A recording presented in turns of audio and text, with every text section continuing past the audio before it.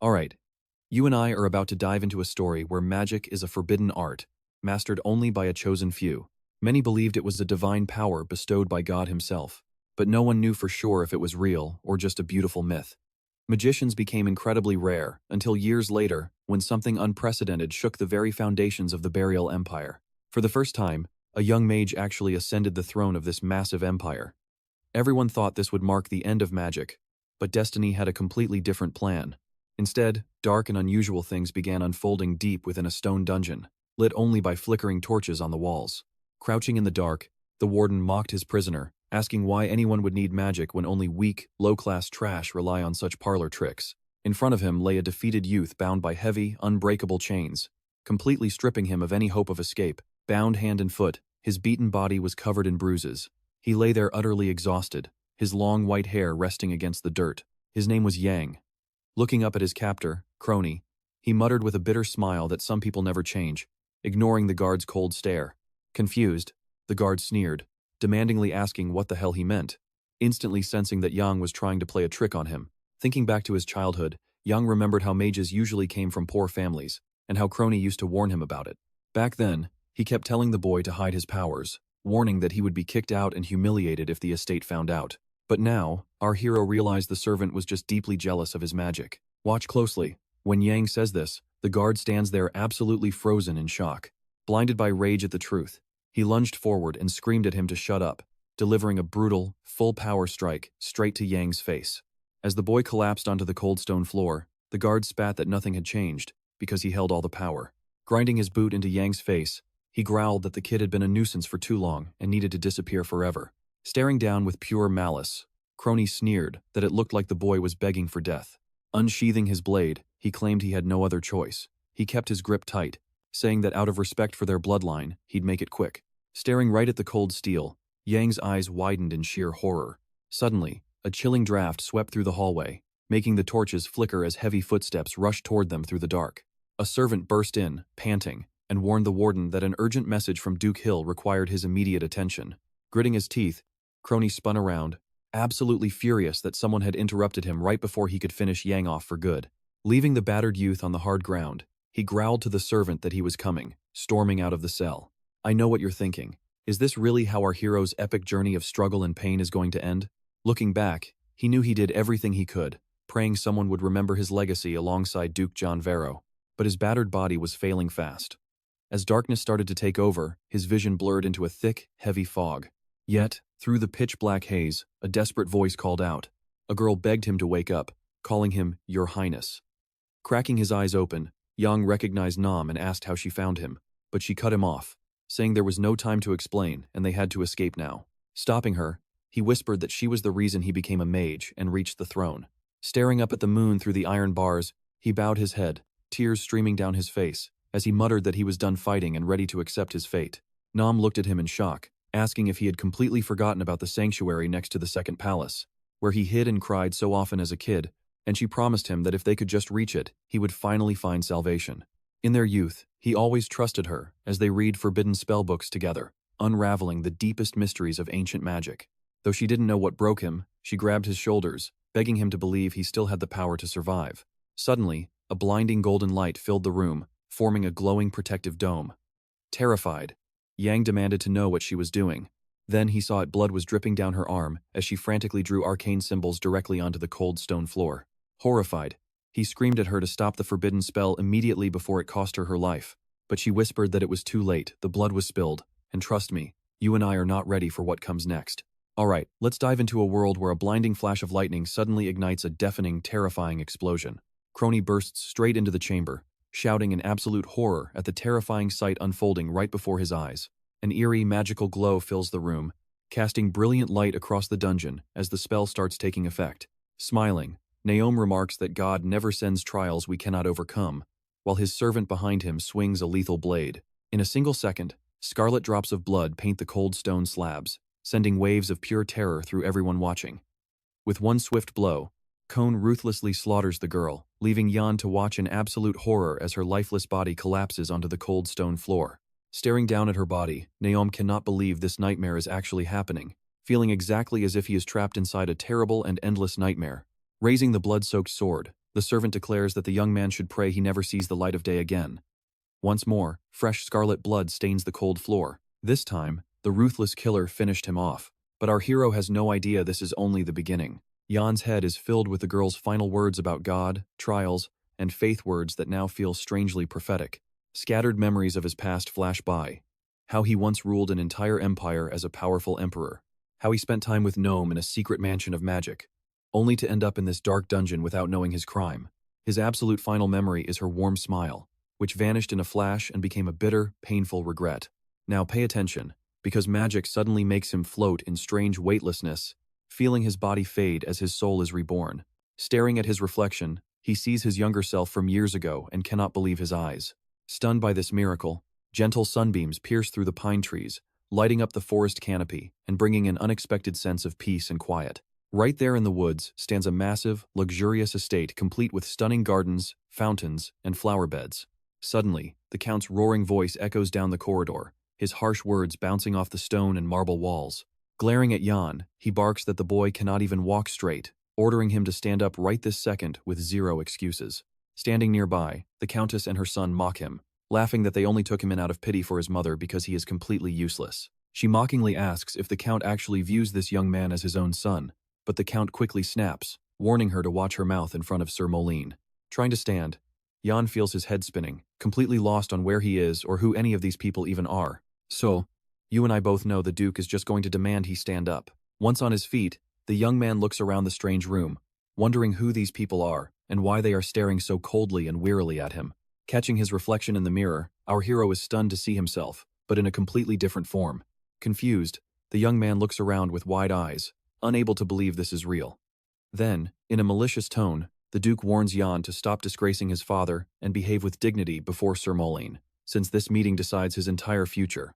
Staring at him, the young man has no idea which emperor they are talking about, but he decides to keep his mouth shut.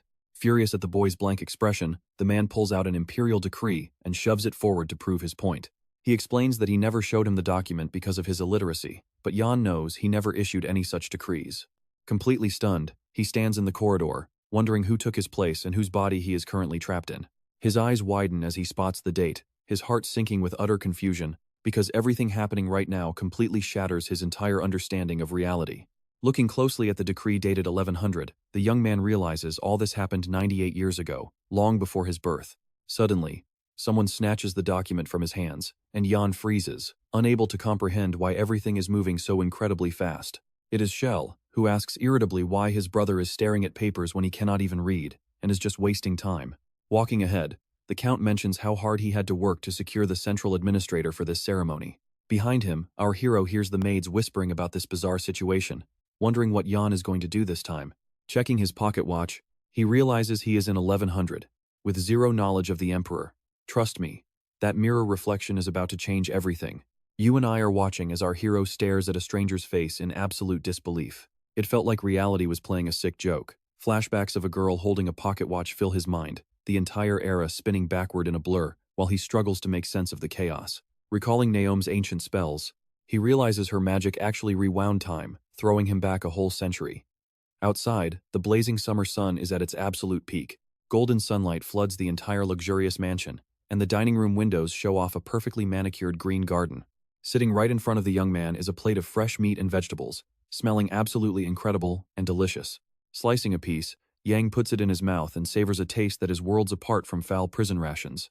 The Countess and his older brother Chell stare at him in pure shock, their eyes wide open, as if they are witnessing something utterly bizarre. Wiping his mouth, the young man still feels completely lost. After starving in a dungeon, he is simply used to eating slowly and in tiny portions. Smiling with a wine glass in hand, Moline remarks that this elegant style is how true table manners should look. Grateful for his kindness, the Count begs him to speak with the Emperor, and Moline promises he will absolutely do it. Pay attention here, because Moline asking Yang about the trendy study of philosophy is about to put everyone on the spot. As if suddenly changing his mind, he turns to the eldest son first, asking which philosopher he prefers, which instantly humiliates the clueless Chell. The young man desperately tries to recall even one single philosopher's name, but his mind remains a complete blank. Staring closely at his brother, Yang realizes Moline is testing their family's education level. To keep the dinner conversation going smoothly, our hero mentions he admires Fine, deeply surprising the noble guest, who never expected him to know the thinker. With a calm smile, he explains how the sage's humanistic views aid a monarch's path, leaving Molin absolutely thrilled. While the Countess dines in silence, the Count chuckles, suggesting the guest is simply flattering them and noting that everything seems almost too easy. In a serious voice, Molin warns that the young noble is so exceptionally brilliant that both the Emperor and the northern barbarians will notice him. Hearing this, Yang wonders who they mean, assuming it is the Night Barbarians, their highly feared and dangerous neighbors. Only one dark territory in the world is called Brock, where the fierce clan warriors face off against the powerful empire. Snapping back to his thoughts, the hero asks if his family actually signed a peace treaty with that brutal tribe. Suddenly, his father places a firm hand on his arm. This pulls him back to reality. But trust me, you and I can see right through his father's smiling words about him becoming a symbol of peace. But Yang remembers the grim truth he will eventually be handed over to those barbarians. Not wanting to ruin the atmosphere, our hero smiles and nods along, even though his gut warns him otherwise. Outside, the estate looks peaceful, but inside, a massive fight breaks out, destroying their fragile peace. The Count's eldest son screams at Yang, shouting that marrying into nobility gives him absolutely no right to look down on his betters. Yang calmly shoots back that if they weren't truly brothers, Chell would be the one getting exiled right now instead of him. Furious with rage, the brother snatches a heavy vase and raises it, screaming in pure outrage at how a commoner dares to address him this way. Suddenly, the vase slips, shattering into sharp pieces across the cold tile floor. As shards fly, Yang just watches him in dead silence. His brother screams that he will die just like his useless mother, barking that trash has no right to argue and must only obey orders. Forced to hear this, our hero is consumed by pure rage and resentment, his heart screaming for justice after this cruel insult to his mother. A second later, his eyes glow with an eerie light, and for the very first time, he wants real, brutal revenge on this arrogant brother. Yang unleashes his hidden magic, flooding the entire room with a blinding golden light, making it look like a raging inferno. Completely blinded and terrified, Chell covers his face with both hands, trying to block the strange, wild sorcery. Suddenly, he trips and crashes to the ground, his eyes stretching wide in absolute shock at the sight. Witnessing real magic and his brother's insane power, Chell simply cannot believe his own eyes. You and I can practically feel his utter terror as he desperately hopes this is just some crazy nightmare and not reality. Yang coldly warns him to watch his mouth, threatening to cut his toxic tongue if he ever speaks ill of his mother again. Staring down at the terrified boy, "All right, you and I are jumping right into a scene where his burning gaze threatens to cut him off entirely." Petrified on the floor, Chell shields himself and begs Yan to back away, absolutely terrified that his own brother is going to destroy him. Suddenly, a noise behind the door makes our hero spin around, sensing that some intruder is marching straight toward the very office where they are fighting. Molin steps inside, completely ignoring the intense standoff to casually suggest the boys calm down with some tea. But as the door swings open, Yan's lingering magic still suffocates the room, crackling with raw energy and a blinding glow. Frozen in the doorway, the man stares in utter shock at a spectacle he has never witnessed before. Moments later, the Count and Countess arrive, immediately demanding answers after seeing Molin's stunned face. But Molin is speechless. Furious, the father slams the door wide open, his booming voice demanding to know what is going on. Still cowering on the floor, the older brother tries to stand, but his body is shaking so violently from sheer terror that he cannot speak. Stepping closer, Yan pats his brother's shoulder with a smug smile, claiming he was only warning him about the fragile vase. He turns, grinning, and tells Chell to get up, leaving the boy staring back at him in absolute shock. "Now pay attention," he reaches out to help him while everyone else stands there in silence. They watch through the doorway in utter confusion, until the furious Count orders Hannah to drag Yan to his room immediately. The dark-haired maid rushes over to obey, too terrified to ask any questions or step out of line. As she escorts the young noble away, the girl asks why he is acting so bizarrely, instead of showing the dignity expected of a noble. Overhearing their conversation, Molin tenses up, instinctively sensing that this strange behavior is going to lead to a very dangerous situation. Together, they walk through the corridors of the secondary building, which is far smaller and simpler than the main estate. Inside is a cramped wooden room with nothing but a bed and a wardrobe, completely stripped of any luxury. Opening the door, Yan immediately notices just how basic and incredibly plain his new quarters are, finding absolutely nothing here that reflects his high-born noble status. Just as he steps inside, the maid calls out to him, prompting him to turn around in confusion. She reveals she has a letter from his mother, since the original boy cried daily, begging to send a message but could never leave. And honestly, you and I can feel how trapped Yan is, realizing this poor boy lived like a literal prisoner in this mansion. Keeping his voice steady, he assures Hannah he won't cry anymore, telling her not to worry because he is a totally different person now. Out of nowhere, she asks about her food, leaving our hero utterly baffled by the sudden change in topic. Bowing deeply, she explains she has 5 siblings who rely entirely on whatever scraps Yan shares with them. So, she begs him to show some mercy. Confused, he wonders if he is forced to feed them, staying silent as he weighs the consequences of his next move. After a brief silence, he agrees to give up his meals, but only on one condition, shocking the maid as he asks her to assist him whenever he needs help in the future. After a quick hesitation, the girl eagerly agrees and promises she will return later tonight. Thanking her master, she slips out of the room, leaving Yan completely alone with his thoughts. Once the door shuts, he grabs his head and curses, realizing what a massive mess he has inherited. Since reincarnation magic usually returns a soul to its origin, he wonders why he was thrown into this random body. Stranded in a time period before he was even born, he desperately needs some answers. He knows the only place with real answers is the Ministry of Magic inside the Imperial Palace, and he vows to get there by any means necessary. But breaking into such a heavily fortified stronghold is near impossible.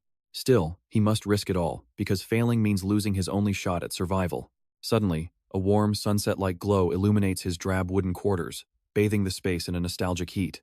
Stretching out his hand, a fireball erupts, and trust me, you and I are going to want to see what happens next. Alright, you and I are starting today with Yang, who clenched his fist and realized this body could naturally handle incredible magic. It was absolutely mind-blowing. He had just possessed someone with the raw, birthright potential to become a world-class, legendary mage. Thinking back to his past life as an emperor, the young man realized they shared the exact same name. This bizarre realization felt incredibly strange and highly unsettling to him. Left completely bewildered, he struggled to believe that such a fateful, almost mystical coincidence could even be possible. But reality is wild. Suddenly, Hannah's voice echoed from right outside his door. She brought him some food, but our hero quickly told her to just leave it outside without coming in. A moment later, he opened the door and stared down at the plate. He sighed heavily, realizing how much his entire life had flipped. On the tray sat a single slice of bread and a glass of milk. Yang instantly knew some greedy servant had swiped a portion of his meal as a reward for their hard work. Staring down at his miserable dinner, he could not help but wonder if this tiny meal was just a bit too pathetic for him. He sighed. And honestly, we would miss that mayor's feast too. He desperately missed that amazing feeling of a full stomach and a table overflowing with delicious food. Yet even during that massive feast, he remembered that the famous gulu fruit was completely missing from the spread. This highly nutritious fruit was a legendary staple that had successfully kept people alive for centuries, saving entire families from devastating famines. Before that, people thought it was just a useless weed with highly toxic seeds. But once they figured out how to eat it safely, starvation deaths plummeted by 85%. Holding his tray, Yang suddenly realized this massive breakthrough would not actually happen for another 50 years. Right now, nobody had a clue. If he could just show them how to prepare the gulu fruit safely right now, he could literally wipe out famine from the empire forever. Later, he headed over to the count's office, where his father dropped some massive news. In 2 days, a major royal reception would host powerful advisors arriving straight from the capital city. Yang gave a serious nod, promising to do his absolute best and keep the Brock family name completely spotless. Suddenly, the count announced that a special package had just arrived from his mother. Yang froze, his eyes widening in complete shock. The count reached into his desk drawer and pulled out a small white cloth pouch sent by the boy's loving biological mother. Inside were coins and a letter. Now, let's watch this part closely. He handed the items over, telling the boy to have his private tutor read the letter aloud. As Yang inspected the pouch, his father added that if he behaved well, he could visit his mother before heading off to the academy. Yang politely bowed, but then a servant suddenly rushed into the study and whispered some urgent news directly to the Duke. The Duke did not respond, keeping his expression completely cold and unreadable. He masked his inner tension and just stared silently into space. Suddenly, he stood up and walked out, leaving Yang completely alone in the quiet room with nothing but flickering candlelight and old papers. As the door clicked shut, muffled voices suddenly echoed from the hallway, sparking Yang's curiosity. They were whispering about a cold-hearted boy. The young man stared at the closed door, completely baffled about who they were referring to and what this mystery was about. Suddenly, his eyes locked onto a massive stack of official documents left right on the desk. Driven by curiosity, he decided to step closer and take a sneaky look. Making his move, he snatched up a few papers to scan their contents, hoping to uncover some hidden clue about what was going on. He eagerly scanned the pages. Everyone in the estate assumed he was completely illiterate and foolish, but in reality, he could read perfectly fine. But as he compared the records, he could not believe his eyes. The numbers did not add up at all, pointing to a massive cover-up. He was looking at a second set of illegal accounting books. Yang realized his father was embezzling heavy taxes meant for the royal treasury. This incredibly bold, Our hero realized that these exact shady financial dealings were why Sir Mullen had been sent here from the capital. Suddenly, the heavy wooden door creaked open. Extreme panic shot through him as his heart raced, terrified of being caught red-handed with these stolen files. Knowing he had only seconds to act, he refused to take any risks and quickly channeled his raw mana, focusing his power. Yang snuffed out every single candle in the study, instantly throwing the entire room into pitch darkness, hoping it would save him. The Count entered, completely baffled by the dark, and you and I are left holding our breath to see if Yang actually gets caught. Following right behind, the servant quickly explained that the newly replaced lamps must have malfunctioned again, desperately trying to deflect any blame from himself. As they scramble to light candles, our main character suddenly screams, and the startled Count spins around. Trust me, this gets wild.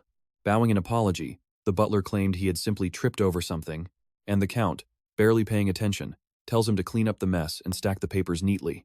Suddenly, the Count notices Jan standing in the corner. He is completely caught off guard, having assumed the boy left his office hours ago. With a swift, aggressive motion, the Count strides to the window and rips open the heavy drapes, flooding the dim room with bright sunlight. Once everything is visible, he glares at the young man, silently demanding to know what he is doing. But Jan keeps his mouth shut, carefully avoiding any slip-up that might expose his secret. Backing away from the desk, he stands there perfectly still and humble, enduring his father's freezing stare and heavy, deeply suspicious glare. Clutched in his hands, Jan still holds the pouch of gold sent by his mother, holding it up like a shield to defend himself from suspicion. Suddenly, the Count's eyes lock onto the papers on his desk. They have been moved. Now watch closely, because he immediately senses his son is up to something. Furious and annoyed, he demands to know what the boy is doing, but Jan just smiles warmly, smoothly replying that his father never gave him permission to dismiss himself. Taking his seat, the Count reveals that the powerful Unearly clan is demanding a signed letter from Jan, catching our young hero completely off guard. Calling those outcasts an absolute constant nightmare, the Count orders the boy to exchange letters with them, promising his tutor will help write everything down. With that cold command, he dismisses his son, and the young hero obediently bows out, careful not to trigger his father's explosive temper. As the heavy door creaks shut behind him, a chilling echo rings through the empty hallway. Stepping into the corridor and staring down at the letter, he overhears the Count muttering, wondering why a mother would write to her blind son on such premium paper, or if she even wrote it. Opening the seal, Jan reads that his mother is safe and sound under Durga's protection, tenderly asking how her beloved son is holding up. Pacing slowly down the dark corridor, Jan carefully analyzes every single sentence, desperately searching for the hidden messages coded between these lines. According to her, she is thrilled about his new connections, but slips in a secret request for him to fulfill if he ever visits the far-off desert. Reading this, Jan smiles. His dark suspicions about these strangers are finally confirmed. I know what you're thinking, and yes, it's time to gather hard proof. As night falls and the moon rises, elite guests from the capital arrive, and the entire Brock family hosts a massive, high-stakes reception.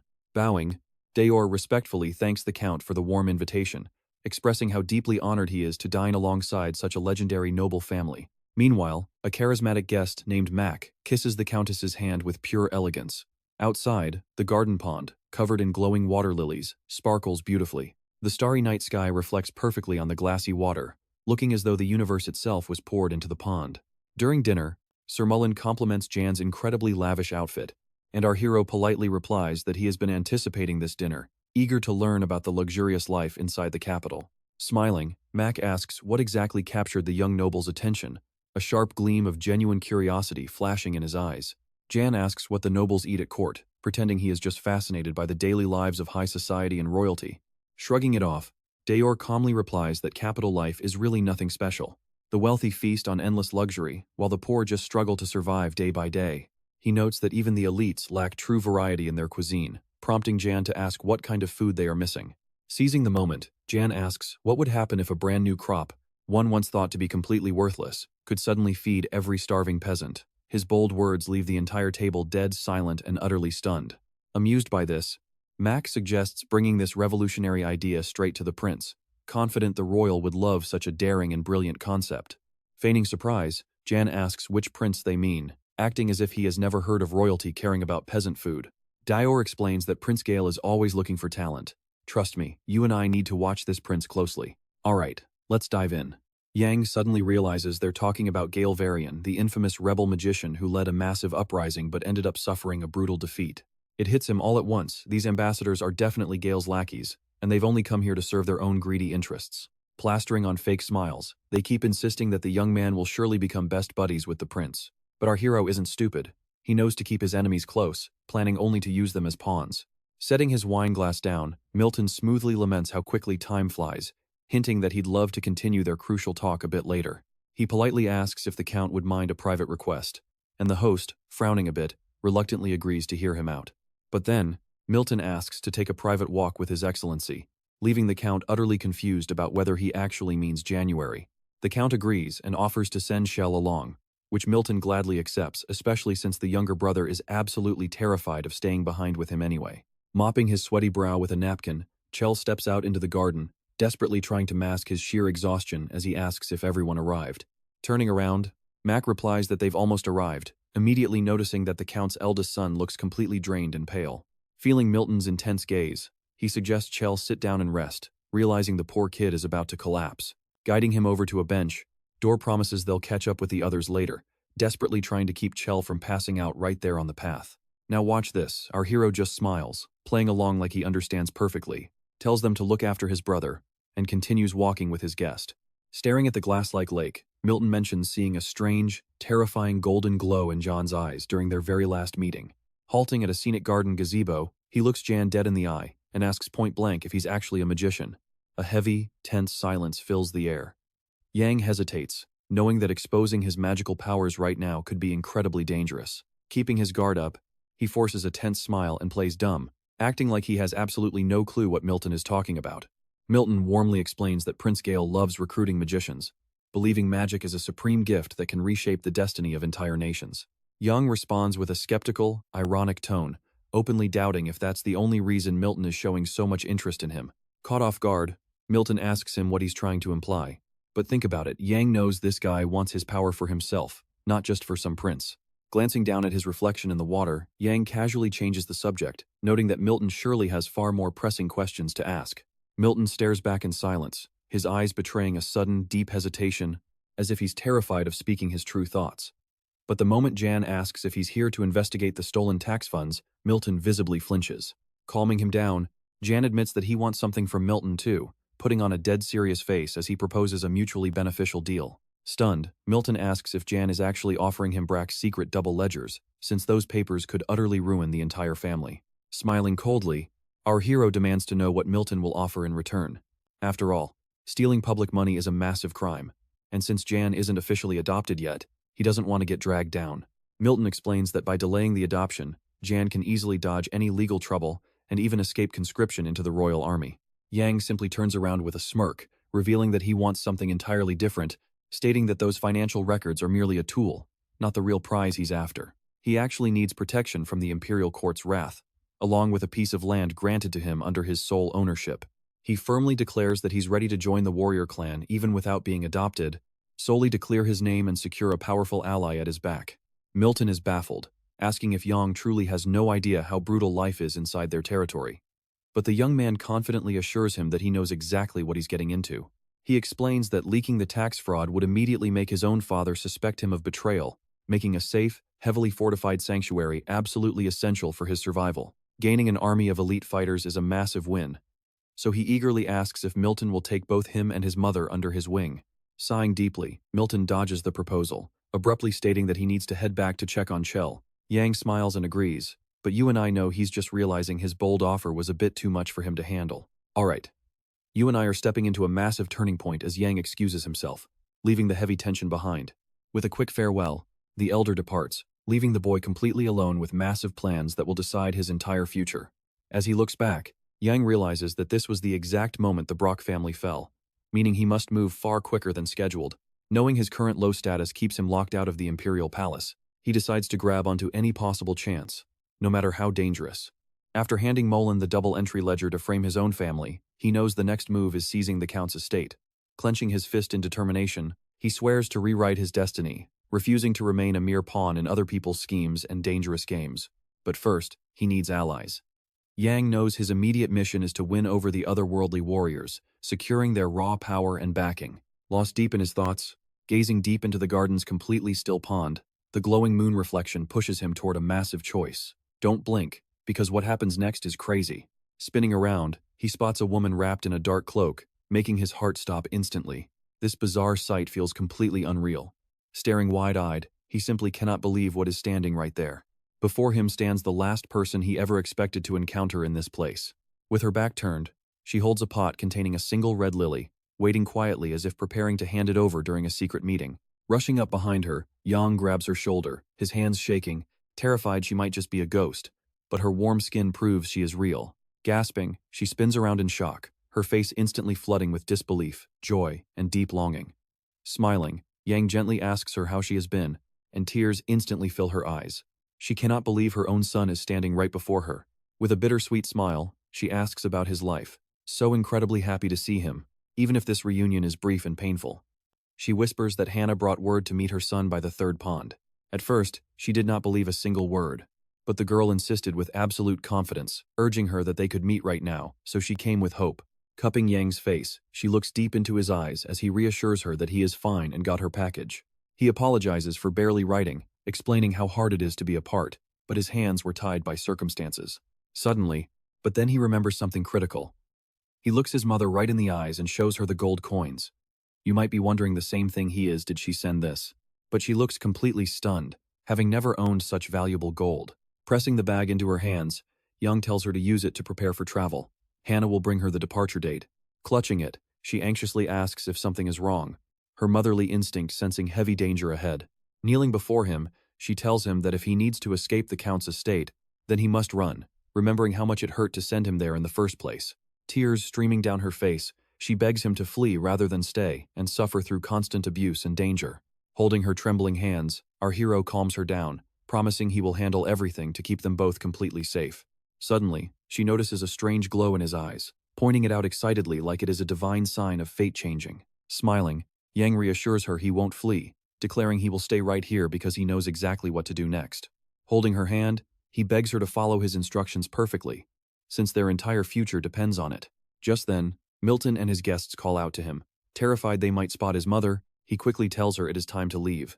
Saying goodbye, he asks her to gather more ghoulie seeds, explaining that they will become incredibly useful for their future plans very soon. Releasing her hand, he tells her to stay safe out there, but his mother suddenly stops him, clearly wanting to hand over something deeply personal and important. Handing him the pot of red lilies, she tells him to take them, recalling how he loved tending to them. Filled with deep gratitude, he feels overjoyed to receive these specific flowers, as they bring back warm memories of his childhood home. The next day, walking down the hall with Chell, Yang points out his brother's exhausted look, mentioning he witnessed his weakness yesterday.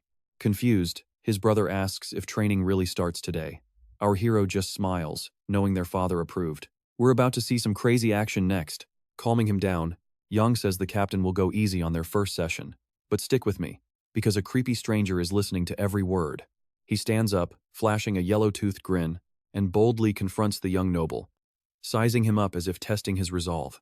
He steps closer, demanding to know what they want. Chell explains they just wanted to see where future warriors train. The captain glares, asking why a complete stranger would care, but the stench of cheap liquor on his breath and his massive ego only irritate Chell. He firmly admits he is out of shape, but wants to train so he can finally learn how to defend himself. Seeming almost annoyed, the captain leads the way, telling them to follow as he reveals the secrets of the training grounds. First up is the massive courtyard, followed by warehouses and recovery tents for the grueling horseback sessions. He tries to keep guiding them, but a sudden loud blast makes Young and Chell freeze. Pay attention, because things are about to get weird. They spin around to find a whipped guard forcing half-naked boys to stand on their heads and ask who they are. The captain explains they are all orphans, sneering that if Young had not been lucky, he would be right there with them. Suddenly, Chell demands that Theo stop tormenting the orphans. Yang is stunned by his brother's sudden burst of courage, since he is usually so quiet. Scanning the crowd, Yang spots a red-haired boy standing tall, refusing to collapse despite the intense pain and agonizing screams around him. As the guard glares and yells, the captain reveals the stubborn boy's name is Barrick, trash-talking him with absolute, utter disgust. A sudden, brutal scream echoes, making them back away in shock as they try to see what triggered such a violent noise. It was Barrick screaming. Chell immediately senses that this fiery kid is bad news, and that staying far away is their best option. The captain rubs his chin, noting that despite the boy's constant defiance, he could still be valuable for their operations. Suddenly, a whip cracks through the air, but the captain grabs Theo's arm just in time, stopping him from striking the boy and permanently breaking his fragile body. Collapsing under the strain, Barrick drops to his knees. The captain scoffs, calling him weak, talentless, and completely unfit for real training. He glares back. Trust me. His eyes are pure hatred. His soul burns with dark rage as he vows to slaughter everyone who crossed him. Walking away, the captain insists the boy has zero talent and will never achieve anything, no matter how hard he struggles. He explains that sometimes, brute effort just is not enough to survive in this cruel world, and knowing when to quit is a vital skill. Yang and Chell listen closely, captivated by his harsh realism. But secretly, both boys are deep in thought, quietly measuring their own resolve and limits against his words. Suddenly, the captain locks eyes with Yang. They stand in silence, sizing each other up like two rivals. Asking if the tour is over, Yang suggests resting in the shade before they start their actual workout. He looks over at the completely broken Barrick, telling Chell he hates seeing the kid suffer like this, hoping the orphan can somehow find a way to survive this ordeal alone. As sunlight filters through the trees, Yang realizes that with just a bit of bad luck, he could have been in that exact position. Stepping closer, the hero gently asks if his name is really Barrick, and the red-haired boy on the ground looks up, tense and completely caught off guard. Smiling warmly, Yang asks if he can stand up so he can help him get back to his feet and keep training. Spitting mad, the orphan demands to know who he is. Yang introduces himself, offering sincere help, while Chell, Theo, and the captain watch from afar. The boy rudely tells him to get lost. Yang notes his fierce, stubborn pride. Grabbing him by the chin, Yang says he will pretend he did not hear that, watching the prisoner's reaction closely. Covered in deep, painful bruises, Barrick slashes his hand away and slips back, showing insane reflexes and flexibility for someone so beaten. Bowing his head to the dirt, he begs the hero to walk away, desperate to handle his own pain and avoid drawing any more dangerous eyes to them. Suddenly, Yang pours a glowing, mysterious elixir down the boy's throat. Yang knows magic is deadly for normal people. But you and I are about to see if this kid has what it takes. Alright, you and I are about to watch Yan test if this orphan, Barrick, can actually handle the insane power hidden inside this legendary magic potion. As he lay there, the prisoner felt a wild energy surge through him, bringing intense warmth and a strange, overwhelming power. Suddenly, Barrick's eyes flared. Yan felt a spark of magic, confirming his suspicion about the boy's talent. This was the legendary power of a magic swordsman. Yan knew his instincts were spot on. The raw energy was actively waking up, reacting perfectly to the magic in his system. But then, with one sudden, violent swipe, Barrick slapped the bottle away. His incredible speed and power actually startled Yan, showing a dangerous combat instinct that was downright terrifying. The flask shattered on the ground nearby, and Yan watched as a terrifying wave of pure fury took over the orphan's eyes and movements. Now pay attention to this tense moment. Barrick angrily demands to know what was in the water, his voice shaking with deep distrust. Locking eyes with him, Yan calmly claims it was just regular water, trying his best not to set him off, while quietly studying how that secret, dormant energy behaves under pressure. Seeing that the captive is recovered, Yan casually says he has to go, leaving the kid totally confused. Standing up, Barrick inspects his own body in disbelief, realizing his physical strength and stamina have spiked like crazy. Confused, he calls out for answers, but Yan is already long gone. The boy is left all alone to process what just happened. Yan walks away without looking back, leaving the orphan staring silently, completely unable to explain this strange new power inside him. Later, staring at a flower, Yan decides to write a sweet letter to his mother, reassuring her that he is doing fine and handling all his current struggles like a champion. Recalling an old song, he writes about the moon and how darkness never lasts forever, hoping to comfort her so she will stop worrying. Guiding his pen across the fine paper, he writes every word with extreme care, making sure she can feel his love in every line. Right beside him, his tutor sits quietly, carefully checking over his spelling and grammar, ensuring the final message is perfectly polished and easy for his mother to read. When the teacher stands up to leave, Yan thanks him deeply, letting him know how much this quiet support helps keep his mind at ease. But noticing how anxious the man seems, Yan asks why he is always in such a rush and can never stay for long. We can both sense something is off here, the tutor freezes, and Yan points out how different he seems lately. Caught off guard, the mentor visibly hesitates, but Yan quickly smiles and says he does not have to answer right now as long as he stays focused. Meanwhile, throwing his papers back into his bag, the teacher tries to dodge the question entirely, but Yan catches on immediately and warmly tells him not to worry. Cold sweat beads on the old man's forehead as he desperately searches for an excuse, but he finds absolutely nothing. Yan sits back down at the desk. The mentor throws his bag over his shoulder, bids a hasty farewell, and leaves him with his thoughts. Suddenly, a strange detail catches the guy's eye, and he glances down to spot a folded slip of paper his teacher must have accidentally dropped. It is packed with dense, handwritten notes, so the young hero decides to pick it up and inspect what could be highly secret info. It reveals a strange report on major climate changes, containing shocking details that might completely derail all of Jan's upcoming plans. Later on, Jan and his brother head out for intense sprint training under a brutal blazing sun, with Chell whining constantly about being exhausted. Sprinting ahead with Jan, their coach yells out that there are only 40 minutes left in the session, but the boy is too far ahead to hear. Continuing their brutal run, they rapidly accelerate, giving absolutely everything they have to keep pace with each other and finish their difficult exercises right on time. Just as they pass a stunning palace, Jan suddenly hears a blood-curdling shriek and spins around, totally blindsided, struggling to process the chaos. A completely berserk Barrack is lunging at his target with a drawn sword, moving with blinding speed and sheer homicidal rage. Swinging his blade furiously, he tries to cut him down, but his target slips away easily, demonstrating some highly polished defensive reflexes. Furious, the orphan lunges forward with a bare-handed strike, but the mysterious fighter evades him once more, teasing a brutal battle to come. Unleashing a relentless flurry, he switches to raw hand-to-hand combat, forcing the panicked kid to scream and cover his face in terror, desperately trying to read his moves. Trust me, we cannot miss what comes next. Alright, you and I are about to jump into a brutal sword fight where one mistake means death. Two blades clash in a deadly dance, both fighters desperately searching for an opening, while a furious noble barely holds off the orphan's relentless strikes. He is carefully holding back his rage, knowing a single wild swing will leave him wide open. Leaping into the air, Barrack roars fiercely, unleashing his raw power to force his opponent into a corner, where he must focus to survive. Retreating a few paces, the young noble tells him to cool his head and drop the act, trying to show he still controls the field and wants this over. But as he turns to leave, the orphan suddenly calls him Meryl, a name that instantly freezes him with shock and brings back dark secrets. Stopping in his tracks, he glares back and demands to know how the trash dared to utter that forbidden name out loud. Still tightly gripping his blood-stained sword, the stubborn orphan spits back that this fight is far from over, proving he is ready to bleed to the very end. His gaze burns with a terrifying thirst for absolute vengeance, ready to pay any price just to tear his smug opponent down to the dirt. Now watch closely. Meryl is completely baffled by this kid's death wish, mockingly asking if he really wants to end his life today. Stepping closer, he launches a brutal kick straight into the orphan's stomach, sending Barrack crashing to the ground before the boy can even raise a hand to block.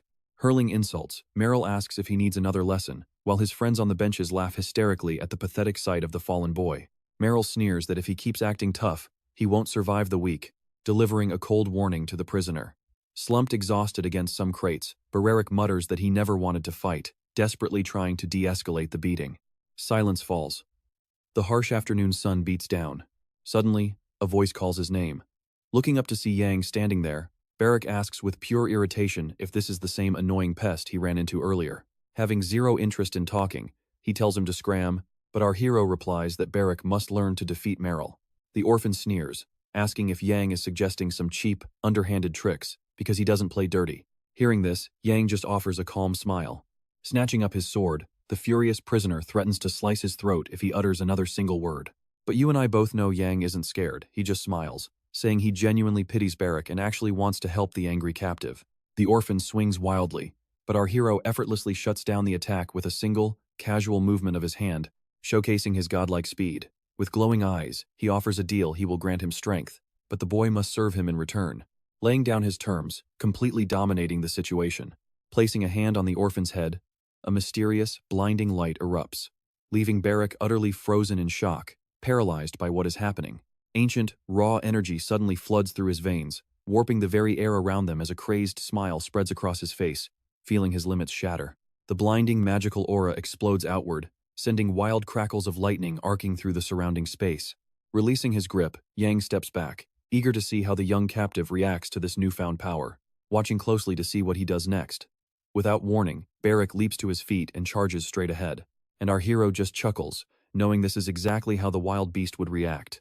As Meryl walks away, the captive lunges, making the noble realize this isn't some cheap trick. This wild mystical energy is the real deal. Sensing an ominous pressure, the noble spins around to yell a warning, but freezes dead in his tracks, horrified by the monstrous energy radiating from his opponent. In a flash, Barrack teleports right next to him, shattering his defense and leaving every single spectator gasping in absolute terror. The orphan's eyes blaze with an eerie, mystical light, completely focused on absolute destruction, ignoring Meryl's sheer panic. With one devastating strike, the orphan slams his arrogant opponent into the dirt, unleashing a level of raw, surgical power that no one ever expected from a lowly prisoner. Grabbing him by the collar, Barrack completely ignores the terrified noble's desperate pleas as he begs him to stop this madness. Deaf to any words, he starts hammering brutal punches straight into the noble's face, showing he won't stop until he draws blood. Within seconds, the cold ground is stained with fresh, scarlet blood from Merrill, who is now completely powerless to defend himself.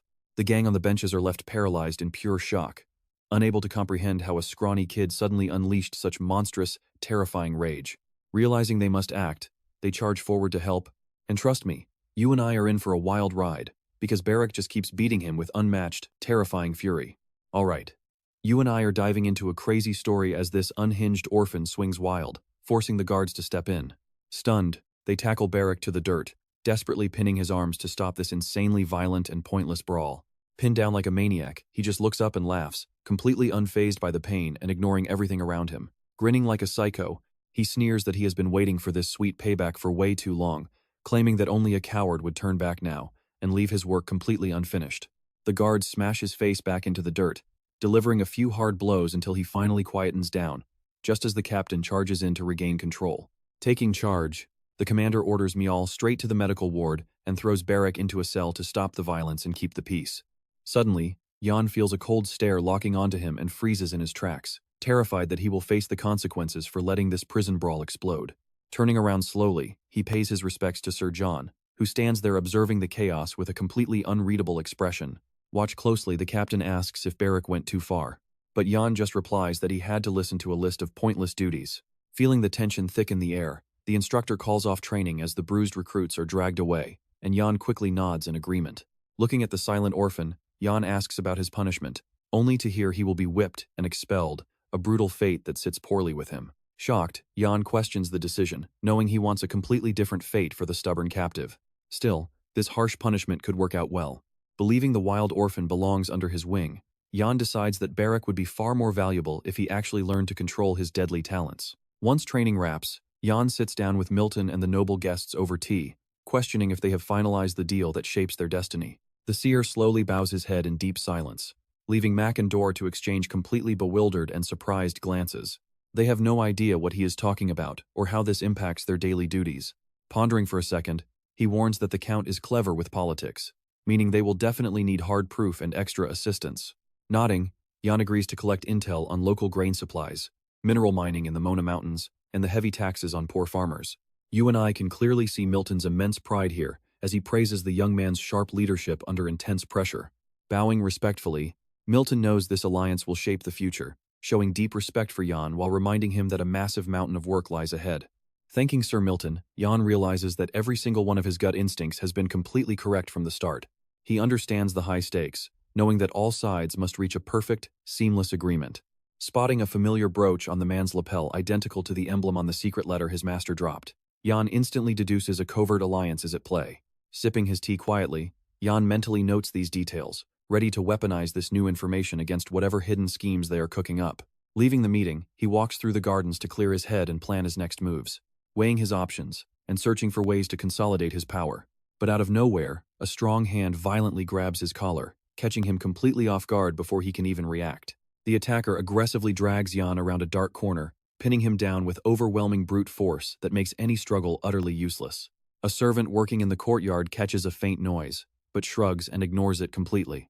Assuming it is just the wind, the servant remains blissfully ignorant of the severe danger unfolding right under his nose. When he lazily asks his coworker if he heard something, the other guy just laughs, telling him not to worry about every little sound.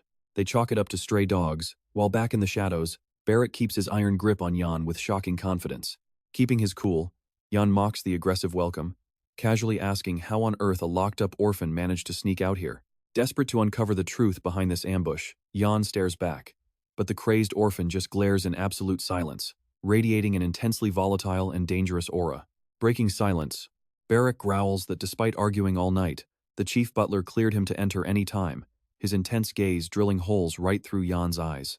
Meeting his unwavering glare, Jan realizes this kid is completely obsessed and immediately suspects that Count Brack is pulling the strings. Tightening his grip even harder, the orphan demands to know what poison Jan is using, spitting that he feels physically sick just standing near him.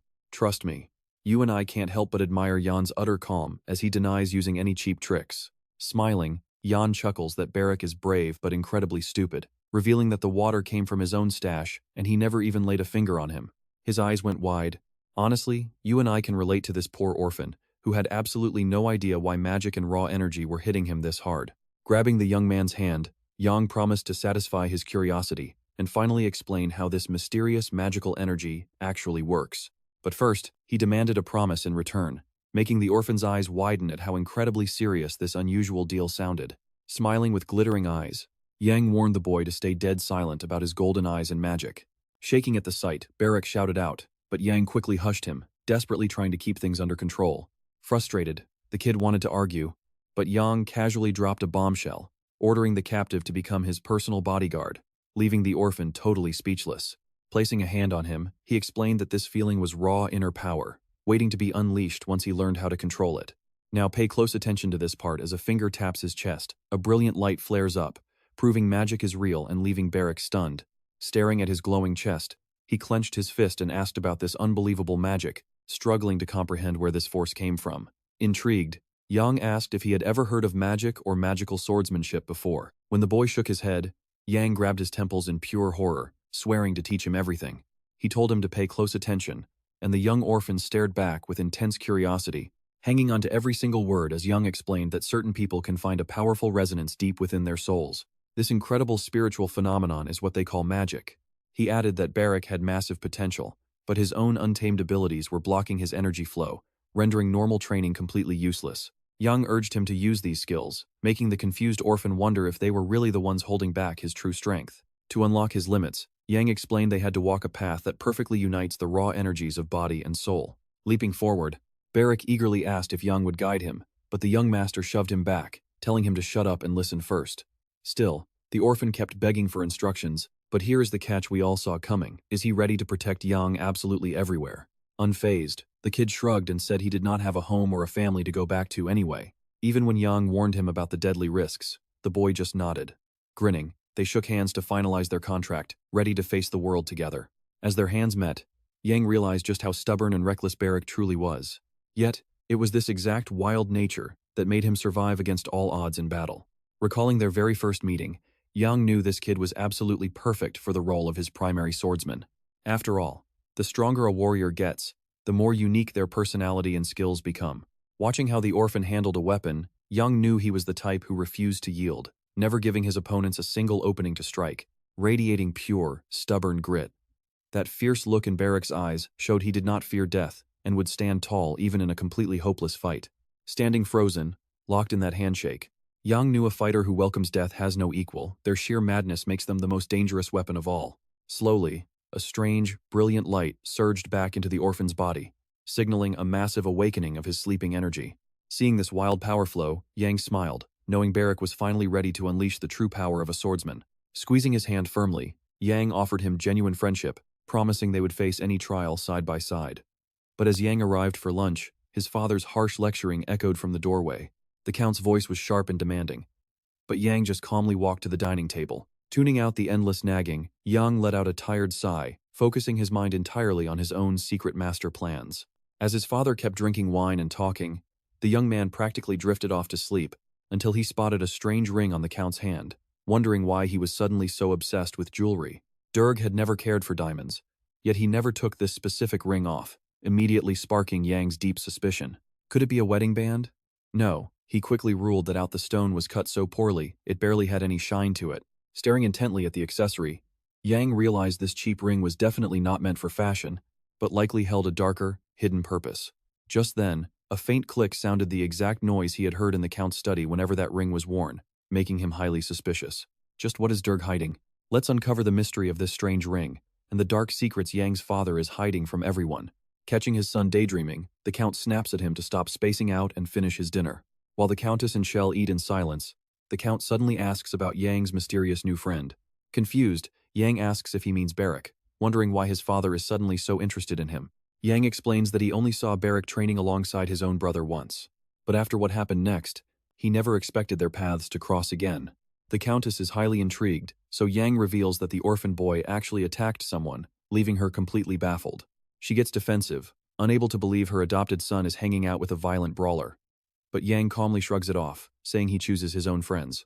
Smiling, he listens as his new mother warns him not to neglect his schoolwork. He nods along, fully aware of how critical education is.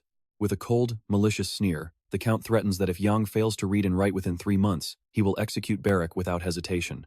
Pay attention here, because out in the garden, Milton and his tutor are plotting their next dangerous move. His sister asks with hope if the man can successfully guide him. The tutor bows low, promising to finish his mission perfectly and right on schedule. Suddenly, feeling a cold gaze on him, he whirls around in shock to find that complete strangers are secretly watching them. Holding a document, Yang asks his teacher where he went, only to find out he was speaking with a high-ranking official, instantly raising major red flags. Trying to apologize, the teacher claims it was just a quick chat, but Yang points out he was gone for a very long time, grabbing his hand and handing over the paper. The young heir explains that the Emperor's power is fading here, and his father is locked in a slow, silent war. Smirking, he asks what Durji would do if he found a royal official whispering with his son's private tutor in the shadows. Lowering his head, the tutor insists it was harmless gossip, asking if Yang could just look the other way and pretend he saw absolutely nothing. Tense with anxiety, the tutor waits for a response. Yang calmly replies that keeping quiet won't be a problem at all, but only on one condition, shocking his mentor. Yang wants him to keep his father busy in the garden tomorrow for 30 minutes. Though completely caught off guard, the tutor quickly agrees. Stating that this is only the beginning, Yang hands him an article about the desert, ordering him to secure a map and climate details for late spring. With a cold smile, Yang notes he hopes the tutor is smart enough to understand the true goal here and complete this task without making any mistakes. Bowing deeply, he promises he understands Yang's goal, and honestly, we are about to see some crazy moves. He gets ready to execute the order flawlessly, with 0 questions asked, as glowing magical energy flashes around them like tiny, brilliant fireworks. Carefully measuring with his fingers, Yang tries to calculate the exact diameter of Durji's ring, focusing on every single detail of the royal jewelry. The glowing projection reflects the ring as the young heir carefully estimates the gemstone's size, but he quickly runs into a serious problem with the exact proportions. Staring down at the blank sheets of paper, he struggles to sketch the jewelry, desperate to make every single line match the original masterpiece as accurately as possible. Taking a deep breath, he puts pen to paper, carefully drawing out the complex shapes to forge a flawless copy. Suddenly, Hannah bursts into the room and calls his name, breaking his intense focus and pulling him back to reality. By then, Yang is already finished, and she spots the detailed drawing of the ring and his handwritten notes. Staring closely at the illustration, she gasps and points out that the jewelry looks identical to the Count's ring, amazed by the flawless accuracy of his sketch. Confirming her sharp suspicion, Yang explains that his father never takes it off, despite absolutely hating diamonds, which instantly made him highly suspicious. He is genuinely impressed by the maid's incredible eye for detail, noticing things that would easily fly past anyone else. Even so, he finds it incredibly bizarre that Durji would hide a key inside a diamond, questioning the choice of gemstone. As he ponders the diamond's true purpose, Yang suddenly remembers it doesn't conduct electricity, and trust me, you and I are about to see how this changes everything. Alright. You and I are diving right in as Jan realizes the desk's electric security trap can be bypassed using a rubber copy of the ring. Smiling, Jan declared that thanks to Hannah's quick thinking, he had a brilliant idea, asking her to find a carpenter who could craft a duplicate ring coated in thick rubber. The very next day, the teacher arrived at the Count's study, ready to run interference so his son could slip inside undetected. With a polite smile, he thanked Durji for his time, warning him that they had some incredibly critical details to discuss. Stepping outside, he gestured for the Count to follow him, and the noble complied without a word. But once in the hallway, he grew suspicious, asking why they had to go elsewhere to talk. Meanwhile, Jan watched them vanish around the corner, getting ready to make his move, rehearsing every step to maintain total control. Down the hall, the two elders walked in tense silence, knowing a major revelation was coming.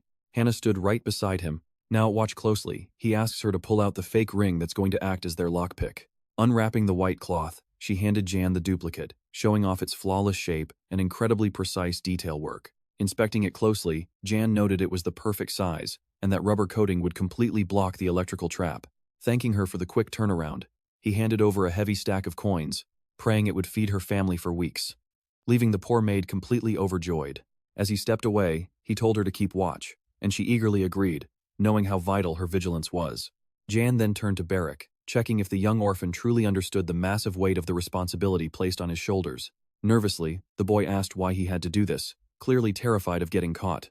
Jan grabbed his hand, explaining with absolute gravity that he could not let a single soul walk through that office door. With fire in his eyes, the orphan nodded, determined to prove he could handle the pressure, no matter what went down. Still, Jan reminded him that his part in this was absolutely critical, because if he failed, their entire operation would fall apart. Slipping into the office, Jan approached the desk, noticing a bizarre bowl resting on top. Searching carefully along the wood, and let's see if this actually works. He locates the secret slot and slides the replica ring inside. With a soft, muffled click, the hidden drawer popped open, proving his incredible lock-picking skills as he bypassed the lock without a hitch. But seeing what lay inside, Jan froze in pure shock. He was stunned by how easily he had defeated the trap, grinning as he realized this heist was going smoother than expected.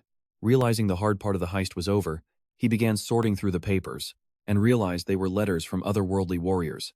Unfortunately, he couldn't read their language well enough to decipher them. Grabbing a clean sheet, he decided to copy them down so he could translate the text later, making sure every foreign symbol was captured on the page with absolute precision. Then, he realized adding a stamp and a date would make his forged copy look like a real official document. Boldly going for it, Jan grabbed the Count's official wax stamp, ready to seal the deal right then and there.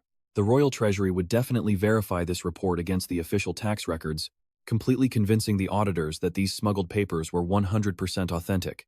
Finishing up, he carefully folded the letters, knowing he had to leave the desk exactly as it was to avoid raising any suspicion. But then, he heard a voice in the hallway asking if the Count was inside, and he froze, terrified he was about to get busted. The door swung open, and a servant walked in, stopping dead in his tracks at the sight of Jan holding the documents. Trapped with no exit, Jan instantly unleashed a spell, attempting to wipe the intruder's memories of the last few minutes. Blinding energy filled the office as the spell washed over the terrified servant, slowly dissolving the man's memories into thin air.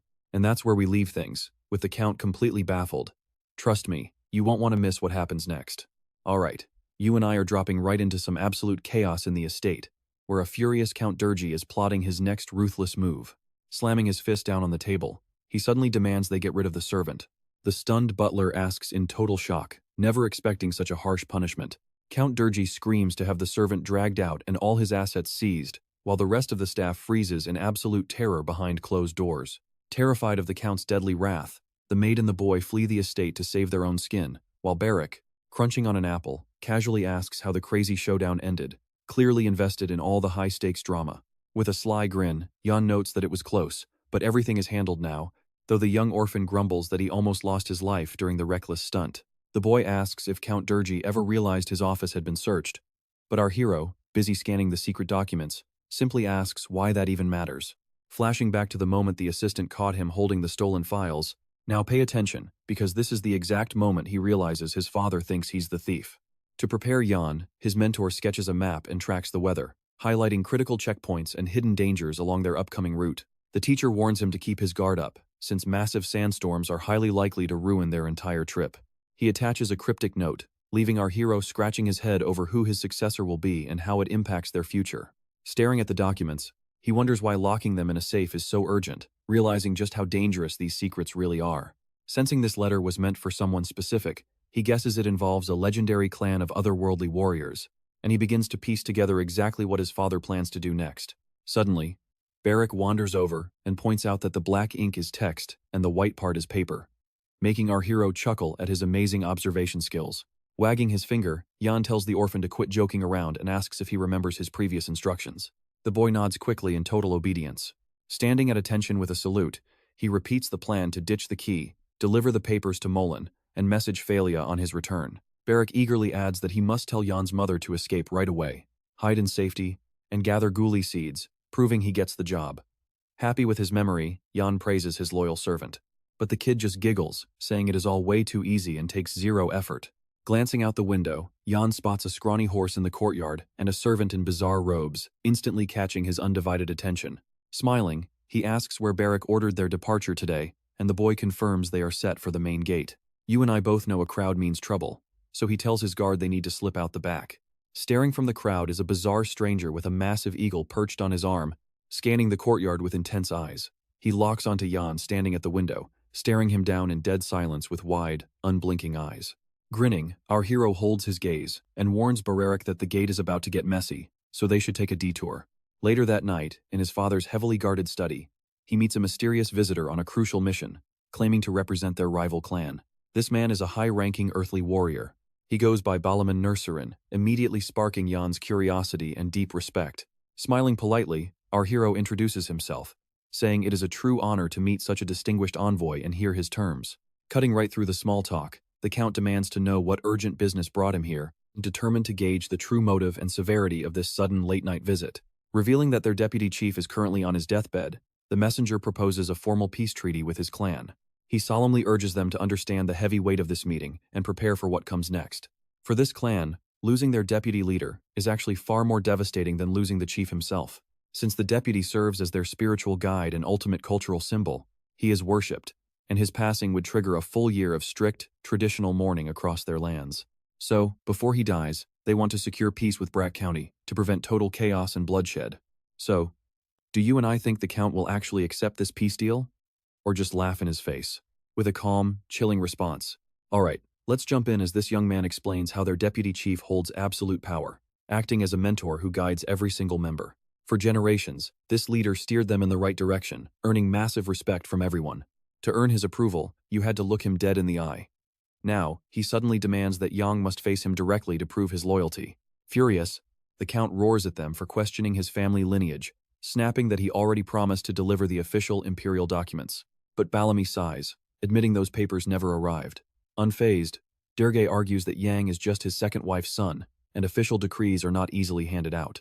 The visitor scoffs, asking with clear disdain if the Duke honestly thinks simple paperwork counts as real proof. Staring directly at the young man, he declares that only the deputy's sacred gaze can truly verify if his bloodline is genuine. As the Count fumes and Yang sits there in complete silence, Bellamy sees through their scheme, wondering why they officially registered the boy in the first place. Meanwhile, now pay attention here, because our hero is secretly wondering if the peace treaty would collapse if the deputy suddenly kicked the bucket right now. Glancing over, the young man tries to read his father's expression, desperate to anticipate what his next move will be. Smiling as he hugs him close, Derge claims he understands the entire situation perfectly, showing he is fully prepared to handle whatever comes next. Gripping his shoulder tight, the Count warns him that if massive changes are coming, the young man must get ready, suggesting they put off the rest of this talk until tomorrow. Eyeing his son with a warm grin, he tells him the butler will guide him to his quarters. Keeping his cool, Bellamy politely thanks the Duke for his generous hospitality, but right before leaving, the guest adds that he expects Derge to make an honest decision on behalf of the Emperor, reminding them why he is here. Once inside his carriage, the Count absolutely loses it, furious that Bellamy showed up unannounced to dump his problems on them, irritated by the sudden rush, knowing that since the boy is the clan leader's brother, he will be extremely cautious. He promises to draft the required paperwork and orders Yang to set up a massive welcome feast. Bowing his head low, our hero agrees to handle everything, playing the role of the obedient son. The gates fly open as the horse-drawn carriage speeds away, the clatter of heavy wheels on cobblestone fading into the night. Basking in the moonlight, the young man realizes his father is moving way too fast to prep those documents, showing true desperation. The courtyard falls into a heavy, quiet stillness, and you can bet he breathes a massive sigh of relief that the old man is gone, finally allowing a private chat with the envoy. Serving up the table with a smile, he offers Bellamy a spread of delicious treats, insisting he must be exhausted from the journey and needs to eat. While the servants drool over the feast, Yang prepares to ask a favor, catching the envoy's full attention. Calmly, our hero requests an escort to accompany him to the clan deputy. Claiming it is strictly for his own protection, the visitor scoffed, saying Yang was the only one they needed, while anyone else would just be a useless burden. Chuckling with clear confusion, Yang asks what kind of burden the man could possibly mean, struggling to get Bellamy's point. Suddenly, Barrack pops up behind him with a travel bag, declaring he is ready to serve and obey any command. Hearing the orphan shout like that, the envoy bursts into an absolute fit of laughter, completely stunning everyone in the room. Staring at him, he chuckles that the kid is hilarious. Confused, Yang asks what was so funny about his request. Suddenly turning dead serious, Bellamy snaps that Yang is talking absolute nonsense and acting way too cocky. He adds that our hero is no better than their average warriors, leaving him completely baffled, since that comparison makes zero sense. Glaring closely, he asks if Yang seriously expects him to bring 2 weaklings who would die in the desert. Remaining calm, Yang explains that while his big partner might not be the sharpest tool, he possesses massive strength and can handle the heavy lifting, so there is no need to worry. Listening with a visibly annoyed expression, Bellamy sighs, offering a deal with a catch. Smirking, he demands Barrack defeat his guard in battle, and trust me, you won't want to miss what happens next. You and I are starting this under a cold, moonlit sky, where everyone gathered in the estate's clearing, ready for a duel that would decide their ultimate fate. Sue focused up, complaining about being the younger one, but mockingly gifted her opponent a 5-minute head start. Glaring down at her, Barrack asked John if he seriously had to fight a kid instead of a real opponent. While she warmed up, the boy grumbled, wondering why not a single guest showed up to watch this massive clash. Meanwhile, our hero warned the young orphan that getting careless here would only lead to a humiliating defeat.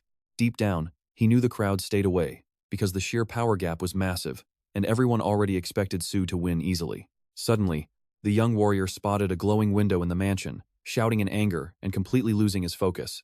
Jan calmly explained that Nurserin, the god of death, was watching an omen that left the orphan totally frozen. Hearing that, the boy snapped, screaming that absolutely no one had the right to look down on him. But Jan just calmed him down. With the timer ticking away, he told his partner that the only way to prove his worth was to win this fight. To back his ally up, he decided to use magic. Now, watch closely here.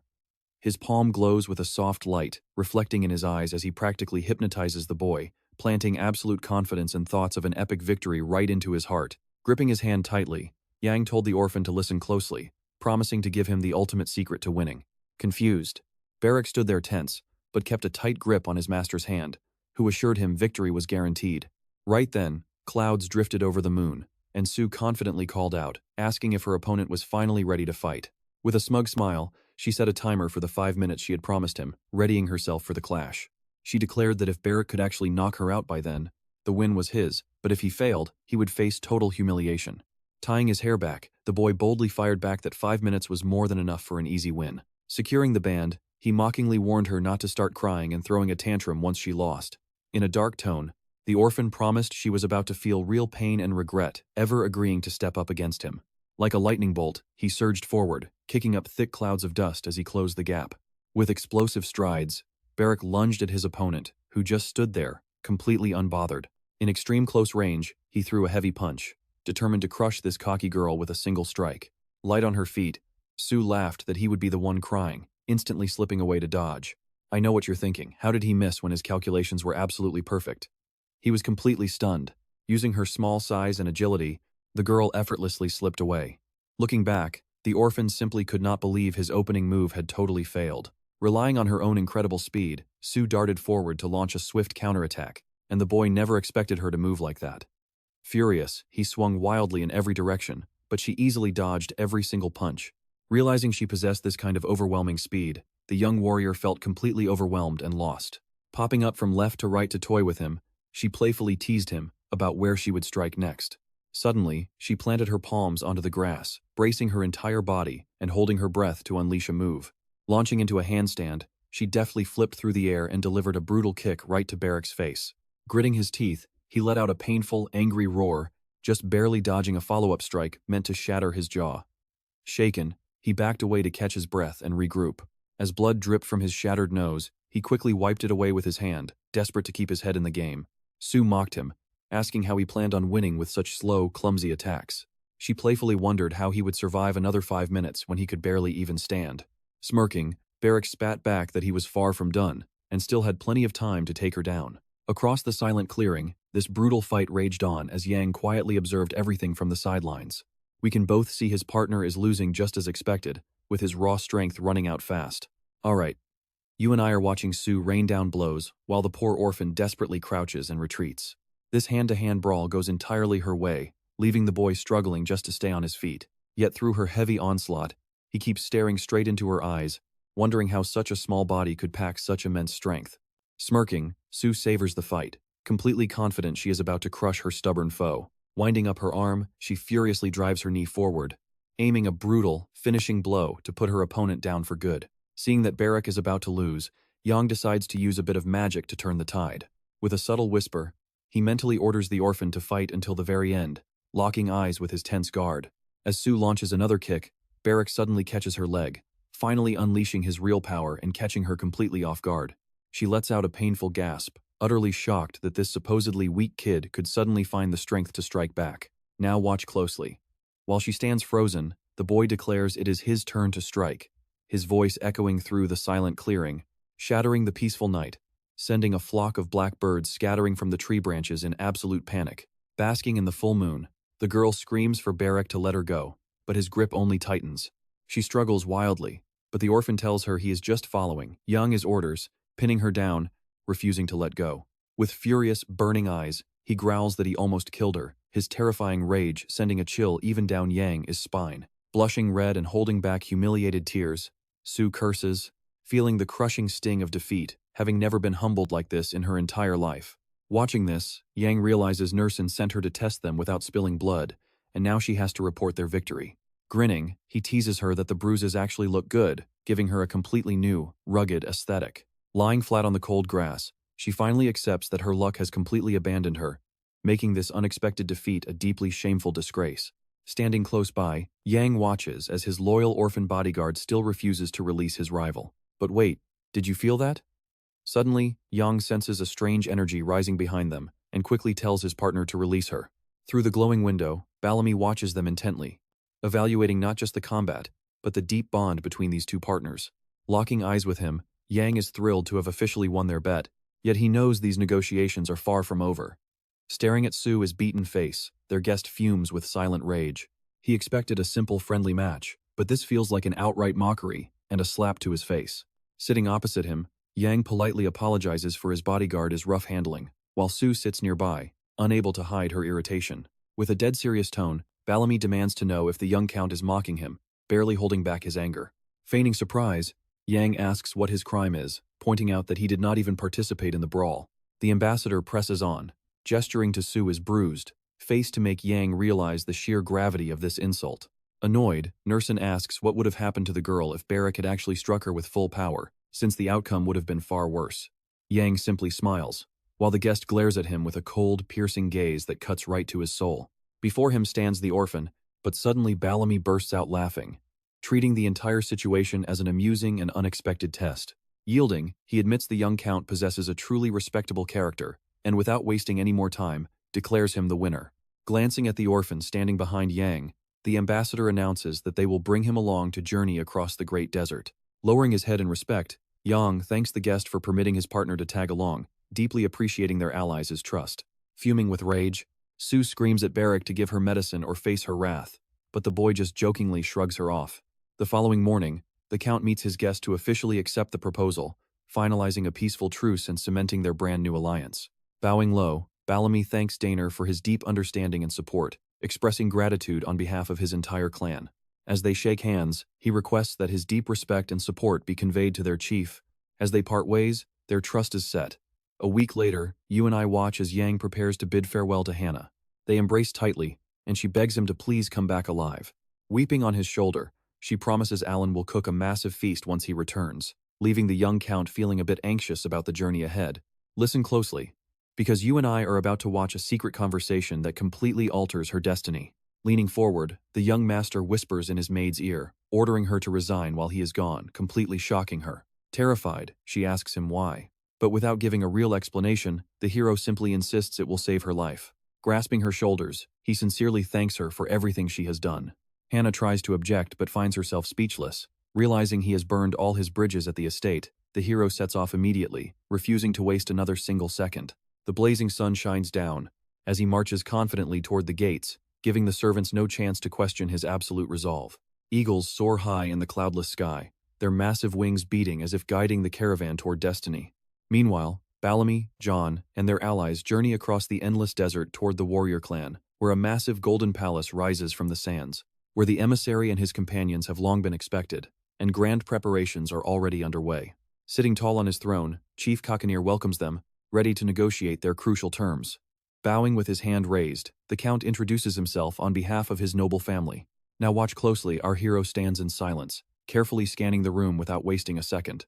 The commander immediately suggests getting down to business, proposing a truce pact to seal their new alliance. Scanning the document, Durgi is terrified of overlooking any crucial detail, since a single mistake could ruin his credibility. Pulling a vial from his robe, he explains it holds a bloodline potion to prove Yang is indeed his biological son. First, Yang pricks his finger. The Count quickly follows suit, letting their blood drops merge and mix inside the vial. Once the ritual is complete, the bottle glows with a brilliant blue light, proving their blood bond through ancient magic. Right then, Bellamy leans over to whisper something in Chief Kakanir's ear, but the chief stays completely silent, keeping his facial expression unreadable. He finally declares that the first advisor, Vincent, must verify everything before they can officially finalize the contract. The Baron keeps his cool and agrees, though he secretly wonders why they trust a shaman over blood magic. Drawing a blade, the chief slices his palm, letting dark blood drip onto the document as his guests watch in pure suspense. Confused, Yang and Durji watch the crimson drops splash onto the parchment. It is a sacred warrior custom. You and I know how huge this is. Chief Kokanir signs with his bloodied finger, sealing the pact. Shaking hands with his guest, he declares the treaty active, prompting the Baron to praise their gods and the formidable warriors of this clan. A carriage waits at the palace entrance under a merciless sun, while guards prepare to escort them to the desert's edge. Before departing, the Count pulls Yang into a tight hug and tells him to stay safe, showing a rare warmth he never displayed before. But then, Durji whispers a chilling reminder into his ear to remember exactly why he is still breathing. Reassuring his father, Yang says he has not forgotten a thing, acting solely for the glory of House Brock, as he has no other option. As the carriage fades into the dunes, he and Barrack watch it go under the scorching glare of the desert sun. The heat is brutal. The air shimmers over the blazing sand, making every single step feel heavy and exhausting. While the hero and Kakanir prepare for the trek, the young orphan constantly complains of thirst and gulps down water. Unfolding his map, Yang points out their destination, Vincent's stronghold, promising they will arrive within days. Before long, they reach the gates of the advisor's castle, surrounded by tall palms and a surprisingly serene silence. The locals bow and cheer, celebrating the grand arrival of their chief. Meanwhile, the young master and his disguised bodyguard wait on horseback, trying their best to blend in. Drenched in sweat, the pair watches as onlookers whisper, speculating on which of them is the Count's true heir. While the crowd keeps whispering, the chief quickly dismounts to ask about the first advisor's health, and the servant replies that she is already feeling much better. Turning around, Kakanir gestures for the young man to follow him, his sharp eyes filled with stern authority. Dismounting calmly, the hero follows close behind, keeping his focus sharp. Within minutes, they stand before the massive wooden doors leading directly into the deputy's private quarters. Stepping inside, you and I find an old woman on the bed. All right, let's jump in as the chief approaches, while Yang modestly stands aside. As Kokanir explains the situation, the young man bows respectfully, waiting for instructions. Gently holding her hand, the chief helps Vincent sit up, honoring her deep wisdom. Sitting up, she whispers something softly in his ear. He nods carefully, trying to catch every word before turning to his guest. He explains that the old woman struggles to speak, so he will translate her native words. Staring deeply at Yang, the seer demands to test his worth, gesturing for him to come closer to her bed. With steady, confident steps, the young hero approaches her bed, bracing for words that will alter his destiny. Suddenly, she grabs his hand with a surprisingly powerful, iron-like grip. Her eyes flash with sudden intensity, asking if he truly carries the blood of Bra. Beside Yang's image, a vision flares in her mind, showing the Emperor's past and his ultimate destiny in the future. As his hands remain firmly clasped in the seer's grasp, he proudly reveals he is Count Durji's descendant. Sensing peace in his presence, she smiles as he accepts Bra's path as his destiny. A heavy silence fills the room. Now watch closely. Vincent keeps holding him, refusing to let go as their silent gazes lock. Slowly, she releases her grip, leaving a heavy, suffocating silence hanging over the entire room. Seeing how weak she is, Kokanir whispers that they are leaving, urging her to rest. Meanwhile, Barrack and the young maid wait anxiously by the exit. When they spot Yang walking side by side with the great chief, they both spin around in shock. The chief leads with powerful strides, while Yang follows closely behind, trying to keep pace, his mind drifting elsewhere. Suddenly, the chief commands his people to house Yang and his guard, showing immense respect and trust. Spinning around, he announces a massive welcome feast tonight and demands they arrive on time. No excuses. With that, he silently departs to tend to his duties. As our stunned hero watches him walk away, Barrack immediately rushes over, loudly demanding to know what the chief said, completely unable to hide his curiosity and hype. Yang calmly repeats the chief's orders, and hearing this makes the orphan absolutely ecstatic. We both know things are going great, and that evening, the promised feast finally begins. With lively music and laughter echoing, everyone is celebrating. Right on schedule, Yang and Barrack step inside the grand hall, their mouths stuffed with delicious food, when a voice suddenly calls out, making them turn. It is the smiling chief, asking if they rested. Right beside him stands Sue, fully recovered and back to her usual self. The boys thank Kokanir for his hospitality, and the chief warmly invites them to sit right beside him. The chief praises Yang's desert map as absolute gold, asking if his clan can keep it permanently. Nodding warmly, Yang tells him to keep it, explaining that helping them was his entire purpose for drawing it. Lighting a cigar, the chief remarks that Count Bra managed to raise a truly worthy son, honoring his legacy. Yang stares intently at the roll the chief is smoking, his senses immediately sharpening as he analyzes it. He quickly realizes it is made from forbidden Garuda leaves, sending a shockwave of disbelief through him. He remembers that this substance acts as a powerful stimulant, heavily boosting the combat strength of soldiers. He recalls how cunningly Durji plotted to acquire this rare, dangerous plant, risking everything for raw profit, completely ignoring the deadly consequences. Slowly, Yang drifts back into painful memories of his mother's parcel, a deep ache swelling in his chest. He remembers finding a strange note in a bag of gold, wondering how his illiterate mother could write to him. The letter begged him to bring her these forbidden leaves, which made zero sense since she never smoked. Then, the truth hit him. It was his father's trap to make Yang smuggle the goods, framing his mother if caught. Suddenly, Kokanir's booming voice snaps him right back to reality. The young man looks up, carefully hiding his sudden inner turmoil. So what do you make of this? The furious chief warns him never to look at those leaves again. Let's dive in. The chief warns our main character that while his smuggling is overlooked here, asking questions elsewhere is strictly forbidden. Smiling, Yan agrees, silently marveling at the chief's sharp intuition. This leader doesn't let a single detail slip past him. He realizes that pushing the smuggling issue any further might completely ruin his chances of making peace with the brothers. Suddenly, Yan feels a heavy stare from one of Kokanir's servants, wondering why the man is glaring so intensely. Curious, Yan whispers to Sue, asking the girl standing right behind him if she knows anything about this mysterious, creepy onlooker. She explains that he is Boomer, the chief's stepmother's cousin, who holds power by managing the entire clan's food supplies. Yan grows anxious, uneasy about why Boomer refuses to break eye contact, and his dread grows by the minute. Meanwhile, a servant quietly approaches the chief, trying to grab his attention without disrupting the festive banquet. Leaning in close, he whispers a secret message, and Kokanir's face instantly twists. His stern features suddenly tight with worry. The chief abruptly stands up and silently follows the servant out without explaining a thing, though the busy guests barely notice. Seeing them slip away, Yan suspects the chief's sudden departure is tied to Vincent's critical state. Yan worries deeply for the woman. Pay close attention here. Sue warns him that the doctor was summoned because the old woman could pass away any second. Yan eagerly asks if there's truly no cure, shocking Sue since questioning the inevitable sounds incredibly arrogant in her clan. Sitting beside him, she admits there is actually one desperate way, though nobody knows if it'll work. They need a legendary sillflower, a rare plant that supposedly never withers. Hearing this, Yan's eyes widen in sheer disbelief. Remembering the strange red lily sitting in his room's pot, he realizes it's the exact mythical flower she needs. Stunned, he can't believe this insane stroke of luck, realizing this legendary plant gives him the power to save Vincent from certain death. As night fades, the sun slowly rises over the desert horizon, painting the sky with fire as the clan prepares for a new day.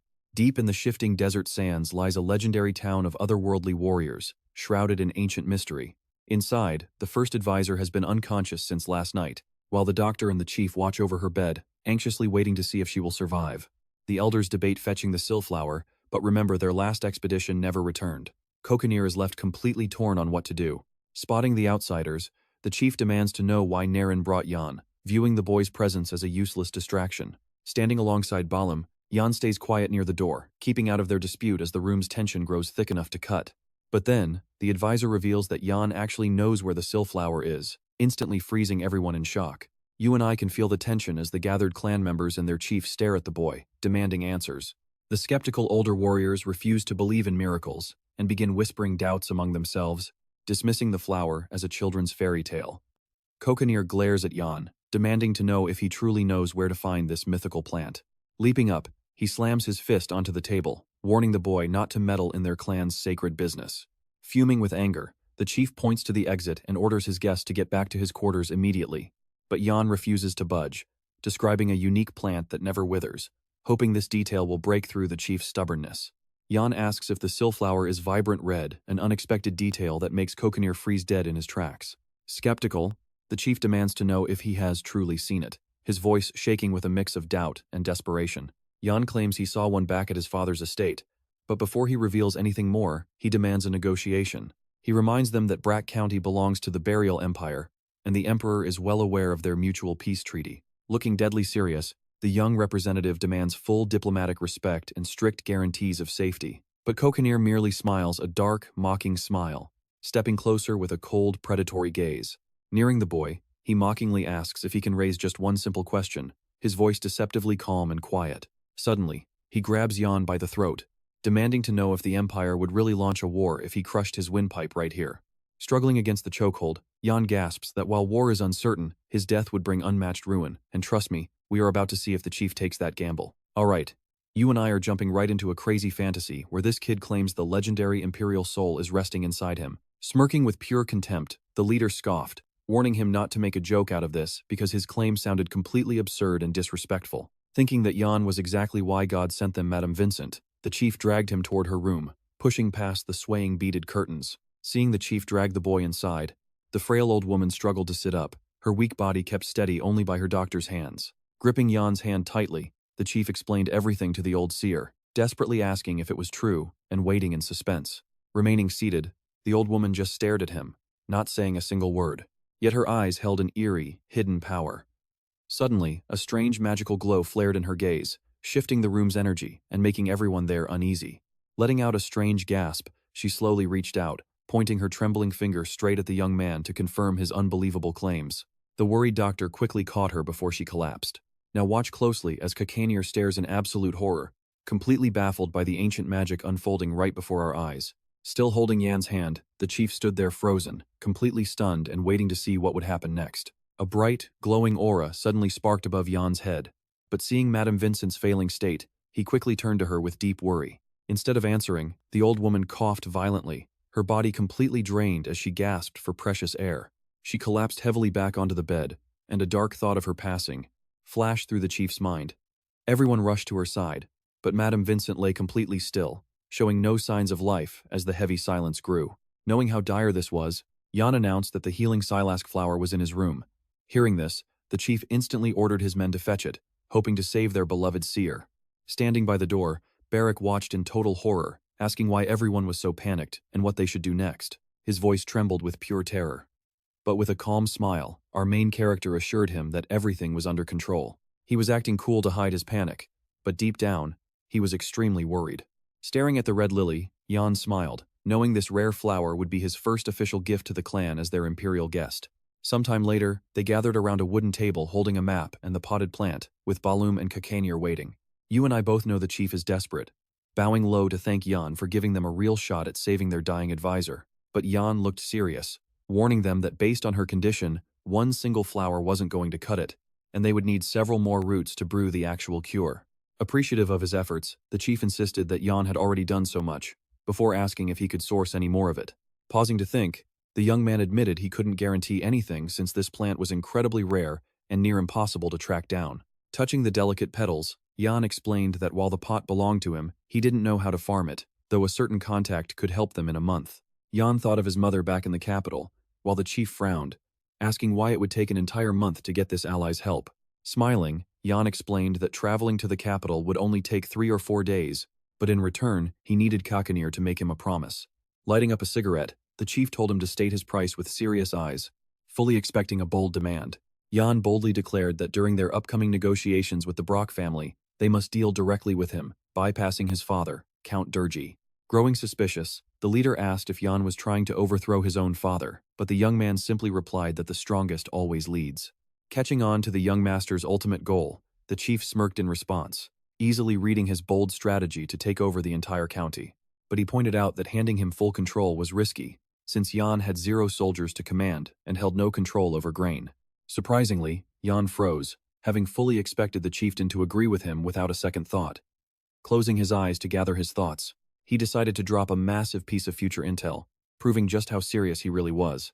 Very soon, the imperial palace would dispatch the Inquisition to charge the local nobles with high treason for massive tax evasion. Absolutely stunned, Kakanir demanded to know if this was a lie, questioning how Jan could possibly possess such highly classified and dangerous secrets. Explaining, Jan revealed that he overheard everything from the high-ranking central government officials who visited just before his imperial ceremony. As the chief curiously asks if Jan will survive the Brock family's destruction, we're left waiting to see what this smug young master does next. Alright, you and I are starting with a hero who admits he is Durge's biological son, but on paper, he does not even exist. Learning he is not part of the Count's family absolutely shocks Balami and the chieftain. Sensing the heavy gravity of his words, he folds his arms and calmly explains that the Empire cannot charge him with treason if he is not officially a family member. Remembering the Baron's incredibly luxurious estate, he boasts he could easily take over if things play out in his favor. But realizing they sent a son, who is not an official member, Kakantir finally realizes the Count has completely and utterly scammed them. To drive the point home, the young man repeats that he is indeed Durge's son, hoping the chieftain makes a smart choice here. Glaring back at our hero, the leader takes a tense drag from his pipe in silence, eyes swirling with anger, doubt, and curiosity. Out of nowhere, he demands to know if Yang is hiding anything else. Standing up from the table, the young man admits he is not trusted, but promises to lay out the brutal truth of what is coming next. Watch closely. Unrolling a map, he explains that with his father dead and the lands leaderless, the clan must rally their forces for a full-scale invasion. With total confidence, he promises these legendary warriors that the Imperial troops will not even lift a finger to stop them. Sliding a map piece, he promises they will bypass the desert's elite soldiers entirely, and even if they fail, they can safely retreat back home. Our hero firmly states that the tribe only needs to back him, and he would be honored to have the chief by his side. Hearing this, Kakantir realizes his people actually have absolutely nothing to lose here, but he still cannot see what he personally gains from teaming up with this kid. He stares hard at Yang, waiting for a killer argument that will finally seal the deal for him. Placing his hand flat on the map, he vows that once he takes the county, he will turn it into a golden empire. And the warriors who help him rise. They will gain ultimate power, riches, and exclusive royal privileges. Looking the chief dead in the eye, he declares that their useless fighting ends today, asserting that they are now two legendary leaders standing side by side, ushering in a brand new era of absolute peace. He wants to unite their blades as true, lifelong allies. Suddenly, Bellamy steps up from behind the chief, warning them about one massive problem they cannot ignore. If Vera calls on them to march against the imperial throne, they are legally bound by their pact to fight. With a smirk, Yang reveals he has the perfect loophole to break that contract completely unscathed. Puffing on his cigar, the chief weighs this wild offer, exhaling slowly. Now, you and I can see him calculating every single benefit of this partnership. Recalling the gold and his mother's secret letter, the young man mentions a final task his father left for his future. Specifically, he had to bring back rare gurut leaves when he returned next year, effectively smuggling contraband into the empire.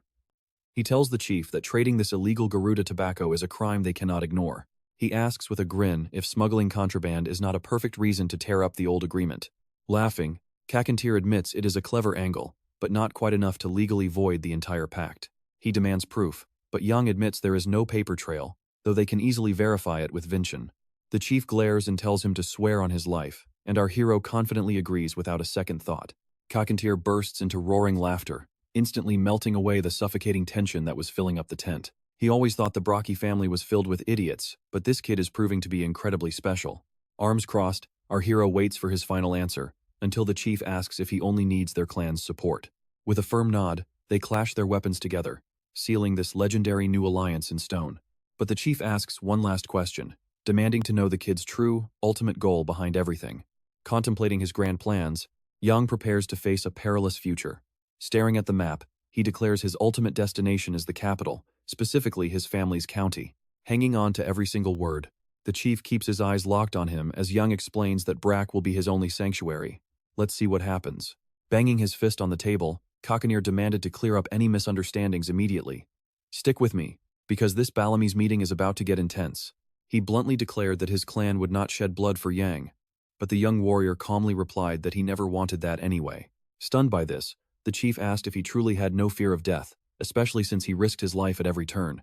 With fierce determination, Yang replied that death did not scare him anymore, because he had already survived his own demise once before.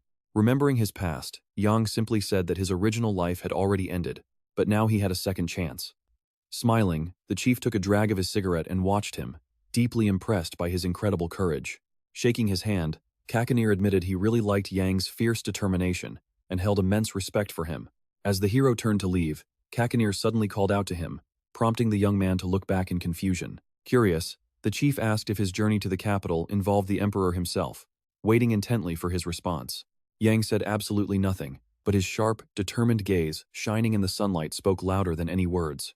Stepping outside, the crowd whispered in shock, amazed that this mysterious stranger was still alive, and even Barrack was relieved to see his partner. Suddenly, Yang began scanning the crowd before shouting Sue's name at the top of his lungs. Every single eye turned to her, and trust me, you're going to love her shocked reaction as she completely froze. Stepping closer, Yang directly asked her for a favor. Confused, she had no idea what he meant until Yang told her to train Barrack, making her blush as her eyes sparkled with excitement. Moments later, she was screaming curses while unleashing brutal strikes, leaving the poor guy struggling to block her relentless onslaught. Swinging back in desperation, the orphan yelled at her to shut up, but Sue kept attacking relentlessly. Meanwhile, Our hero sat peacefully in the shade, watching them train while conserving his energy for the long journey ahead. Slightly worried about his friend, Yang asked if he was doing all right, but Barrack snapped, demanding total silence during combat. Watching them fight, Yang found his bodyguard's stubborn attitude hilarious, if not a little dangerous. Yang expected winning over the clan to take ages, but thanks to Silosk, things fell into place much faster. Suddenly, let's pause for a second, because he suddenly realized how long it had been since he last threw himself into a cause. But as his dark past crept back into his mind, his present and future started looking incredibly grim. Later, he visited Vice-Chancellor Vincent, pulling up a chair by her bedside, completely ready to listen to whatever she had to say. Seeing that the old woman looked significantly healthier filled his heart with genuine relief and joy. Suddenly, she spoke in her native clan dialect, with Kakanir translating each crucial word so nobody missed a single detail. Smiling, Yang firmly confirmed his words to the chief, swearing on his very life that he spoke nothing but the absolute truth. Suddenly, Vincent declared that God himself had told her to change her attitude toward him. This unexpected confession shocked everyone. Hearing this, Yang froze, staring with wide eyes as he struggled to process what this shocking revelation actually meant for him. Completely lost in confusion and deeply afraid of making a wrong move, he listened as she folded her hands, warning him that his entire destiny was about to change very soon. Pondering her words deeply for a moment, the young warrior realized this was a genuine, undeniable revelation from above. These otherworldly fighters usually only trusted shamans, but this moment felt entirely different. A strange glow emanated from the old woman's palms, as if she were sealing a raw, magical light deep inside her hands. Closing his eyes, Young carefully replayed her warning over in his mind, deeply trying to comprehend their profound, hidden meaning. Later, while relaxing alone in his tent, a young servant girl brought him some mysterious yellow berries to try. Thanking her, he noticed she was blushing, but she quickly claimed it was her absolute pleasure, and she would happily obey any order of his. She also mentioned they were throwing a massive banquet in his honor, since he had heroically saved Lady Vincent from the brink of death. Calling him their savior as she walked out, Yang smiled warmly, thanking her once more for her kind attention and care. With a bow, she added that the chief was waiting to finalize their agreement, and the young warrior promised he would join them shortly. Watching Barrack train, Yang assumed they were finished, but the bruised orphan wiped his face and fiercely declared it was far from over. The servant bowed, promising she would convey his message directly to Kakanir, while Yang stayed behind to watch. As she stops to find the right words, "We have to leave it there. Trust me, you'll want to see what happens next." "All right, you and I are jumping right in," as she holds up an object found in a flower pot, sounding incredibly excited. His eyes went completely wide, guessing it had to be a necklace, since nothing else would really fit inside the palm of her hand. The servant pulled out the jewelry, asking if this chain belonged to John or someone else, as our hero took the medallion. He stared closely at the glowing stone, trying to figure out what kind of gem it was and how he got it. Even as a former emperor, he had never seen anything this beautiful, completely clueless about where this rare piece came from. It made no sense how a poor kid owned a Silac, or why this valuable necklace was buried in a simple pot. A sudden thought hit him. If he had only known about this hidden treasure sooner, he would have sold it years ago to escape this brutal, penniless life. He glanced over at the pale lily, guessing the jewel was hidden by whoever left this plant in the care of him and his mother. Looking back, his memories were just scattered fragments, with absolutely nobody to ask, except for one mysterious stranger who came to mind. He thought back to Hannah and his mother, replaying their past words to piece together the full truth behind this strange mystery. Staring at the gem, he secretly hoped this discovery wouldn't mess with his plans or throw him off his chosen path. Suddenly, Barrack walked up and asked what he was doing, watching his partner with real, genuine interest. "Now, watch closely." Yang quickly hides the jewel, asking if Barrack got his power from Sue, but his friend replies they are equals.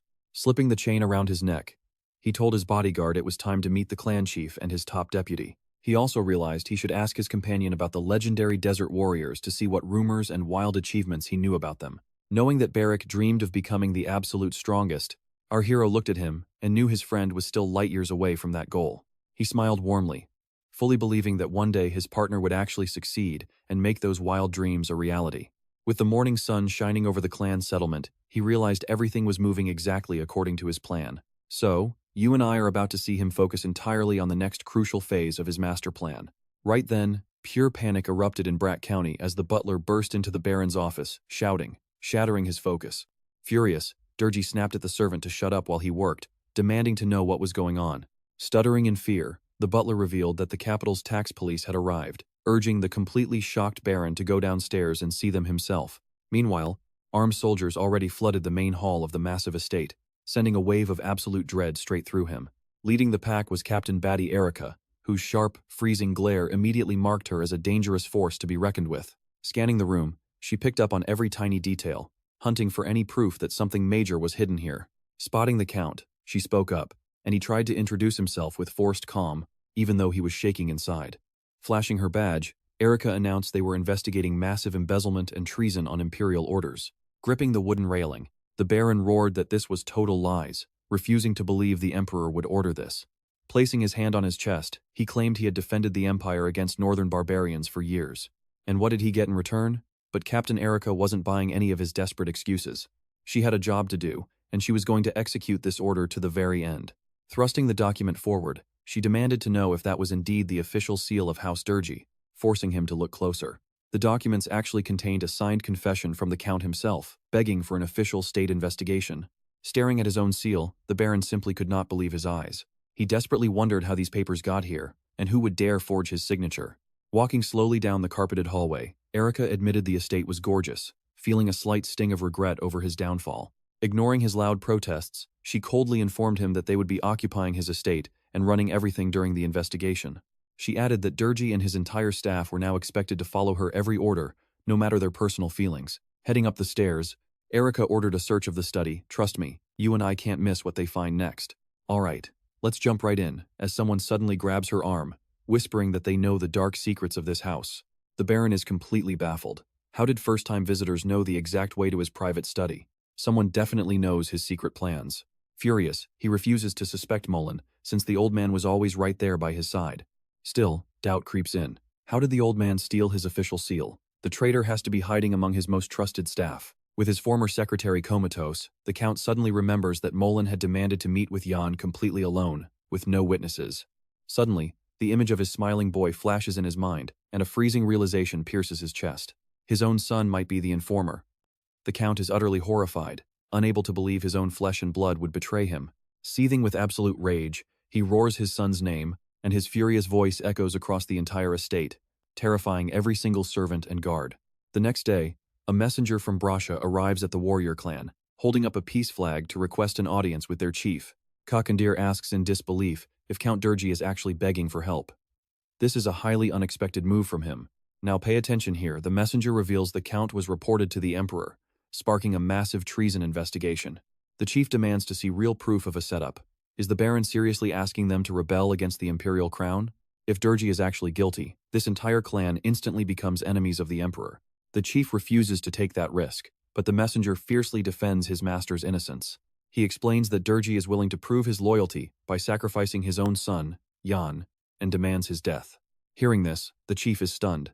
How could any father sacrifice his own child just to save his own skin? The messenger looks just as confused, honestly admitting he has no idea why his lord would order such a thing. After a brief silence, Kakandir says he understands the situation, but chooses to hold off on giving a final decision. The messenger keeps bringing up Jan, but the chief tells him to do whatever he wants and stop bothering him. He reminds him that the boy is a hostage for peace, and they have no interest in executing a warrior who lived with them. Gripping his sword tightly, the messenger declares that the Count prepared for this exact scenario, and he is bound by duty to finish it. With a dark smirk, the chief consents, eager to see how this crazy situation is going to play out. You and I both know what happens next. Jan walks into the hut, spots the warrior, and immediately realizes he is the target. Gesturing to the messenger, Kakandir reveals that this knight came all this way to execute him on his own father's orders. Jan just smiles, admitting he expected nothing less from his father, having long grown used to his heartless cruelty. Utterly confused, the messenger asks why the chief addresses Jan with such respect, demanding to know what is happening. Offering only a cryptic grin, Kakandir states he merely provided the venue for the execution, refusing to explain any further. Sensing that he has walked straight into a trap, the messenger is completely paralyzed, unsure of his next move. He is stunned by Jan's eerie composure, as if he predicted this assassination attempt, combined with the chief's incredibly bizarre attitude. Gritting his teeth, he tries to figure out what scheme these two are hiding right in front of him. Brandishing his sword, he resolves that he must fulfill the Count's deadly decree, regardless of his lingering doubts and complete confusion about what is actually going on. But the moment he strikes, Barak flashes right in front of him, effortlessly blocking the surprise attack. The messenger gasps in pure shock, realizing his opponent was fully prepared and waiting for him to strike. From behind, Jan's calm voice echoes, telling him he has to defeat his bodyguard in a fair fight first. Smirking, Jan steps back to watch, fully confident as the orphan warrior steadily deflects every single incoming strike. Stepping outside into the open, they square up for an all-out battle. The entire atmosphere turns heavy, signaling a brutal, unforgiving clash. Drawing his weapon, the Brasha warrior prepares to meet Jan's terms before finally carrying out Durgi's dark orders. Their gazes lock, both prepared to fight to the death. For Bereric, this is his shot to display the deadly skills taught by Su. From the shadows nearby, the chief and Jan sit watching the duel unfold, both quietly lost in deep thought, analyzing the situation. The crowd mocks the orphan, but trust me, they are about to be silenced. Everyone around keeps cheering for the Brasha Knight's victory. All right, you and I are about to see this brutal duel explode. Feeling insulted, the bodyguard demanded a head start and swore to unleash his full power. Hearing that arrogance only made the rival warrior see red. Charging like a lightning bolt, the orphan kicked up blinding dust, instantly forcing his opponent to throw up his guard. The knight retaliated, boasting that counterattacks were his specialty, but the kid somehow endured the savage strike. Furious, the knight barked, asking why he was thrashing around like a rabid dog instead of fighting with some actual dignity. Bereric just grinned. To him, that insult was a badge of honor, proving his sheer tenacity and wild courage. Blades buzzed inches from their faces, where a single microsecond of bad timing meant instant, brutal death for either man. Then, with terrifying precision, the warrior suddenly impaled the orphan, sending a fountain of crimson spilling across the dirt. Gasping in shock, the young bodyguard coughed up blood, his legs buckling beneath him. Agonizing pain paralyzed his limbs. As he hit the dirt, the knight kicked him mercilessly, trapping him under a barrage of brutal stomps. Now watch closely here. Blinded by the dust, Yang screamed at Bereric to get up and keep fighting. His chest tight with terror for his friend, the fallen youth clawed at the soil, fighting past agonizing pain to rise. But his battered, broken body refused to listen to his command. Clenching his jaw, he forced his head up, swearing he would never surrender as long as air remained in his lungs. Lurching to his feet, he delivered a stinging slap that caught the stunned warrior completely off guard, utterly shattering his pride. Absolutely humiliated by the slap, the furious knight now wanted nothing more than to tear the boy to shreds. Wasting no time, Bereric lunged forward, throwing wild fists and pummeling the enemy's face in a relentless blitz. Spitting curses, the warrior glared at the orphan, desperately calculating his next move to end this nuisance. Reaching for the hilt at his waist, he realized fist-fighting with this madman was a losing battle. Only cold steel would settle this. A chaotic clash of iron erupted as the silent crowd watched with bated breath. Roaring to pump himself up, Bereric realized this guy was insanely stubborn. Yet, that only fueled his battle lust as he swung his blade and charged once more. But the knight refused to back down, unleashing a savage counterstrike while screaming at the top of his lungs. He was determined to show this young upstart that his veteran power was absolute. You feel that tension too, right? Blood splattered the floor, and the horrified crowd knew things had turned lethal. Scarlet drops dripped onto the cold stone alongside agonized groans, casting a dark, suffocating shadow over the arena. The warrior drove his sword deep into Bereric's side, turning his clean white shirt into a crimson mess. Staring at the steel buried in his ribs, the youth admitted the night was good, but victory was still his to take. Gritting his teeth, he roared that the enemy was done for, leaving the spectating crowd completely breathless with his declaration. Whispers broke out. Some argued the knight should have delivered a lethal blow instead of just maiming him. Others called it a farce. But then, grabbing the blade in his flesh, the bodyguard rammed it even deeper, paralyzing everyone in horror. The sheer agony caused his eyes to roll back. He blacked out, dropping like a stone with the sword still impaled inside him, completely shattering his opponent's composure. The knight never anticipated such a suicidal stunt. Sheathing his weapon, he turned and marched directly toward Yang. It was time to finally fulfill the Count's orders and eliminate the target once and for all. Declaring he was out of time, he sneered that Yang's death would finally prove Durg's innocence. Without blinking, the youth stared right back, steeling himself for the inevitable strike, knowing exactly what was at stake. But just as the enemy swung, Bereric somehow materialized from behind, his blade raised to strike. A complete game-changer. Sensing the impending danger, the warrior twisted his body away at the absolute last second.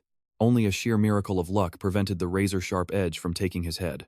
The massive swing slammed into the floor, scattering shattered stone as the knight realized just how monstrous this bodyguard was. Utterly baffled by how this kid was still breathing, the knight glanced back, scanning his heavily wounded body.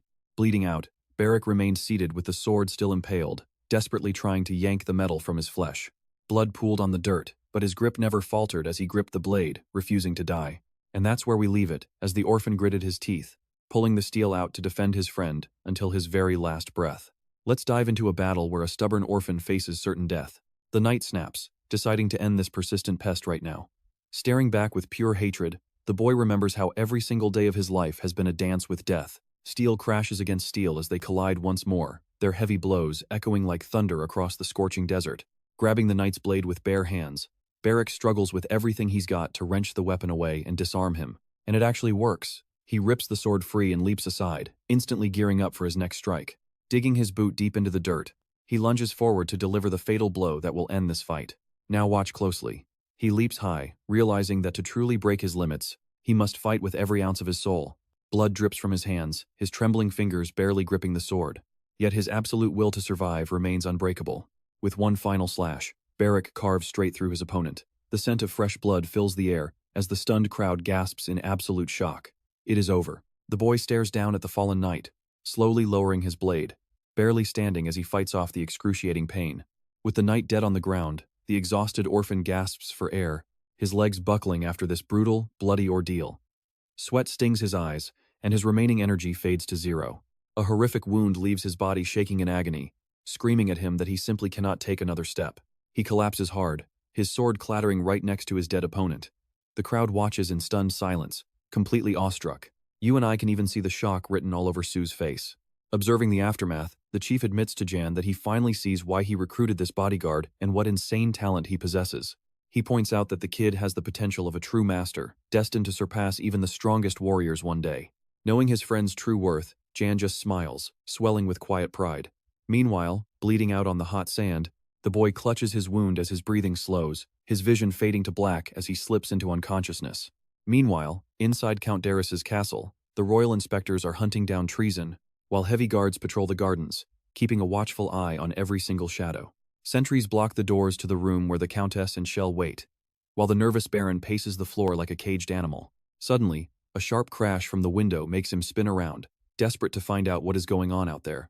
Sue is perched right on the sill, giving him a cheerful nod and teasing him about looking so stressed. Marching up to her, he demands to know where the night nurser is, since they were supposed to arrive together. Yet he is nowhere in sight. Instead of answering, she tosses him a bag, a gift from Kakaner. She turns to slip away, done talking, but he grabs her, demanding to know what the chief said and if Jan is dead. But the deadly warrior stays completely silent. With a swift leap, Sue vanishes into thin air, leaving a helpless Durgi standing there utterly bewildered. Fuming and confused, he pulls a bundle from the bag, totally lost. He hands the enclosed letter to the Countess to read. The clan discovered the betrayal, realizing that Jan was sent by the Count under the false guise of friendship. It also reveals the boy is an illegitimate child, sent on a dirty mission to smuggle leaves of the forbidden drug Garuda. Reading this, the Countess gasps in pure terror. The clan has officially torn up their agreement with Durgi, and now, brutal consequences are coming. Hearing this, the Baron loses his mind, sweat pouring down his face as panic completely takes over. He screams in absolute horror, while Chell and the lady realize they are in deep, deep trouble, and a horrifying punishment is heading their way. Clutching the letter, the Count is absolutely beside himself, gnashing his teeth and spitting curses in pure rage. Blinded by the sheer shock of this betrayal, he roars out that he will slaughter every last one of them. Outside, the guards exchange nervous, bewildered looks as they listen to their master's crazed shouting. In a total frenzy, he wrecks the room, hurling papers, furniture, and dishes in a display of pure madness. Holding his head, he realizes everyone is pushing him toward war, cornering him until he has absolutely no choice left. Rushing to the window, he rips down the heavy curtains and twists them into a rope to plan his family's escape. Tossing it down, he orders his wife and Shell to hide in the storeroom while we wait to see his next move. All right, you and I are diving into a mess. His worried lady begs him to flee, but Durgi just snaps, screaming at her to obey while ignoring her desperate pleas. Furious, the Baron stands his ground, insisting that he's got everything under control, no matter how dangerous it gets. Eventually, the woman and her son descend the makeshift stairs, leaving the Count alone in the room to plan his next move. Knowing he is running out of time, he needs a quick way to wipe out those enemy scouts before the capital's forces arrive. Grabbing a kerosene lamp, he makes a dark choice, burning the castle to the ground to hide his tracks and punish those filthy traitors. A panicked soldier bursts into Erika's office with terrible news, reporting that Count Durgi just torched his own estate and made a run for it. Desperate to buy time and escape execution, Durgi slips away while his entire legacy goes up in a massive, raging inferno. With total, chilling composure, Erika remarks that the fool is only shortening his own life and dragging his death much closer. Now watch closely as she orders Philip to alert the capital's forces, commanding the rest of her men to move out immediately as they sprint behind her. She screams at them to track down the Count at any cost and execute him on sight, cursing his name under her breath. Batty stares in horror, realizing her dream estate is literally turning to ash right before her eyes. The frantic soldiers throw sand onto the blaze, but it does not help. The flames keep growing, swallowing up room after room. They attack the fire from every possible angle, but their resources are running dry, and the inferno is not stopping. Trapped subjects scream from the windows, desperately begging for rescue, but there is no sand left to save them. Philip runs up to Erica, asking for a plan as the situation turns hopeless and the victim's screams grow more agonizing. She hesitates, trying to find a way out of this nightmare, but her options are slipping away with every passing second. Then, Batty cold-bloodedly points out that those people were destined to die with the Count anyway, so why bother saving them? Walking away, she orders them to keep fighting the blaze, but demands their main force hunt down the escaped Durgi. As the fire rages, the search party scrambles, while the agonizing screams of those trapped inside echo through the horrific, smoky air. You can feel her absolute rage here, staring at her dream estate as it literally crumbles into ashes and dust right before her. Meanwhile, the Baron is galloping frantically on horseback through the dark forest, thrilled that he managed to escape the flames and his enemies. But suddenly, he remembers the letters he sent out via his butler. One went to the Unnerly clan, and the other to the First Prince. The final letter was meant for Theo, and Durgi prays it will be enough to help him escape this deadly trap. Stopping in a clearing, he dismounts and shouts for the warrior, refusing to believe he has been abandoned and left entirely alone. Only silence answers, but the Count refuses to accept that his trusted knight would betray him at his absolute lowest point. Suddenly, a familiar voice echoes, and Durgi's eyes snap wide open with a sudden burst of hope. Spinning around, he spots the warrior and his army emerging from the brush, letting out a massive sigh of relief. Anxious, Theo immediately asks about the clan, the estate status, and demands updates on Jan, secretly praying for his death. Durgi explains that the clan betrayed them, meaning they must buy time until the prince responds to survive this war. He suggests seizing the estate before the capital's army gets there, using their knowledge of the local terrain to trap them.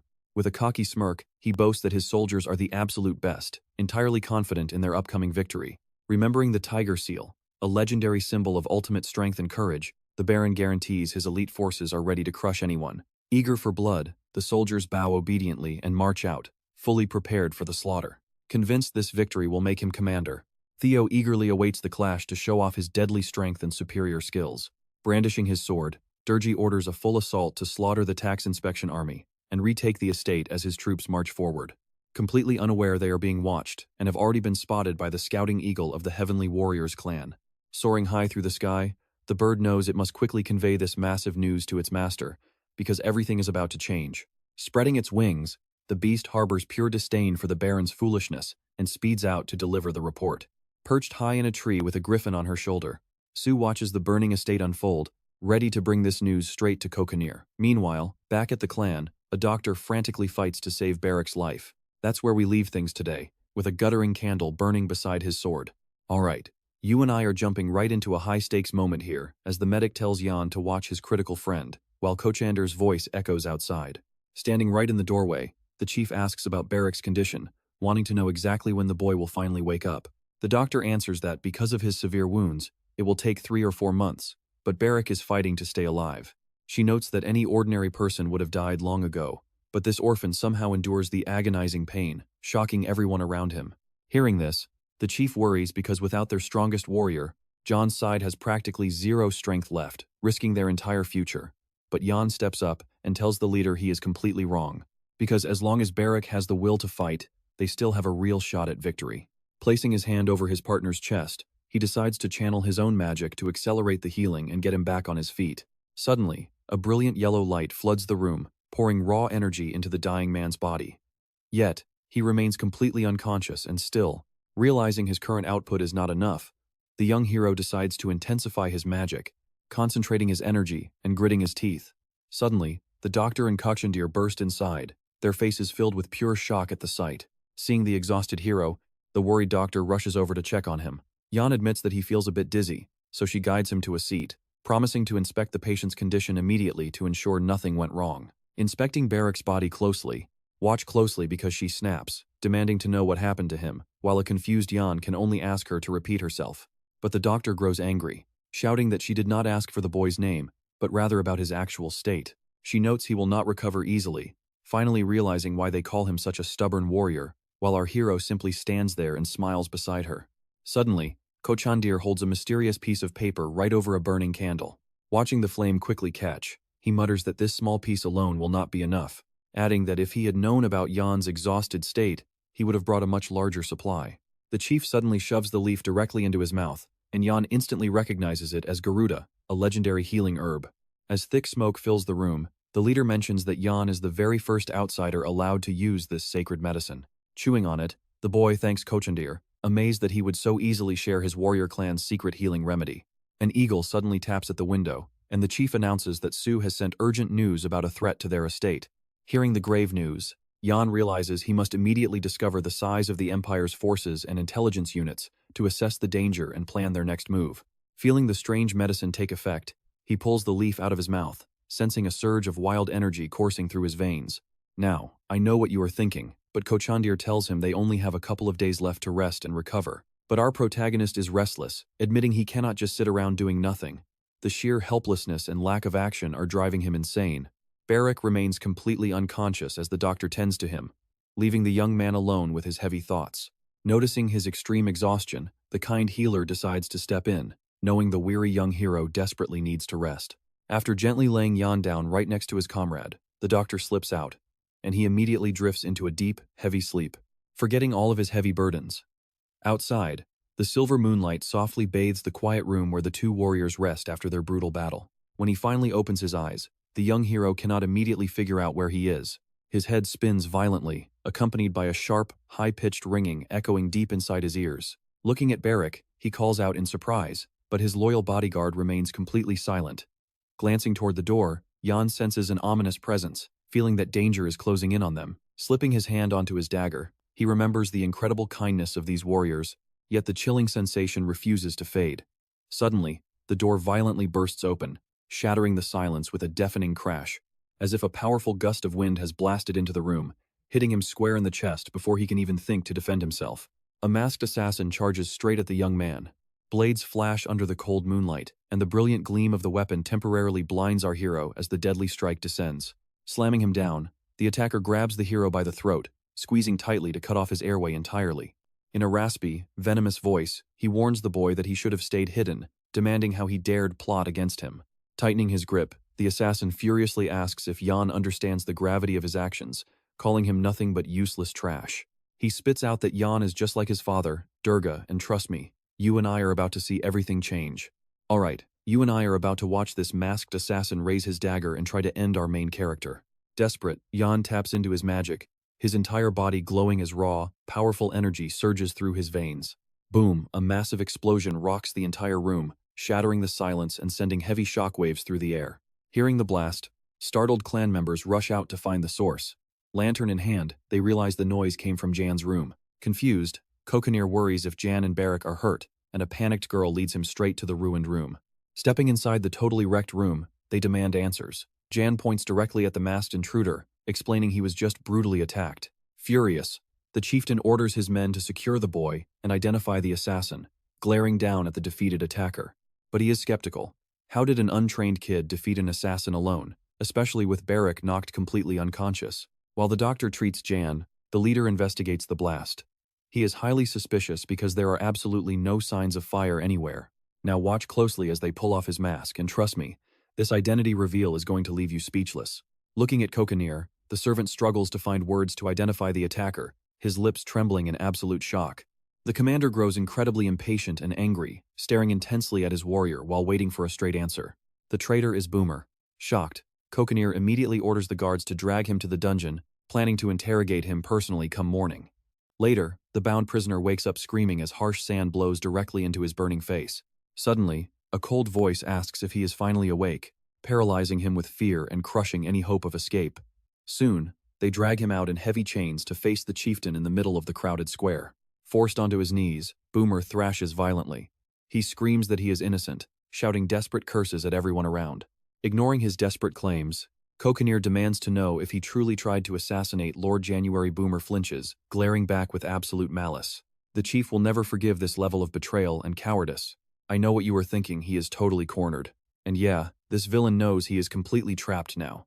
Bowing his head, he refuses to make excuses, boldly telling the chief that family should not ask questions. He snaps his head back, warning them to watch out because Jan possesses a highly suspicious, terrifying power. Right in front of Jan, he claims the boy's eyes turned golden during that highly suspicious, unnatural explosion. Hearing this, Jan realizes Boomer is deliberately deflecting attention to hide his true motives and whatever cunning plan he has left. Politely asking the chief for permission to speak, Jan steps forward to completely dismantle the traitor's lies. Jan reveals that Boomer mentioned the name Durga during the attack, causing the chieftain's anger to skyrocket. He explains that the enemy wanted to block his clan proposals, even framing his ideas as dangerous conspiracies. The horrific realization of a secret alliance with the Count leaves the chief's eyes burning with pure rage. Then, Jan remembers a secret letter in his father's office regarding the future position of the deputy clan leader. Glaring at Boomer, Jan demands to know if he sent that letter to the Baron, leaking vital clan secrets. Shocked by how fast Jan solved the puzzle, the traitor realizes he is completely exposed and can no longer hide the truth. Wondering why Boomer brought up the chief advisor, Jan tries to piece it together, but suddenly, Boomer bites down on his own tongue to permanently silence himself. Cornered and staring back at his enemies, Boomer knew this suicide attempt was his only escape from a brutal, torturous death. Instantly, servants shout that he bit his tongue off, but the cold chief simply orders them to gag him with cloth. Jan confidently exposes him further, proving Boomer poisoned the food supply, making Madame Vincent suffer through his secret manipulations. While Kokonier processes this, Jan explains the traitor wanted the deputy position so Durga could easily control the clan from the shadows. Without a word, the chief stands up abruptly, and Jan watches him with deep respect, anticipating his final move. And that is where we leave it. Stick around, because you and I both know the real battle has just begun.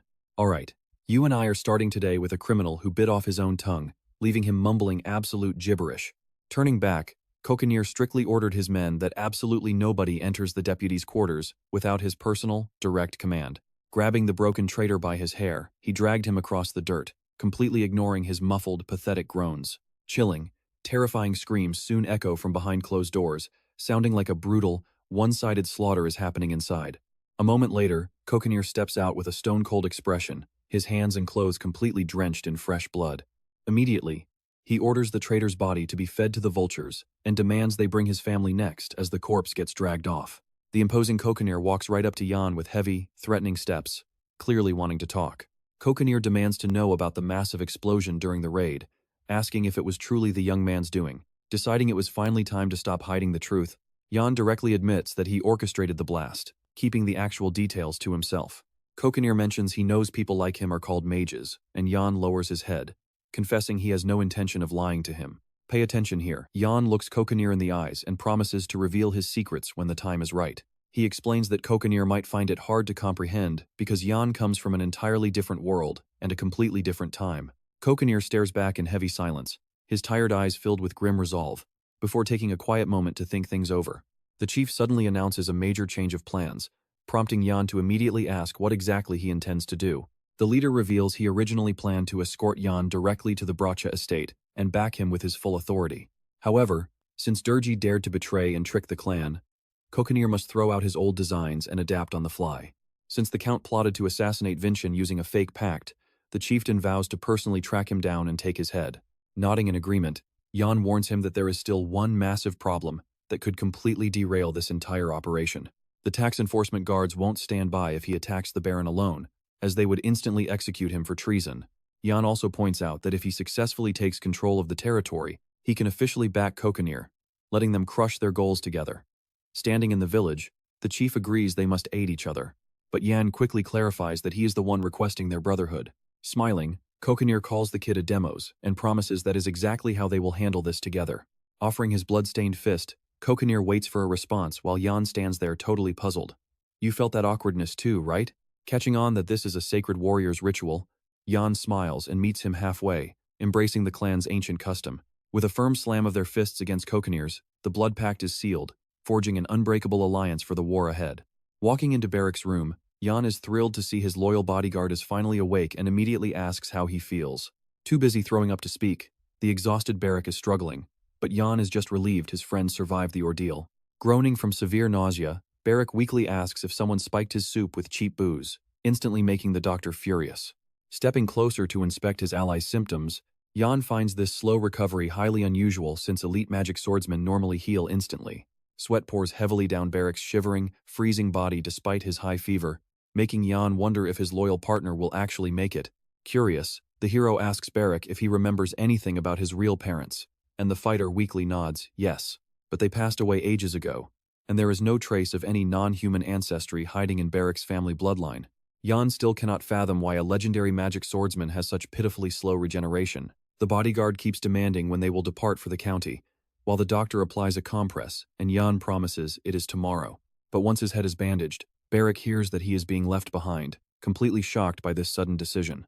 Leaping up to yell and demand answers, sudden, agonizing pain forces Barrack right back down, with Jan repeating that his health comes first. Struggling to stand, Barrack desperately argues that he will easily be walking by tomorrow. But Jan stubbornly refuses to budge, firmly telling his friend that there are plenty of brutal battles waiting down the road. He insists Barrack needs rest to heal, leaving the warrior deeply hurt and angry. Tearing up, the emotional Barrack shouts that he wants to fight, calling Jan a traitor, though Jan just smiles warmly and lets it slide. Grabbing the hero's shoulder, Barrack desperately brings up their shared training, but Jan calmly tells him to use his common sense. Looking him dead in the eyes, Jan asks if he forgot he can control his powers alone. Trust me, we're about to see him go all out. Let's dive back into the madness as he recalls Barrack fighting on with a sword in his chest, completely refusing to ever give up. Stunned, the young warrior couldn't even believe he was capable of such a feat. Staring in utter disbelief, he felt like he had witnessed an absolute miracle, so he questioned Jan, who nodded and firmly assured him that every single detail was entirely true. Suddenly, Bellamy burst in and quietly asked the leader to step out, obviously carrying urgent news meant only for his ears.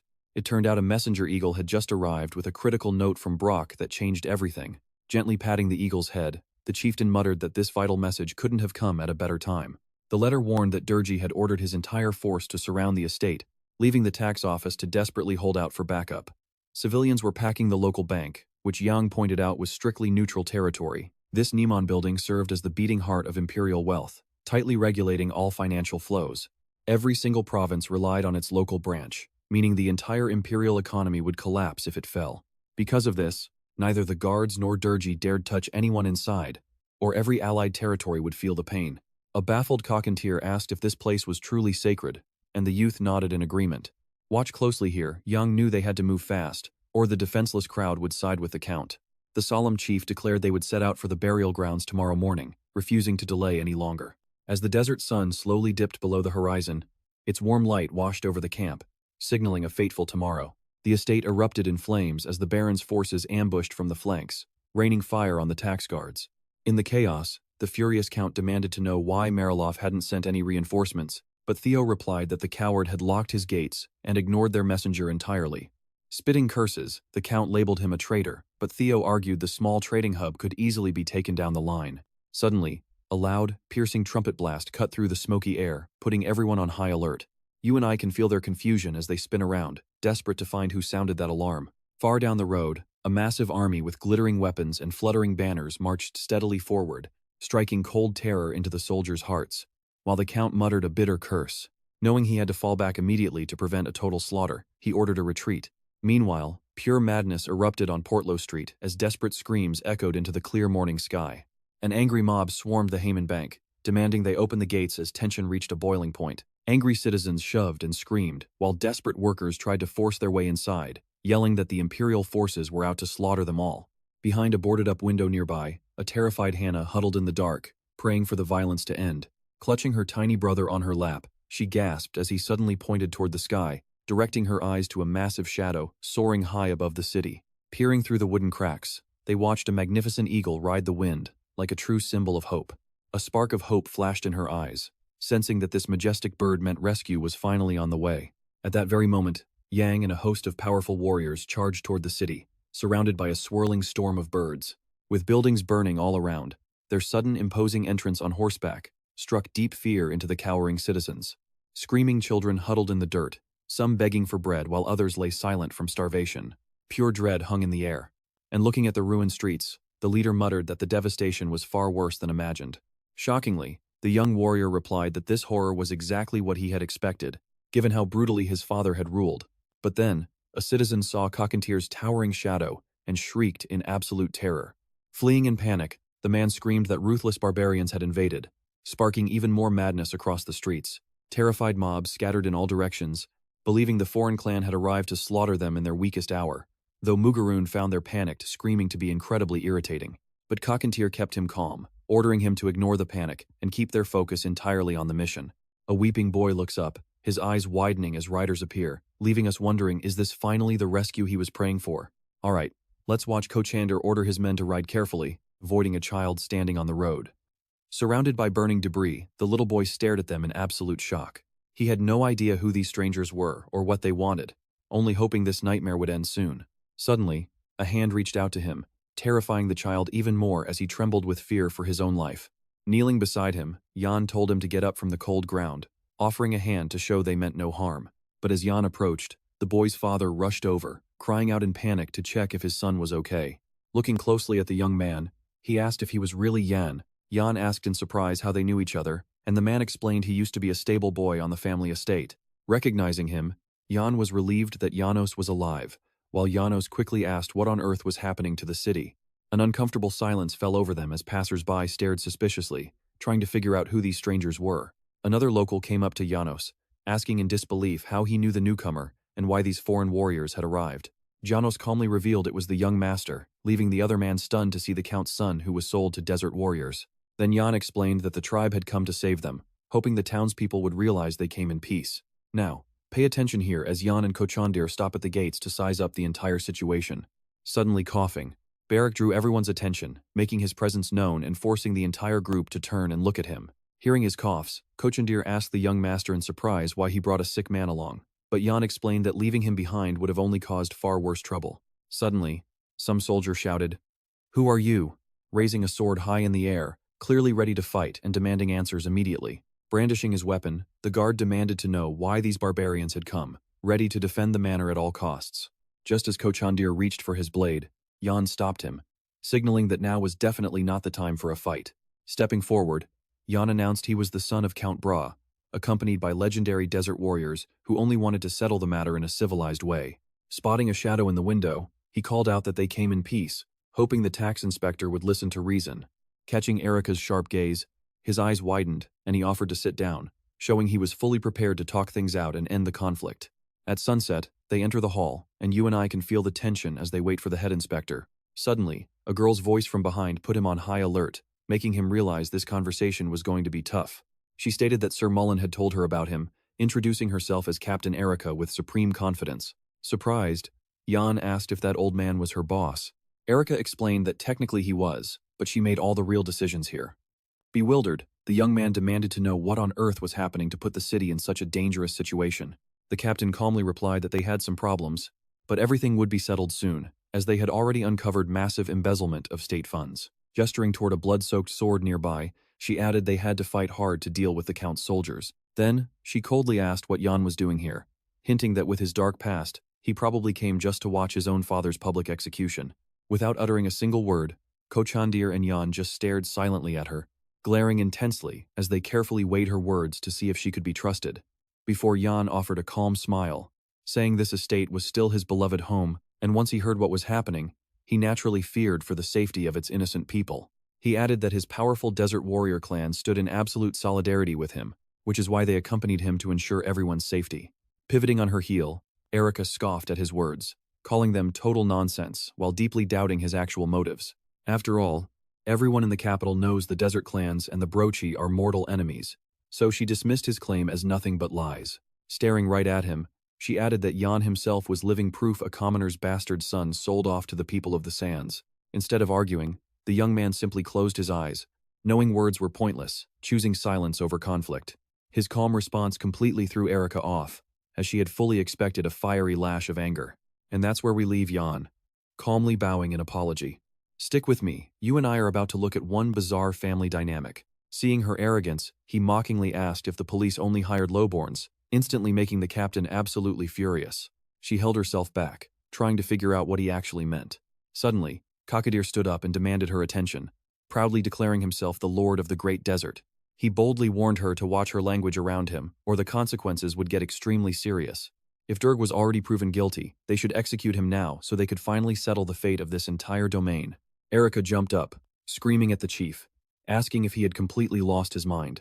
She threw politeness aside, reminding him that she represented the empire, and his insults were a threat to the crown. She demanded to know where he thought he was. He coldly warned her again, telling her to be grateful she was still alive while Erica glared back in pure rage. Clenching her fists, she turned to Jan and shouted, asking if he wanted his head cut off like his father. She spat that since everyone knew he was the Count's son, nobody would care if he was killed. Stunning our hero, she maliciously sneered that he was just an ordinary nobody who needed to learn his place. Now watch closely, because our young hero was just completely bewildered by her sudden outburst. Staring out the window at the clouds, he calmly replied that he knew his place. Refusing to let her get under his skin, he explained.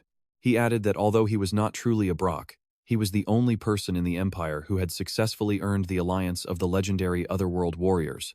And since Erica was just a tax inspector, her only job was to investigate crimes and follow the law. His calm response only enraged the inspector further, sending her into another screaming fit. Barely holding back his anger, Kakadir slammed a scroll onto the floor, declaring that his clan had signed a peace treaty and were acting strictly by the rules. With a mock sneer, the inspector unrolled the document, viewing this move as nothing but pure disrespect. Furious that they were making massive decisions without her, she argued that the treaty said they had to help Durg. But since Durg was a criminal, that deal was off. Kakadir proposed they help her instead, with Jan serving as their direct liaison. The chief demanded that Erica appoint the boy as governor, causing her to freeze in utter shock. You and I can probably guess her reaction. She laughed, completely unable to believe the insane request she had just heard. Still reeling, she demanded to know if this legendary clan actually wanted a bastard to rule over their entire land. In response, Jan just smiled and narrowed his eyes. Feeling totally confident in his superior position, he smirked as Erica screamed that they had all lost their minds, calling their proposal completely insane. But deep down, she realized the real issue was that Jan had committed no crime other than being Durg's son, and that made her next move incredibly difficult. With the people rebelling and out of control, she knew that Jan, as the direct heir, was her only hope to calm the masses. Plus, his strong alliance with the barbarians would guarantee absolute stability and border protection. To seal the deal, she made it clear that despite everything, only the Emperor himself had the authority to grant titles, which was far beyond her power. Jan smiled and pointed out that until the crown sent a replacement, she was the only one with real authority. Erica stood there, completely silent, heavily weighing the terrifying consequences of her next choice. She knew that if she didn't act, someone else would seize control and strip away her power, so she finally relented. She admitted that she saw his point, confessing that his proposal actually made perfect sense. Yet, she still hated agreeing. She added that since the Countess and Chell had fled, she must crush the rest of the rebels and enforce imperial rule. Sitting down, Jan offered to help her capture Durg, proving he was fully ready to cooperate and keep his word. He promised to personally clean up the mess left by the Imperial army, so she should just finish her job quickly and get out. Furious, Erica warned him not to play any games, suspecting he might secretly side with his father. But staring her down, Jan promised to capture the rogue baron with his own hands, and honestly, we can't wait to see if he keeps his word. All right, you and I are diving right into the tension as she slams the door and leaves everyone panicking. Furious, she knows all she needs is that imperial decree to finally kick the young man out for good. Meanwhile, deep in the woods, soldiers carefully guide Durgi through the dense thickets, desperately trying to avoid traps, while the exhausted Count asks how much further they have to walk. Theo explains that with Mariloff shutting the gates, their only hope is making it to the Haven Kingdom border.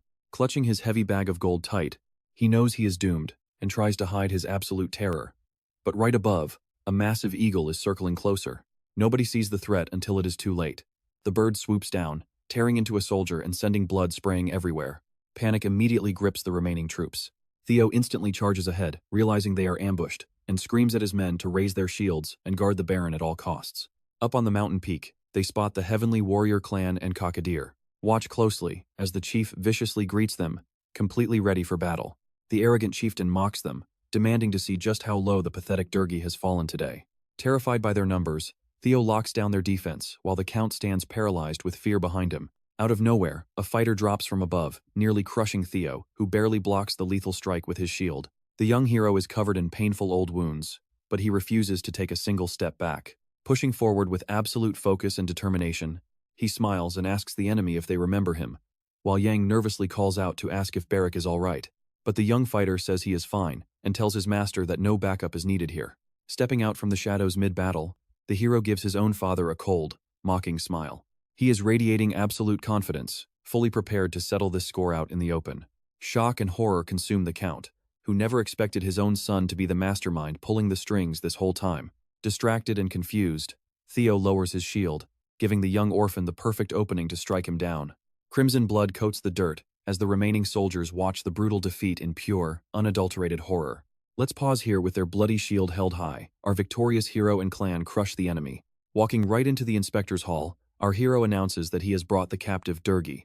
Erica is completely stunned, unable to believe this powerful kid actually pulled off the impossible and captured the count. The broken count lies bound and gagged on the cold floor. She still cannot wrap her head around this pathetic mess being the legendary Baron. Yang reports that Theo and his men are dead outside, asking if she believes them now, and she admits they are actually useful. As guards drag the screaming Durgi down to the dungeons, our hero demands the inspection team pack up and leave the second the execution is officially finished. Batty snaps right back, telling him he is getting arrogant and that her imperial mission is far from over. Her orders are to execute the entire Bra family, and since the Countess and Chell are missing, she is staying. The estate is dead silent, save for her echoing words bouncing off the stone walls. Yang doubts Mary escaped abroad, so Batty tells the hero to hunt them down while she goes to find rest. Alongside the chief, they silently watch her depart, and planning their next move carefully, because one single mistake could ruin everything they have fought for. She orders her men to identify the dead bodies and capture the Count's family so they can regain control. The cold inspector adds that once the task is complete, they must execute the final phase of their secret orders. Bowing respectfully, Philip immediately departs to fulfill his mission. Knowing the massive stakes, they cannot afford a single slip-up in this deadly game of survival. She vows to keep the Countess and Chella hidden away from everyone until the official edict is in her possession. As heavy smoke pours from the mansion, the clan and Jean discuss their dangerous plans for the future. Bellamy notes Erica is waiting, and our hero agrees, so trust me. You and I don't want to miss what's next. Alright, you and I are jumping right into a mess because Cockadeer warns that if this girl takes over, the clan loses everything. Staring down the young heir resolutely, he demands to know if there is a plan to keep the city stable. Impressed by his sharp mind, the young man replies that timing is everything, and he knows exactly when to strike. He knows that as long as they can buy themselves some time, they still have a real shot at winning this. Plus, it takes 15 days for a carrier pigeon to reach the Emperor, meaning the entire board is currently stacked in their favor. This shocks the leader, especially remembering Erica's warning that her job is not done until the Brock family is completely wiped out. Our hero just grins and echoes her words, revealing that he fully understands why the inspectors are still here and what the girl's crew is actually plotting in secret. They are absolutely convinced the Countess and Shalom have not gone far, hoping to find them nearby to finish their dark task. But the moment they realize they fled, the hunt is on. So Yang plans to find them first and use them as bait, and honestly, watch closely, because this move is brilliant. The chief just smiles, loving the kid's sheer audacity and cunning.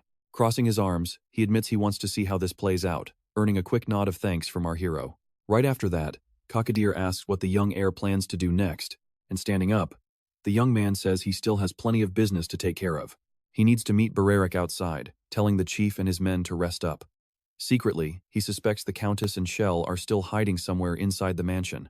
But there is a catch: every single servant who could tell him where they are is already dead. Heading out to his horse, the young man searches the foggy, noisy streets, hoping to catch sight of his trusty bodyguard. Suddenly, he spots the orphan running toward him, who snaps to attention and reports that he checked the forest and everything is completely clear. Whispering in his ear, he adds that Yang's mother really enjoys living there, since it is incredibly quiet and safe. Looking around the sketchy buildings, the warrior wonders why they are here, as this rundown slum seems far too dangerous for the young heir. Pushing ahead, our hero announces they are finding Hannah, ordering the boy to lead the way in hopes the maid can help. Confused about why they are hunting down a simple maid, Barrick agrees anyway, even if the whole errand feels incredibly bizarre. You and I both know Barrick won't stop complaining as they walk, asking why they are doing this until the heir asks if he should do it himself. As they go, the boy asks locals about the maid, but they only get stony silence in return. The locals are clearly terrified, putting everyone on high alert. Finally gathering some clues, the bodyguard points to a building and tells our hero to head upstairs to find her. While comforting a child, Hannah has no idea Yang just walked in, until heavy footsteps behind her give away his presence. When he calls her name, she spins around in shock, staring in absolute disbelief, because she was certain she would never lay eyes on him again. Tears welling up, she rushes forward, overjoyed that he is alive, while he is just relieved to see his loyal maid safe and sound. She asks with hope if he came back for her, while worrying it is far too dangerous here for Durkee's son. But the young man tells her to relax, quickly asking if she heard any strange rumors while working at the estate. Hannah is confused at first, but soon realizes he is hinting at the estate's hidden passages. She admits she knows nothing, prompting our hero to mutter that it would be much easier if the old butler were still alive. Hearing this, she gasps in pure shock, completely stunned by the sudden news of the butler's demise. The young heir explains that the butler died attempting to cross the border, and his remains were delivered to the BR territory. Noticing the maid shift uncomfortably and look around, Yang asks what is bothering her, and a guilt-ridden Hannah confesses she took an item belonging to the butler, though the local boys are absolutely convinced she stole it. Demanding answers, he asks if she realizes she could be blamed if they find it missing. Calmly, she explains that during the chaos, many servants quit, and a furious Lady Mary beat her constantly. Yang is puzzled by this revelation, realizing Hannah was kept in the dark. With the Countess distracted and covered in stress rashes, the maid figured nobody would miss a simple wooden box and took it. Blushing, she admits she only found letters and sketches inside, feeling absolutely terrible for taking someone's precious personal memories. Glancing at Bareric, our hero warns him not to open the box so carelessly, leaving us wondering what crazy secrets they are about to uncover. Suddenly, all right, you and I are seeing exactly what Jan feared. Everything spills to the floor because of that orphan's clumsy move. A single paper lands right at the boy's feet, as if fate itself decided to drop this crucial clue directly in front of him. Muttering apologies, the orphan scrambles to grab them, but Jan quickly stops him, staring down at the page in utter shock. Flattening out the map, the young man studies the estate's layout, finding something incredibly bizarre that immediately grabs his attention. While Hannah stares in confusion, Barich spots the anomaly. The entire garden is illustrated without a single plant or bush. He explains that architects typically omit natural landscape elements because they are just too tedious to draw, which is completely standard. But Jan points directly to the center of the sheet. There is one exception. A massive willow tree standing right in the middle of the garden. Jan's eyes go wide as a wild, almost impossible theory begins to form in his mind.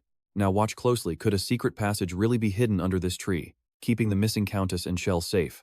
Deep in the dark storage room, Mary paces back and forth in panic, while Chell sits on the mattress, staring down with a heavy sigh. Looking up at his mother, the boy groans that he is starving. She tells him to eat, but he complains there is only dry jerky left, questioning how they can survive on just that. Desperately trying to quiet her own panic, she urges him to hold on just a little longer, swearing they will escape very soon. Deep down, she knows the brutal truth: they will be running forever, because returning home is no longer an option. The moment they step outside, their enemies will capture and slaughter them. But as she contemplates when to make their run, the heavy pantry door suddenly creaks open as an intruder steps inside. Hearing the sound, Mary instantly grabs her weapon, shielding Chell with her own body, as she prepares for a deadly fight. Suddenly, the flickering candle in the corner goes out, throwing the entire storage room into pitch-black darkness. Squeezing her eyes shut, Mary desperately prays that it is Durgi coming to rescue them, and not their executioners. You and I both know what is coming, but the face illuminated by that sudden lantern light leaves them absolutely frozen. Jan stands right there in the doorway, holding a bright lantern with a confident smirk on his face. He casually greets his terrified mother and brother, whom he has been tracking down all this time. Following close behind with a burning torch, Sue marvels at the sheer scale and strength of the secret tunnel the nobles constructed. Her sarcastic comment about coward escape routes pushes the Countess over the edge, making her tremble with rage and grip her sword. Mary lunges wildly at the young man, but Sue reacts instantly, catching her mid-strike and locking her in a tight hold. While the Countess struggles and screams, Jan silently observes her, realizing her mental state is far worse than he ever imagined. Staring into her wild eyes, he sees absolute fury mixed with pure insanity. Knowing she is completely unstable and poses a serious threat to everyone nearby, Jan tells Sue to release her and immediately orders Kak to be brought in to keep the frantic woman under control. Mary continues to scream and blame Jan for their ruin, but he simply tells her to quiet down. He warns her that enemy scouts are still roaming the estate and will hear them. Clinging to hope, Chell asks if Jan will save them and where their father is, but the young man coldly reveals that Durgi has already been captured, and there is absolutely no escaping destiny. Stepping forward, he commands them to pack their things and prepare. He explains they are moving out at dawn, and tells his stepmother that their only survival option is to flee to her family in Fontrella, where they can find safe shelter. After pausing for a second, Jan explains the journey will take at least 2 weeks if they bypass Mariloff, leaving Mary confused as to why they cannot rest there. He sternly reminds her that following the butler's brutal murder, the city locked down completely, closing every single entry gate and blocking all secret pathways. Hearing this, the woman stands frozen in absolute shock, unable to believe that the very city she always considered a loyal ally would turn its back on her like this. The grim reality finally begins to sink in, and honestly, we can all feel her despair as her entire world crumbles with absolutely no one left to trust. Grabbing Jan by the shoulders, she frantically screams that they must head for Mariloff anyway, making him realize she has lost her mind. She desperately insists that if Durgi is still breathing, they only need to wait for him to reclaim their power. All right, You and I are jumping right into a mess because an enraged Jan promised to shut her up. He stormed off, furious and baffled, wondering if the Countess was completely blind to reality. Dismissing her words as total madness, he walked out. Behind him, she stood frozen against the wall, finally realizing there was absolutely no escape. Deep in the quiet night, beneath the massive shadow of an old willow tree, Kokanir stood lost in thought. He breathed in the freezing air, listening closely to the howling wind, shaking hands with his soldiers and thanking them for their hard work, and knowing the Countess and Shell were safely inside. He ordered the bodies to be moved out the moment the sun rose. He put Shuel and Naru in charge to supervise the entire mission, which they quickly accepted. Stepping closer to them, the chief ordered them to find a spot far enough away to bury the evidence where no one could ever find it. The tired warriors rubbed their shoulders, gearing up to execute their chief's command as their horses charged ahead into the dark. Meanwhile, the Imperial troops desperately tried to smash through the city gates, but their efforts were completely useless. Back in her office, Erica was completely stunned when Philip rushed in with shocking news the Countess and her son had finally been located.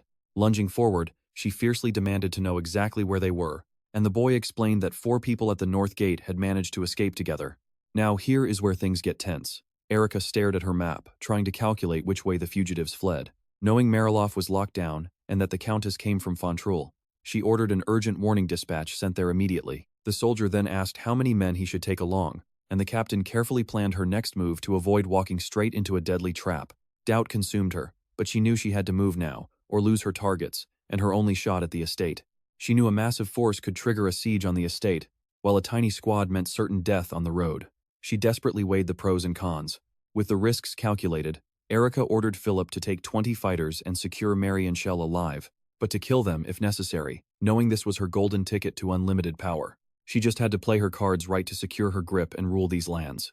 Capturing the fugitives would silence all opposition, paving the way for her to be legally appointed as the rightful ruler of the estate. As the warriors rode out at full speed, you and I both know she is ruthless, already plotting to wipe out Jan and his entire clan to seize total control. The soldiers charged through the dense forest, drawing their blades, completely unaware of the lethal ambush waiting in the shadows.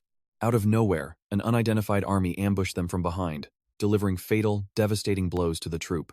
Within seconds, the forest floor was littered with fallen men and horses. Blood stained the earth as the clash became a brutal massacre. When the devastating news reached Erica, she refused to believe it, furiously demanding a full report of the disaster. His arm heavily bandaged, Philip confessed he was the sole survivor, explaining that their captain fell instantly before the brutal mass slaughter began. The killers called themselves the Knights of Durga, and they proved to be incredibly lethal, highly skilled warriors, sending a chill of horror down Erica's spine. Still, she eagerly pressed him on whether he actually saw the fugitives. The battered soldier confirmed he remembered it all, having spotted both Chell and his mother with his own eyes, as she declared she would form a new squad. But she waved him off, watching her grand plans crumble. Enraged, she screamed, demanding to know why the crucial news she expected from the capital was delayed, unable to comprehend the holdup. As she fiercely gripped the paper in her hand, the soldier calmly explained that imperial news always arrived under the Emperor's seal via ambassador in a golden carriage. When Erica questioned him about Jan and the tribesmen, her servant replied they were busy rebuilding their village without showing any hostility. Staring out the window, she realized the common people genuinely listened to that man, and while she was obsessed with hunting him, he and his allies had quietly gained the upper hand. Suddenly, a terrible realization hit her.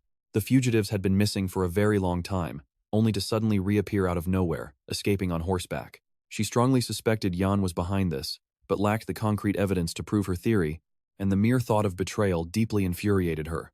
Seething with anger, the captain ordered Philip to summon the barn overseer, and he quickly rushed out to obey.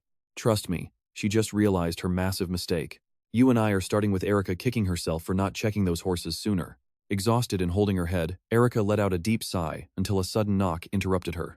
Jan slipped inside with a smug smile, politely asking if her chase had actually been a success. She demanded to know why he even cared, and he casually replied that his life was in danger while those fugitives were still breathing. Hearing his logic, she realized he might actually have a point, though she still had absolutely zero intention of ever trusting him. Then, Jan asked if she was certain the attackers were Brock's men, or if a traitor was hiding in her own ranks. She snapped back that his theory was total garbage, silently cursing him for being so incredibly rude and disrespectful. But deep down, Jan's warnings planted a dark seed of doubt in her mind about her own soldiers and servants. Pressing on, he warned her that if moles were hiding the Countess and her son, her career was basically over. The tax squad had one job: destroy the Brock family. But to pull it off, they had to capture the mother and son, or the entire mission was a failure. And trust me, if they vanished right now, Erica would take the fall, completely losing the trust of her bosses and ruining her career path for good. If the targets died without proof of what happened to Mary and Chell, the mission would fail, and she would face severe punishment. Suddenly, Erica barked out, demanding to know how Jan had found his stepmother and brother. The young man just looked at her with utter confusion, claiming he had no idea what she meant. Grip on her sword, the inspector screamed that he was a liar working with barbarians against the Empire. But Jan insisted her wild accusations were completely baseless. He calmly told her to go inspect the clan camp herself to prove there were no troops, making her blood boil even hotter.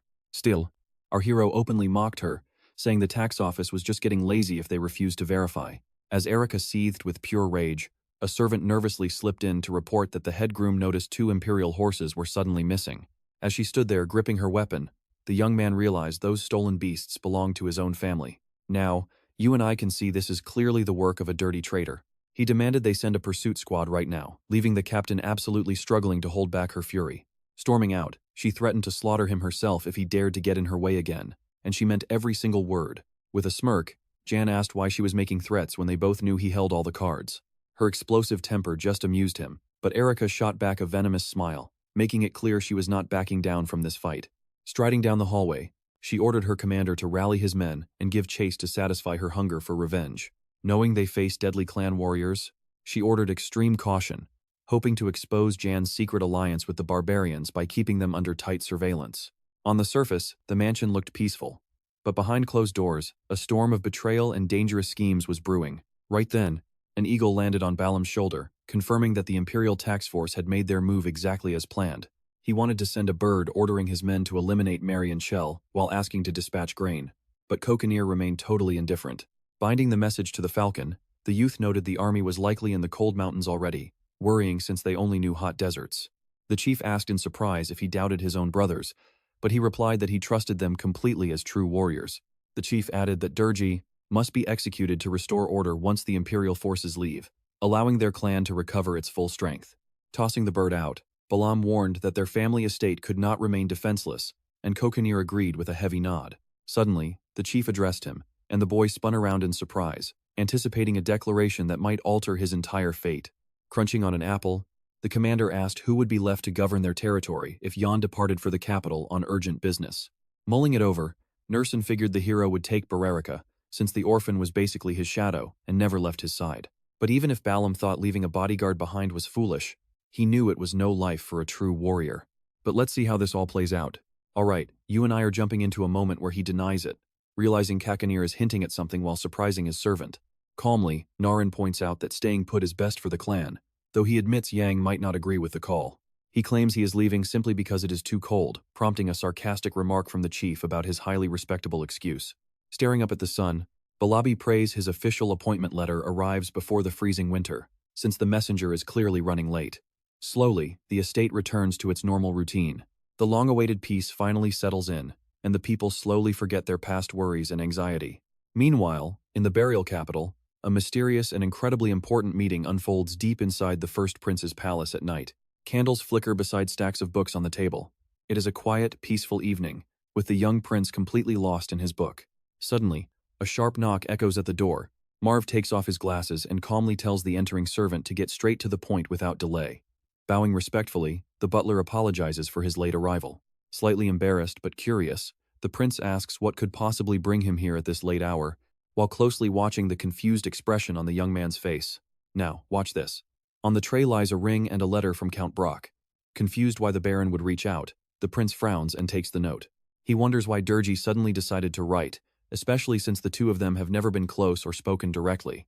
Once he finishes reading, he laughs out loud, seeing the true motive hidden between the lines, and hands the letter to his butler to examine.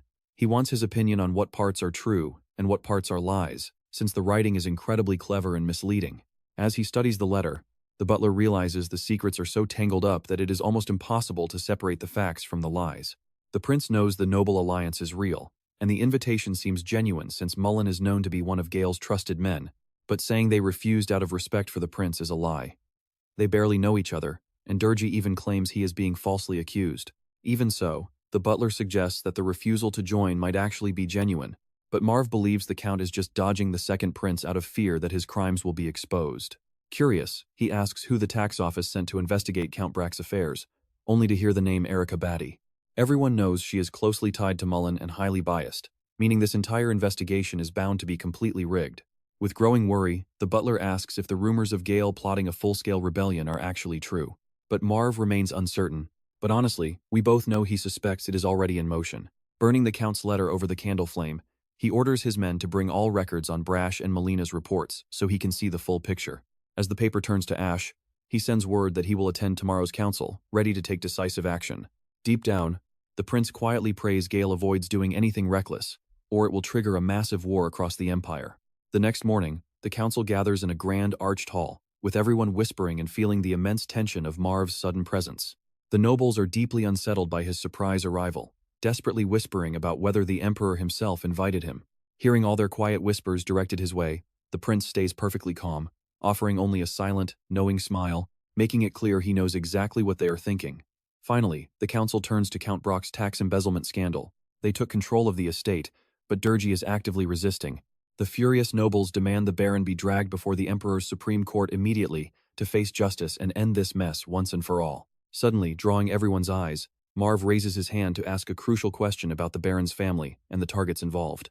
Feigning confusion, he asks if only Durgi, Mary, and Shell are set for execution. Noting the file also lists an illegitimate child named January, the council explains the boy was stripped of his inheritance rights and sold into slavery, with the Count ultimately handing him over to the barbarians as a hostage. Curious, the noble council asks if the prince has decided to intervene, but Marv quickly dismisses it as simple curiosity. He realized that if Jan and Mullen teamed up, they'd join forces with Gale, and trust me, that is a massive nightmare scenario. The other nobles continue debating the county's future post-execution, already planning which court official should be appointed to govern the lands. Folding his arms, "All right, let's dive into a prince who's seriously worried his people will lose their minds over this new capital official."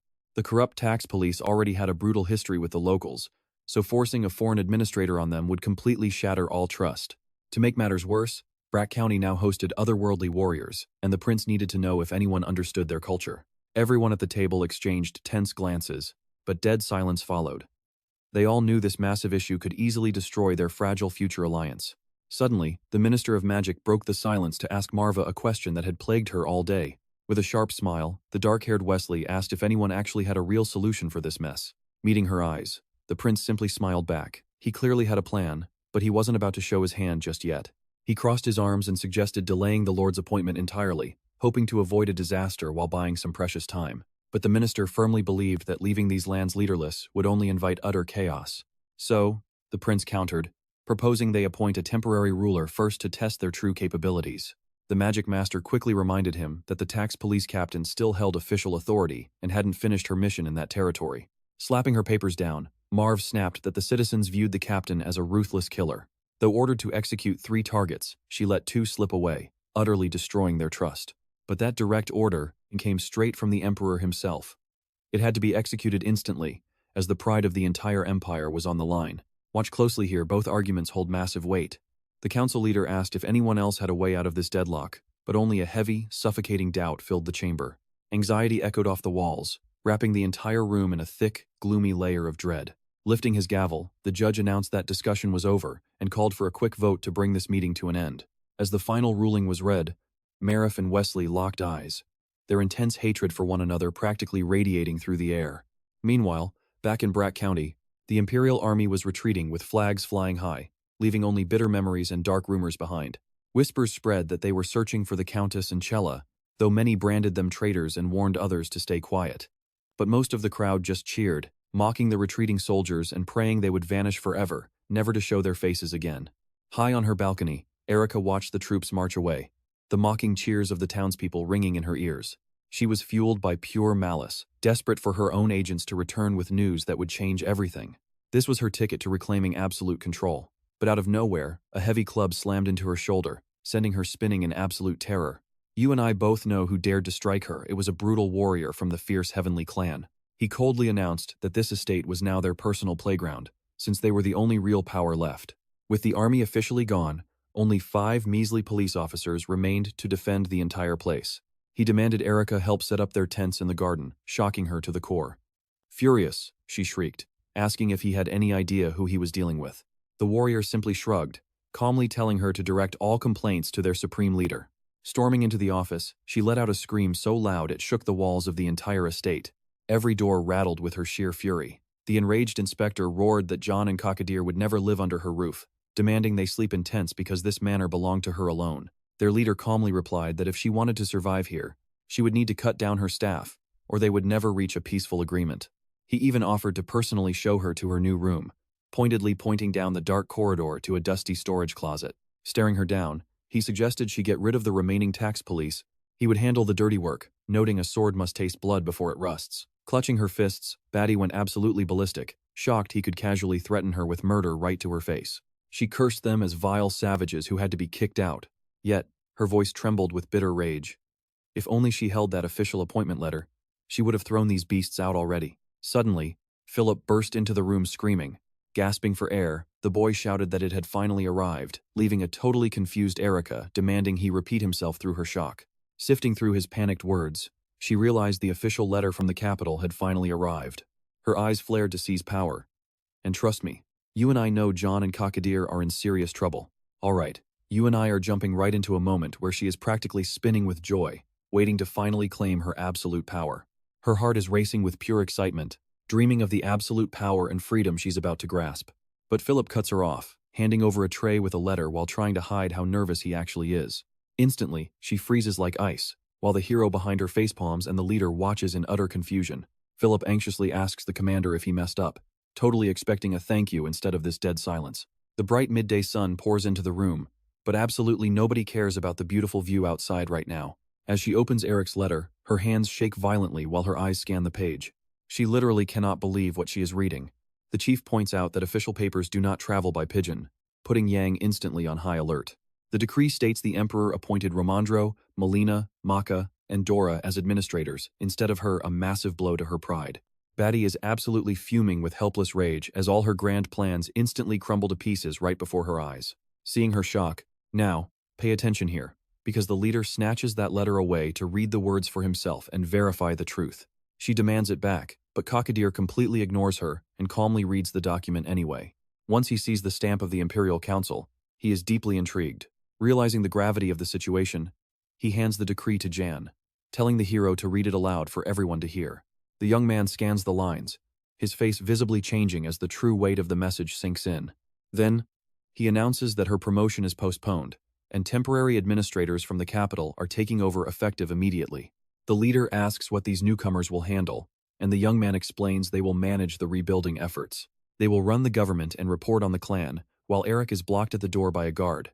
Cockadeer realizes she's completely worthless now. She realizes she will just be running errands like a dog for others who get to do the real work. All of Batty's big dreams are totally dead. Hoping for a totally different result, she is left wondering how everything fell apart so fast. Approaching her, Yang quietly suggests they step aside to speak privately. He knows she is about to snap. Holding the imperial decree tightly in his hand, he smiles and, trust me on this, offers a twisted deal to save her power if she executes the Durgi family. Batty is completely stunned, staring at him in disbelief, unable to process his ruthless proposal. Yang explains they should pretend this letter never arrived, keeping up the act of the old order until the new managers show up. They have exactly 2 weeks before Romandro arrives, meaning they must execute the count immediately. Otherwise, the arrival of the new rulers will totally ruin their plans. They must stop the man from ever meeting with Durgi. So Yang suggests she takes absolute control of the situation. He turns, stating the clan can handle the execution because only the end result matters, not who does it. Erica leaves quietly, saying she will think it over, though she is boiling with silent rage inside. She bumps into Sue at the door, realizing she is backed into a corner with absolutely no way out. Spotting her, Cockadeer demands to know what she is doing. Cold sweat drips down her face, exposing her sheer terror. She shows him a wounded pigeon, and the chief smirks, asking if this is another royal messenger. Annoyed, he snaps that she cannot go one day without causing trouble, as they grab the note from the bird. Opening the note, Jan sees that Molin wrote to Erica personally, raising immediate red flags about a hidden agenda. The letter reveals that Durga had sent a message to the prince, but Marv spoke up during the council meeting, completely ruining their plans for the county appointment. The hero senses a trap, and trust me, we are about to witness a massive power struggle among the elite. Burning the letter over a candle flame, now, you and I know the first prince just stirred up a massive hornet's nest, and everything is playing into their hands, but the risk is still insane. Yang realized he had to meet Rowandro and make an impact, especially since the prince assumed he and Molan had formed a secret, underground alliance. The chieftain hesitantly asked if they would now become an obstacle for the old man, but Yang replied that this was the exact reason they had to make their stance crystal clear. Staring deeply, the chieftain questioned if the young man genuinely wanted to align himself with the first prince, testing his resolve and political flexibility. Remembering Marv, Yang paused and crossed his arms, weighing the heavy consequences of this critical decision and how it would ultimately shape his own destiny. He then pointed out that the prince was incredibly sharp and the rightful heir to the throne, which heavily reinforced his current position. Knowing the governors were vital for their restoration plans, the young man knew their choices alone would dictate when the clan could finally return to their homeland. While the chieftain talked about sending some of his brothers back home in the autumn and declared that their mission would end when Durji's head rolled, absolute peace reigned in the garden. Wearing a smile, "Now pay attention here," Kakadir muttered that Yang's future as a lord rested entirely on his own ability to weave complex schemes. Yang just smirked in response, quietly plotting his next moves to claim his ultimate prize. Just a few days later, a messenger falcon arrived, bearing dark news: Mary and Chella were dead. Their clan of otherworldly shadow warriors had flawlessly finished their deadly task. Immediately after, preparations kicked off for the swift, brutal execution of Count Durji, scheduled to happen any day now. Work was underway with craftsmen setting up the grim gallows, hauling heavy wooden boards, and tying the fatal noose. Meanwhile, Yang stepped through the damp, dark stone corridors of the dungeon, his torchlight flickering against the cold walls as tension built. There lay Durji, tightly bound and gagged, his eyes darting with fear and rage as pure panic consumed him. Stepping inside, the young hero announced that execution day had arrived, his voice cold and absolute, striking deep terror into the defeated baron's heart. Yang questioned him sharply, knowing this very man had sold out Marv's first prince, but the old baron just stared back in confused, helpless shock. Bowing low, Yang mockingly thanked the baron. Because of his foolish betrayal, Erica was denied her permanent, official appointment to the governor's seat. And trust me, you'll see the pure horror in his eyes as Yang reveals he left Brock, meaning the execution was delayed, right before confirming Mary and Chella are dead. Hearing this, the broken father, the very last heir of the Brack name, shivered in despair. Planting his boot firmly on the old man's head, Yang told him not to weep, coldly listing the cruel consequences of his sins. Pressing down harder, he reminded him how he tore a mother from her son, betrayed the warrior clan, evaded taxes, and completely ignored his own people. Staring deep into his terrified eyes, Yang asked his father if this was his deserved punishment, leaving the old man weeping silently in the dark. Holding a flickering torch, the guard whispered that it was time to leave, and Yang turned toward the exit, eager to leave this wretched dungeon behind for good. Casting one final glance at his pathetic father, Yang felt absolutely zero regret. Tied up and utterly broken, Durji lay helpless on the stone floor, completely powerless to alter his dark fate. With a firm stride, Yang walked out to oversee the execution, fully aware of the history being made.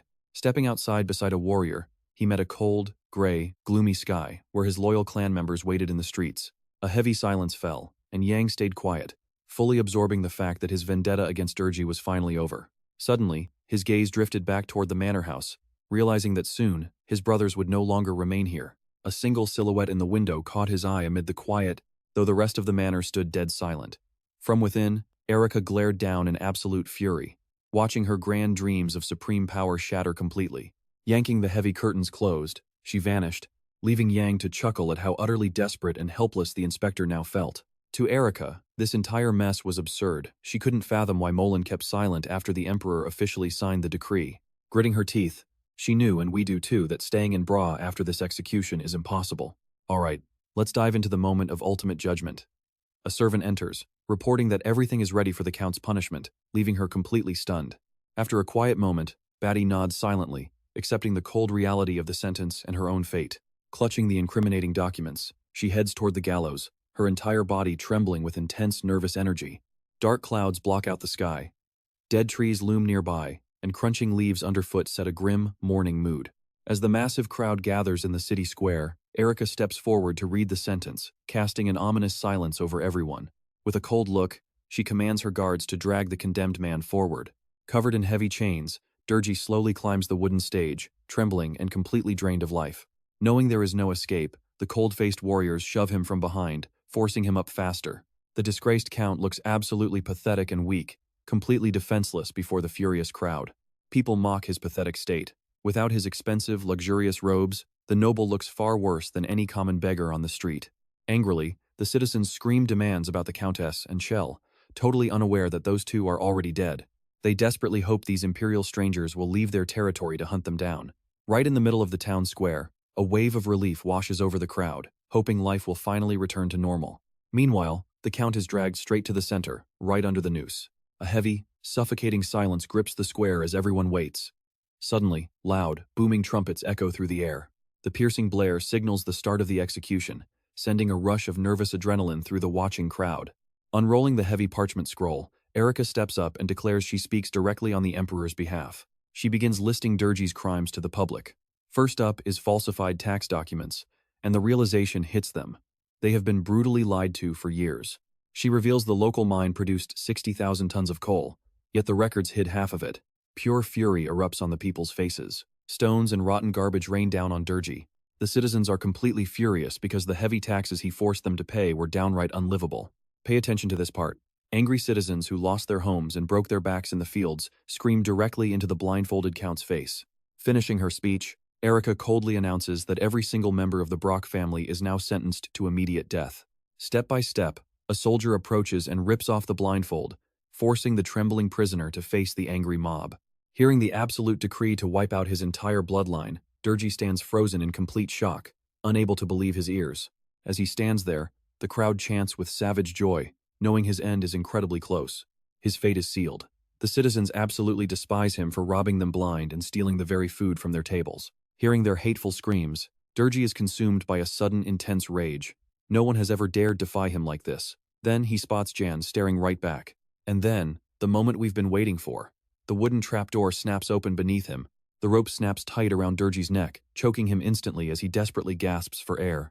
The gallows do their grim work, and death inches closer with every passing second of agonizing pain. Erica announces that anyone wronged by the Count can throw a stone, helping build the symbolic foundation of their new empire. Sensing his imminent doom, the Baron weeps bitterly, cold tears streaming down his face. His soul is consumed by pure terror, leaving zero hope. From the distance, an otherworldly clan led by Kokanir marches in, looking stern and dangerous. In his grip, the leader holds a huge arrow gleaming under the sun, raising his heavy weapon to deliver the final, decisive blow. The heavy tension in the crowd reaches an absolute peak as everyone holds their breath. With a violent swing, he hurls the projectile, and the crowd steps back in a mix of horror and morbid curiosity. It tears straight toward Durgee, leaving a high-pitched whistle in its wake. As he hangs there gasping his final breaths, the massive weapon pierces straight through him. The body sways, screams erupt, and then, absolute silence. The bloody tip juts out from his back as dark crimson pools onto the ground, leaving the horrified onlookers completely speechless. The wound is instantly fatal, giving the Count absolutely zero chance of survival. His life quickly fades away right before the silent crowd. Watching the blood drip, the chieftain smiles. And that's where we leave it. Absolute, brutal justice. All right. You and I are jumping straight into the action, as a legendary clan finally finishes a bloody mission they waited years to complete. Word spreads like wildfire through the entire city that the tyrant Derry Brock is dead, executed publicly exactly as the Emperor commanded.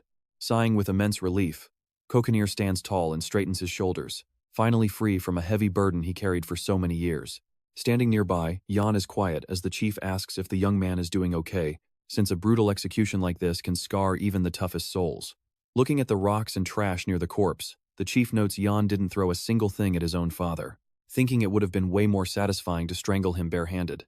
Being completely honest, our hero admits he feels strange, remembering all the words the old Baron could never bring himself to say. Secretly, Jan wishes the Baron had begged forgiveness from the soul of the original boy, not him, since he was the one who truly suffered.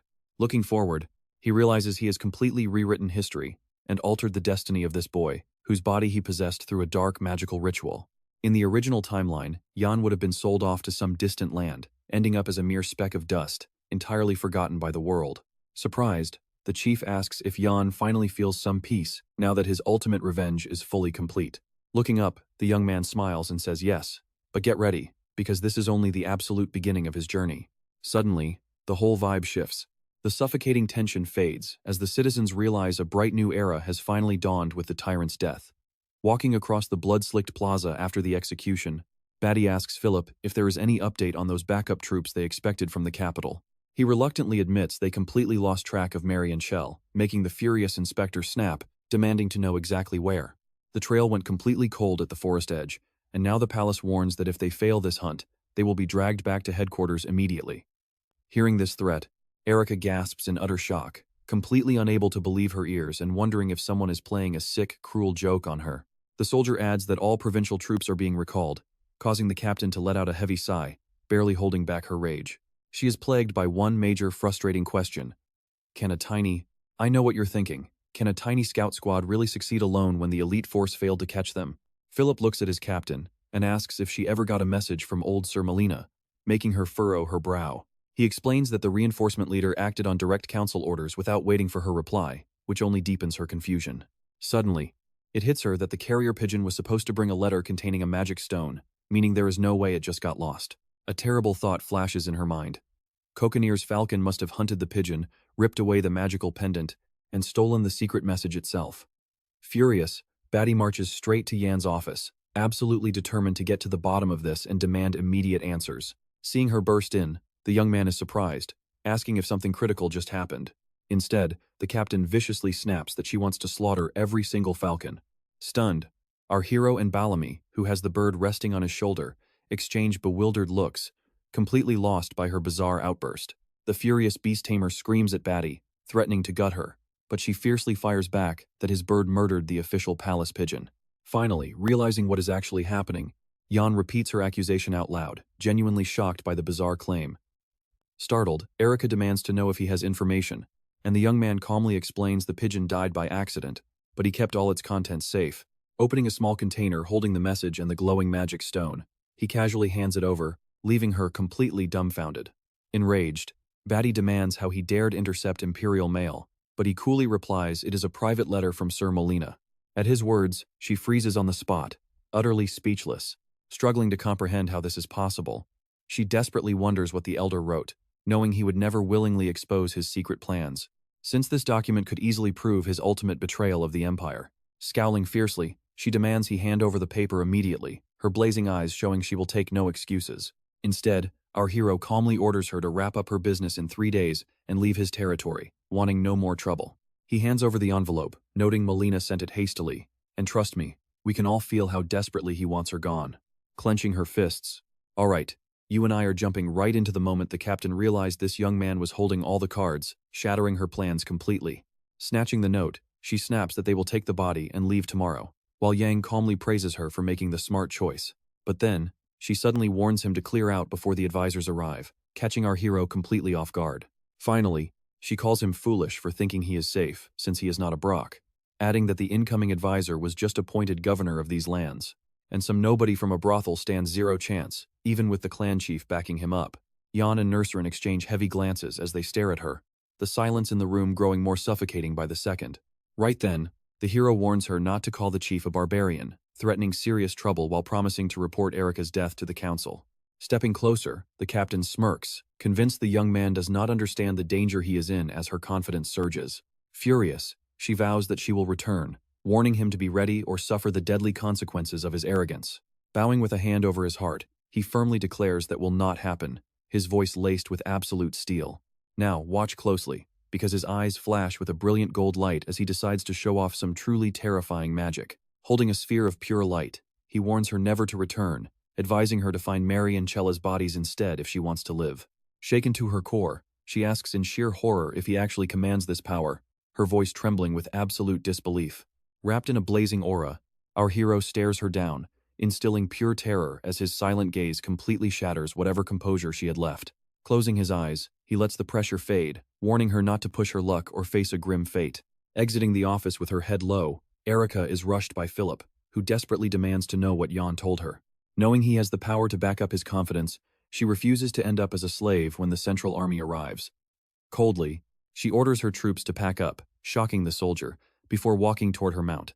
She states that once the body is delivered, they will hunt down the runaways immediately. Deep down, she knows brutal times are ahead, but proving their loyalty to the Empire requires taking this dangerous step. As the heavy gates swing open, the tax police ride out of the estate, with Erica leading the charge. Watching them from the window, Jan tracks their departure until they vanish, finally letting out a long sigh of relief. With that threat out of the way, you and I can finally see him prepare for the crucial meeting ahead. Gripping the mysterious pendant Hannah discovered inside the flower pot, he wonders how this relic will shape his destiny. Trekking through the dense forest, the young man skeptically asks Bereric if they are actually heading the right way. The boy hesitates, but still nods to confirm it.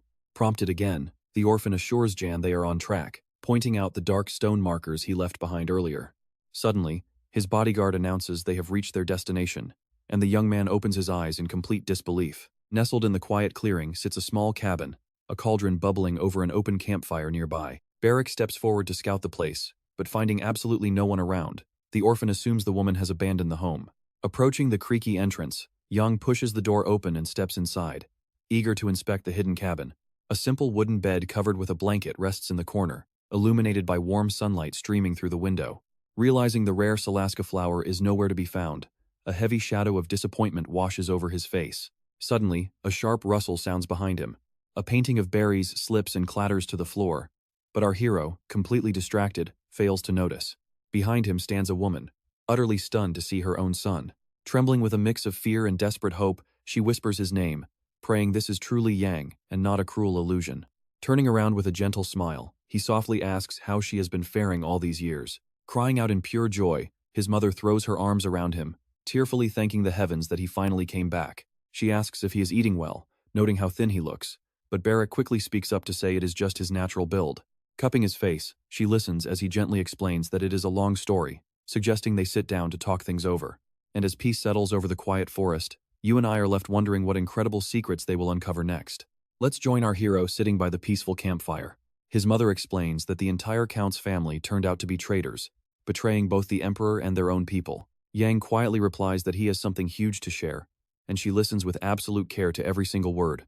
Gently placing his hand on hers, our hero explains that even though Durgi's flag has finally fallen, they still have tons of work because royal officials are already heading their way.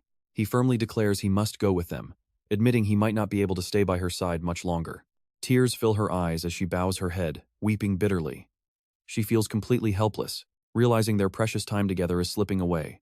Clinging to a tiny hope, she asks if he can at least visit sometimes, since just the mere thought of seeing him would bring her ultimate joy. Heavy-hearted, he looks away and hangs his head. He stays silent, knowing that a false promise would only break her heart even more. Refusing to lie, he squeezes her hand, admitting he honestly doesn't know if he can stay near, even though he desperately wants to be with her forever. Pulling him into a tight embrace, she holds him close to her heart, whispering that simply knowing he is alive and safe is more than enough for her. She cheerfully adds that she has no desire to return to the village, feeling far happier in this peaceful valley than in some wretched basement, where pitch darkness rules. Just knowing her son is out there living as a true hero makes her proud, and she asks for nothing more. Keeping his face calm, Yang feels deeply grateful that his mother understands his chaotic life and doesn't ask for the impossible. Now watch this incredibly tender moment. He holds her hand tightly, feeling that having her close gives him the absolute confidence to face any massive threat ahead. He promises that once everything is finally settled, he will bring her to his home so they can live together as a family. She quietly reminds herself that even though the war still rages and the Count has finally fallen, Jan is alive and safe, and she silently thanks heaven for his safety. Taking advantage of this quiet moment together, the young man decides to ask his mother an important question while they sit outside their hidden house in the woods. He asks her if she remembers those strange red flowers she gave him back in the park, catching her completely by surprise. She reveals she got them as payment for a quick job from the merchant guild, who often hired temporary day laborers. The head of the guild paid her quite handsomely for her help, and even threw in those rare flowers, almost as if he knew they would come in handy later. Curious, the young man asks if she remembers anything else, and she recalls a VIP, though his name escapes her. Hearing this, the young man nods as everything clicks into place, suddenly falling silent. You and I can see the strange link between the stone and flowers. He realizes the owner of the Silisk and the stone is tied to this mystery, betting someone in the village still remembers the guild's name. Gently letting go of her hands, he bids farewell, hiding his growing anxiety behind an easy, reassuring smile. Stopping him with hopeful eyes, she asks if he could use the guli seeds she's been saving up for a special occasion. She pulls out massive sacks, completely stunning both the young man and his bodyguard, who never expected her to have such a massive stockpile of seeds. His mother proudly presents 2 full bags, and Young praises her as an incredibly talented gardener. She explains she simply passed the time by nurturing the plants, never really knowing their value until the young man opens the sacks and reveals that they are actually edible. With a bright smile, he pops a seed straight into his mouth and starts chewing with absolute relish. As his mother and Bereric panic, grabbing his cheeks, the young orphan desperately begs him to spit out the poison. But our hero just laughs, reassuring them both that it's delicious and totally safe to eat. Patting his companion's shoulder, he jokingly tells him he'll have to work hard, while his bodyguard asks if he'll end up carrying him unconscious. Smiling, Yang explains that the guy actually needs to carry the heavy bags to the mansion and hide them, leaving him nodding in tears. Meanwhile, a royal carriage speeds from the capital toward the massive estate, carrying temporary administrators ready to bring order to Brucha's lands. Clutching thick document folders in his hands, the reconstruction inspector feels like he's slowly losing his mind under the crushing weight of responsibility. Tearing up, he thinks this assignment is too cruel even for Marv, who begged him to stay. Trust me, this is where it gets crazy. Alright, you and I are jumping back in right after the temple's restoration, as the prince sends him back to the exact place where he's left weeping for his wife. Wiping his tears, he quickly turned around to hide his pain when a voice called out. Meanwhile, Mullen curiously asked his colleague about Brock's uncertain future. The inspector paused to think, then noted that according to Erica's official report, the situation was incredibly grim. Raising their flag without getting pelted by stones would be a miracle. Mullen nodded in agreement to his colleague's words. But behind those calm eyes, his mind was already plotting his next ruthless move. He gnashed his teeth in anger. Batty should have handled it all, but their entire plan crumbled because of one stubborn, interfering bastard. Right then, a group of powerful, otherworldly warriors stood in the garden, patrolling the courtyard with deadly precision. Spotting them, Romandro froze in absolute terror. He had never faced members of this terrifying community before in his entire life. Terrified, he clutched his folders with trembling hands, realizing the old man had intentionally kept him in the dark, choosing to hide this critical danger. Watch closely right here. A sudden knock on the carriage window makes everyone jump, turning around in absolute panic to see who it is. To the inspector's shock, it was Jan, calmly stepping forward to greet the arriving deputies with total composure. While the young man offered a polite welcome, the officials glared back at him with pure malice and confusion, clueless as to why this kid was even standing there. He bowed deeply with a warm smile, completely throwing them off guard with his friendliness when they expected raw defiance. Hearing them address him as brother, Jan warned them to watch their mouths, as he had officially renounced that family name. Standing in the serene garden, he made it clear that writing letters wasn't his style, promising to explain his side of things in person with absolute honesty. Once everyone finally stepped out of the carriage, he introduced Romandro, Kakadiru, and Nurserin, revealing that they were both elite members of the community. As his falcon perched quietly on the window, tense negotiations began inside, where Jan laid out his alliance with a clan that had signed a peace treaty. He recounted discovering Derry's horrific atrocities, explaining that the clan was eager to prove their loyalty by fully backing him in this fight. As Jan detailed his story, Mullen watched his every move, desperately hunting for a single lie or vulnerability to exploit against him later. Scanning the papers, Romandro pointed out this detail wasn't in Erica's report, demanding her location. Jan simply replied that she was hunting down the runaway targets. We can guess what Mullen is plotting, and right as Jan finished explaining, the old man pulled a scroll from his robes. Slamming it down on the table right in front of Jan, Mullen declared that these were his official, non-negotiable next orders. He sneered, asking if filthy blood ran through Jan's veins, mocking him because according to their imperial laws, he was just a pampered slave, before demanding to know what Jan had done with Batty's body. Jan casually pushed the document aside, stating he had crossed the border legally, and though his heart belonged to the burial grounds, his paperwork proved he was a desert citizen. He confidently warned them that even if they tried to punish him, he could easily retreat to his clan, where imperial law meant absolutely nothing.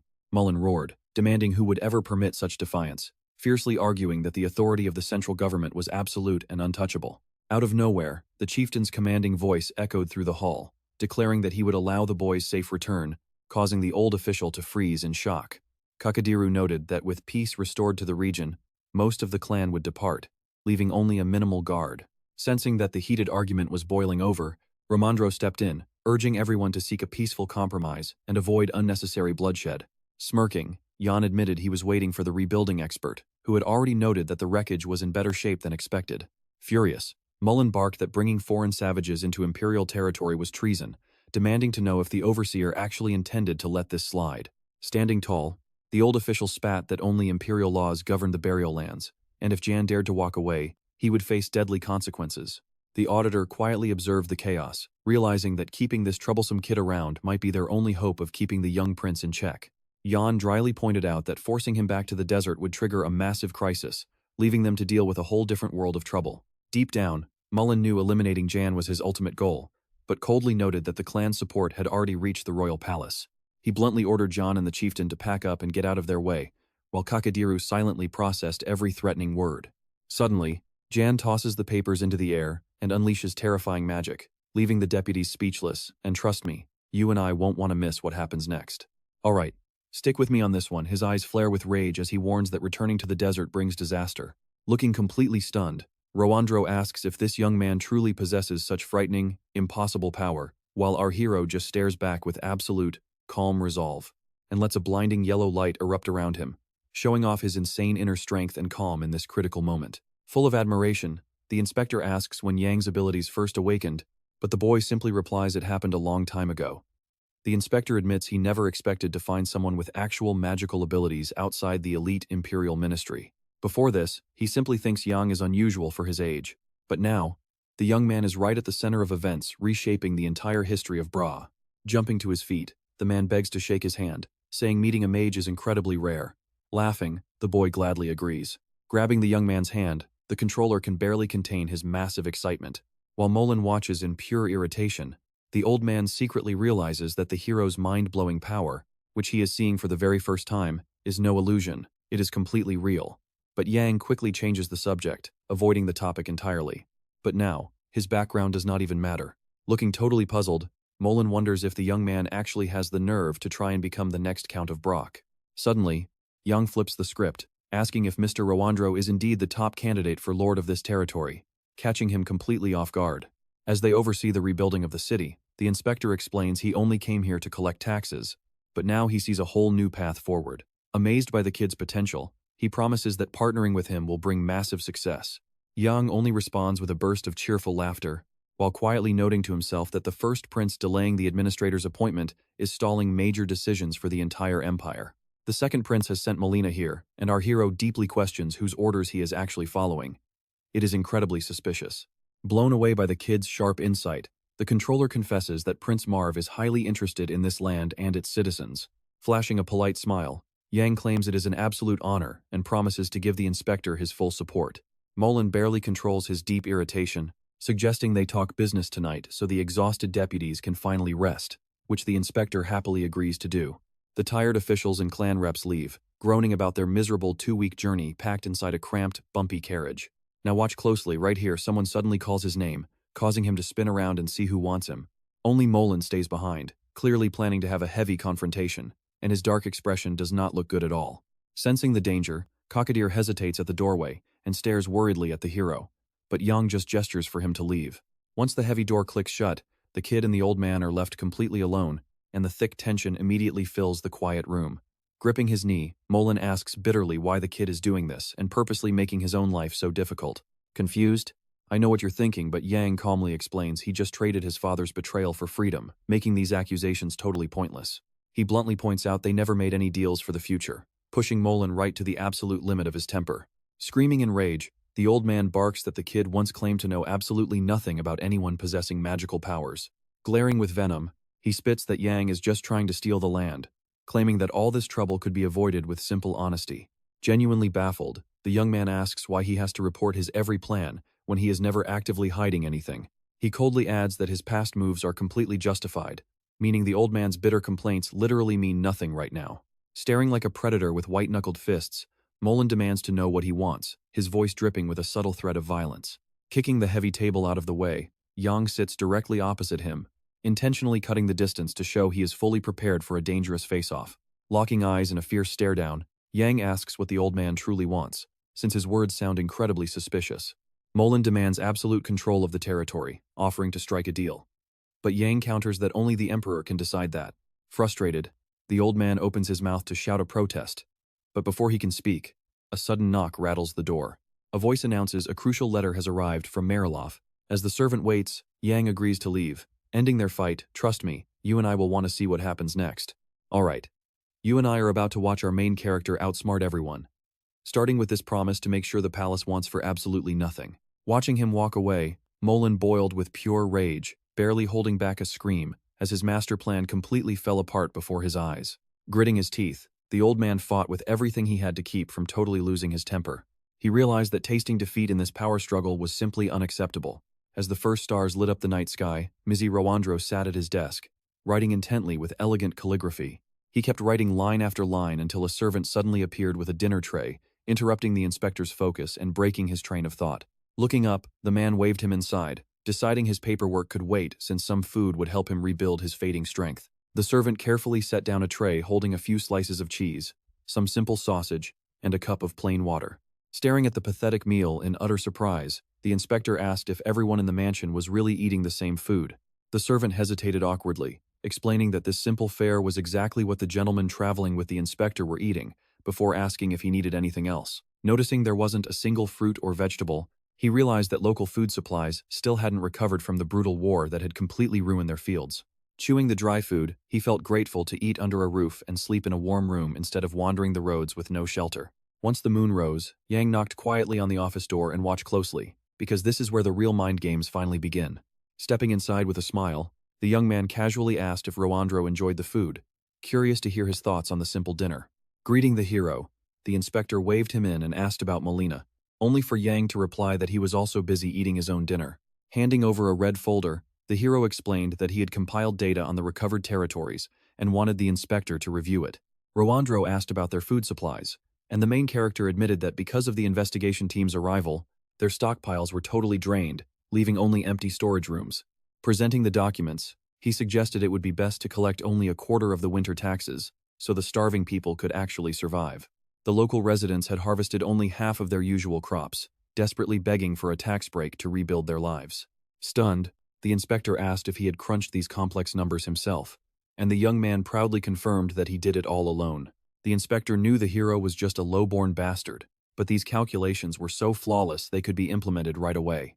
With a serious expression, he declared that his job was to restore the old order, meaning he had absolutely no authority to change tax laws on a whim. But you and I both know Yang is always 3 steps ahead, and it's time to unleash Plan B to get exactly what he wants. Passing over a fresh letter, he revealed he just received it from Mariloff, and this single document was about to change the entire game. While the veteran inspector scanned the pages, Yang explained he had already negotiated a food deal with the Count, who promised to send over a full price list very soon. But since their grain reserves were just as depleted as Bras, the price of wheat was bound to skyrocket, showing the inspector just how incredibly resourceful the young hero really was. And the inspector realized that at this incredible pace, he might actually return home much sooner than planned.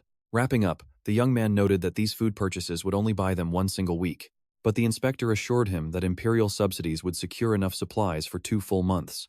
Bowing in deep gratitude, the hero promised to send a follow-up letter to Mariloff confirming the terms, then rushed off to complete the official paperwork. With their meeting finished, the young man stepped out into the quiet hallway and shut the door, leaving the inspector alone with his thoughts. He pondered the conversation deeply, knowing that while the inspector trusted him for now, their entire plan was still incredibly fragile. Turning to Nurser, Kakanir, and Barrack, he announced that a massive problem had just popped up, demanding their immediate attention. Stepping forward with his hand on his sword, the bodyguard asked for details, and the hero explained that Rowandro refused to change his stance. Shocked, the chief asked if Yang had actually anticipated this roadblock, but the young man admitted he had hoped for a better outcome, and must now pivot. The terrified orphan asked if they secured the subsidies, and Yang confirmed they got around 3,000 gold coins. Turning back to the chief, he declared they must contact the neighboring county immediately, and trust me, you and I won't want to miss what happens next. Alright, you and I are jumping right back into this corridor, where the leader is totally baffled by this expert's sudden friendliness. Nodding, he pointed out that Rowandro's messenger Marv was behaving nothing like Mullen or the arrogant Lord Gale. He initially assumed Jan backed the first prince due to his father's alliance push, but witnessing this hostility proved it was all just an act. Navigating the dim hallways, the youth guaranteed that winning over the inspector would secure their entire plan without any further issues. The commander admitted his deep surprise at this treatment of mages, never imagining they would receive such high respect inside the Empire. Believing he could successfully lead the clan, he ordered Nurse Saren to closely monitor Mullen and all his companions. Spinning around, Yang asked if the mission was complete, and the orphan confirmed that the surveillance magic stones were successfully in place. With their farewells said, everyone parted ways to tend to their duties, as midnight blanketed the streets under a glowing full moon. Meanwhile, tense whispers filled the deputy's private office. Mac frantically asked Dayor what to do since he was out of options. Glaring, Dayor hissed at his colleague to relax, but Mac just kept shouting in panic. Now, pay attention here, because they realized only a loyal puppet could run things, making the boy's social influence a massive threat. Fuming with rage, Mac snarled that Yang was highly intelligent, backed by the clan, and already on incredibly good terms with the inspector. Out of nowhere, he suggested putting up a different candidate instead of Erica, but Dayor called that foolishness, knowing her ruthless nature. She was completely driven by her hunger for power and devotion to Prince Gale. If she got snubbed, there was no telling how badly things would blow up. Listening in silence, Mullen kept quiet while masking his boiling rage, casting a dark look over his bickering colleagues. Facing them, he warned that whoever was sabotaging them would not stop until they became a lethal threat. Clutching a wine bottle, he declared that they had crossed the point of no return and had only one path left. And yeah, Mac was absolutely stunned. Violently pouring his drink, the elder growled that their only surviving option now was to permanently eliminate the obstacle, or risk seeing their plans completely turn to ash. He urged that if this mage was an enemy, they had to strike before his magical power matured. Nodding, Mac muttered to himself that letting the kid grow unchecked would severely damage Prince Gale's ultimate agenda here. Mullen grinned inwardly, realizing that without that boy, those otherworldly warriors would abandon Brock and stop meddling in their business. Then, Ramondra would lose his only reliable ally, rendering him completely unable to make use of his freshly seized authority. Lifting his cup, the elder insisted that they simply could not let some upstart ruin the prince's grand ambitions. Adding that there was always a solution, he recommended they quietly monitor the situation for a few days before making any reckless moves. They all agreed, but not a single one of them suspected that they were being watched, and that a hidden wiretap under the table caught every word. On the other end, Hannah listened through an earpiece, catching every single detail of the deputy's sinister strategy. A massive desert stretched east of Brock, while those mysterious otherworldly warriors settled in western Mirov to expand their territory. This territory bordered the kingdom of Havon, a massive trading hub. Brock had partnered with them before, and the two rulers shared a close friendship. At the front gates, a guard spotted an approaching carriage, halting it immediately to demand who was visiting the castle. The driver confidently explained that he was escorting an elite imperial representative hailing directly from the old Brock territory. Hearing this, the guard quickly signaled to throw open the massive gates, letting them pass without any further delay. Once inside, Rowandro asked in disbelief if their ties had severed a long time ago, and Yang agreed, guessing that Mariloff was just dodging trouble. Remembering old reports, he knew the county had been desperately trying to track nearby shifts. As they rode past the grand structures, our hero realized that without the Imperial advisor's presence, they probably would have attempted a hostile takeover. Under the clear sky, the castle looked peaceful with its gilded ornaments, yet the underlying mood remained cold and tense. Bowing deeply, Count Mioff welcomes them, leaving you and I waiting for what happens next. All right, let's watch as Rowandro introduces himself as an elite Imperial Court expert, stressing that he is on an official Imperial mission, while the Baron stares at our young hero with nothing but confusion. The inspector introduces Jan, who bows low, greeting the Baron with total respect and gratitude toward their neighboring territory. Carlo points out that Jan is nothing like dairy, which our hero takes as a compliment before moving the talk to food supplies. Rowandro explains that Brock suffered a terrible harvest with no end in sight, forcing them to turn to Mariloff for desperate help. Listening closely, the Baron assumes there are no other issues, but the inspector clarifies that their recovery is moving faster than expected. The Baron admits that Jan's message worried him, stating they cannot help if it drains their own vital resources, before passing over the official documents. It is a detailed list of their offered goods and high prices, which the inspector starts reviewing with intense focus. Suddenly, he asks to discuss these terms in private, emphasizing that the situation requires absolute secrecy and caution. Laughing, Carlo is shocked. Rowandro wants private talks with a mere kid, but you and I know he is seriously underestimating January. Startled by this reaction, Jan silently notes that perhaps these folks from the capital truly do not hold any prejudices. As he steps out, the Baron orders a meal prepared for his guests so they can talk things over in a more relaxed setting. Holding the documents, the expert fumes with rage, while Jan carefully asks if he can take a look at the proposed numbers.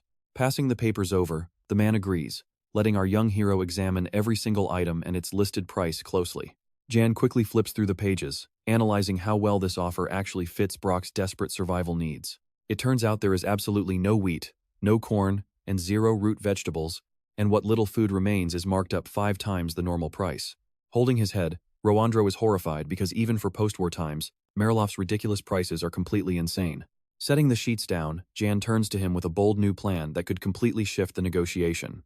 Watch closely here, Jan says. If the expert trusts him, he'll show him how to spend those funds wisely. The inspector stares back in total confusion, but Jan places a hand on his shoulder, urging him to listen carefully. Hearing the suggestion to hire workers directly from Mariloff, Rowandro is baffled and fails to see why they would do this. A heavy silence fills the room as their talk hits a dead end, leaving both sides unable to find common ground. A moment later, Carlo walks back into the office and freezes, shocked to find his guests have seemingly vanished without a single goodbye. The butler points out they are acting like the meeting never happened, while the Baron assumes their guests simply left with full stomachs. Staring at the warm, delicious food, he comments that it will soon go cold. Once the warrior clan departs, the starving citizens will have no options left. Bowing, the servant asks if they should bid them farewell. But the Baron quickly dodges the question, changing the subject completely. Peering out the window, he watches Roandro and Jan already packing up to leave the Mariloff estate without looking back. Knowing this region is far from the capital, he knows these lands are mostly free from imperial control. But if Brock is ruled by someone loyal to the palace, the crown's influence will spread, inevitably bringing tighter rules and restrictions down upon them. Carlo secretly realizes he must seize control of this territory, as it is his only hope of keeping his grasp on power. Meanwhile, Jan already suspects that Mariloff is plotting to take over their lands while masking his real motives. Thinking it over, the inspector remembers that a clan of otherworldly warriors lives nearby, meaning any conflict would be absolutely devastating. But our hero thinks differently. Noticing the butler is taking his time, Jan realizes they will get no formal send-off, and suggests they hit the road immediately. Suddenly, startled shouts echo from behind, causing them to spin around and see what is going on.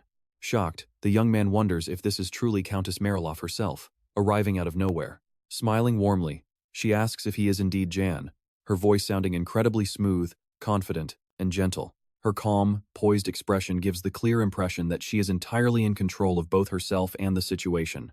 Bowing, Jan kisses her hand, thrilled to meet her, which makes the Countess chuckle, replying that the feeling is completely mutual. Knowing she is close to Mary, he assumed they were peer-aged, but trust me, you'll be shocked by how young she looks. Alright, let's jump in as Ian studies her elegant fan, realizing this woman possesses the grace of a true, refined aristocrat. Taken aback, she politely inquires about the imperial expert and introduces herself as Ryan Mariloff with a subtle, reserved smile. Romandro offers a respectful bow and introduces himself, prompting the lady to wonder why they are leaving so soon after arriving. He explains that while they were invited for a feast, their overwhelming workload forces them to decline, though they promise to return another day. Suddenly, Ian catches her intense gaze and looks back at her, silently questioning why her eyes are so locked onto him. The lady admits she has a lingering curiosity, prompting Ian to calmly suggest that they get straight to the point. She smiles softly, clearly choosing her words with absolute care to avoid sounding too nosy or overly forward with him. With a hint of embarrassment, she asks if he knows who currently occupies Countess Mary's old chambers within the castle walls. Caught off guard, he asks if she means Lady Brack's private quarters, utterly shocked by such an unexpected inquiry. Leaning in, Ryan explains she once lent the Countess an item that was never returned, asking if the room remains completely untouched. Suddenly, Ian recalls how his stepmother frantically insisted on rushing back to her room one last time before leaving. Now, pay attention here, because Ian immediately realizes these events are connected, though the dark secret still eludes him. With a reassuring smile, he guarantees that the room remains locked and invites her to come and inspect it herself. Just then, the head butler arrives and asks the lady why she came outside, but Ryan explains she was simply seeing off their guests. The butler apologizes, explaining that Kayla is too busy, but welcomes them as friendly neighbors. Romandro politely asks him to thank the Baron for the incredible hospitality before noting that they must finally hit the road. As their carriage rolls away from the estate, the butler and the noblewoman watch them depart with long, intensely thoughtful expressions. Rian keeps her gaze fixed on Ian, making her interest in him incredibly obvious, and he notices it immediately. Ian watches her back through the glass, deeply curious about what she had once entrusted to Countess Mary so long ago. Romandro suddenly remarks on how remarkably youthful she is, and Ian admits he never expected the Baroness to be so young. Brushing that aside, the expert eagerly asks the young man about this miraculous new crop that harvests all year round. Amazed, he praises this incredible discovery, begging to know where Ian found a plant so incredibly resistant to drought. Smiling, I know what you're thinking, but Ian just smiles, revealing the expert already knows the name of this mysterious crop. Hearing the mention of rumors, Romandro is completely stunned, unable to believe this is the plant Ian is talking about. He desperately argues that it is pure nonsense to refuse the Count's offer over this, but Ian firmly insists it is true. Throughout the journey, Ian explains how the versatile crop can make various dishes, with seeds packed full of vital nutrients. He even reveals he has been eating them himself, guaranteeing that his territory will never face famine during the harsh winters. Suddenly, the driver announces they have reached the town square, and Ian requests a brief pause to handle some business. A quick errand was needed. Suddenly, the carriage door flies open, and a cheerful Barrack proudly announces that the job is done, and they can leave. Observing his state, Ian sighs in embarrassment, accusing his guard of just getting drunk, but Barrack loudly defends himself. The warrior boasts about visiting a local tavern and successfully plastering their brand new job advertisements all over the walls, leaving the expert utterly confused by his methods. Ian then explains that he plans to hire massive amounts of labor, intentionally placing those flyers in both major town centers. He is offering to pay 1 gold coin for every 3 bags of gula seeds. And upon hearing this rate, the inspector is absolutely horrified. Shocked, he asks if Ian is serious, while Barrick agrees that the payout is far too high for normal peasants. However, Ian insists the steep price is completely justified since such massive rewards will keep the laborers highly motivated. But more importantly, without strict collection limits, the farmers would start cultivating the gula seeds themselves, which is something he cannot allow yet. Ian then asks about the current state of farming in Marilof, and Barrick reports that things are far worse than last year. Recent battles have severely polluted the local river, and foreign merchants have spiked food prices, making daily life incredibly brutal. Mulling this over, Ian realizes that if the local peasants collect enough seeds, and that is where we leave it with Ramondro completely baffled by Ian paying gold for toxic weeds. What do you make of this? Let's follow them now. As their carriage rolls back into Brock, slowly drawing closer to the massive castle, once night falls, they finally arrive, eager to rest after an exhausting journey. Right away, the estate cook greets them warmly in the dining hall. He points out that Ramondro has not eaten in ages, and they need to serve him hot food immediately. On Yang's orders, the kitchen whips up hot soup, rich goulash, fried grains, and sweet honey-coated seeds. But then, a servant starts crying. The trembling cook begs, claiming he only followed orders, and if the inspector gets sick, they should punish him instead of his daughters. Panicking, the inspector asks if a doctor is nearby, but Yang just chuckles and says the doctor went home hours ago. Furious, the inspector yells that he should have waited, but Yang just laughs, reassures him it is safe, and offers him a bite. Staring at his spoon, the expert hesitates, completely distrusting this bizarre dish and utterly terrified of being poisoned. Stealing his resolve, he takes a bite, desperately trying to mask his sheer terror from Yang. Pay close attention here, the spoon slips from his hands as his entire body suddenly starts to tremble. Grabbing his head in pure ecstasy, he shouts at the top of his lungs about how incredible it tastes. Yang turns to the shocked servants peeking through the door and invites them to try this bizarre treat, leaving everyone utterly dumbfounded. Smiling, Yang confirms he is talking to them, but the terrified staff is already sweating bullets from sheer anxiety. Suddenly, Hannah speaks up from behind, softly asking if she can try the honey-coated seeds, making everyone spin around in shock. Yang hands her a plate and encourages her to eat. Thanking him, she picks up a seed and inspects it curiously, but as she chews, her eyes light up, calling it an absolute delicacy, and the entire room instantly freezes. Yang eagerly asks if she really likes it, and she nods, praising its rich and incredibly pleasant flavor. This instantly triggers everyone's appetite, and they ask if it is truly safe, because they want a bite too. Let's see how they react when they eat it. Grabbing the seeds, they begin to chew cautiously, savoring every bit as they try to process this unexpectedly amazing flavor. They are completely blown away that this is actual gula, shouting with joy and utterly shocked that they had such delicious food right under their noses all this time. Hearing everyone beg for more seeds, Yang smiles warmly, feeling a deep sense of pride in his groundbreaking discovery. Knowing that winning over the estate's residents is key to spreading his crops, he decides to start with his loyal servants. Soon, word spreads about this miracle plant that everyone once feared as poison, completely blind to its immense value. As they eat, the inspector asks how he discovered this secret, but Yang simply replies that it was pure luck. The inspector boisterously declares they must build a massive greenhouse for the gully immediately, allowing them to survive off its rich harvest through the brutal winter, his voice booming off the walls.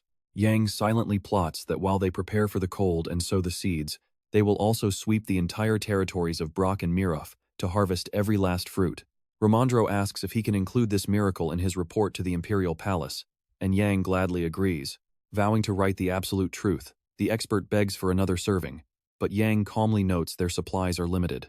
Noticing the servants are still snacking away, he raises his voice, ordering everyone to strictly ration their portions until their winter stores are completely filled. In response, the maiden cook simply offers silent, knowing smiles, fully agreeing with his command and showing absolute readiness to obey his every instruction without question. As a deep night falls over the castle, a massive full moon casts its cold light across the towering palace walls. Meanwhile, Prince Marif stares thoughtfully at a single flower, before heading down to his father's royal chambers to see if the Emperor had summoned him. Standing by the bedside, he calmly asks if he was called, receiving a weary, exhausted nod in response. Emperor Clay turns to him, confirming he wanted to see his son after so much time apart. His voice was laced with sadness. "Trust me, this family tension is only going to get crazier, but that is where we leave it for today." Silence falls. Realizing he sounded too harsh, He quickly softened his gaze to keep from offending the Emperor. "Stick with me, because this game is just starting." When he noticed his father look away, he carefully asked what was wrong, seeing how incredibly exhausted and gloomy the old man seemed. Placing a wrinkled hand on his son, the old man softly asked if he knew anything about Gale's current situation. The prince froze in pure shock. He never expected this question and just stared back in dead silence, completely speechless. He claimed he knew absolutely nothing, asking why Clay was suddenly bringing this up when he never had before. The Emperor explained that he just had a dream about the prince's mother, Carolyn, a gorgeous woman with dark hair. She almost never appeared in his dreams, but this time, she begged him to bring Gale to her side. Clay remembered her warning with terrifying, crystal-clear detail. Marv tried to object, but his father brushed it off as a meaningless dream and urged him not to delay any longer. Plotting his next move, the prince kept quiet and forced a small smile to hide his racing heart and inner panic. The palace servants and the butler stood waiting in the hallway as the prince finally stepped out of the emperor's room. They bowed low as he approached. Turning to a maid, he calmly asked if they were keeping his father's rooms in perfect order, and she confidently nodded. With a wicked smirk, he demanded to know why Clay was having nightmares, his voice so terrifyingly cold that the poor maid instantly started trembling. She froze in absolute shock, her mind racing as she gasped for air, desperately trying to hide her sheer terror. The prince's pure rage flooded the entire hallway, dropping the temperature and making it physically suffocating to stand near him. Clutching her head, the maid collapsed onto the cold floor in tears. Marv did not even spare her a glance, confidently stepping right past her.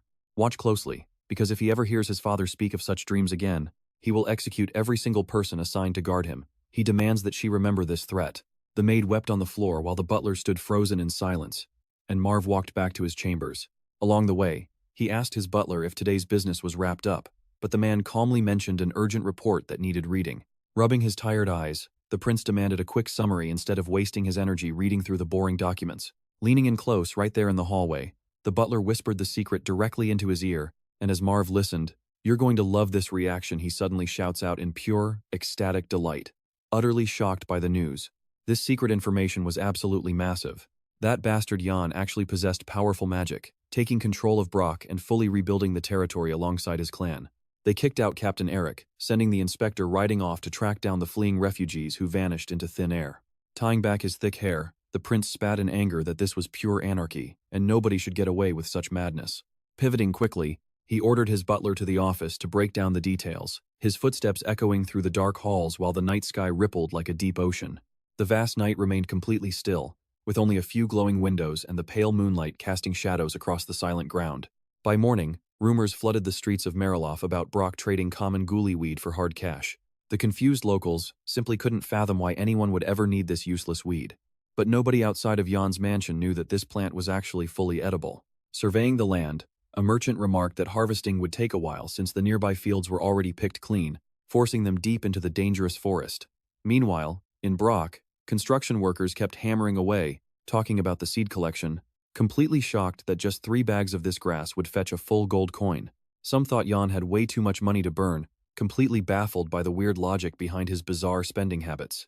One worker scoffed, saying he never in a million years imagined folks would pay real money for regular grass. But his buddy was just glad for the solid work. When Jan strolled out to inspect the new greenhouse build, the massive pile of ghoulie bags took his breath away. When he asked his servant for a count, they told him there were 49.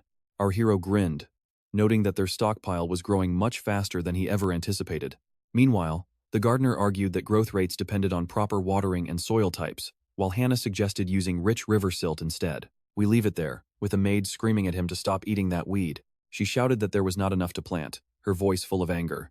Hearing the commotion, Yang turned toward the conflict. "Stick with me, because you and I are about to see him change everything." His mind was drifting, but suddenly Barrick spoke up, his loyal bodyguard, asking him a question. Curious, the guard asked if he was thinking about Milton, sneering that the old official was currently quieter than a dead rat. With a solemn look, Yang admitted his guard guessed right, but chose not to elaborate any further on his plans. He pointed out that since returning from the palace, Milton had locked himself away inside his private chambers. Yet, seeing how his servants were scrambling around the courtyard, it was obvious the old man was secretly plotting something big. Recalling the mana-infused spy stone hidden right beneath the desk in Milton's office, Yang decided it was time to retrieve it. He ordered Ramondro to invite the noble officials to a joint luncheon, prompting Barrick to ask what they should do if they rejected the invite. Spinning around, Yang declared they must make it clear that skipping this meal would be a very grave mistake for them. "Now pay attention. because right at that moment, the bodyguard had to steal back the hidden wiretap without getting caught. Once they all assembled in the grand dining hall, Milton grew deeply suspicious, demanding to know why Yang had suddenly called this completely unprecedented, urgent emergency meeting. Smiling warmly, the young lord simply claimed he missed his guests and wanted to catch up, while also sharing some news. However, Dor rudely cut him off, demanding they skip the pleasantries and get down to business. Crossing his arms, Yang calmly remarked that his announcement was actually much more modest than what they were all anticipating. He had simply discovered an incredible new crop that would help their people survive the harsh winter without any issues. Milton asked in utter shock if he meant the Gola plant, and Yang instantly confirmed that the old lord had guessed it perfectly. Glare shooting from his eyes, Milton replied that he was well aware of it due to the toxic rumors floating around. Apparently, the young lord's estate was paying gold for useless weeds, not just in Brock, but in Mariloff as well. He then sneered, asking if Yang knew people suspected he was buying the grass just to launder dirty money from shady land sales. Hearing this bold accusation, Yang firmly stated that such ridiculous gossip was far too foolish for any sane person to take seriously. He argued that if he wanted to launder money, he wouldn't have spent a fortune restoring the lands or opening up the vital food reserves. Staring dead into their eyes, Yang coldly declared he'd punish whoever spread those lies. I know what you're thinking, and yeah, Mac and Dayor were completely stunned by his sheer audacity. To them, the young lord's blatant insolence was totally outrageous and unacceptable. Milton demanded to know if Yang was truly ignorant about the crop, but Yang calmly shot back that he knew exactly what it was. The stubborn old noble insisted the weed was toxic, highly invasive, and needed to be completely wiped out immediately. Yang argued back, explaining that the seeds were incredibly delicious and packed with rich nutrients, and that the plant itself was a genuine blessing from above. Reaching out a hand, he asked if Molan himself hadn't previously supported this exact claim. He reminded them that nature's gifts do not discriminate between rich and poor, and if this crop can cure their hunger, they should all be grateful. Looking the old man dead in the eye, Yang noted with a smirk that even the prince agreed with him. The frustrated official glared back at him, slowly realizing he was completely cornered. Pushing himself up from the heavy wooden table, Milton stood up and reluctantly conceded that Yang might actually be right. Even though it was incredibly hard for him to admit, he argued that the peasants wouldn't eat it unless Yang could absolutely prove this toxic-looking weed was safe. With a confident grin, Yang replied that he already had a brilliant plan ready to roll. Gesturing with his hands, he began laying out his strategy, while the stunned council members just stared at each other in dead silence, without interrupting. But the moment Yang finished, Milton furiously slammed his fist down, swearing he would never allow such a crazy scheme to happen. Furious, he demanded to know if Yang was mocking the imperial family, terrified that a single slip-up would destroy their royal reputation. Yang looked baffled, explaining there was zero risk since the seeds were safe, and the inspector's job was to stop the famine. Their constant whining was pointless. As the old man fumed, Yang refused to back down.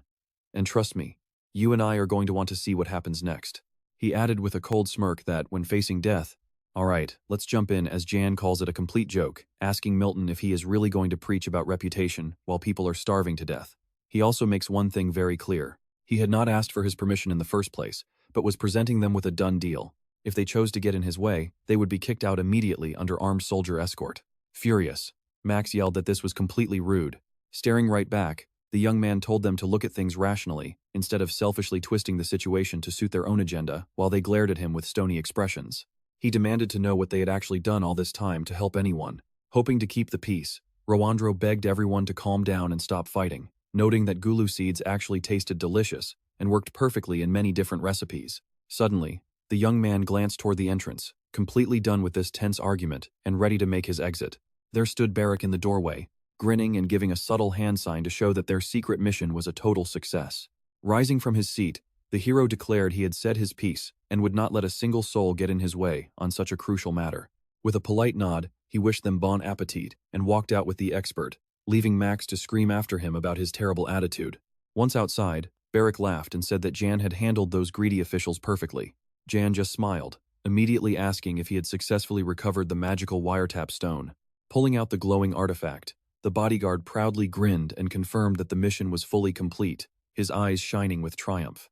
Now watch closely tossing the spy stone, Jan feels incredibly proud of his cunning trick and immediately decides to test it out.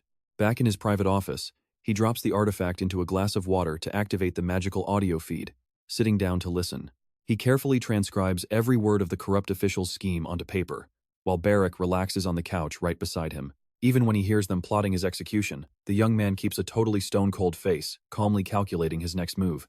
Hearing the voices coming from the stone, the bodyguard stared at the glass in pure awe, completely mesmerized by the incredible magic. As the details of the plot unfolded, his eyes went wide with shock, but he forced himself to stay dead silent.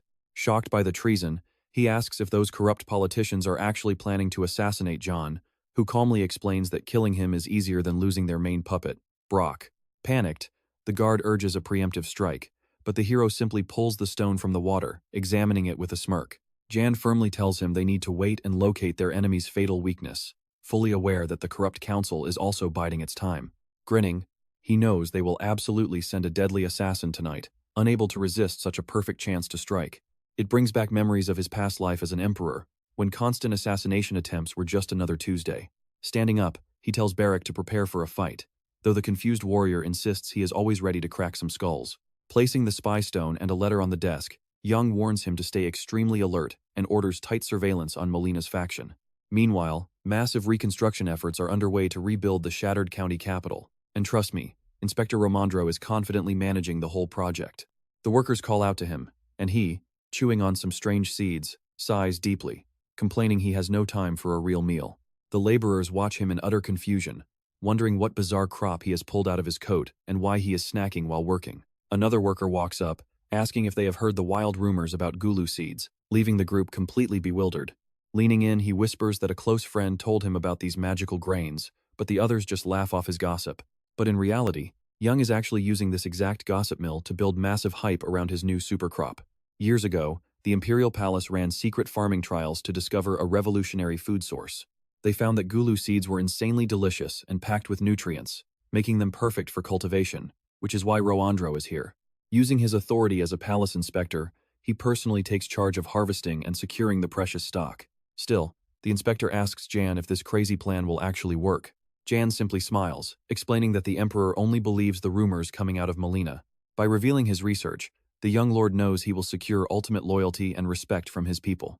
Now, you and I know this hype is working, as rumors spread that the seeds heal skin and blood, yet remain a rare luxury the capital can't even grow. While the builders debate if harvesting these plants is actually worth their time, Jan and Barrack watch quietly from the sidelines as the bodyguard delivers the news.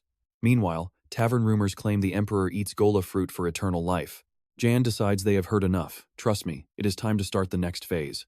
Over at the greenhouse, guards now heavily protect seedlings that were once tossed out like ordinary weeds. Two thieves quietly slip past the security, creeping through the rows while keeping their dark hoods pulled low. As they creep between the rows, one thief whispers that his hunch was right, and his partner quickly nods in agreement. Stuffing their pockets with the precious fruit, they whisper about selling this imperial stash for a massive fortune. But suddenly, a guard armed with a sharp spear charges straight at them, leaving them frozen in absolute terror under the tip of his weapon, completely cornered for their attempted theft. The guard barks that he just caught other thieves, forcing the boys to raise their hands and beg. But the guard gruffly orders them to march. Once dragged outside, their hoods are ripped off, revealing a robed noble who calmly commends the guards for their excellent work. Behind them, a bored Barrack yawns, while Jan stands smiling in the moonlight. Now pay attention here, his calm confidence completely stuns the thieves.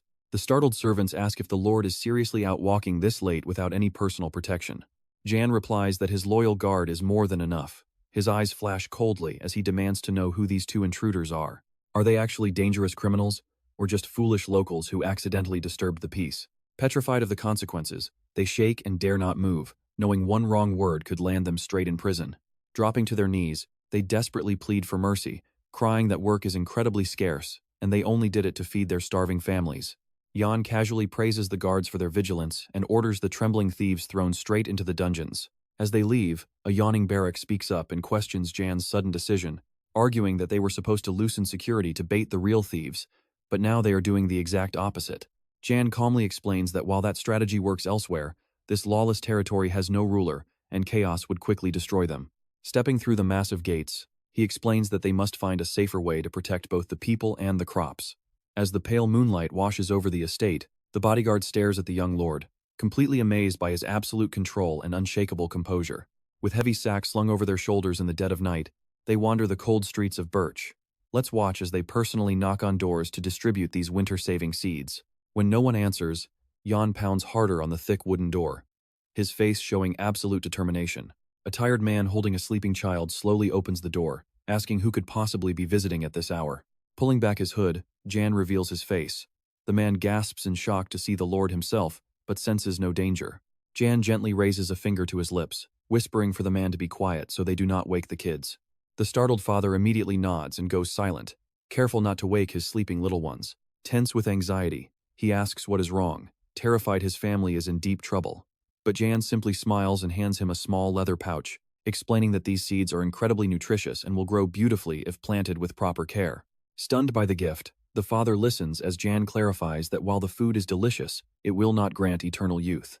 Unveiling a large sack packed with smaller bundles, Jan explains that these rare seeds must be secretly distributed to everyone.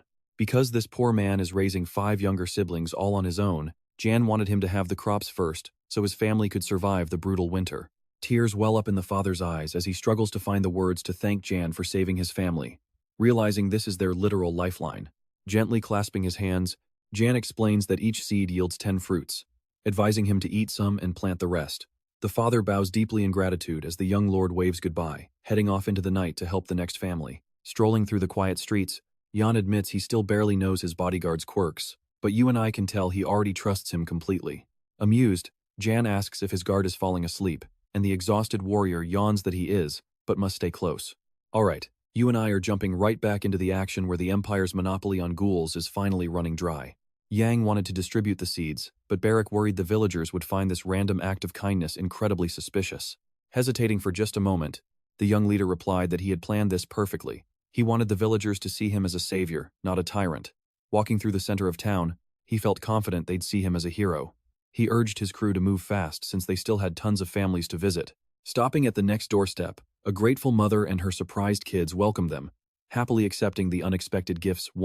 Handing over a bag of seeds, Yang quietly warned her to keep it down to avoid waking the neighbors, reminding her to share the grain fairly. Their next stop was a young man with a broken leg, who wept with gratitude, knowing these seeds meant he'd survive the winter.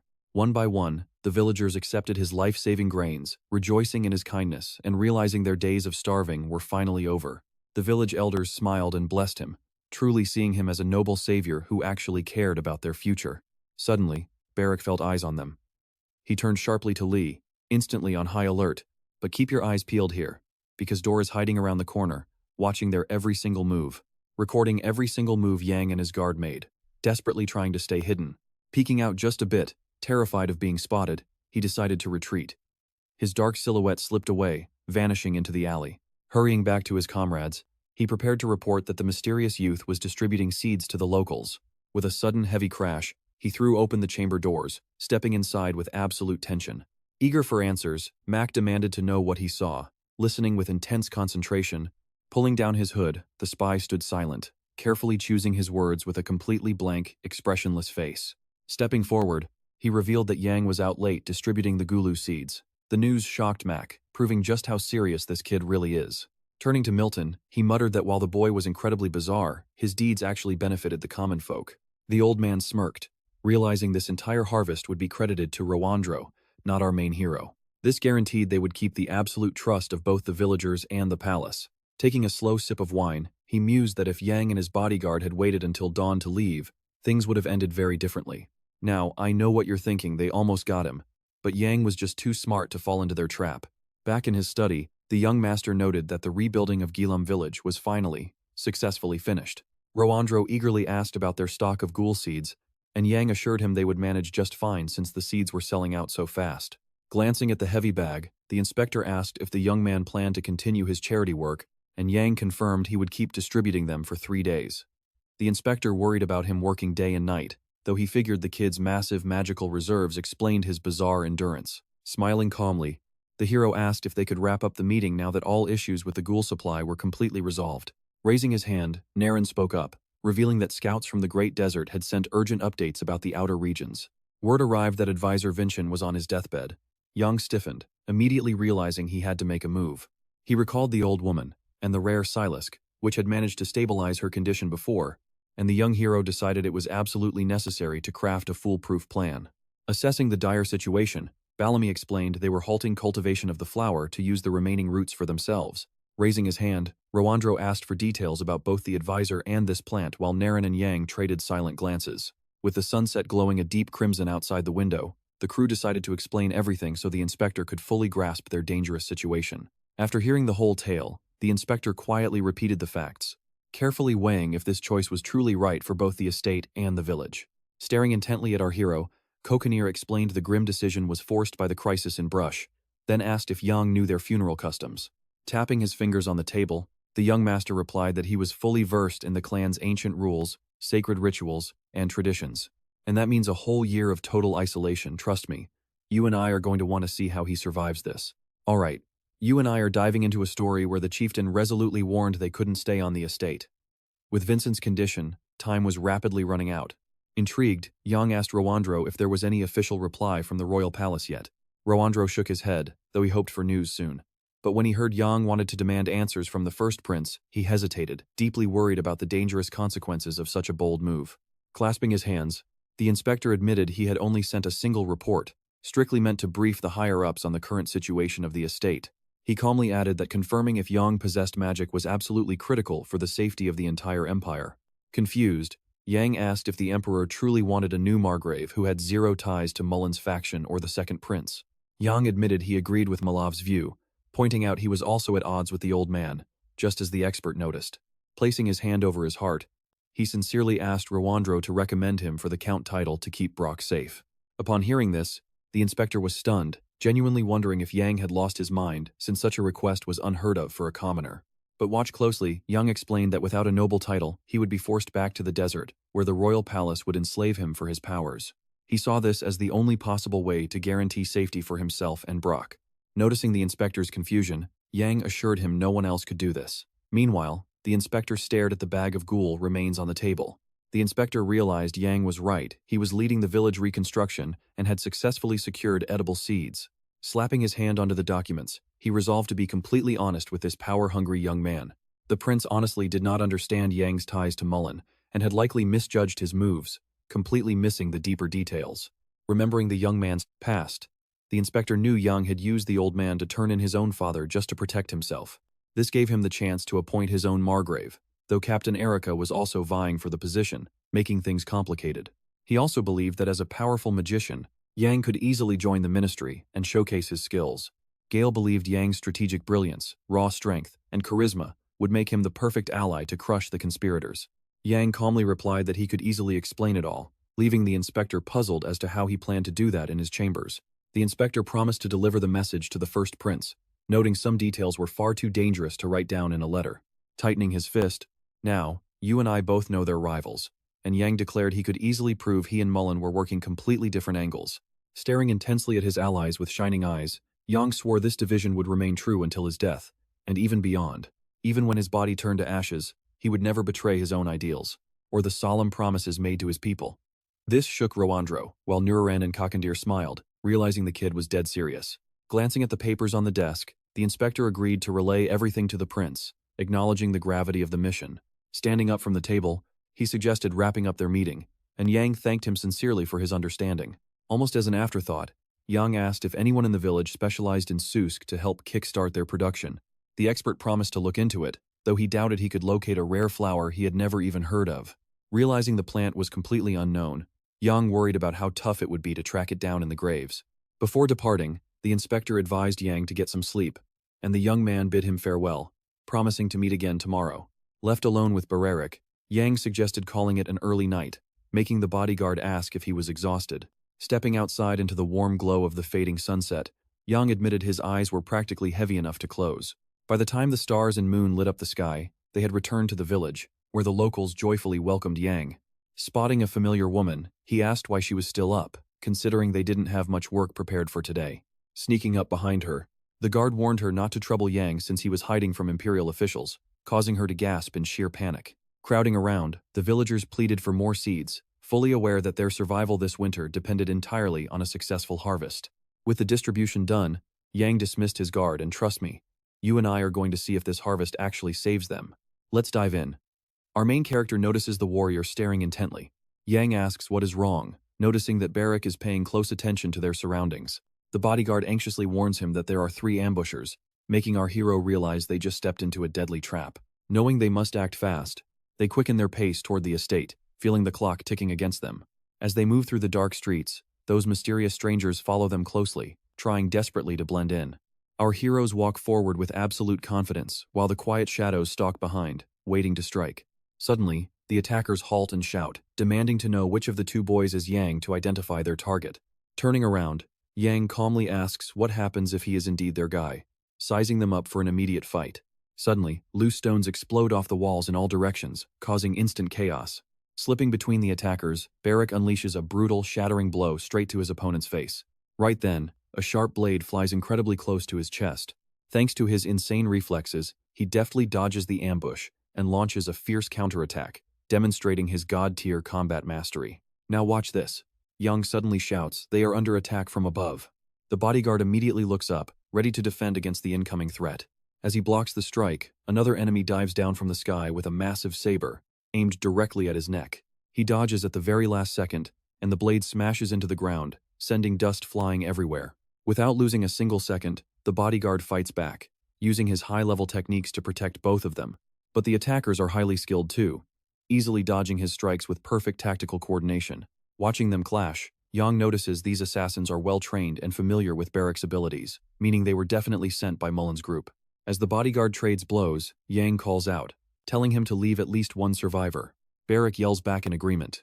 "Wait, you and I both know something is wrong here. Their strategy makes absolutely no sense.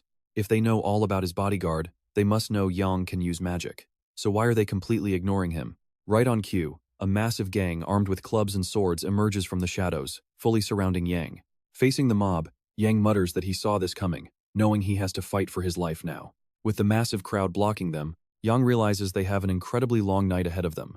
Stepping forward with a bat, the enemy leader sneers maliciously, telling our hero to shut his mouth and accept his fate. Smirking, Yang has absolutely no intention of showing weakness.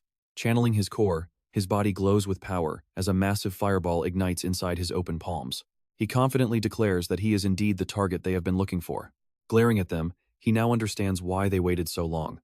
They were gathering a massive army to overwhelm him. Standing tall, Yang asks the crowd if they really want to do this, questioning if they even value their lives. The arrogant leader completely ignores the warning, wishing him a painful death, and asks if Yang knows how much cash is on his head. With those words, he charges forward, while Yang raises his hand, preparing to unleash his blazing fire magic. As the thug swings his heavy club, Yang deftly closes the distance, ready to unleash his spell. The bright fireball in his hand grows larger and more intense by the second, ready to detonate. In one swift, clean motion, Yang slams the massive flame straight into the boss's face, completely blinding him. Hit by the devastating blast, the thug freezes in absolute terror. His eyes stretch wide as he realizes he cannot resist. The blinding light completely engulfs his body, while our hero maintains an absolute, crushing grip. Screaming in agony, the thug falls back. His face is severely burned, with pure fear and agony completely taking over. He collapses to the ground, screaming as he looks up at Yang, who is already preparing for another strike. Just then, another assassin rushes in, swinging a weapon and screaming in a desperate attempt to save his leader. And that's where we leave it. Let's see if he can survive this crazy ambush. Alright, let's jump in as he disarms his foe with one swift move, driving a fiery punch straight into his gut to shut him down. Coughing up blood, the assassin crashes to the ground, screaming in agony, and completely unable to fight back anymore. Looking them over, Yang notices they look like normal Bra citizens, but they scream that it is none of his business. Realizing his grip on the city is weaker than he thought, he coldly dares them to try attacking him again.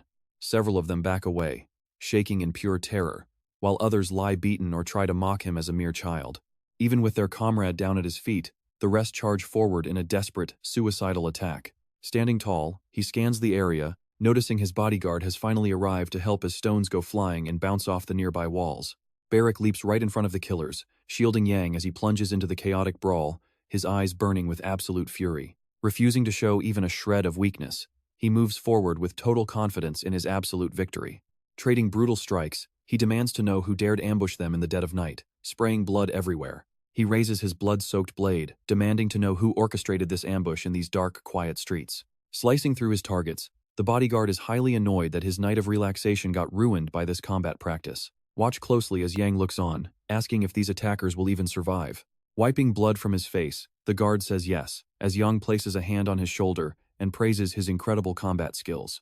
Showing his trust, he summons a bright magical light and reminds his guard to leave at least one killer breathing. Dazed by the light, the guard stares at the dazzling spell, prompting an irritated Yang to ask if he is even paying attention. Leaping forward with a wild swing of his blade, the warrior shouts that he is listening, promising to end them all. Thinking the crazed bodyguard has completely lost his mind, the surviving thugs scramble to escape.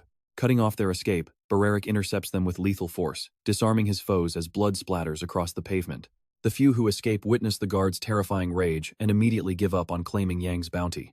Honestly, you and I are probably wondering the same thing. Yang is why call the bodyguard evil for defending himself. A wide, thrilled grin spreads across Beric's face, his eyes ablaze with excitement despite being completely drenched in blood.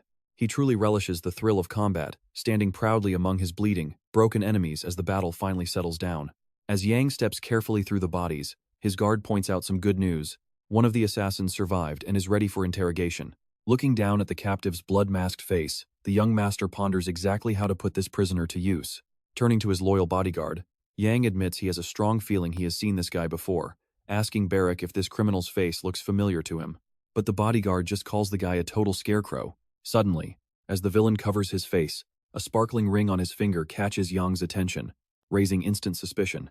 The young master's eyes widen in absolute shock as he witnesses a bizarre sight unfold right before his eyes. A bizarre, glowing magical aura begins to ripple, creating an eerie, shimmering effect around the captive. With a scream of agony, the killer's face begins to morph as Yang and his guard watch in absolute disbelief. Berec gasps as the man's features melt into absolute mush, making him completely unrecognizable to both of them.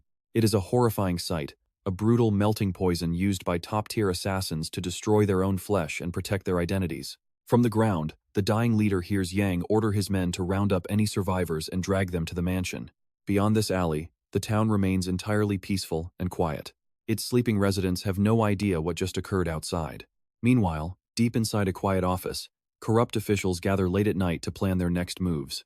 A nervous Mac paces around, terrified that their plot to eliminate Yang failed, but Dor confidently tells him there is absolutely nothing to worry about. Furious, he shouts that his partner is too relaxed, insisting they need a backup plan if Petrio fails. Suddenly, Mullen snaps at him to shut up, warning that gossiping servants might overhear and leak this back to Yang. With a grim face, the elder warns that their target possesses incredible power, making him a highly dangerous adversary. Though old, trust me, he was once the king's elite guard captain. Alright, you and I are diving into a world where a devoted man never makes a mistake. While they plot an attack on John and Beric, an uninvited visitor is already heading straight for their office. The orphan strides down the corridor with absolute confidence, totally unnoticed, but the surrounding air instantly turns icy. Hearing muffled noises behind the door, the corrupt officials fall dead, silent, and turn around, completely clueless about what is happening. The pressure in the room is suffocating as the men freeze in terror, realizing they have completely lost control. Staring wide-eyed at the door, Mac asks in a shaking voice who is out there, praying it is his leader with good news.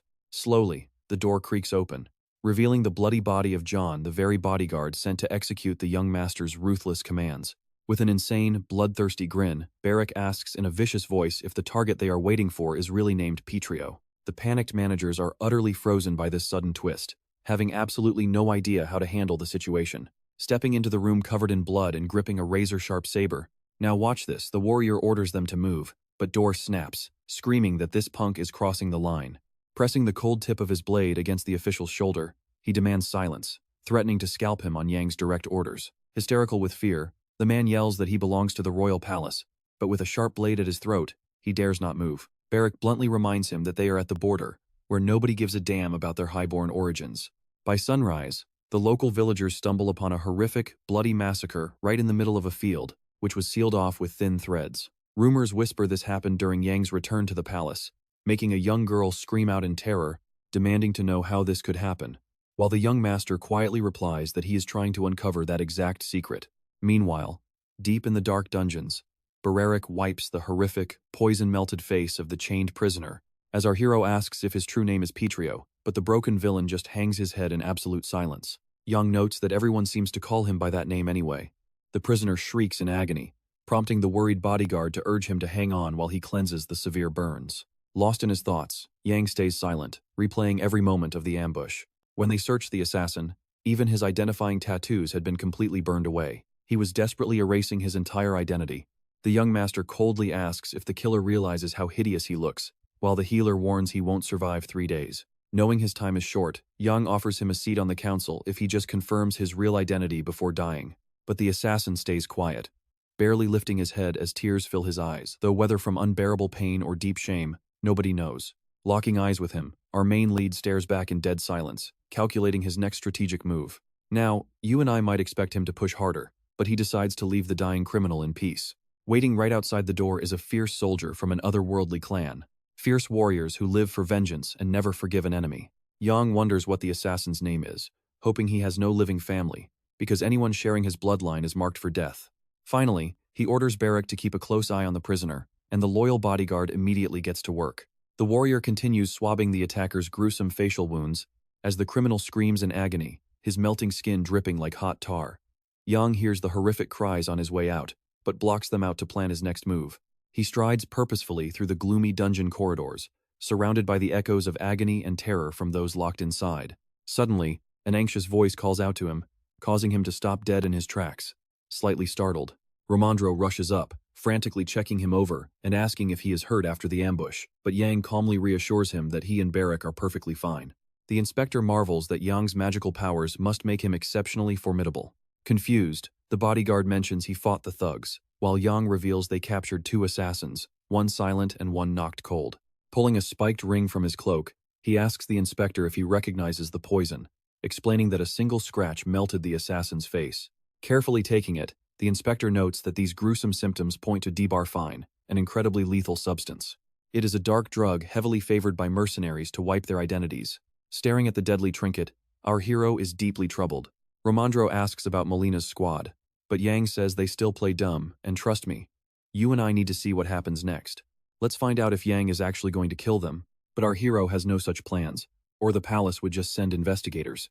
He firmly states that he has no right to decide who lives or dies, calling that the Emperor's job, which leaves the inspector stunned. Smiling, he clutches the handkerchief containing the ring, ordering them to report that he will faithfully follow Prince Marv's will, thereby proving his loyalty.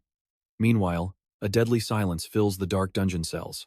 Time slows to a crawl, with only flickering torches lighting the cold stone walls.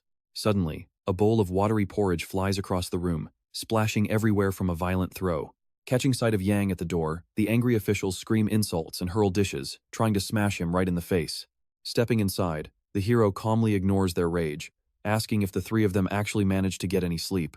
Max yells that they represent the palace, while Dor claims the young man's attitude is a direct insult to the Emperor.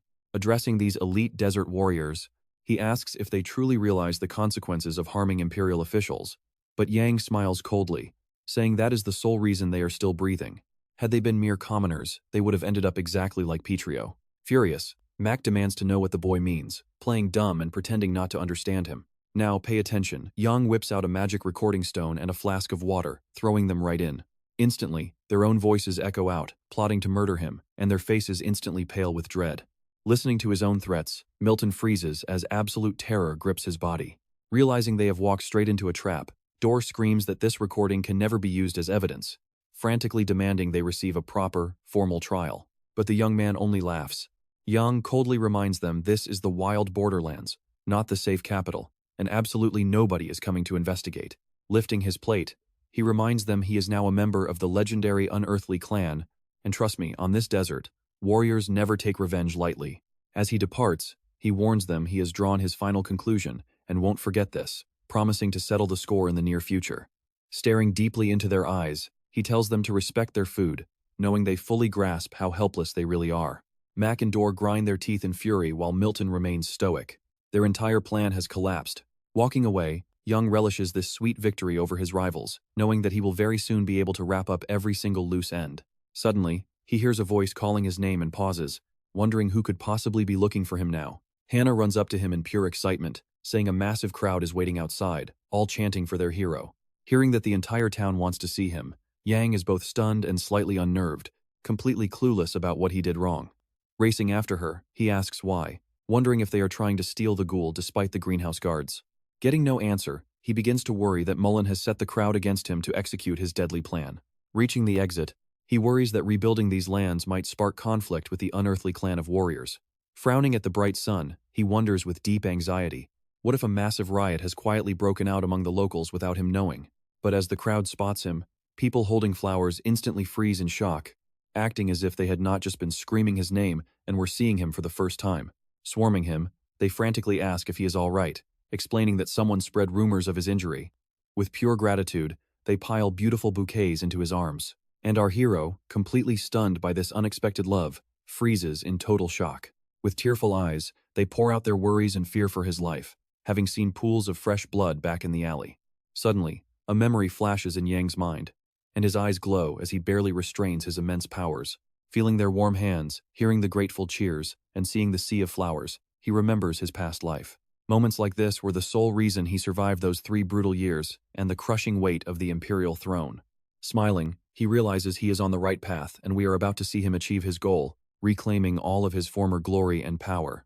Thanking the massive crowd for coming, he asks them if they can quickly assemble the horses in the town square. With joy, he announces that Lord Ramondro has finally permitted the seed distribution, allowing them to cultivate Ghoulie by hand.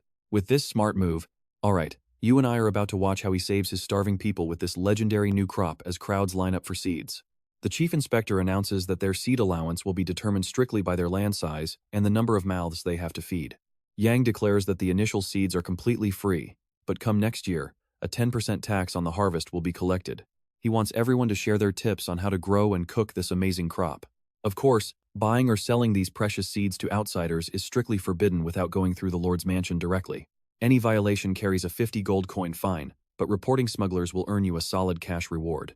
A villager asks if trading among themselves is allowed, which Yang permits, though selling to people from neighboring lands remains completely off limits. Yang reassures the anxious crowd that if they miss out today, more shipments will arrive tomorrow, so there is no need to panic. Suddenly, Bararik interrupts and tells him they must return to the estate immediately because some highly urgent news just arrived. Spinning around, Yang demands to hear what happened. His loyal guard reveals that one of the captured assassins has finally woken up. Wasting no time, the Lord and his guard head straight down to the cold dungeons to interrogate the prisoner. A guard greets them, and Yang immediately asks about Petrio, the leader of the attack, who is locked up nearby. The guard reports that there is zero hope for his recovery, as he cannot speak and likely won't last the night. Yang anxiously wonders if the second assassin is also a lost cause, but watch what happens the moment they step inside. The prisoner is curled on the stone floor, sobbing hysterically and screaming at the top of his lungs for mercy. Seeing that the captive has completely lost his mind, the guard quietly exits. The ear-splitting shrieks are almost enough to make Yang's ears bleed, but he calmly demands a name, to which the sobbing wreck responds that his name is Colin. He is only 22 years old and has a massive family back home. Pinching his temples, Yang snaps that he doesn't care, while Bararik steps forward to deliver a brutal, terrifying threat.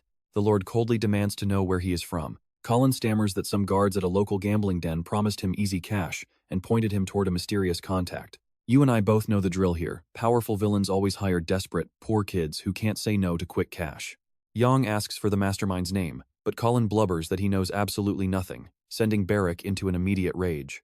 The boy shields his head, screaming that the local guards paid him directly, meaning he never even met the actual mastermind.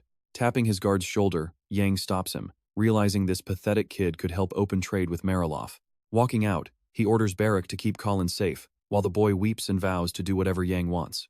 Once outside, Yang mentions he has already sent a message to the neighboring county and requests a horse for immediate travel. Meanwhile, in his study, Roandro hears a sudden knock, looks up from his endless paperwork, and barks out an order to enter.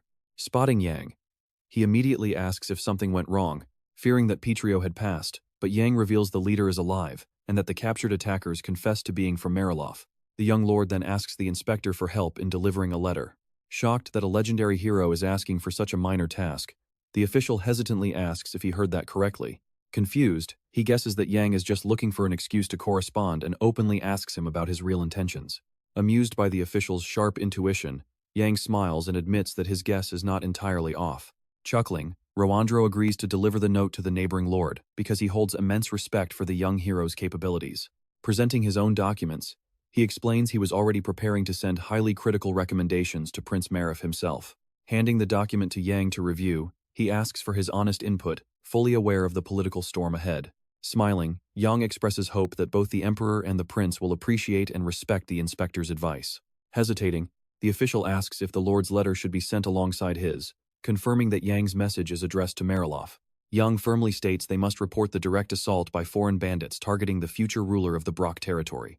And with a formal confession in hand, a full-scale investigation is absolutely mandatory. He demands cooperation to identify and return the dead. And trust me, We're just getting started with this massive conspiracy. Let's dive into this wild story as Roandro writes down the young man's message, calling it short and sweet. Since it was just a clever excuse, the old expert really hoped they would not reply. But Jan points out that winter is coming, and Mariloff will definitely need Gola seeds. With a sly smile, the man offers to trade those seeds for essential goods at a premium. But our hero just smiles right back.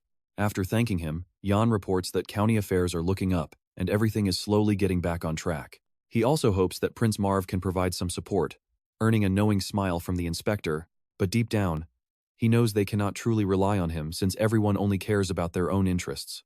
Meanwhile, Prince Marv sets up a grand hunting camp deep within a dense clearing inside the royal forest. Knocking an arrow, he aims to take down some impressive game and secure a big win over his rivals. But he startles the beast instead, missing his shot completely as the terrified creature vanishes into the brush. Behind him, the watching ministers sigh in collective disappointment at the young prince's terrible aim. Gripping his bow, Marv quickly blames the strong wind for his failure, claiming no one could make a shot in this weather. The nobles whisper among themselves, betting that Master Dorenzio will easily win today with luck on his side. As the prince draws his bow again, a minister casually mentions that Gale has not been seen all day. Now, watch closely here, Marv asks if he regrets that, and the man admits he does, fondly remembering the prince as a kid. Aiming at a nearby deer, the prince misses yet again, sending the startled herd scattering into the deep forest.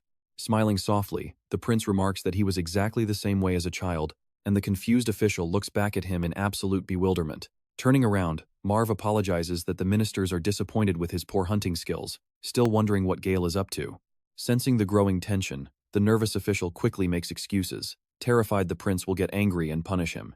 Leaving the nobles behind, the prince tells them to keep hunting while he goes to rest inside his royal tent. Stepping inside, he slumps wearily onto a couch, but upon spotting a servant, he asks what could possibly be so urgent at this hour. Presenting a fresh letter from the border, the servant suggests this news will make an amazing gift during these trying times. Let's pause and watch as Marv takes the letter and quietly begins to read it, studying every single word so he does not miss anything. When he finishes, he bursts out laughing because the fools in Brasha think they can stop a winter famine using gola weed. He thinks it is impossible since nobody would ever eat a useless, toxic weed that everyone knows is poisonous. Tossing the letter onto the floor, he tells the nearby servant that this pathetic update is completely unworthy of his attention. But the servant adds that the letter names Jan as the next territory lord, and even includes Serialina's personal ring. Presenting the ring, the butler reports that the old man tried to assassinate Jan, but his Captain Petrio failed the attack and is now locked up. Hearing that Jan wants to hand these prisoners over to him, the prince just smiles, twirling the ring between his fingers. In truth, he expected this exact outcome ever since he heard that Jan recruited an entire army of elite warriors. After pondering for a moment, he stands up suddenly and orders a reply written to the kid claiming to be Brasha's next count. Smiling, Marv dictates that if this newly awakened mage actually wants to become a true lord, he must first travel to the capital, thinking that Jan will make a highly useful pawn for him in the Ministry of Magic. Walking back out to his ministers, he asks if they caught any deer. They brag about their massive haul, inviting the prince to take another shot himself. Taking a deep breath, the prince smiles to himself, energized by the fascinating news arriving from Brasha. Suddenly, a rogue arrow whistles through the air, narrowly missing him and making everyone jump in sheer panic. The deadly accurate shot drops a nearby deer instantly, leaving the watching officials completely stunned and horrified. They stare in shock at the carcass lying in the middle of the clearing, unable to believe such a shot was possible. Marv stands silently with his back turned, instantly realizing who fired that arrow as a heavy tension fills the air. Turning around with a fresh scratch on his cheek, you and I both know that Gale's reckless stunt is about to spark massive trouble. Trotting up on horseback, "All right, let's look at this dark-haired prince," smiling with supreme confidence. The second prince apologized for arriving late, saying he rushed over and hoped his casual look didn't offend anyone. Stepping off his horse, he blamed urgent business for the delay, but the ministers quickly reassured him, saying they were just happy he finally made it. Quietly observing, Marv remained completely calm, reading the room and waiting to see how everyone else would react to this dramatic entrance. Sweating bullets under the intense sun, the exhausted ministers excused themselves to grab some water and take a quick breather. They quickly hurried off toward the camp, eager to catch their breath and secretly discuss their next move. Now, only Gale and Marv stood in the quiet clearing, locked in a silent standoff, trying to read each other. Pointing out his brother's packed schedule, the prince mockingly asked if he should be honored by his presence, but Marv just coolly replied that his time was indeed limited. Locking eyes, Gale demanded to know why Marv was suddenly so interested in the border, trying to guess his next play. Melina's reports had mysteriously gone dark, but Randro's letters kept pouring in with constant border updates. Now here's the crazy part. The second prince already knew what was up, but wondered if Marif had figured it out too. Drawing his bow, the first prince found his brother's sudden curiosity highly suspicious and wondered what he was secretly planning. Stepping forward, he admitted he had no idea what scheme Gale was cooking up, but warned that abandoning Bracha would be his absolute best bet to avoid a massive conflict that could ruin border security. The second prince offered a quiet, knowing smirk, hearing the recommendation letter for the new lord and realizing his master plan was working flawlessly. Firing his bow, Marv explained that the candidate was a powerful mage who had already built a massive stronghold and recruited otherworldly warriors. A second arrow sliced through the air, piercing the target perfectly, showing off his legendary skill. Smirking at his brother, he declared that he had absolutely no objections to the choice. To save time, he ordered the succession to be rushed. Shortly after, both royal brothers marched into the minister's high council, leaving the room buzzing with whispers about whether rumors would derail the critical decision regarding Brash. Look at this glare.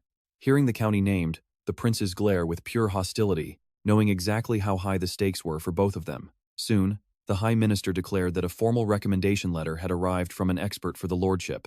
As the entire assembly listened in silence, he announced that the nominated candidate was actually Jan, the bastard son of the executed traitor Durgi.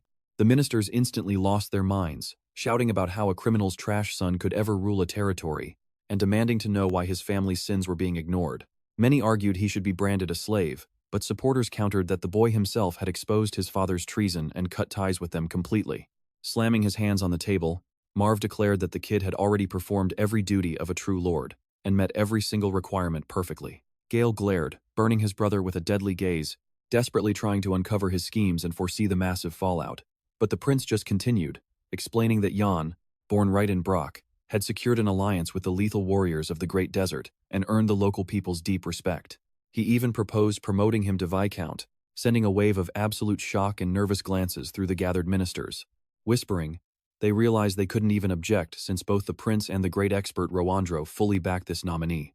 In the shadow of the panic, the Minister of Magic leaned in, whispering crucial advice straight into Gale's ear. The prince listened with a cold smile, keeping quiet as he realized just how useful her words were, though he had already formulated his own wicked counter-strategy.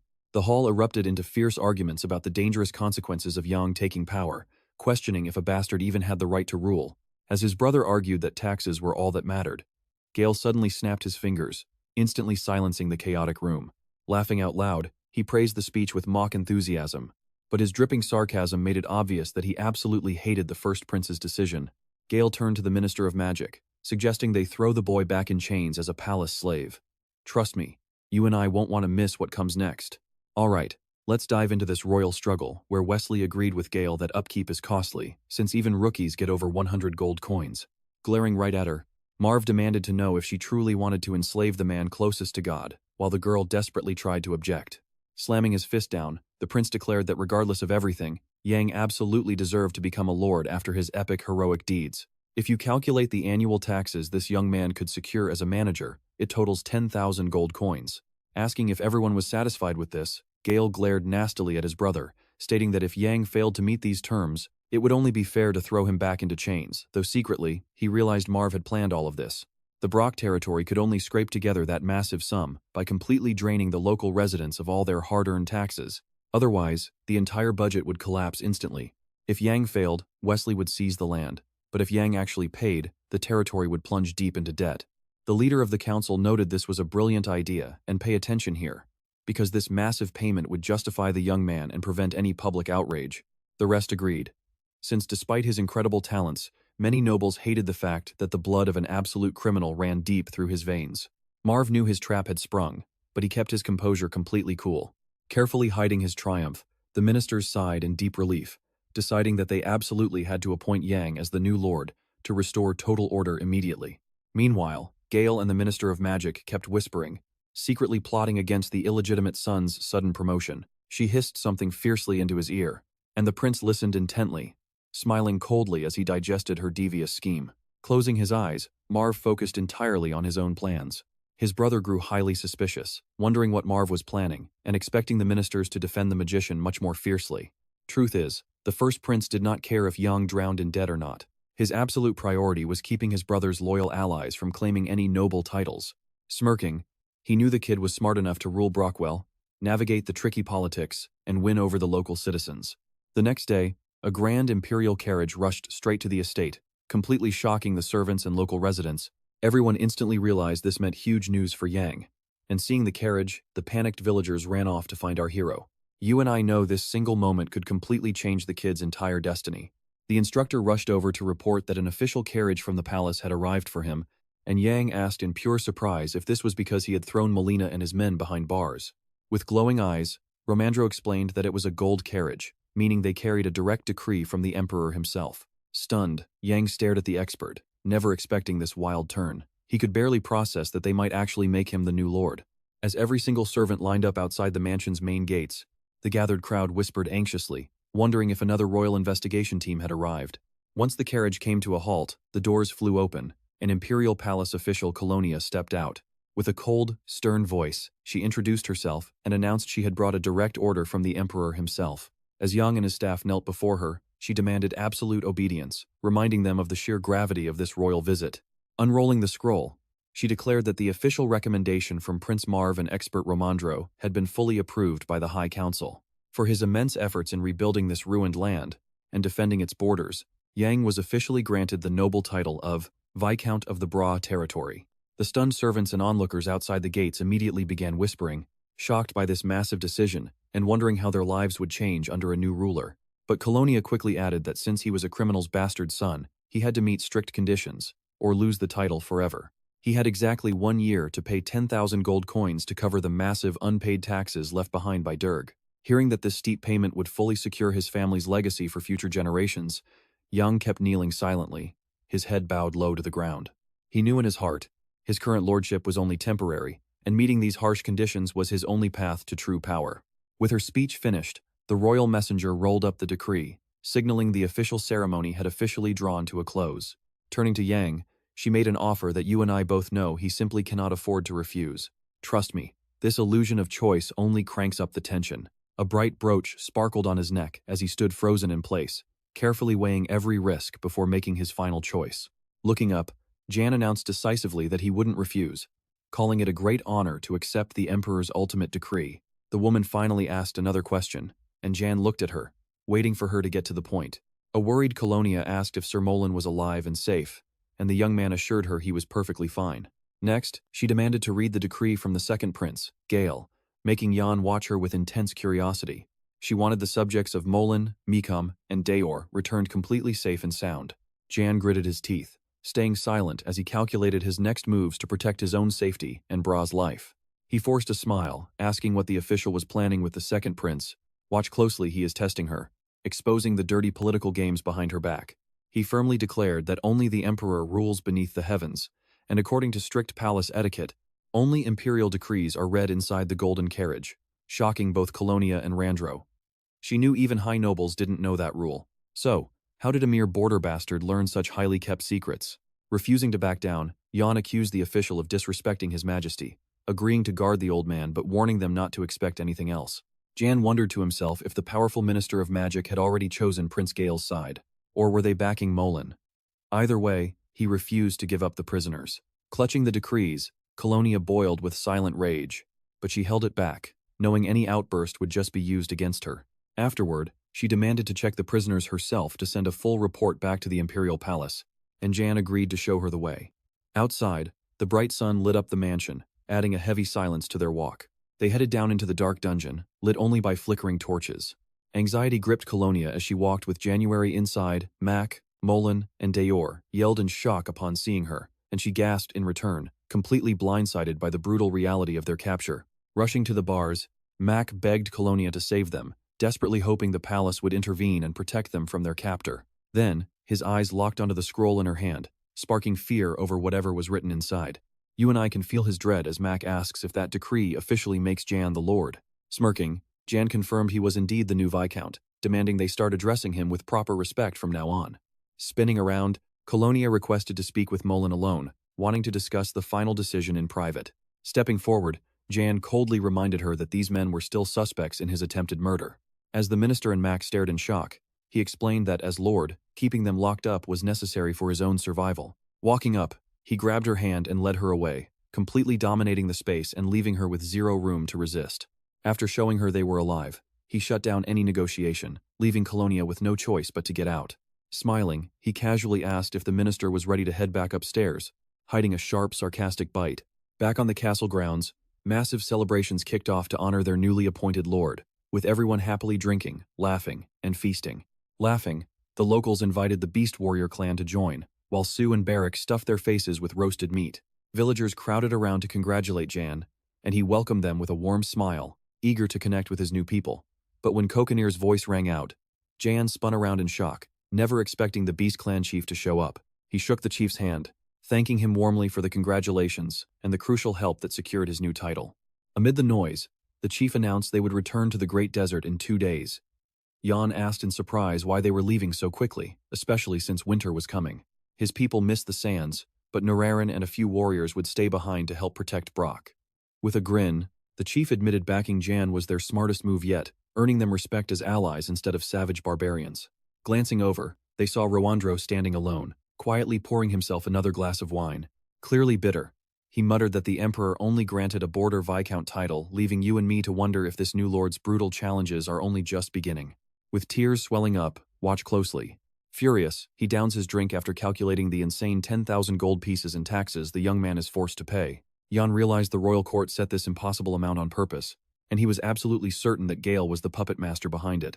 Rowandro worried they would never be able to scrape together that much gold. He looked at the villagers happy, but still scarred from the brutal civil war. Addressing the young man, Rowandro proudly brought up Jan's new title of Viscount, but Jan immediately cut him off, explaining that nothing was official yet. He quietly asked Rowandro to address him as before, staying cautious and keeping his distance. Rowandro watched with growing concern as the young man reread the imperial decree over and over, wondering if something was terribly wrong.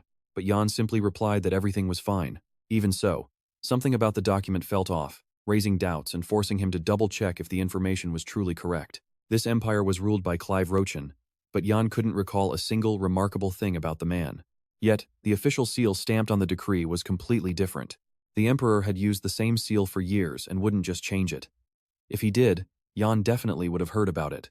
Why would a seal that had remained untouched since the dawn of the Empire suddenly be altered like this? Now pay attention to this, there was only one logical conclusion. Right in the middle of all this chaos, the Imperial seal was changed. Even considering how much time had passed and how things unfolded, the whole situation felt incredibly suspicious. The change was too sudden. He couldn't have missed something like this back when he sat on the throne, ruling over the entire empire. Suddenly, a voice called out, and Jan snapped back to reality from his deep thoughts, shifting his focus back to the people around him. Rowandro noticed his grim expression, and worriedly asked the young man if something was weighing heavily on his mind. Confused, Jan asked what was wrong, but his instructor clarified he was just curious about what caused the sudden change in his mood. Smiling, the instructor suggested that since Jan had officially received his appointment letter, it might be time to let their neighbors know. Realizing he meant Mariloff, Jan smiled and agreed that they absolutely should, showing off his clever knack for politics. The following day, Carlo read the notification in disbelief, wondering if that young bastard had actually secured a title. He couldn't fathom what the world was coming to, while his butler reminded him they needed to send a congratulatory message and handle the correspondence regarding the recent attack. Lighting up a cigar, the Count clicked his tongue to silence his chatterbox servant, annoyed by the bureaucratic nonsense and calling it a complete waste of ink. He ordered him to just write whatever, and the servant bowed obediently in response. Suddenly remembering an important detail, "The Lord looks dead serious here, and you and I both know a scheme is cooking." He asked if anyone from Bracha had reached out about food supplies, but the manager confirmed they had received absolutely nothing. Flicking away the cigar ashes, the Lord wondered how Jan planned to manage that completely devastated territory, especially now that they were cornered by a devastating, widespread crop failure. Gritting his teeth, Carlo sarcastically scoffed that the young man would probably end up eating rotting carrion and wild weeds. With a dismissive wave, he ordered the butler out. The servant quickly bowed, left the office, and let out a massive sigh of relief after closing the door. That meeting with the Lord had been incredibly tense and emotionally draining. Suddenly, a voice called his name, making him spin around in surprise, expecting a surprise guest or critical news. Spotting the Countess standing there, he anxiously asked if something had gone wrong, desperate to know why she summoned him. With a warm smile, Ryan asked if there was any news from Bracha, clearly deeply concerned about Jan's ultimate fate. Bowing his head, the butler reported that they had received news of the young man being granted the title of Viscount, making her cry out in sheer disbelief. She immediately asked, highly curious, how her husband had reacted to the news, but the steward just looked back in alarm. Hiding her knowing face behind a delicate fan, she knew Carlo was furious, but insisted that since Brecha was their close neighbor, they must send their sincere congratulations. The Countess declared she would draft and send the letter herself, instructing the butler to blame her if the Count ended up complaining. Folding her fan, she plots her next move. Trust me, we must watch closely. Let's dive into a crazy new chapter where Rian shows her fierce determination. Striding into the study, she demands a gift be sent to Ian, asking to open the treasury while she gets the Count's permission himself. The butler cries out in sheer panic, begging her to stop to shield her from her husband's legendary temper. Stopping short, Rian turns back with a sharp smile, declaring that this is exactly what she must do. Meanwhile, over in the county of Brock, Ian sits down for breakfast while Romandro asks how he slept. Replying that he rested quite well, the young lord asks Hannah to pour him some water, maintaining his strict daily routine. An overwhelming rush of pride hits him, as if securing his official title had finally allowed him to conquer a massive mountain. Feeling a deep inner strength, Romandro seriously brings up the Imperial Palace's funding, and Ian asks in surprise if they actually get to keep the leftover subsidies. Confirming it is standard practice, the expert explains they can spend it freely, offering to draft a complete expense budget. Genuinely surprised, the young lord says he would be incredibly grateful, fully trusting Romandro to manage all the complex financial details.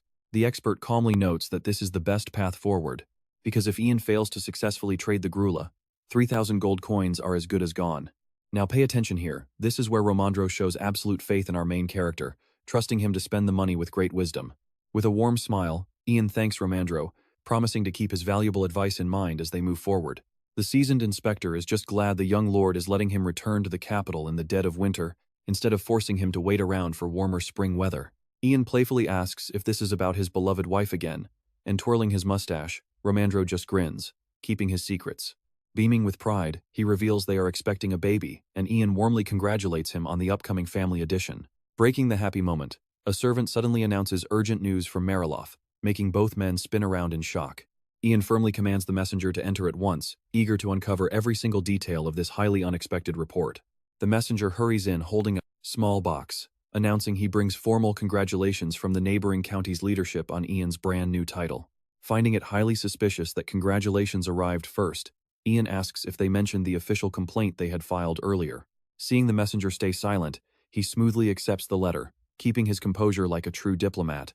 The messenger adds that the lady sent an exclusive gift, and Ian eyes the mysterious package, wondering what is inside. Prying open the box, the messenger explains that this bizarre device was crafted in a foreign land, stunning both Ian and Romandro. You and I both know Ian is a genius, right?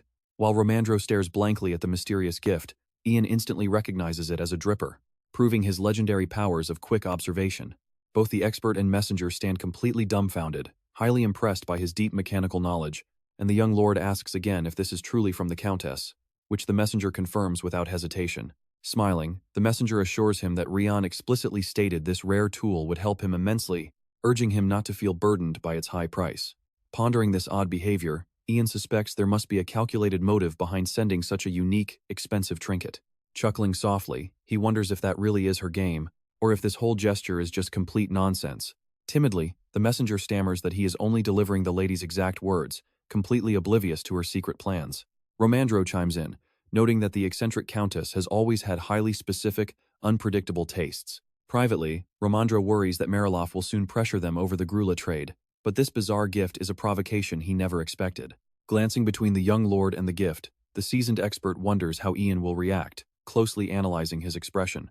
Suddenly, Ian calls for a brief pause, deciding to pen a personal reply directly to Rian, and as Romandro curiously asks what he plans to write, the clever young lord simply notes that he genuinely likes the gift.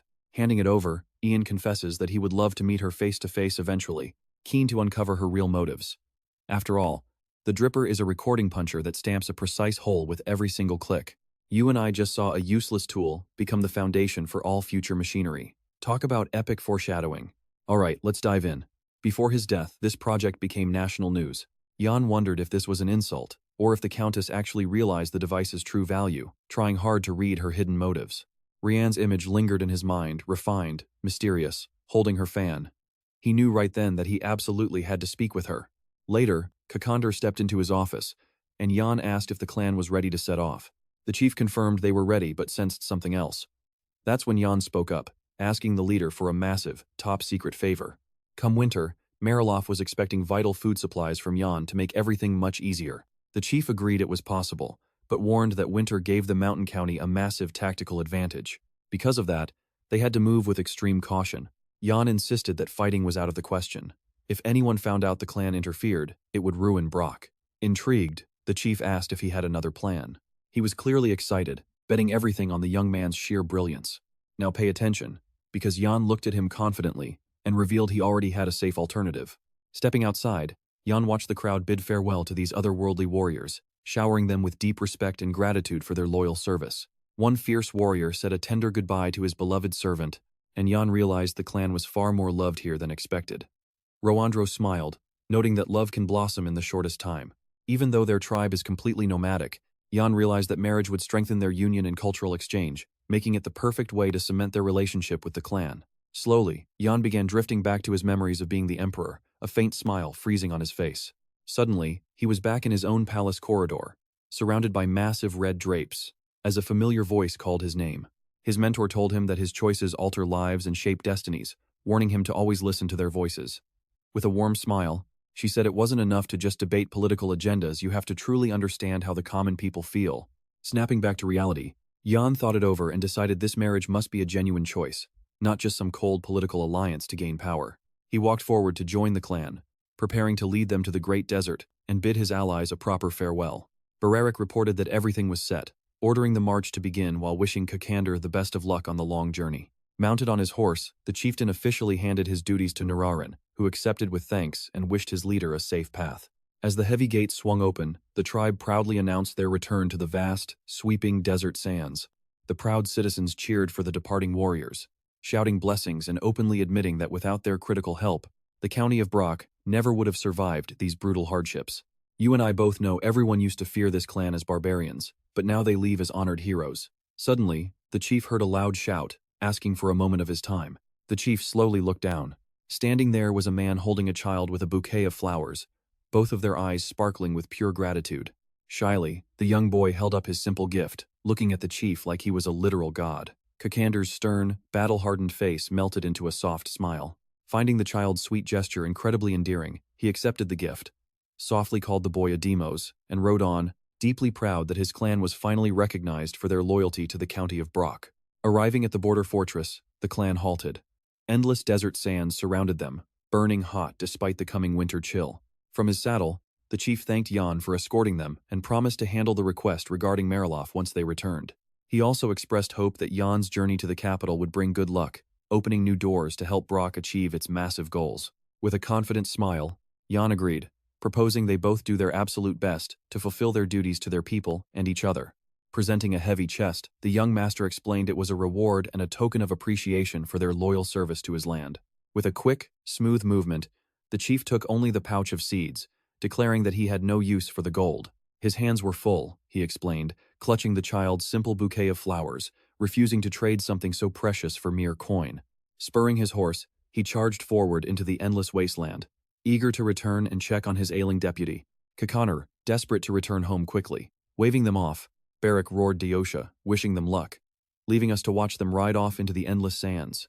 All right, you and I are diving right back in, as Jan reminds everyone that crucial duties await them in Brack. Trekking through the endless dunes, our hero explains they must first raise the Ghoulie before they can finally regroup in Mariloff. Heading back to their territory, the fighters whisper among themselves, noting that Kakandir is in an unusually amazing mood. They definitely didn't expect this from their fierce chief, who laughs and asks if it is really that obvious, while his soldier happily admits he is feeling great too. Looking back, the proud chief admits he never expected anyone from the Empire to earn their true respect. Smiling warmly, Kakandir adds that Jan is nothing like those other useless imperial fools, and his brilliant wisdom has brought their tribe massive benefits despite his absolute youth. Thanks to crucial intel on the Silask, they rescued their dying deputy right from the jaws of death. They also uncovered the financial schemes of Durgi and its border allies, which allowed the clan to secure powerful new alliances. But best of all, having a map of this brutal desert lets them navigate safely while avoiding unpredictable threats. They are finally heading home after the peace treaty, with one warrior holding a symbolic branch wrapped in a red ribbon. Suddenly, a shout echoes for everyone to halt, causing Kakandir to turn around and demand to know what's wrong. Rushing forward, now watch closely, a clan warrior warns them the wind has shifted, meaning a brutal storm is coming early. She explains that their magical guiding branch is completely broken, but the shifting winds suggest the storm is blowing in from the north. Kakandir curses silently, realizing they might have to retreat all the way back to Brak County and delay their journey home. Quickly, he orders the entire caravan to veer east, hoping to outmaneuver the raging storm and stay ahead of the danger. Jan freezes on his mount in sheer shock, unable to comprehend why they are riding straight toward the epicenter of the tempest. Confused, he speaks up to ask if going south wouldn't be a much safer alternative than heading straight into the east. At his words, every warrior immediately whips their head around, annoyed that some outsider at the back is speaking up. They assume Jan simply doesn't understand the desert yet. His obvious concern only amuses the battle-hardened fighters, who view him as a fragile, clueless nobleman. They laugh right in the faces of the young lord and his bodyguard, mocking these soft city slickers who have clearly never touched desert sand before. They boast that their guides pass down ancestral secrets to keep everyone alive, while Jan just watches them in absolute disbelief. The rowdy soldiers bark that the kid should shut up and stop questioning real veterans, while the chief slowly turns around with a piercing stare. After a tense silence, the chief asks who has their legendary map, figuring it must be with our main character.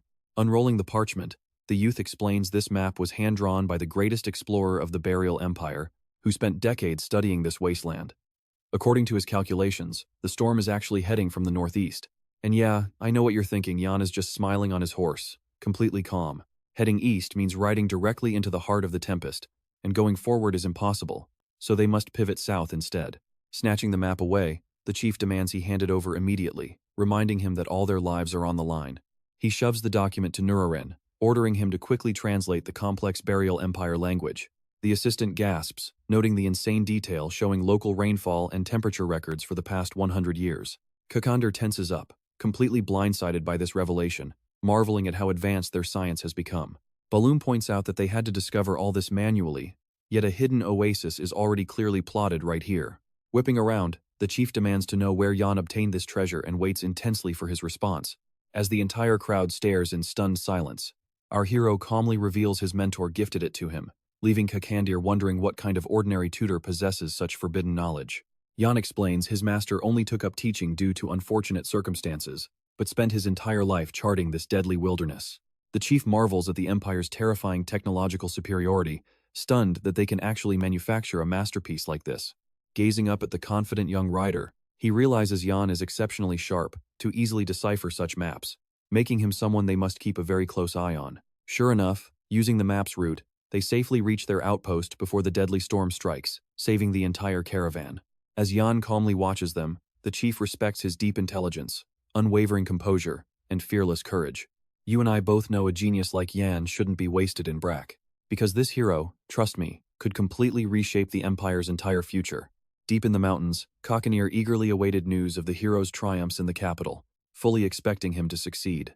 Meanwhile, Colonia stepped into Gale's office to report on Brak County, desperately hiding her rising anxiety and confusion. Hearing that Melina and his men were locked up without being tortured, the second prince frowned deeply in thought, his eyes flashing with anger. Jan actually knew palace etiquette, understanding the complex rules of the court all too well. As Wesley leafed through the documents, the minister noted that Jan's expression shifted at the mention of the charter knowledge even Rowandra was clueless about. Looking up from her files, she confidently declared that Marv and the boy were absolutely working together in secret. But Gale warned her not to rush to conclusions, arguing the bastard could only have picked up basic knowledge, not the incredibly complex rules of high royal etiquette. Unshaken, the Minister of Magic replied that this explained why the first prince made the kid a lord so quickly. Even with magic, his deep understanding was alarming, and nobody knew why Marv chose to hand him real power. Gale pondered silently. This is where we see his brother's hidden motives really start to drive him crazy. Ultimately, he thanked the minister for her report, noting the mission was completed anyway, and told her she was free to leave. Now alone with Wesley, both sat in heavy silence, lost in their own thoughts and in no hurry to speak, drowning in their own dark reflections. Suddenly, the girl in red shoes stepped forward, her eyes glittering with playful defiance as if playing a secret game. Sliding onto the prince's lap, she casually asked if she should kill Jan, her beautiful lips curling into a cold, chilling smile. Gale sarcastically asked if she actually had a plan, and she explained that the upcoming appointment ceremony would make the kid a ministry member a perfect trap they could exploit. Hearing this, Gale fell into a deep, calculating silence, careful not to betray his real thoughts or show any weakness. He stood up abruptly and headed straight for the exit. When she asked where he was going, he coldly replied he was off to see his brother. Suddenly, the prince froze as if struck by a sudden thought, his face tensing as his gaze fixed on the distance, filled with doubt. Turning back, He suddenly asked why Jan had spared Melina when he had the perfect chance to kill him. Wesley explained that the old man was a palace messenger, meaning his death would have brought Imperial investigators straight to Jan's door.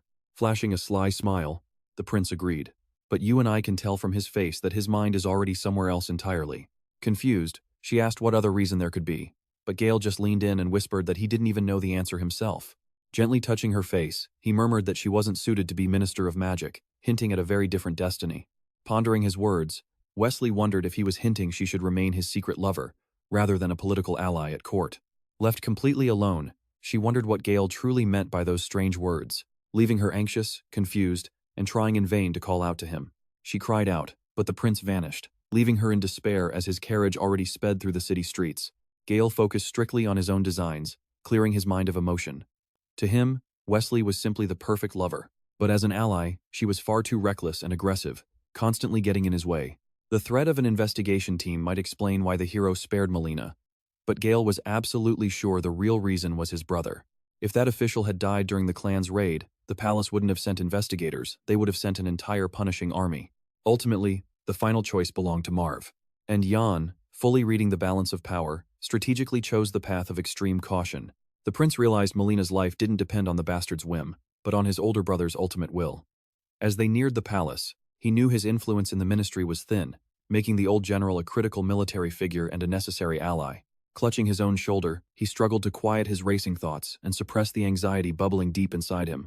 Suddenly, he barked an order to the coachman to halt and turn the carriage around, abruptly changing his destination. Smiling, the second prince declared he must visit his father instead of his brother, determined to completely reshape his own future path. Cly sat on his bed, eagerly hoping his son would arrive soon for a warm talk. Trust me, you won't want to miss what happens when they finally meet. Let's dive into the busy Mariloff mansion today. Every single servant is rushing around, desperately trying to finish their chores for the day.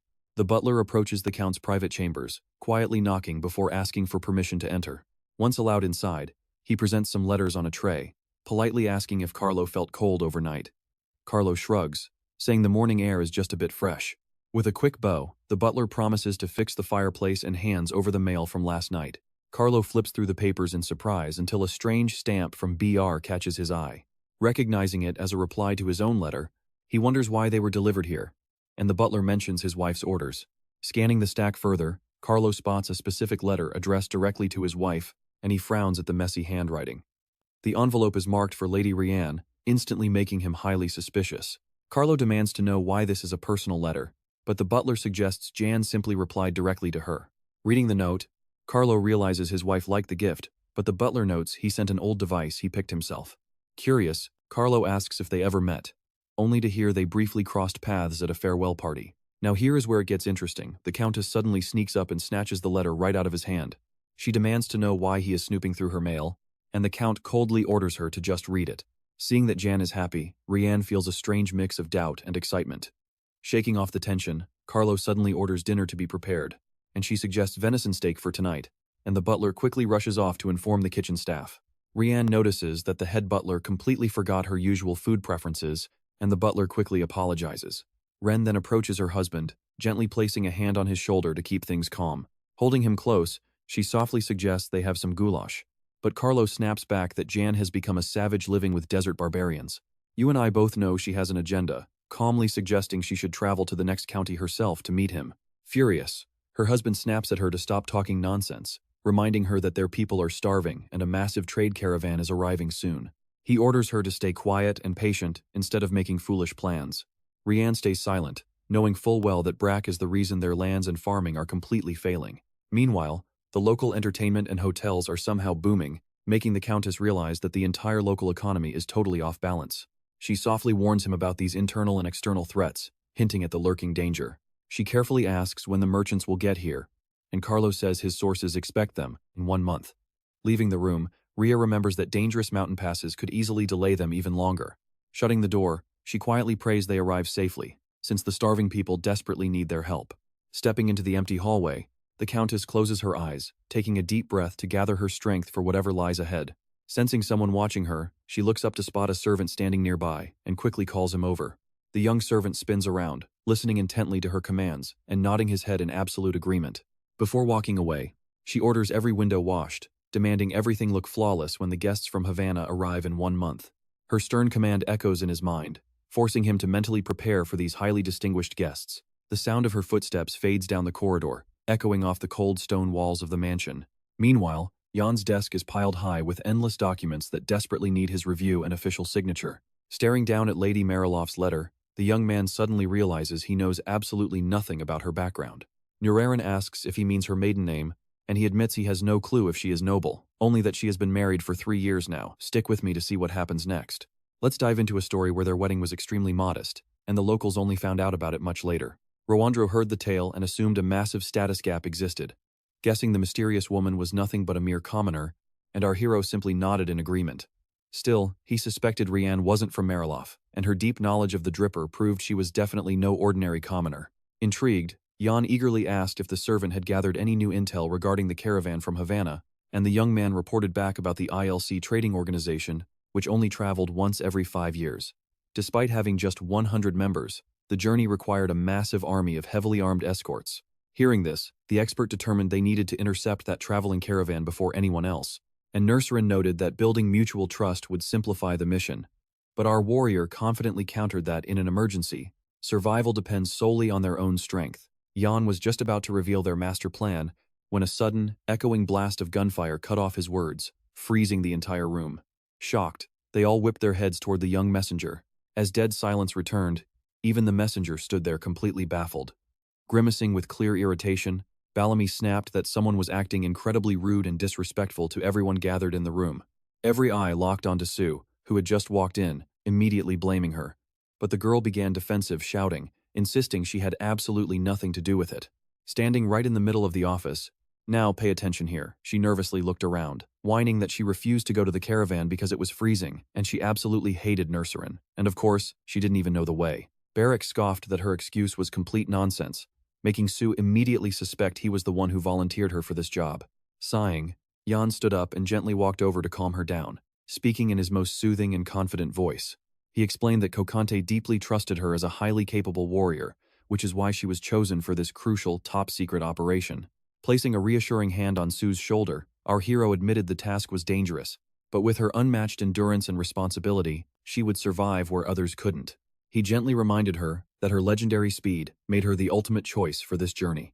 In fact, he looked her in the eyes and said no other warrior could possibly replace her. Hearing those flattering words, the stubborn girl finally cracked a genuine smile. Blushing with embarrassment, she happily agreed to the job, allowing Jan to finally break down the critical details of their upcoming plan. Soon, the evening sun dipped below the forest canopy, casting a warm pink glow over the mountains as twilight rolled in. The weary caravan finally halted in a wide clearing, where the leader ordered everyone to sleep before tomorrow's brutal march. Slumped in a quiet dinner line, the exhausted workers ached all over, too drained to even utter a single word. An old woman turned to Sue, thanking her warmly for the massive help in preparing their evening meal. Stirring the bubbling cauldron with flushed cheeks, the girl in the beautiful dress just smiled and quietly muttered that it was nothing. Casting a tired glance around, she listened to the hungry workers muttering and begging to be served their dinner immediately. Let's pause for a second. She is tightly clutching a secret pouch, remembering Jan's warnings as she prepares for the decisive moment. Her task was to slip dangerous ghoulie powder and venomous yellow scorpion powder into the stew, and she did it with absolute stealth. Meanwhile, a bitter winter freeze and deadly famine had gripped Mariloff, turning daily life into a desperate struggle for basic survival. Weeping mothers tried desperately to soothe their starving children, crying out from hunger and stomach pains, but there was simply no comfort to offer. Even ravenous rats swarmed the dirty streets, hunting for tiny crumbs because the famine had left absolutely nothing behind. Down a dark alley, huddled men whispered about the crisis, cursing the corrupt county of Brock and muttering about their blood-stained river. One suggested demanding compensation, but a friend scoffed, reminding the group that their own neighbors had recently tried to assassinate the Lord, completely destroying any hope of peaceful diplomacy. Staring down at the scurrying rats, they desperately debated pleading with the Count for some emergency aid, but the tyrant only kept raising taxes, completely ignoring their suffering. Suddenly, one man claimed he heard rumors of delicious goulash in BR, causing the miserable crowd to erupt in mocking laughter. Dismissing his claim as absolute nonsense, the starving friends laughed in his face. Yet, he refused to back down, fiercely protesting that his story was completely real. He explained that a high-ranking palace official personally confirmed eating the dish regularly, proving it was absolutely not some desperate hallucination. Still, the crowd remained skeptical, whispering that the poor guy had finally lost his mind to starvation and pure, hopeless despair. Shifting away from crazy rumors, they anxiously wondered when that grain caravan from Havana would finally arrive, since it was already overdue. As the morning sun slowly rises, you and I can only watch as golden light floods the forest canopy. We are jumping straight into a caravan camp where desperate, sick people are begging for water to ease their suffering. It was the only thing giving them relief. But everyone was confused. Expeditions usually only had a few sick, not dozens collapsing at once. As Sue and the cook tended to the dying, the healthy whispered anxiously, praying the doctor from Mariloff would arrive soon. Panic crept in.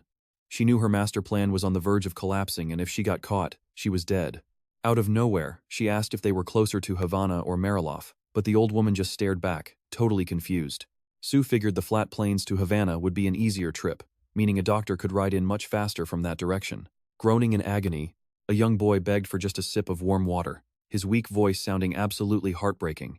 Plastering on a smile, Sue knelt down and promised to prepare everything, hiding her sheer terror while secretly plotting how to secure her ultimate success. Seeing this, the old woman decided Sue was trustworthy and told the shivering boys to hold on just a bit longer. The maid grabbed the water. Stepping out of the tent, she smiled. This was the perfect excuse to get outside and execute her dark plan. Imagining her safe return, she promised herself she would never leave her home desert again, closing her eyes in pure relief. Slowly dumping poison into the water barrel. Now, watch closely here. As she planned to redirect the doctor to cave in, a sudden voice from the shadows made her freeze, her heart hammering in sheer terror. Snatching her arm roughly, a man yanked her close, locking her in an unbreakable grip. Staring down with cold eyes, the stranger demanded to see whatever she was hiding in her hand right now. Desperately twisting to escape, Sue shrieked, calling him an absolute pervert and demanding her freedom, but the man just pressed on, asking what she had just been holding. Pointing at the rough marks on her wrist and palm, he noted that those only belonged to someone who fights with their fists on a regular basis. He furiously demanded to know what she was doing out here, ordering her to hand over whatever she had just stuffed into her pocket. Flashing a wicked grin, Sue turned it around, asking if he really had nothing better to do than stalk women in the dead of night. Caught off guard by her attitude, the man faltered and stepped back, completely thrown off as his confidence instantly evaporated. Seizing the opening, she put her deadly training to use, delivering a lightning-fast, brutal strike directly to his chest. The explosive force sent him crashing to the dirt at her feet, gasping for air, completely unable to process what just hit him.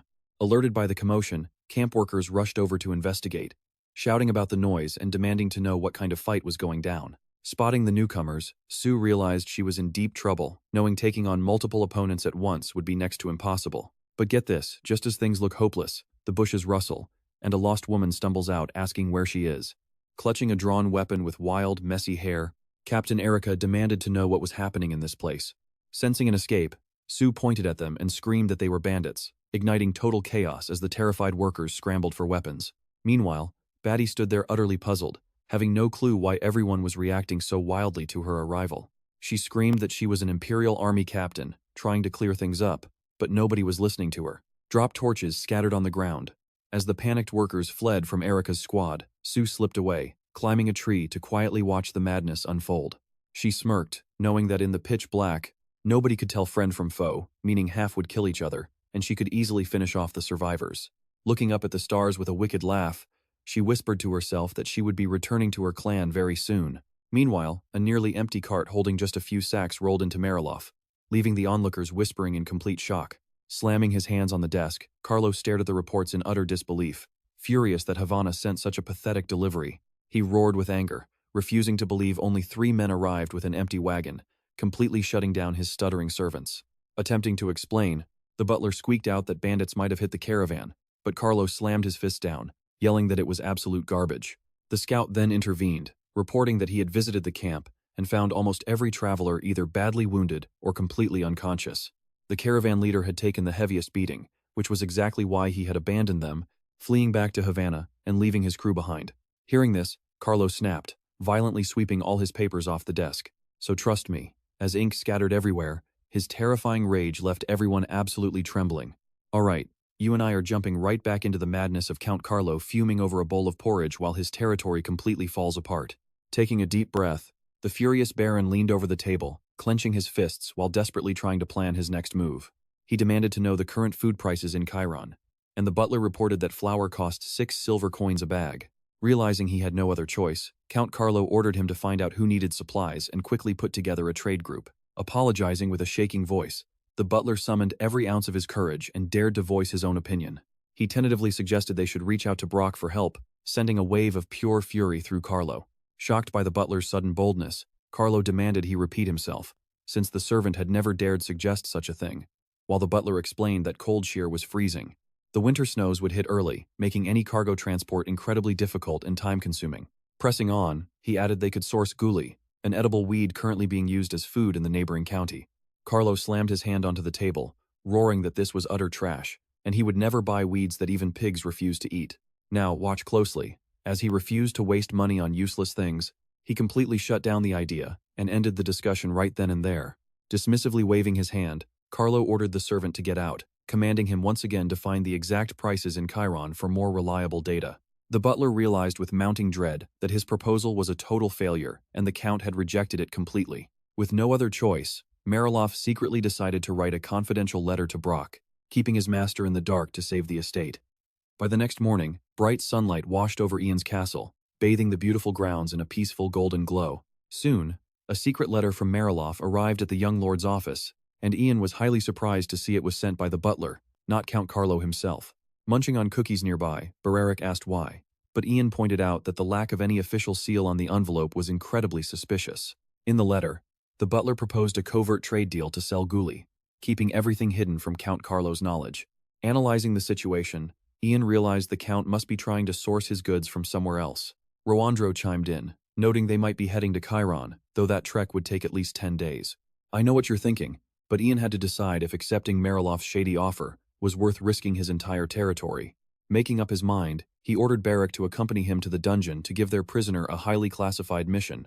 Before leaving, Ian suddenly asked his bodyguard for a cookie, and a thoroughly confused Barrick handed it over, completely lost. Together, they descended into the damp, dark prison, where the flickering torchlight cast eerie, dancing shadows across the iron bars.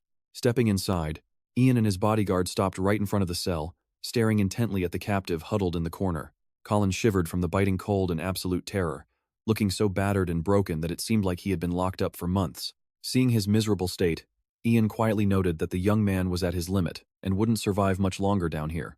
Handing over the cookie, Ian promised that if he ate the treat, he would be set free immediately, but the terrified prisoner hesitated, deeply suspicious of Ian's sudden kindness and doubting his words, desperately scanning for a hidden trap. Yet, fearing Ian's wrath, he forced himself to swallow the cookie, praying this was his ticket out. Crouching down beside him, Ian told him to listen closely and keep his mouth shut, promising to let him live if he would cooperate. He ordered Colin to infiltrate Mariloff's territory and join a caravan of traders that was about to set off for Cold Shear. Once there, his job was to sabotage the deal by any means necessary, ensuring the merchant group was delayed for at least 2 weeks. Shaking with fear, Colin protested that he had zero power to stop a whole group of merchants, his body entirely paralyzed by dread. Staring cold-bloodedly into his eyes, Ian made it crystal clear that failure meant certain death, leaving the poor guy with no choice. Ian's eyes glowed with dangerous magic as he coldly added that if anything went sideways, the poisoned cookie would kill him instantly. Gripping his head in absolute horror, the criminal panicked, realizing only one brutal truth in this terrifying moment. He wanted to survive at all costs. And that's where we leave things, as Ian threatens that his blood will turn to flesh-melting acid and seep directly into the cold ground. Alright, you and I are jumping into a story where a weeping kid gets a pat on the back and a slim promise of salvation. The savior promised to lift the curse, letting Colin walk away free with his memories wiped clean of this absolute nightmare. Staring deep into the young criminal's eyes, he asked if he could do it. But really, the kid had no other choice. He just sat there on the floor, paralyzed by pure, unadulterated terror, realizing there was absolutely no turning back now. Meanwhile, on the streets of Mirov, they were drafting lists of merchants heading to Chiron, forcing everyone to sign up. But when Colin's name appeared, the butler instantly rejected him, claiming a kid with a criminal record had no business joining an elite trading caravan like theirs. Colin panicked, knowing what failure meant. But seeing the kid's desperate persistence, the butler decided to give him a shot after all. Biting his lip to hold back tears, he knew he had to survive no matter what, because failing to join this group meant certain death. Spying on him from the bushes, some workers gossiped about whether this weak kid would actually survive the brutal road ahead. They joked that since he was in, he might survive, or he would just end up as worm food, dying in obscurity. Now pay attention to Clark, who was quietly watching these guys from the shadows. carefully listening to how much things in Miraloff had changed over the year. He knew he had to report all of this to Ren immediately, before the entire situation spiraled completely out of control. With swift, heavy steps, he marched straight through the manor corridors, heading directly for the Countess's private chambers. Pounding on the door, he called out to her with urgency, demanding that she hear his report right this second. Not even waiting for an answer, he blurted out that a shady rat had infiltrated the caravan, threatening their entire deal. Without even looking up from her desk, the Countess, Ryan, smiled and wished Clark a safe trip, placing the success of the mission entirely in his hands. Staring off into the room, she knew this clever scout would make sure everything played out exactly in her favor. With a confident nod, he told her to leave it to fate, because sometimes, even the tiniest detail can flip the board. His words echoed through the dark, cold hallways where flickering torches cast eerie, dancing shadows, lighting up the stone walls. Soon, night fell, burying the mountain range in heavy snow and transforming the landscape into an icy, wind-swept white desert. Down below, the trading caravan pitched their tents and lit campfires, huddled together against the biting mountain freeze. Treading softly on the snow, let's watch Colin here as he creeps toward the supply wagon, desperately clutching a lit torch. Staring at the flame, a wave of pure dread washed over him, making him feel like death was standing right beside him. Gritting his teeth, he begged for silent forgiveness, fully realizing that if he did not go through with this, his life was over. His hands shook violently as the torch burned brighter, casting giant, terrifying shadows that only fueled the young man's growing panic. But right when he was about to do it, a sudden voice called his name, freezing him in absolute terror. He didn't dare turn around to look. Whipping around, he faced Clark. He stammered that he was just getting some fresh air, but Clark stepped closer and snatched the burning torch right out of his trembling hands, and demanded to know why he was sneaking around the caravan supply wagons in the middle of the night. Glaring at Colin with absolute coldness, he asked if he wanted to burn the carts to steal the gold, getting rich off of everyone else's tragic misery. Colin's jaw dropped. How did this stranger know his name, and how on earth did he figure out the arson plan so quickly? Suddenly, the torch was tossed through the air, landing directly beneath the highly flammable wooden supply wagon, sparking an instant, violent explosion of fire. As the camp erupted into chaos, Colin stood completely paralyzed by the unfolding disaster. All while the mysterious stranger watched with a sinister smirk. The poor kid couldn't even comprehend who this guy was, or how he knew his identity, as raw panic completely poisoned his rational thoughts. In one swift, ruthless motion, Clark drove a blade deep into his back, stealing his strength and leaving him to slowly bleed to death in the pitch-black wilderness. Hearing panicked voices nearby, Clark tensed up, knowing he had to move fast before the other guards rushed the scene. Trust me, you and I are about to see this entire trade caravan erupt into absolute chaos. All right.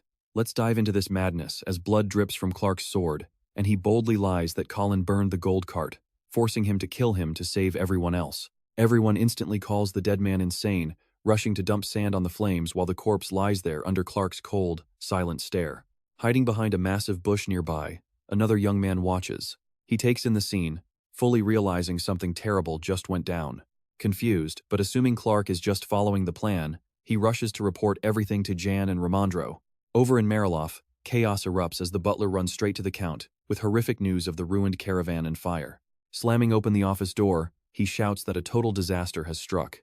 But Carlo just turns around, coldly asking what's wrong and why his servant is interrupting him. Terrified, the manager explains they reached the merchants, but every single cart burned to ash, leaving absolutely nothing behind. Don't blink here hearing this. The Count freezes, completely unable to believe his ears. He has no idea how they will survive the brutal winter without grain and food. Demanding answers, he violently slams his hand on the desk, and the butler explains that Colin burned the carts and tried to murder everyone. He adds that the boy is dead, the caravan is ruined, and though they headed for Sharon first, the trip will take too long.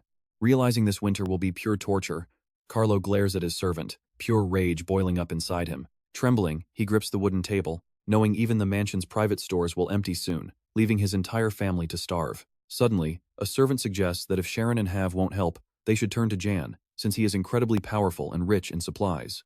Losing it, the Count grabs the speaker by the back of his head, leaving the poor kid frozen in total confusion. With brutal force, he slams the boy's face straight into the table and screams, blaming him as blood splatters everywhere, roaring to know how this happened while the mangled servant begs for his life. The butler watches in absolute horror. Still gripping the kid, the Count commands Colin's entire family to be slaughtered, his wild curses sending the manager backing away in sheer terror. Slipping out, the butler warns the maids not to go in, as Carlo is smashing furniture while his manic screams echo through the halls. The terrified maids whisper ask what to do, and he shushes them, dryly asking if any of them actually want to try calming him down. Let's watch this with a decisive voice. The Countess demands they open the door. The servants desperately try to stop her to save her life, but she confidently assures them she has got this and orders them to stand aside, leaving the maid no choice but to obey. Before Rianne's eyes, showing Carlo beating the servant with a heavy candlestick, while blood pools on the floor and the victim screams in agony. Wearing a fake smile, she calls out to her husband, acting completely unfazed by the gruesome bloodbath right in front of her. Stepping closer, she asks him to release the battered boy and grant her a moment, gently pulling him out of his blinding fit of rage. She taps his shoulder, pleading with him to calm down so they can talk about some highly urgent matters. As the Countess asks why he does not simply request aid from their neighbors, the butler drags the bleeding servant out of the office. She smoothly suggests sending her own messengers to deal with the Lord if his pride is getting in the way. Hearing this, Carlo stops to think, his mind still raging with absolute fury. Yet, her suggestion makes perfect sense, despite the hatred boiling inside his chest. Slightly shocked, he asks if she plans to go herself, and she smiles, requesting his permission to do so. Suddenly, with one violent jerk, he grabs her by the hair with his bloody hand, pinning her in place with zero chance of escape. Clutched in his crimson grip, she listens as he snarls, asking if she is trying to abandon him to deal with this nightmare alone. Staring directly into his crazed eyes, she asks what Carlo would even do if she tried. He roars back that she shouldn't even dream of it, his furious voice echoing through the cold, moonlit mansion. Winter has fully arrived. Bare trees surround the estate under a light layer of snow.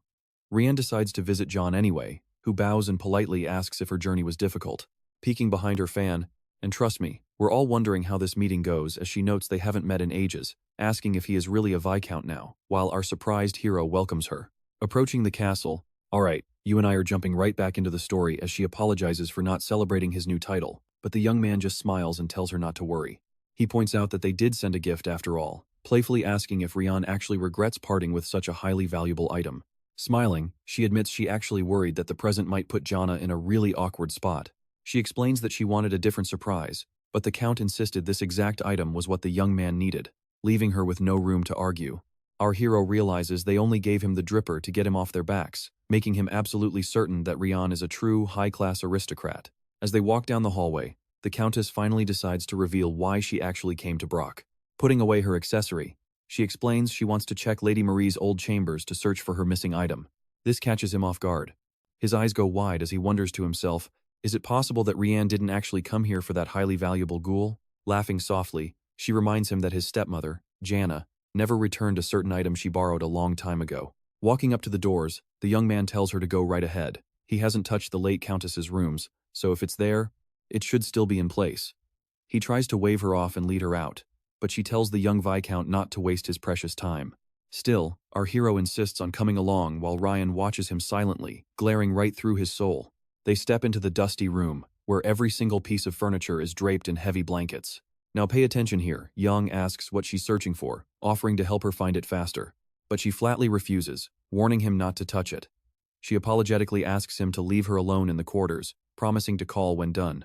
Totally confused, Yang turns toward the exit and agrees to step out. But deep down, he can't understand all this secrecy. Once out in the corridor, he quietly orders his servant to keep a close eye on Rianne, and the young man bows obediently to comply. Back inside, the heavy bedspreads are ripped away, hitting the floor one by one, kicking up thick clouds of dust since nobody has set foot here in ages. The servant enters to offer his assistance, but Ryan ignores him, keeping her back turned while tossing open boxes and tearing the room apart. Highly irritated, she snaps at him for ignoring her previous warning, ordering him to open the jewelry box and get out. Glaring at her reflection in a massive broken mirror, she growls that she'll find it herself, visibly terrifying the servant. You and I can see the total chaos now. Jewelry, letters, and shoes are scattered everywhere, but she still has found absolutely nothing. Meanwhile, Yang sits quietly inside his office. Roandro walks in and asks where Rianne went. So our hero explains she is currently searching the late Countess's chambers for her lost property. The expert is genuinely surprised that she didn't come for the ghoul, but the young Viscount simply shrugs his shoulders, having no clue himself. Checking his watch thoughtfully, the man is absolutely certain the topic will soon shift to the seeds. Sure enough, the hero nods in agreement, making no effort to hide his deep curiosity, and the inspector guesses that Yang has already set a price, admitting he's eager to know how much the kid plans to charge. The young man calmly replies that the final cost varies, remembering exactly how poorly Mariloff treated them when they desperately needed help. Suddenly, Ryan bursts back into the room, smiling as she apologizes for the long search, claiming she never expected to take this long. Trying to sound eager, Yang asks if she managed to find her missing item, but she sighs and says she didn't.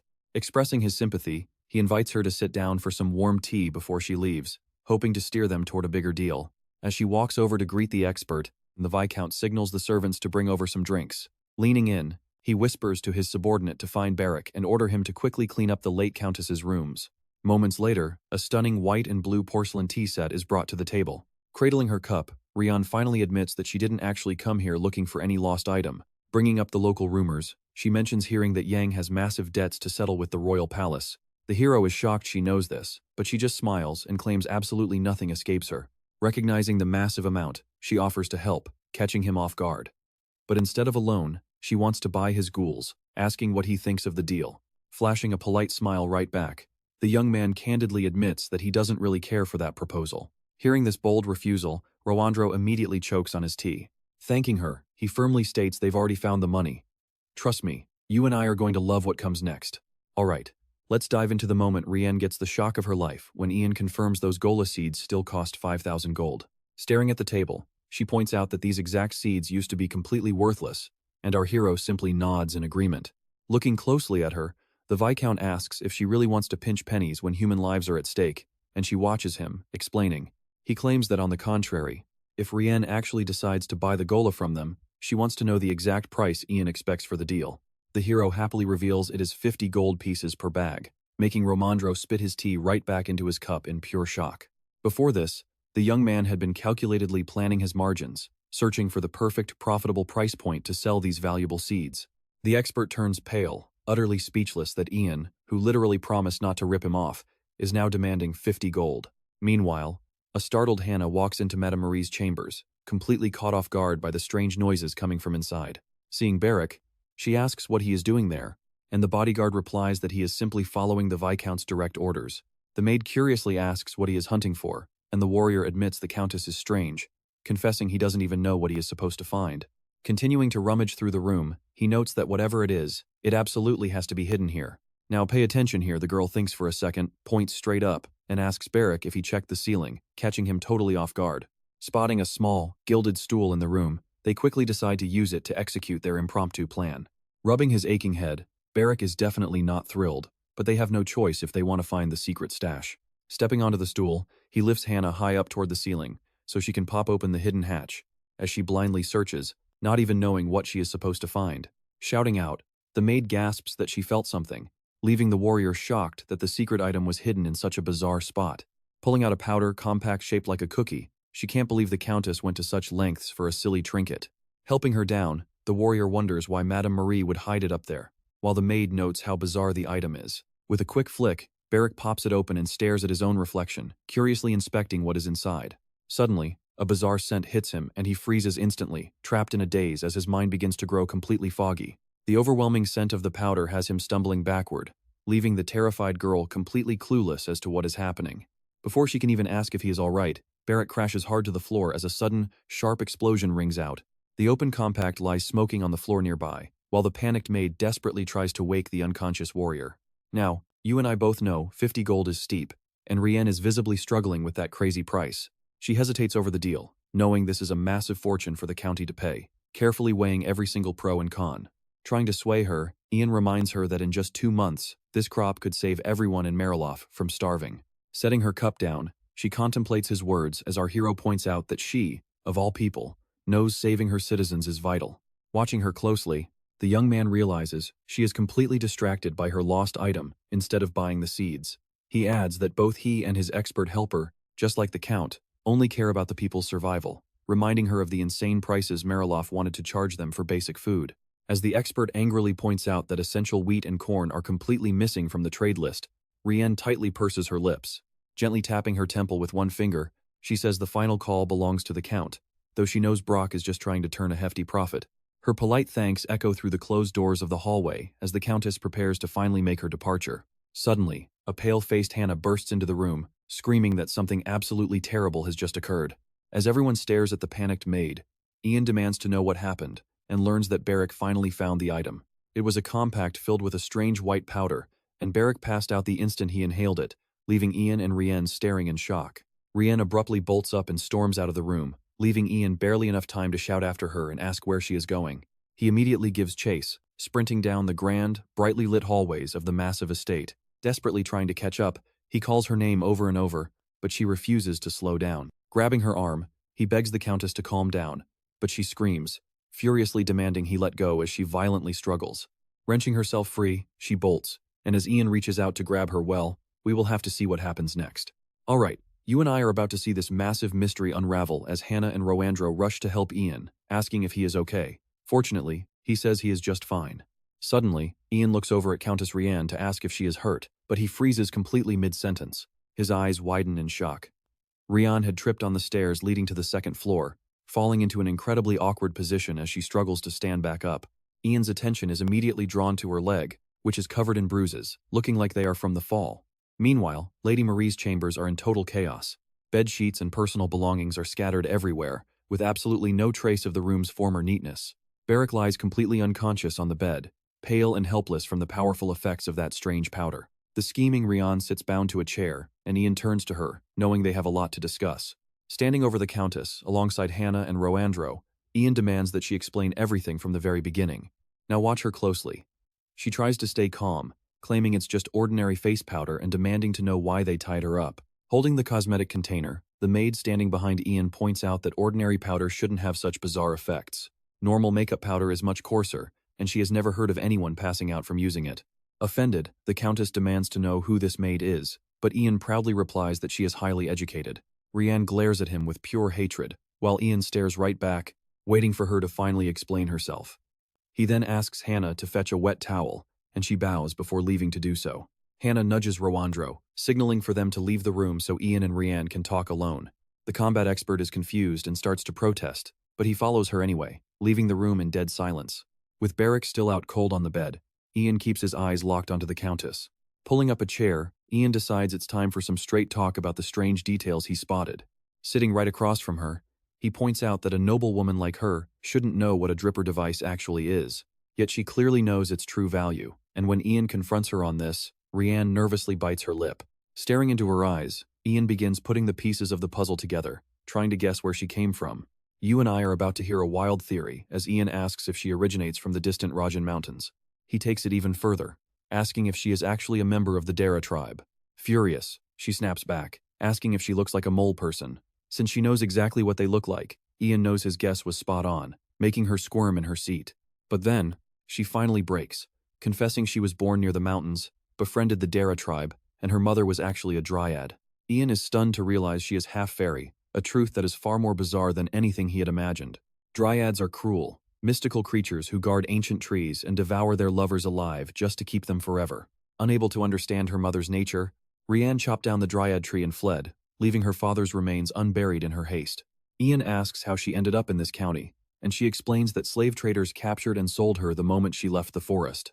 Waving her bound hands, she admits she knew the dripper was incredibly valuable, even if she didn't fully understand how it worked. Shocked, she asks how Ian knows so much about it, but he vaguely claims he just heard it from someone, somewhere, at some point. By now, night has fallen, and stars are starting to twinkle in the dark sky outside. Ian asks if Count Carlo knows any of this, but she quickly shakes her head no. Ian wonders why she hid her heritage from her husband. He then asks if she actually plans to help the Count carry out his grand scheme. She notices his cold look and asks if she should be grateful. Ian replies that it all depends on her real motives. Suddenly, she pulls up the hem of her dress, revealing something that shocks Ian and completely changes his expression. Her legs are covered in brutal bruises.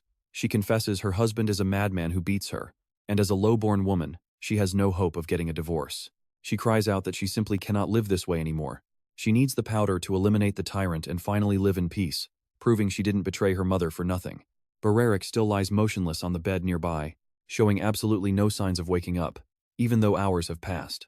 Realizing the powder is deadly, Ian panics that his bodyguard might die, grabbing Rian's arms. Trust me, you and I are about to see this situation get incredibly chaotic. You and I are jumping right into this mess where Jan demands to know if he was poisoned, only to find out it is a rare drug from Havan. Apparently, this terrifying powder temporarily stops a person's breathing, yet Marie and Rian survived it, leaving Jan shocked to learn his own stepmother actually took the very same drug. Rian guesses that Madame planned to poison Durgi but tested the dangerous dose on herself first, leaving our main character completely baffled as to her real motives. Looking him dead in the eye, she reveals it is all Yan's fault, since he is a bastard son and a massive threat to her own child. This brutal confession completely catches him off guard.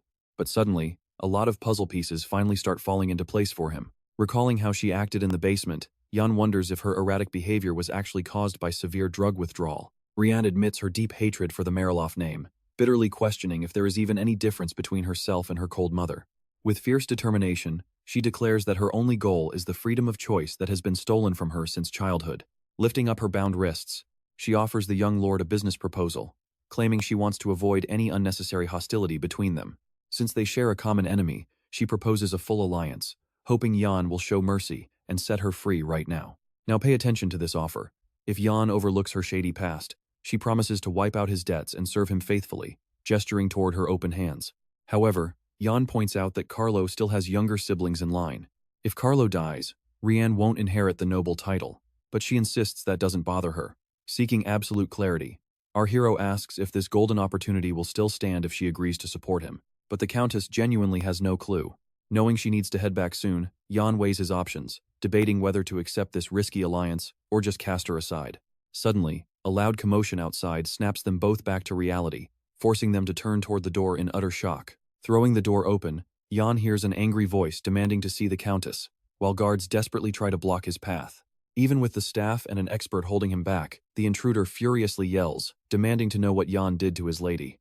Hannah places a calming hand on his shoulder, trying to break through his rage, but he is completely blinded by anger and ignores her. Stepping outside, Yan coolly announces that the lady is currently occupied, asking this uninvited guest to wait like a civilized man.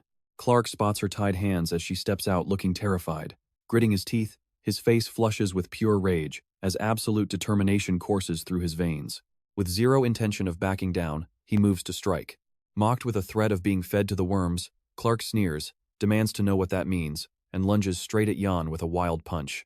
But our main character effortlessly blocks the strike with a single hand, staring directly into his opponent's eyes. Unleashing his magic, Yan summons a blazing fireball in his hand and slams it directly into Clark's chest with explosive force. The sheer power of the blast completely drains Clark's strength, and his legs buckle as he begins to slowly collapse onto the cold floor.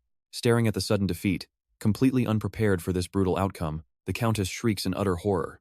Meanwhile, Barrick slowly begins to wake up from the noise inside the room, though his eyes remain tightly shut. As Clark lies defeated, Rian rushes to his side, while Yan, Hannah, and Rowandro quickly surround them from all angles.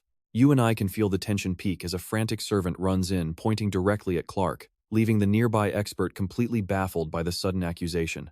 The servant then reveals that Clark was the monster who murdered Colin on the road to Sharon and burned the supply carts, prompting Yan to ask for absolute proof. Spinning around, the hysterical Countess screams her absolute hatred for everything related to the Mariloffs.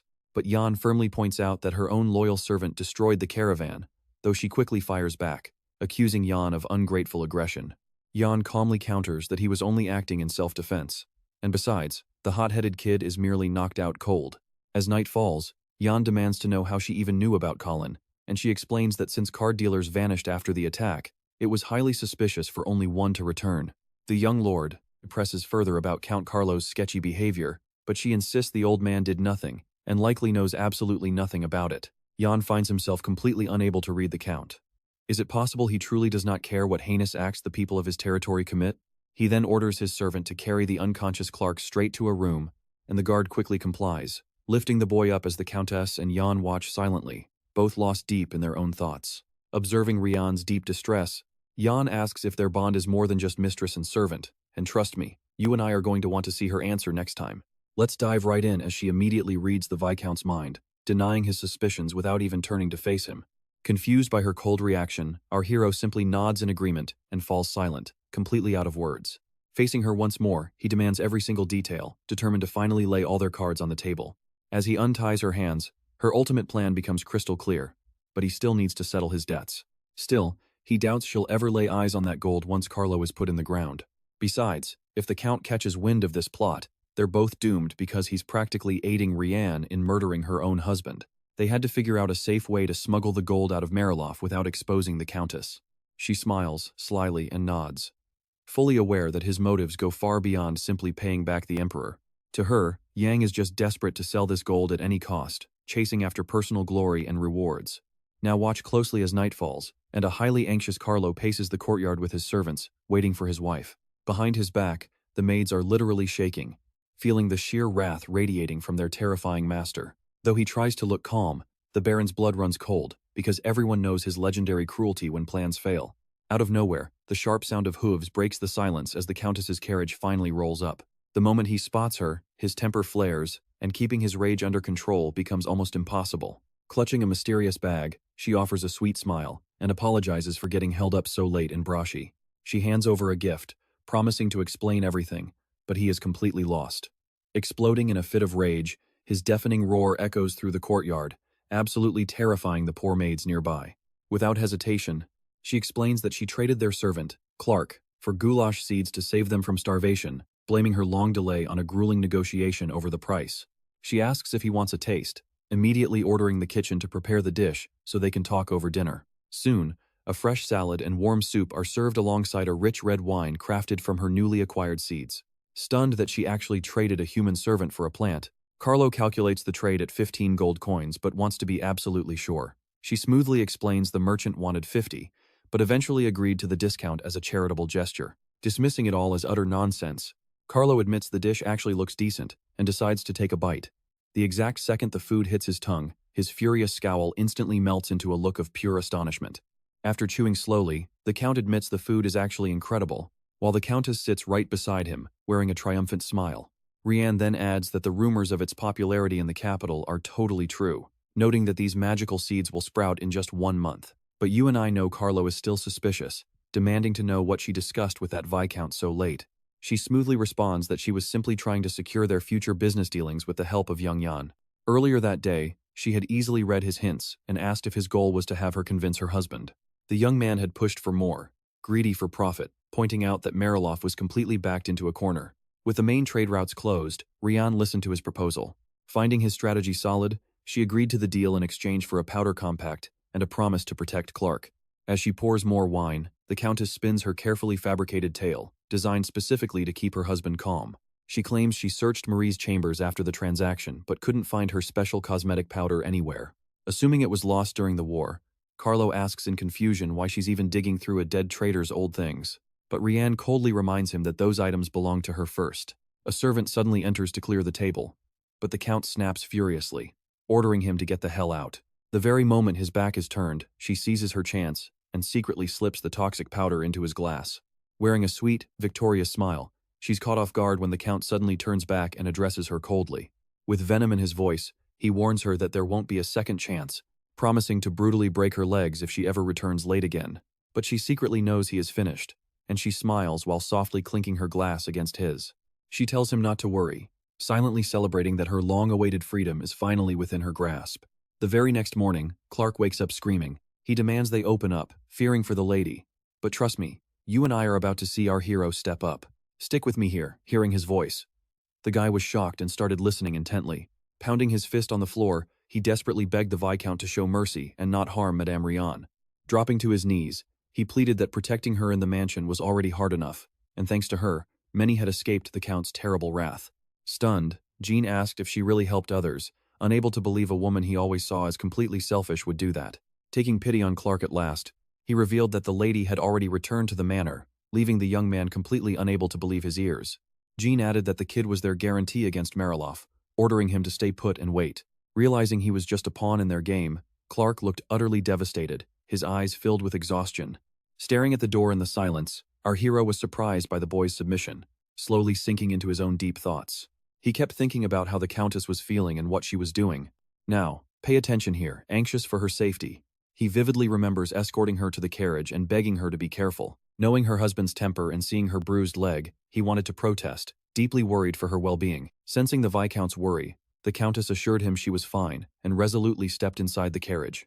Looking back, she added that she had waited for this opportunity for several long winters. And did Jean really think she couldn't hold out for just a few more days?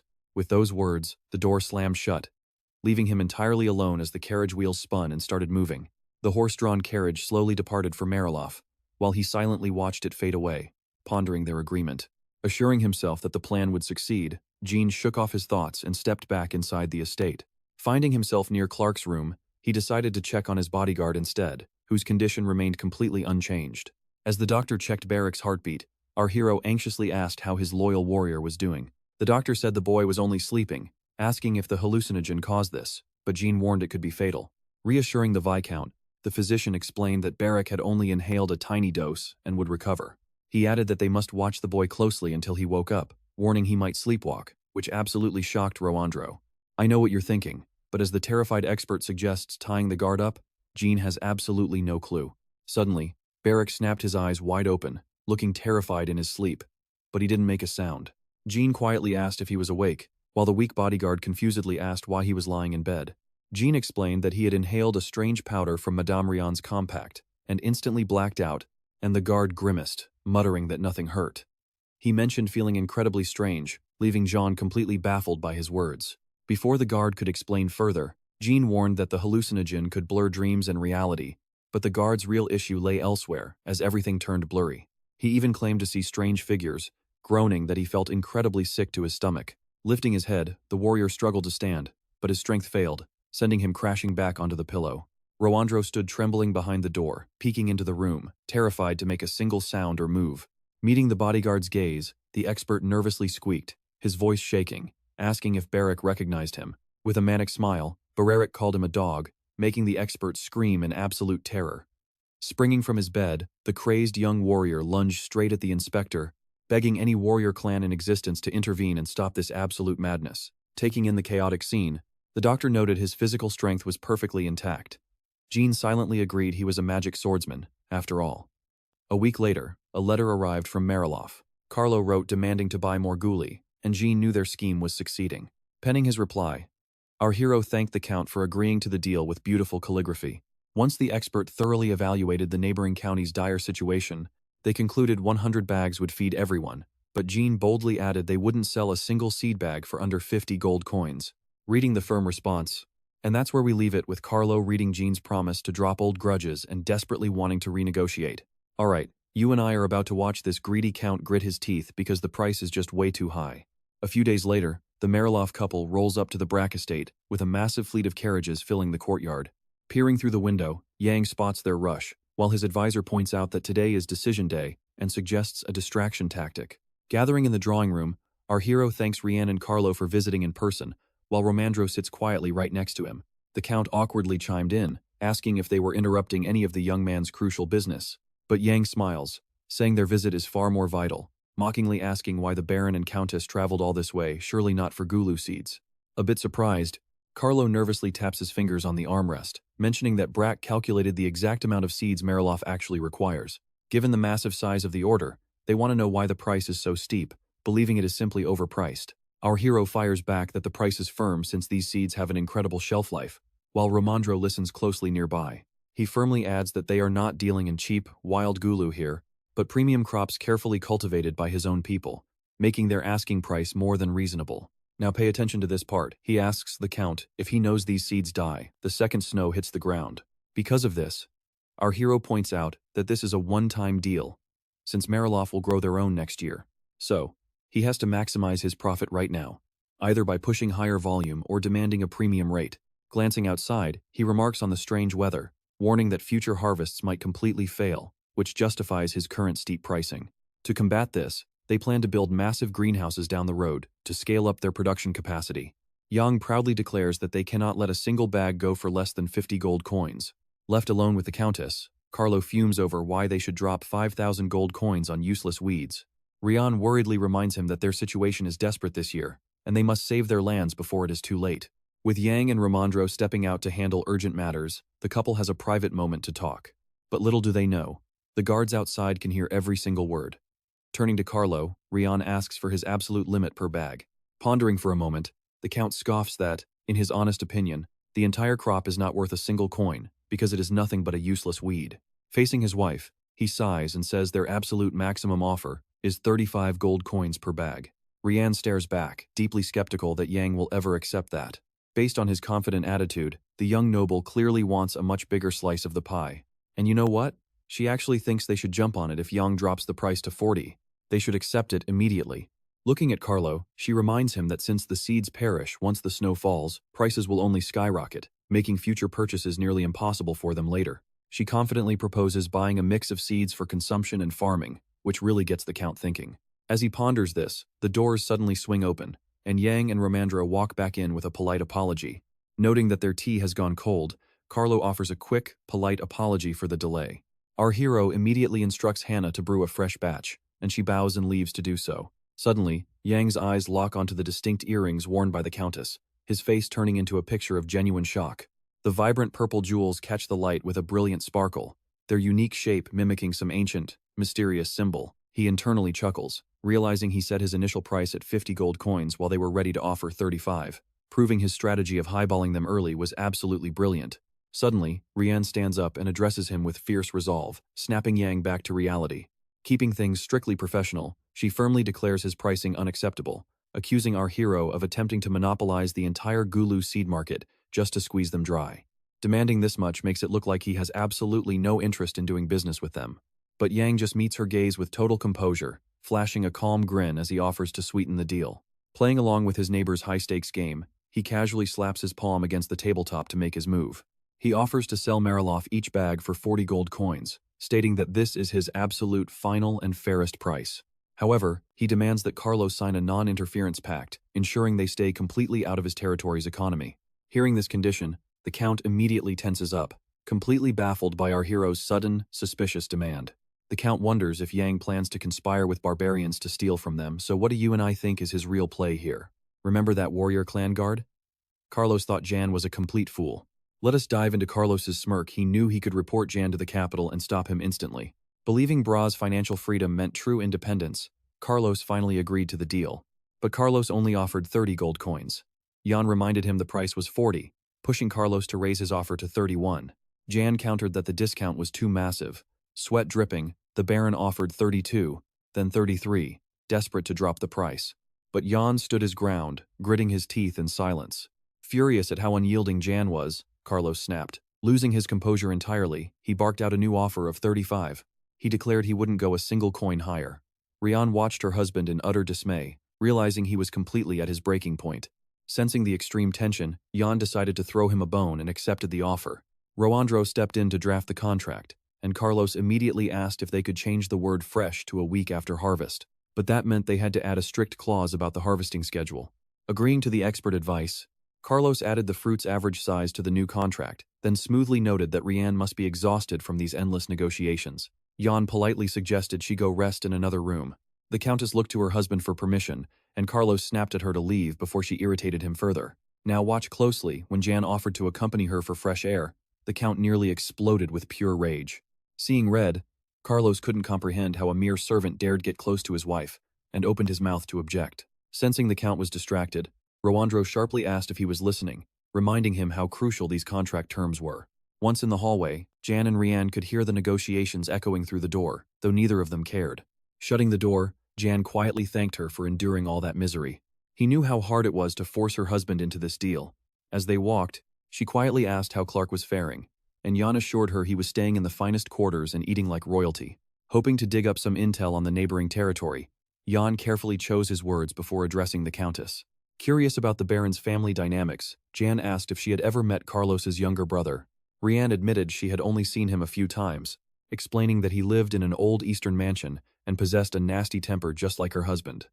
Jan instantly realized that if Carlos Mariloff were to die, his younger brother would be the sole heir to the title, with absolutely no competition. Without any other relatives around, nobody would ever suspect Rian of killing her husband to seize control. But suddenly, Rian confessed that she was cursed, recalling her mother's words that a dryad's life depends entirely on keeping promises. I know what you're thinking, a promise must be kept. She remembered marching toward the ancient tree, heavy axe in hand. With raw, frantic energy, she repeatedly slammed the blade deep into its trunk. Startled birds scattered into the starry night sky as the deafening echo of her blows shattered the quiet forest. Drenched in sweat and blinded by adrenaline, she could hardly believe she had committed such a horrific act so easily. Her hands trembled violently. Realizing she had just slaughtered the guardian of the forest, she dropped the bloody axe in utter panic. Rian feared that the Count's sudden death would trigger his brother's suspicion, leading him to sell her off to slave traders. Staring blankly, she whispered, "Is it all in my head? Are my fears just completely blown out of proportion?" Jan admitted he had no easy answers for her, quietly pondering how they could stop this nightmare from happening. He gently asked if Rian had made some vow to her mother, because otherwise, a curse made no sense.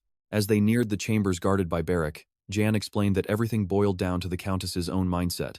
Leaving her completely stunned, he argued that if she believed their bond was broken, it would be. But if she let it go, everything would be fine. Pushing open the heavy wooden doors, she followed the Viscount inside, having no idea where he was leading her. A second later, she came face to face with a stunned Clark, who stared back in absolute disbelief.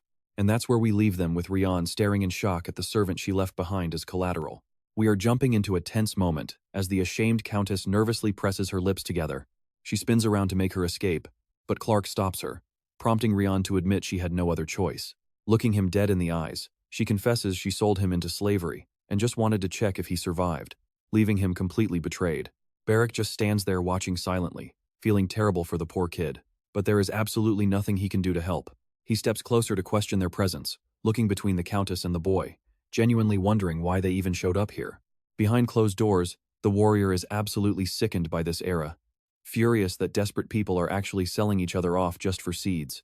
Back in his office, Jan asks if Roandro and Carlo did a lot of talking without them, and the expert confirms they just wrapped up their discussion. As he hands over the paperwork, he explains that the edits are in burgundy ink, leaving our hero amazed by the massive workload completed. Flipping through the pages, he carefully reviews every detail and notes that the contract is completely free of any issues. Apologizing for his lack of an official seal, Jan simply signs the paper, while the Count remains fully confident they will secure the ghoul today. The Baron firmly states he can only pay 10,000 coins up front, while the rest will be wired through the Heyman Bank. Shaking hands, he expresses his gratitude, calling this deal a massive milestone for both lands before ordering his men to start loading up the seeds. Watch closely as Carlo suggests the bank, and the expert agrees. The Count loudly commands his crew to load the cargo and grabs a heavy chest, while Jan quietly whispers for Barrack to have their men assist. He adds that the warrior should let the workers place the seeds wherever they want and make sure they do not overexert themselves. On his way out, he orders the carriage to be prepped immediately so they can head to the bank once the gold is verified, making the bodyguard ask in surprise which one. Spinning around, he asks if there is actually a massive selection of banks here in Betrayal, completely baffled by such a ridiculous question. Shortly after, they arrive at the spacious and elegant Heyman Bank, where they are welcomed with warm smiles and a handshake for January. They are greeted by the gorgeous bank manager, a stunning woman with an incredibly voluptuous figure. Staring down at the chest overflowing with gold coins, she mentions that she already heard of their deal with Count Mariloff. Our hero confidently confirms there are 1,000 gold coins inside, leaving the manager stunned that the Count did not just write a check. As Barrack drools over the treasure, the expert cynically points out that this is exactly how ultra-rich people treat their wealth. He tries to distract the spellbound warrior, but suddenly, an oddly armored employee walks up, shuts the heavy chest, and casually lifts it. Turning toward the manager, the armored guard asks if he is cleared to transport the massive chest, and she gives him the green light. Barrack gasps in absolute shock, asking what on earth that was, while Roandro teasingly asks if it is his first time seeing magic stone armor. He explains that the gear is completely immune to fire, blades, and spells, holding immense power. Feeling that terrifying power, we'd tremble too. The expert points out that with defenses like that, their fortune is incredibly safe, even if the jumpy guard annoys him. Barrack agrees, saying thieves wouldn't even dare look at this place, while Jan adds that during the last robbery attempt, the armored knight slaughtered everyone before they could even start. Heyman Bank was basically a holy shrine, which is why even during the brutal civil war, nobody dared raid it. Smirking, the manager recalls how, back during those dark times, hundreds of refugees flooded their gates for safety, and anyone foolish enough to try anything was immediately put down without mercy. Inviting them into her private office, she politely asks them to wait, serving up delicious snacks while the gold is counted. Sitting down, Roandro sighs, noting that while they collected some taxes, it is barely a dent in their massive debt. He goes on about the endless financial headaches waiting next year, from festival expenses to basic military barracks upkeep and food supplies. Looking over at Jan, he offers that if Jan doesn't mind, he can lodge at his capital estate during his trip. But remembering the expert recently tied the knot, Jan worries he might overstay his welcome and crash their honeymoon, but Roandro assures him there are plenty of spare rooms. Calming him down, Roandro notes they have already secured 40% of the massive imperial debt, but quickly warns that it is no time to relax. Jan points out that taxes are already sky-high due to the ghoul crisis, and pushing the poor citizens any further might cause complete ruin. The inspector then asks why they did not just stockpile funds and seek out a more permanent solution. Leaving us worried, you and I are jumping right back into the action, as Rowandro worries if our hero will raise taxes on Blount County. Grabbing his hand, Yang reassures him that even though he will be gone for a bit, they both understand the situation. Right now, the locals are just bracing for the winter, but once spring arrives, the fear of soaring prices will inevitably breed heavy unrest. Angry and betrayed, they will think their commoner leader abandoned them to squeeze out even higher taxes. Yang knows the older man cares, so he calmly explains that his own stubborn plans will protect them all. There is no need to worry. Besides, he has a much faster way to bring in serious gold, leaving Rowandro completely stunned. Yang recalls Hannah's genius advice, predicting that everyone will soon be desperate to sell their gulu. She had cautiously asked if Count Vic feared that Mariloff might start cultivating and distributing the seeds themselves, so she suggested only licensing them to roast gola, a brilliant strategy they plan to use once the deal is done. Since it takes a full month to grow these crops, our hero realizes that selling raw seeds is actually the smarter move depending on the season. Rowandro excitedly grabs his shoulders, amazed that Yang predicted all of this and secured those exact selling rights in the contract. Suddenly, the bank manager shyly peeks in, hesitant to interrupt their chat as she calls out to our hero. Now pay attention to this next step, as she asks him to sign off on the massive gold stash's authenticity. While signing the papers, Yang casually asks if they ran into any issues. She reassures him that everything is perfect and the vault will be fully loaded before the experts get here. Handing them back, Yang notes that Carlo still owes another 2,500 coins, hoping they can verify them early. The manager is deeply impressed by how a commoner like him understands complex banking documents so easily, assuming a highly skilled mentor trained him. Walking out, Yang orders Barrick to dig up dirt on Mariloff's younger brother. But when the warrior learns he lives in a creepy old manor, absolute terror grips the warrior as his mind fills with terrifying images of ghosts and bats. Saying goodbye, Rowandro leaves to shop for gifts for his wife and kid. Let's pause right here, because Young suddenly stops him, asking for any crucial updates on Mullen, who has gone completely silent. The expert explains he tried to get answers about the old man, but was told to be patient since the Imperial Palace is currently swamped with an overwhelming workload. He is utterly confused, wondering why Yang even cares about a jailed old man whom most people have already completely forgotten. Yang immediately suspects foul play, refusing to believe the palace is actually just too busy to deal with Mullen. Meanwhile, Gale sits in his brother's office, plotting how they can exploit Yang if the hero aligns with them. Morave glares with pure venom, but Prince Gale remains cool, collected, and oozing absolute confidence. Flashback to a few weeks ago inside the Imperial Palace, where Prince Morave is mapping out his next chess moves, but a loud, annoying commotion outside shatters his deep concentration. Frowning as his brother barges in, he demands to know what is going on, highly suspicious of this uninvited visit. Morave coldly tells Gale he must have walked into the wrong office by mistake, but Gale just stands there in absolute heavy silence. Breaking the silence with a sneer, Gale asks what kind of idiot warns a mere servant before arriving.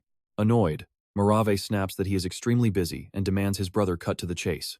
Gale smiles and brings up Mullen, asking what he plans to do with that very interesting old prisoner. Morave scoffs, claiming he has absolutely nothing to do with some ancient geezer rotting away in Bra's dungeon. Swinging his leg, Gale tells him to drop the act since everyone knows his faction supports him, and reminds him that Yang needs to take Mullen's people. He points out that right after the official hero ceremony, they will head to the Ministry of Magic, and Morave should know what that implies. The prince knows exactly, but he suspects Gale is just acting on his mistress Wesley's orders, thinking a quick threat will shut his annoying brother up. Writing in his log, he is genuinely surprised by Gale's sudden concern for Mullen's crew, something he never even considered before. Honestly, he was planning to just execute the old geezer's loyal followers, but seeing the prince's reaction, Gale leans in close and mockingly tells him to just forget he ever brought it up. When Morave demands to know why he is grinning like a maniac, Gale plays dumb, dragging out the dramatic silence. And trust me, you and I are going to love this next part. He warns him that their father's new orders are absolutely devastating. Alright, let's dive into this political clash where Prince Morave is set to nominate Hello, completely blind to his brother's real scheme. Pulling out a small glass vial, Gale reveals a brand new potion cooked up by the Ministry of Magic. They call it the Elixir of Truth, forcing anyone who drinks it to speak absolute facts. The liquid inside glows gray, leaving Morave totally stunned and completely lost as to what his little brother is hinting at. Is he seriously asking him to poison someone? Shocked, he violently knocks his chair back and stands up, gripping his desk for support. Trembling with pure rage, he demands to know if Gale actually plans to use magic in court, baffled by how casually his brother abuses such power. Gale just smiles, calmly explaining that their father already gave him the green light, adding that watching the court oaths unfold should be highly entertaining. He notes that if Morave wants Hello as chief judge, they should invite Morave and his allies to the New Year celebrations, making the prince shift nervously. Watch closely here. Morave knows how to spot a lie, but he realizes this ministry magic does something far worse than loosen tongues. It completely crushes a person's free will. Gnashing his teeth, he realizes Gale will stop at absolutely nothing, horrified by this blatant attempt to hijack the entire justice system. Fighting back his temper, he asks if his brother can actually pull this off, though Gale admits a few ministers are bound to protest. With a cold smile, Gale compares the chaos to a raging wildfire. Sure, it is messy now, but eventually, everyone will see its value. By placing Hello right at the center of this sheer madness, he pushes Morave completely over the edge. Standing tall, Gale tells him to think long and hard, hoping he makes the choice that keeps them both alive. Livid, Morave spits back that Gale needs to stop pretending he actually has a choice in this. Either way, that truth serum is getting used. Squeezing his documents, Morave decides that if he is pushed, he will execute Melina himself and pull Halot out of the running. Gale turns back to his brother, stating that this reckless attitude is exactly why he despises the way Morave thinks. Slowly, stepping closer, he remarks that since Morave picked someone with such an immaculate reputation, it would be a tragic waste to throw the whole plan away. You and I can probably guess why Gale says this. He claims Morave treats people like tools because he grew up pampered on a silver platter. Hearing those words, Morave freezes in shock. He slams his fist onto the desk, scattering papers everywhere, and screams that Gale knows absolutely nothing about his life. With a polite, mocking bow, Gale says his farewells, hoping they will avoid any unpleasant news down at the Ministry of Magic. Left alone, Morave shakes with helpless fury. He utterly loathes his younger brother, yet he is completely powerless. His servant cautiously peeks into the room, keeping his mouth shut to avoid triggering another outburst, lingering quietly near the door. Gently stepping closer, the butler nervously asks if His Highness is feeling all right. Morave snaps at him to ignore it, but his eyes suddenly drop to the document, crumpled tightly beneath his palm. Staring down at the paper, he decides to take his frustration out on it. Desperate to vent his explosive rage, he tears the paper into tiny shreds, violently imagining Gale's face on the page. He barks out orders to call an immediate emergency meeting, and his butler scurries off to obey. Grabbing a fresh parchment, he writes a decree to halt Old Man Melina's execution. He has far bigger plans for him. As night falls, a carriage rattles past the cozy cottages of Braha, under a sky painted with brilliant starlight and a glowing moon. Reading the prince's urgent message, Jan deduces that Morave postponed the old man's execution solely because Gale forced his hand. Our hero is genuinely surprised. He never expected Morave to spare Melina, questioning why an ordinary old official could possibly be this important. Even if the old man was loyal, he is still just an aging courtier.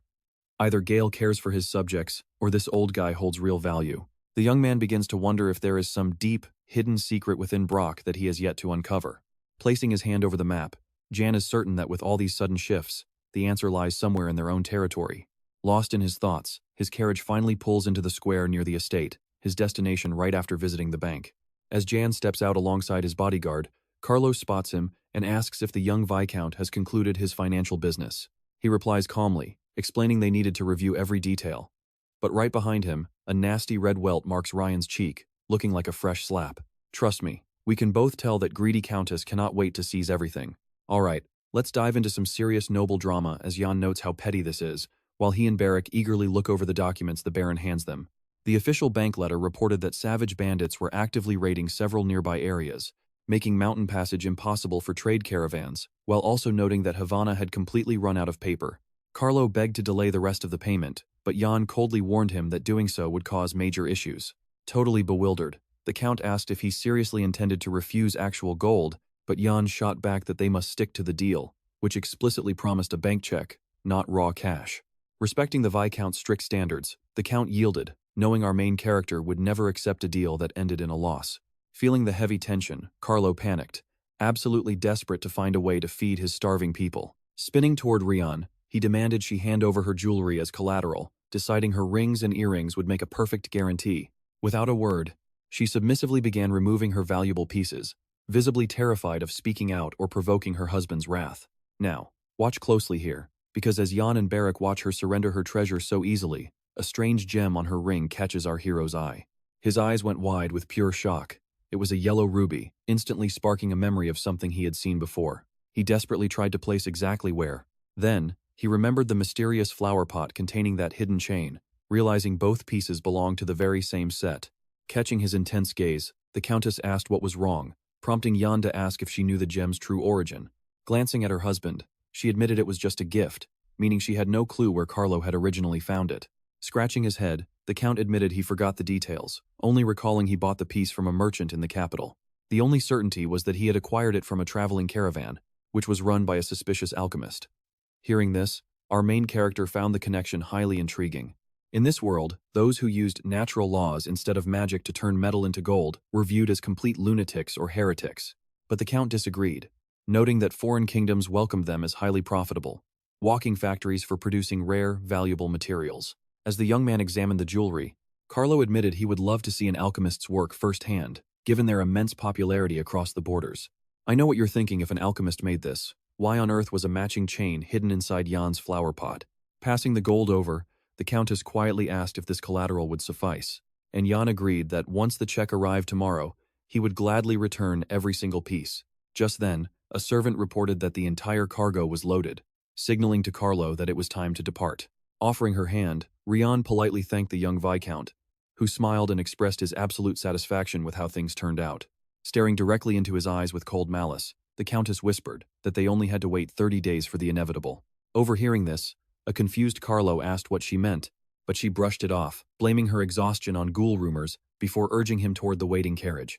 Glaring back, Carlo suspected a trap but held his tongue, struggling to figure out what Jan was actually plotting. They boarded the carriages in silence, ready to return to Mariloff after an exhausting, high-stakes day for the territory. Under the eerie glow of a late-night full moon, the carriage finally crossed the border, leaving Braha behind.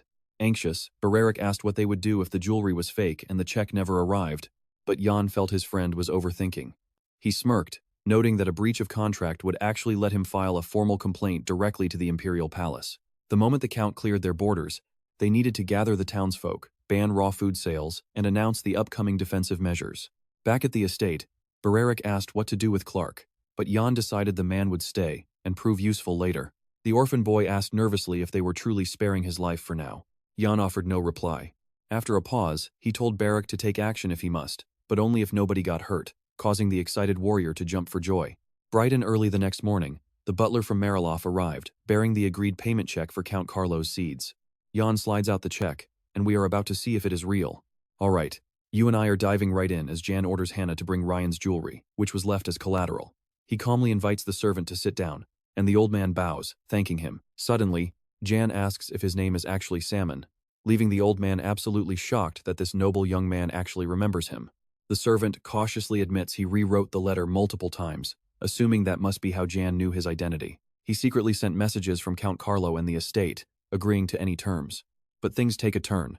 Shaking with fear, the servant wonders what the Count will do if he finds out, and what Jan truly wants. Suddenly, the young Viscount mentions they need a butler, but the old man replies that he was born in Mariloff and wishes to die there.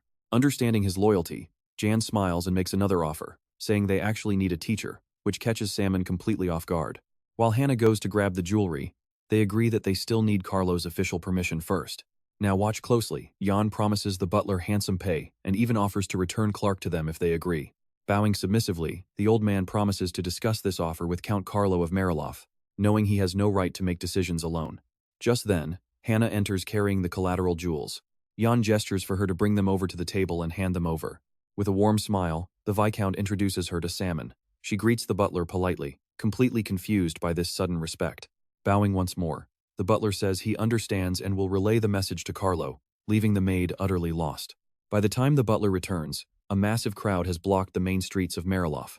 Peering outside, Salmon demands to know why the road is blocked, highly annoyed that his carriage cannot get through.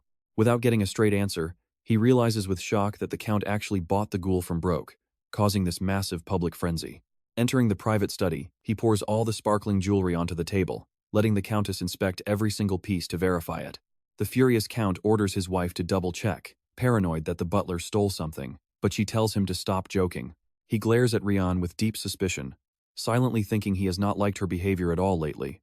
It felt to him like his wife and Jan were acting way too familiar during their goodbyes, and he desperately wants to uncover what they are hiding. You and I both know what is coming next. The butler reveals Jan exposed their deal, and that is when Carlo remembers he strictly banned everyone from trading with the people of Broche. His eyes burn with pure rage, as his mind spirals into a dark, terrifying scenario he cannot even comprehend. What if the merchants from Broke have been secretly selling seeds inside his territory this entire time, leaving him completely in the dark? Screaming that the kid is a total scoundrel, he smashes his teacup, sending sharp shards flying everywhere. Carlo is absolutely livid. The trembling butler begs him to calm down, explaining they are only selling cooked food, ready to eat. He wonders why the peasants would buy it if food is not an issue, but the Baron just grits his teeth, continuing, pointing out how incredibly strange it is that Jan bypassed the Count entirely. Hearing this, Carlo slams his fists down and roars in fury, demanding to know what happens if seed prices crash right after they plant everything they just bought.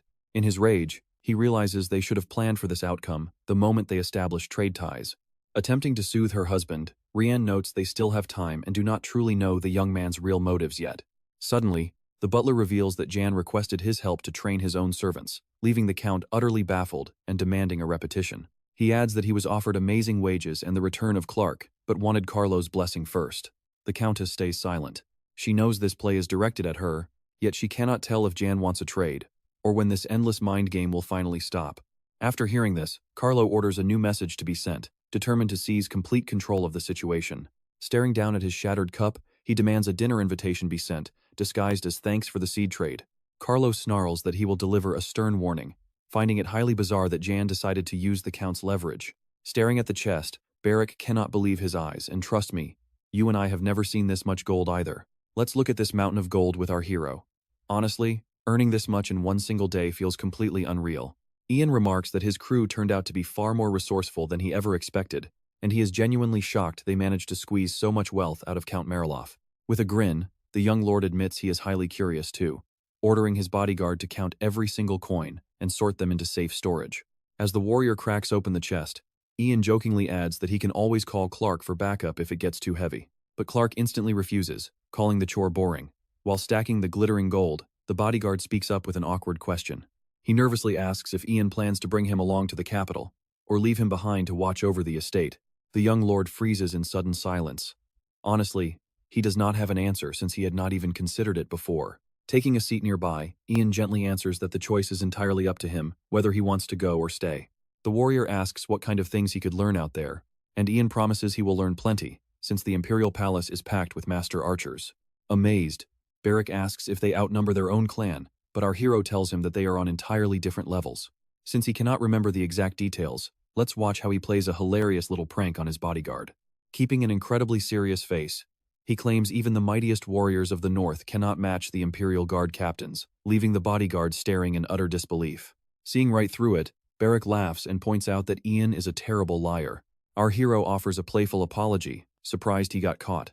Secretly, he hopes this future becomes reality very soon. He silently recalls the legendary battle where Atan's descendants were utterly crushed by those same Imperial captains. Still piling up the coins, the bodyguard asks how many captains there actually are, and Ian replies there are usually 3. Nodding, Barrack remarks on how massive the palace must be, but Ian notes that elite masters are scattered all over the city. Pondering those words for a quick second, the bodyguard firmly declares that he will follow his master to the capital. With a confident grin, Barrack believes that making a name for himself there will push his skills to the absolute limit, asking Ian for his thoughts. The young lord readily agrees, already harboring massive plans for his talented soldier. Believing it would be ideal for his guard to join the Central Army, our hero knows the Empire cannot afford to waste a rare talent like a magical swordsman. Hannah suddenly rushes in with an urgent message from Count Mariloff, prompting Barrack to grumble that the noble has way too much free time. Breaking the seal, Ian assumes it is about their business deal, finding it odd that the greedy Count did not personally come crawling. You and I both know free food is the best kind, and Barrack is absolutely thrilled to be invited along. Dropping another heavy pouch onto the table, the maid orders him to count this as well, instantly draining Barrack's happy expression. While Barrack gets back to counting, the maid offers to prepare the Viscount's finest attire for the banquet, which Ian gladly accepts. But suddenly, Hannah stops, as if remembering something crucial, making him look up with deep curiosity. Gazing at the unique chain around Ian's neck, she asks if he really plans to wear that to the Count's dinner. Confused by her tone, the young lord simply nods and says yes, so she insists on finding a proper high collar to cover it up. Knowing Ian distrusts Count Carlos, she worries the Count will recognize the necklace, which matches his wife's jewelry, though the young lord scoffs at the idea. Still, the protective maid insists on caution, and our hero eventually agrees to tuck the suspicious pendant away. Before they set off, the Viscount decides to bring Clark along, instructing Hannah to prepare him, which she quickly takes care of. Since the boy is the madam's sole companion in this massive estate, Ian wants him close to guarantee her ultimate safety. Suddenly, Barrack bellows out that he is finally done counting, before freezing in absolute panic. With only 11 hours left before Count Marilov's demise, they arrive at the Count's estate, gathering around a lavishly prepared banquet table, watching the bodyguard greedily stuff his face with food. The annoyed Count asks why Ian brought him, but our hero smoothly introduces Barrick as his most trusted ally. Fuming silently, the noble fumes that he told Ian to come alone, regretting that he did not have the servants spit in the bodyguard's soup. Sipping his water, Ian points out that the Count seems to love this local goulash, appearing highly pleased with their lucrative deal. Bowing his head, the Count admits that the savory stew has become his absolute favorite dish lately, finding comfort in the meal. And that's where we leave things today, as the Count sneers that this royal flavor will soon be ruined by commoners. Trust me, you won't want to miss what happens next. We are diving straight into some juicy political drama, where our hero, Jan, smugly thanks Count Carlo for paying his taxes. Since Carlo invited them over for dinner, Jan suddenly announces his decision to hand back their former servant, Clark. Hearing this, the Countess nervously sips her wine, wishing they had never taken the boy in the first place. Since the agreement was never put on paper, Carlo slams his hand on the table to change the subject, letting the servant transfer go. He furiously demands to know how Jan dared to authorize the ghoul trade right after their deal, especially since they are supposed to be allies. Carlo warns him that as long as it does not happen again, they can maintain peace. But Jan does not see the issue, since he never aimed to steal buyers from Marilov anyway. Leaning forward, he asks why he should turn away neighboring citizens who simply want to buy some seeds. In fact, now watch closely, he claims their peace agreement is the only reason he allowed the trade in the first place. Carlo glares at him in tense, heavy silence, his face burning with pure rage as he struggles to find the right words. He warns the young Viscount that giving permission so quickly looks incredibly suspicious to everyone. Jan calmly explains that this was exactly why he came tonight, suggesting they encourage people to eat goulash while strictly banning its sale. They can control the market themselves, but a labor shortage means both sides must play this very carefully. Hearing this, the irritated Count chugs his glass of wine, but his wife notices it. Rian warns him not to get drunk, so Carlo sets the glass down and bans raw seed trade. He glares at John, demanding that the Viscount do the exact same in his territory, and the young Viscount smoothly promises to issue the decree immediately. Standing up, Carlo claims he has urgent business to attend to and asks Rian to host January. Now, alone with the Countess, Jan silently watches her elegantly eat the prepared goulash. He asks if she is enjoying her meal, and she smiles, saying it is delicious. Jan then asks if she tried the cosmetics he gave her, and she confirms she is wearing them today. The weather outside is perfect, as Rian notes that bringing Clark back is worth more to them than pure gold. Still, she insists it would be wrong to accept the servant without giving him something in return. Remembering how he stared at her ring during their last meeting, she offers it to him. I know what you're thinking, and yes, she's highly suspicious of his interest in this weird alchemical mistake. Revealing he has a matching piece, Jan pulls out a hidden chain from beneath his shirt. Seeing the pendant, Rian asks to examine it closer, and John agrees, hoping to get answers. He explains he had it since childhood, but it has always been a complete mystery, especially since both stones seem to be made by the same creator. As she inspects the pendant, a servant peeking through the doors covers his mouth in absolute shock, barely stifling a loud gasp. Meanwhile, the meeting finally wraps up. The head butler orders everyone to clear the table, and the servants scramble. But that young servant stands frozen on the side as the maids carry dishes away. They sigh, whispering about how their masters and guests can eat this much food.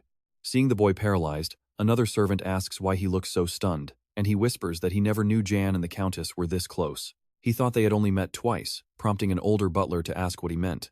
Tense and shaking, he confesses that he just saw Countess Rian touch the young Viscount's neck. The head butler freezes in horror, realizing what Carlo will do if he finds out.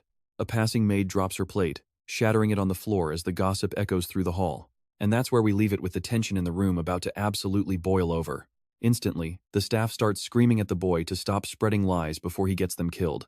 The maid warns him, reminding him how badly Carlo beat him last time. Let's jump into how the Countess saved him. Without her intervention, he would have broken something expensive and been fired instantly. The servants believed he only had a peaceful job here because of her, harshly criticizing him for acting so incredibly reckless. But Salmon barked at them to shut up. Holding his head in panic, he desperately ordered everyone to stay quiet, dreading the looming consequences. If Count Carlo ever found out, they were all doomed. One wrong move, and neither the servants nor the lady would survive. Suddenly, Carlo stormed in, demanding to know what they were hiding. The moment his voice echoed, the butler completely froze in pure terror. Turning around, the butler could not mask his panic. His sheer dread immediately infected the other servants, who began whispering in fear. Stepping closer, the Baron ordered the old butler to confess, but the loyal man stayed dead silent. Knowing the high stakes, Carlo glared with absolute, boiling rage. He demanded to know exactly why everyone was keeping quiet, his anger threatening to explode. In the fading twilight, Rien walked sadly down the corridor, dreaming of her escape and the freedom she desperately wanted. Suddenly, the butler stepped out from the shadows and called her name. Shocked to see him, she stopped dead in her tracks. Blocking her path, he nervously delivered the news the Count wanted her in his chambers immediately, giving no further explanation. Rien stared back, utterly bewildered by the sudden urgency.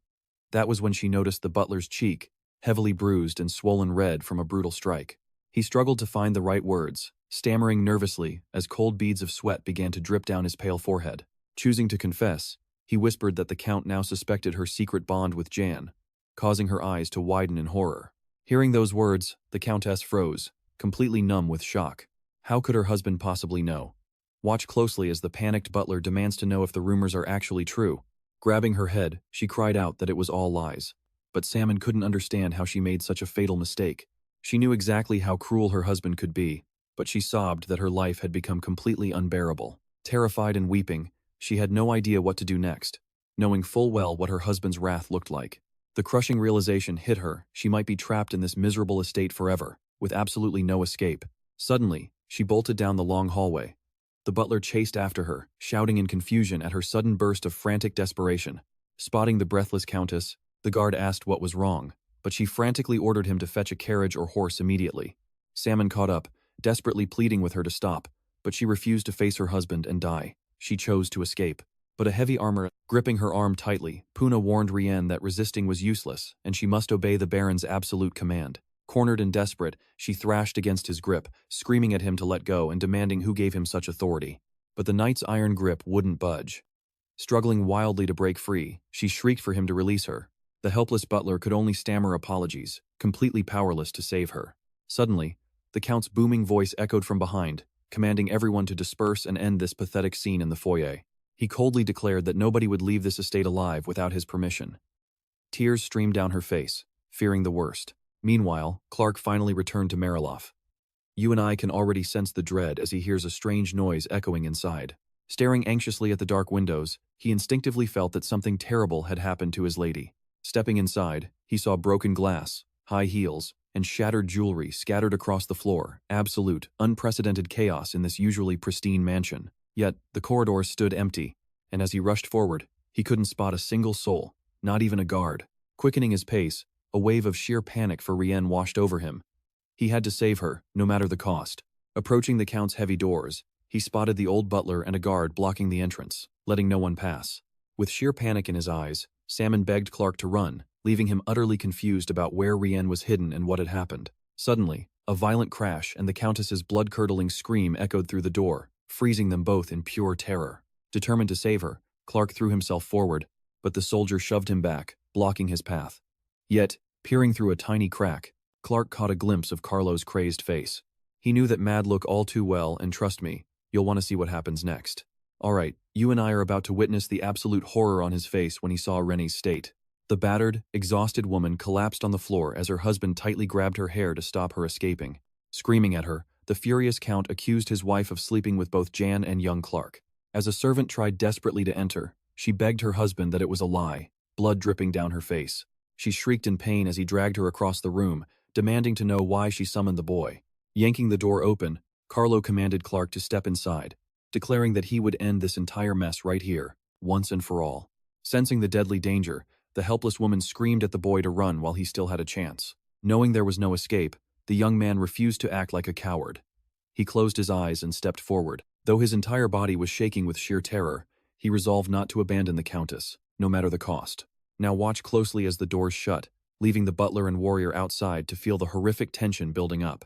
Back in Brash, things were completely peaceful. The sun was shining bright, with zero hint of the incoming storm. Suddenly, Hannah rushed into Jan's library with a letter from Mariloff. He let out a heavy sigh, hesitating to open it. With a trembling voice, the terrified maid whispered that it was a notice of death. Hearing this, our hero's eyes widened in shock, realizing Carlo must have died exactly according to his and Rennie's plan. Staring in silence, Clark knew the nightmare was finally over, feeling absolutely no regrets for what he did. Bruised and battered, he and the Countess stared down at the Count's corpse, blood splattered across the entire office. A sharp hairpin, the very one she used to hold her hair, was now buried deep inside his neck. The castle corridors fell dead silent, with only the fresh blood pooling on the floor hinting at the horrific tragedy. A short while later, after receiving the grim news of Carlo's death, Jan and Bereric rushed to Malof. The scene before them was devastating. The weeping countess sat on a chair, while the butler and soldiers desperately tried to comfort her. Spotting the young viscount, a bloody and bruised Ren slowly turned toward the doorway and greeted him. Horrified by her condition, Jan demanded to know what happened, his bodyguard stepping in closely behind him. "I know what you're thinking. And yeah," looking around at the absolute chaos. She told him the bloody room spoke for itself. The late count's expensive belongings were thrown all over the room, with dark pools of blood staining the carpets, showing how brutal the struggle was. Jan asked if Carlo was truly dead, and she explained that the doctor was currently examining the throat wound Clark inflicted with her hairpin. Jan silently realized how brilliant she was, using a servant and a hair accessory to completely escape any criminal blame. Suddenly, a harsh voice snapped the young viscount back to reality, forcing him to look up from his thoughts. A knight named Panula stood before him, offering a polite but incredibly stiff bow to greet him. Surprised, Jan asked if he was the one who sent the letter, and the knight nodded, stating there were things he needed to verify. He firmly declared it his duty to investigate his master's murder and punish anyone involved, while the countess glared at him with pure hatred. Confused by the sudden interrogation, Jan frowned in annoyance, but he quickly realized he had to play along with this stubborn knight's demands. Without any hesitation, Panula boldly demanded to know his exact relationship with Rene, heavily hinting at a secret affair. Blown away by the accusation, Jan's eyes went wide as he demanded to know what nonsense the knight was spewing. The countess chimed in, saying everyone already suspected them. Beric choked on his breath, while Jan thought this was pure madness.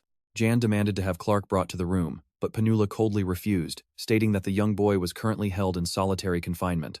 Furious, Rennie ordered them to bring the boy, but the knight snapped back that she had no authority until his investigation was finished. Powerless to stop him, the countess fell silent in blind rage, while Jan quietly observed everyone's tense reactions.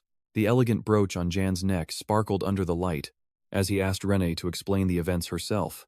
She coldly replied that the count had simply paid for his immense cruelty. She added that his useless knights stood by doing nothing, leaving the nearby soldiers utterly stunned by her bold confession. Jan calmly cut in, stating that the busy countess would undoubtedly punish their blatant insubordination, though the guards quickly tried to protest.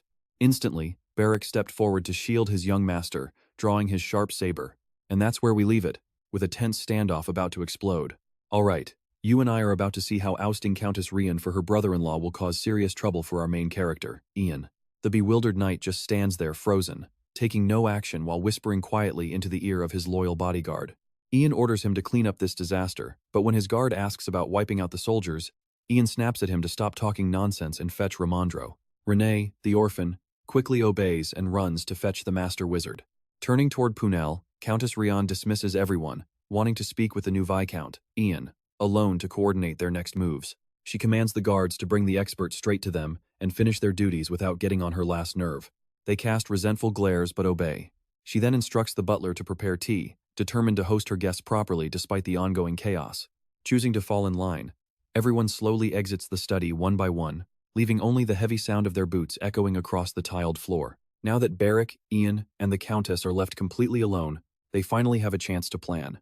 Clutching her head, she groans that she is losing her mind, but Ian urges her to stay calm, explaining they must first secure her legal claim over this entire territory. Staring down at the fresh pools of blood staining the floor, he asks if the Count's brother has been informed of the murder, and she confirms that he knows absolutely nothing yet. Now watch closely here. He tells the Countess to secure the family seal, act completely normal, and wait for the Imperial investigator to arrive. Meeting her anxious gaze, Ian promises that if her own knights turn on her, he will deploy his personal army to back her up. Sensing a hidden trap, Countess Rian demands to know his price, fully aware that everything in their world comes with a transaction. Crossing his arms, Ian admits he has no idea what to charge for his help yet and begins to calculate his options, realizing this is the perfect chance to demand something highly valuable. He asks for a temple donation instead, and she agrees, standing up to fetch it. Walking over, she mentions that money is too cheap a request. For someone like him, even her local knights could easily provide gold. Opening a chest of rare jewelry, she admits she cannot offer Ian much right now, but she is determined to honor her side of the bargain. Pulling out the specific ring that had caught his eye earlier, she says she has a gift meant solely for him. You see that, right? She presents the strange ring, explaining that it and Ian's royal pendant were crafted during the very same era. Befuddled, Beric asks why Ian is hesitating to accept it, prompting Ian to point out that the guard is still lingering in the room. Grabbing a wine decanter, Ian claims he is heading out but will take the ring with him, refusing to pass up such a valuable treasure. But as he slips it on, he panics, realizing it is stuck tight on his finger. Yet the Viscountess merely chuckles, assuring him that everything is perfectly fine. Deciding to tease the young orphan, Ian asks Renee to fetch a knife to slice his finger off, sending the terrified boy running to find help. Faced with urgency, Ian commands everyone to move fast, knowing they must outpace the rival Knights of Malof before they react. Clasping her hands together, the Countess quietly speaks the name of Clark, the imprisoned servant who murdered her husband. Staring pleadingly at Ian, she asks what fate awaits Clark, desperate to spare him from execution. Looking closely at her battered face, Ian coldly points out that murdering a high noble is an unforgivable offense, carrying an automatic death sentence without any trial. She stares back in absolute silence, her bruised face masking a deep, painful disappointment that cuts right through the room. Rienne's desperate voice echoes through the cold halls as she begs for any exception, but Ian admits he has never heard of one, though he does recall an ancient legend about a slave who eventually became a king, whose first victim was his own cruel master. She looks up with faint hope, begging for help, but Ian flatly refuses, stating he is leaving soon and cannot afford this chaos. Determined, she insists that a powerful man like him can alter fate itself. Yet Ian fails to see how anyone could save a slave who murdered a noble. With fierce conviction, the Countess declares that he has already accomplished it, pointing out that a disgraced bastard crossed the frozen border, survived, and seized total control of his family. Suddenly, she freezes in sheer realization as a wild idea sparks in her mind, while young Renee watches her in complete silence. Noticing her sudden trance, Ian steps forward cautiously, fearing her condition has worsened. Clasping her hand tightly over her chest, Rian declares with absolute resolve that she will seize control of this land at any cost, claiming her rightful place as ruler. Our main character is stunned by her bold confession, leaving us wondering, does she actually have what it takes? Ian gently reminds her of the harsh truth. Not a single drop of royal Mariloff blood flows through her veins. All right, you and I are jumping right into a mess. That plan would have worked if she and the Count had kids, but now that Carlo is dead, she is a stranger, and his brother is coming for her inheritance. Thus, to rule this land, her only option was to rewrite the local laws, but doing that was practically impossible. A fragile Rian, her face and dress stained with blood, stared back at him with absolute determination. She knew deep down that if she did not take control as mistress, she would never get the freedom she craved.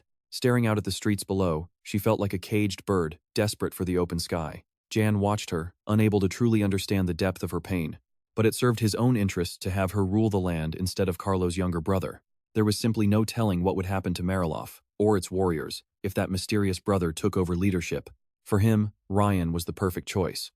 But with the keys to the succession held by the younger brother, but wait, one wrong move could ruin everything. So our hero decides to plan his next move carefully. He even thought about seizing Mariloff for himself, though that would invite Gale to interfere again. Still, it would prove his worth to Marv. To start, he decided it was best to meet Carlo's younger brother to size him up.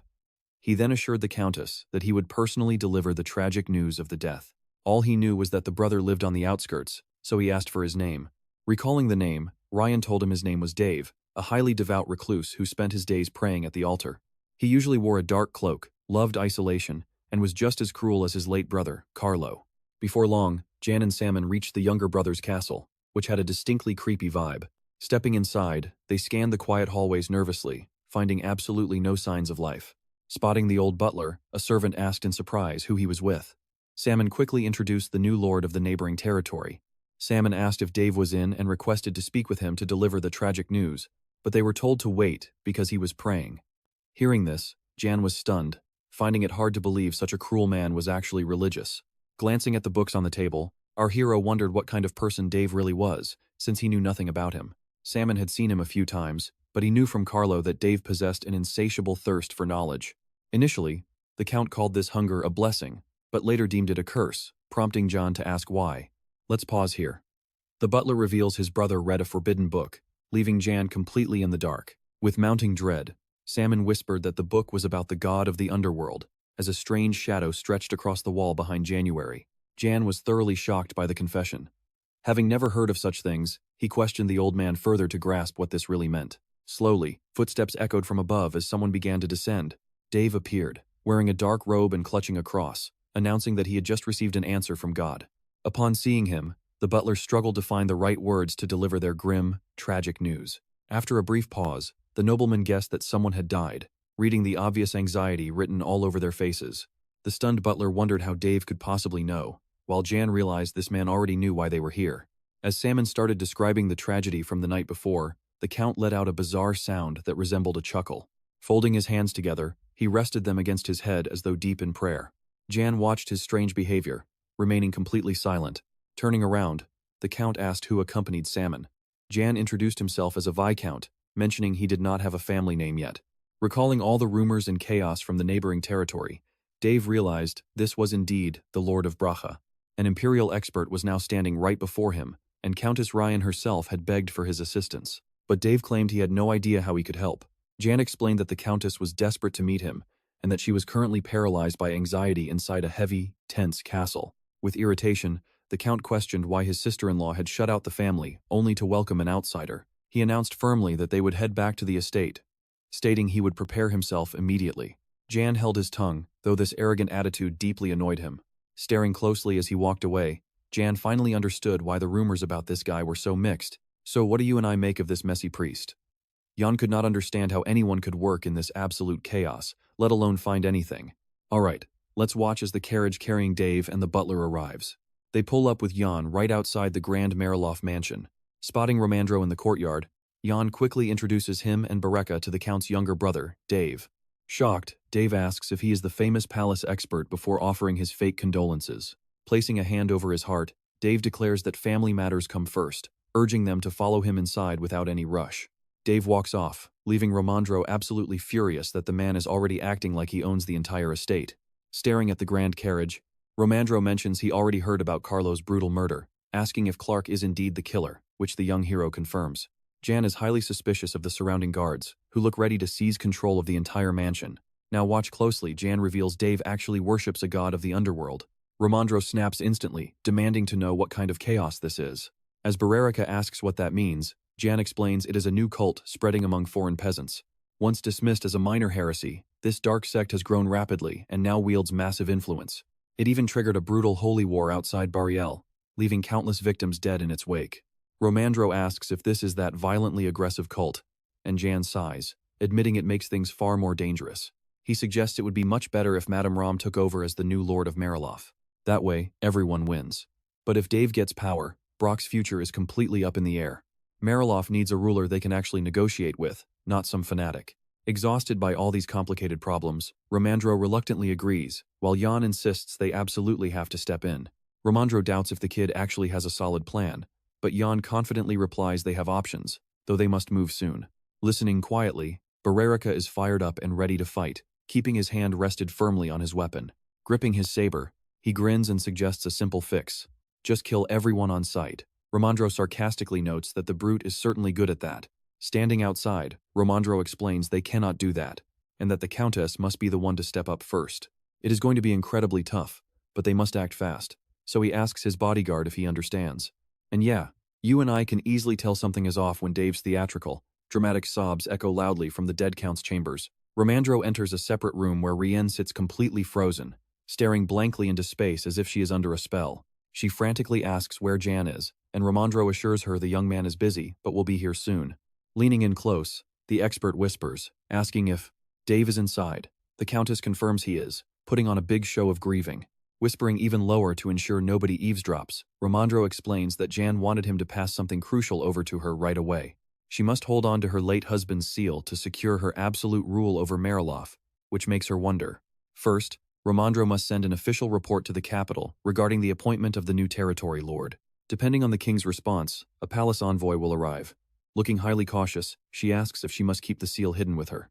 When he nods, yes, she turns the seal in her hands, realizing the immense power this tiny object holds. Romandro adds that she simply has no other choice here. If not, she faces exile. Next, she must dismiss the knights. Rien anxiously asks about the 3 loyal guards currently standing right outside the closed doors. He stresses that order is crucial, explaining that any death on Mariloff soil must go into the report, though others can be ignored. He asks if she gets his drift, hoping they can form a highly profitable partnership moving forward. Rien firmly agrees to handle everything, taking full responsibility to spare both Jan and Romandro from any unnecessary trouble. When she asks about handling Dave, Romandro assures her that Jan will deal with him, telling her to trust them entirely. She must also agree to pay the standard tax of 5,000 gold coins, as required by law in these situations.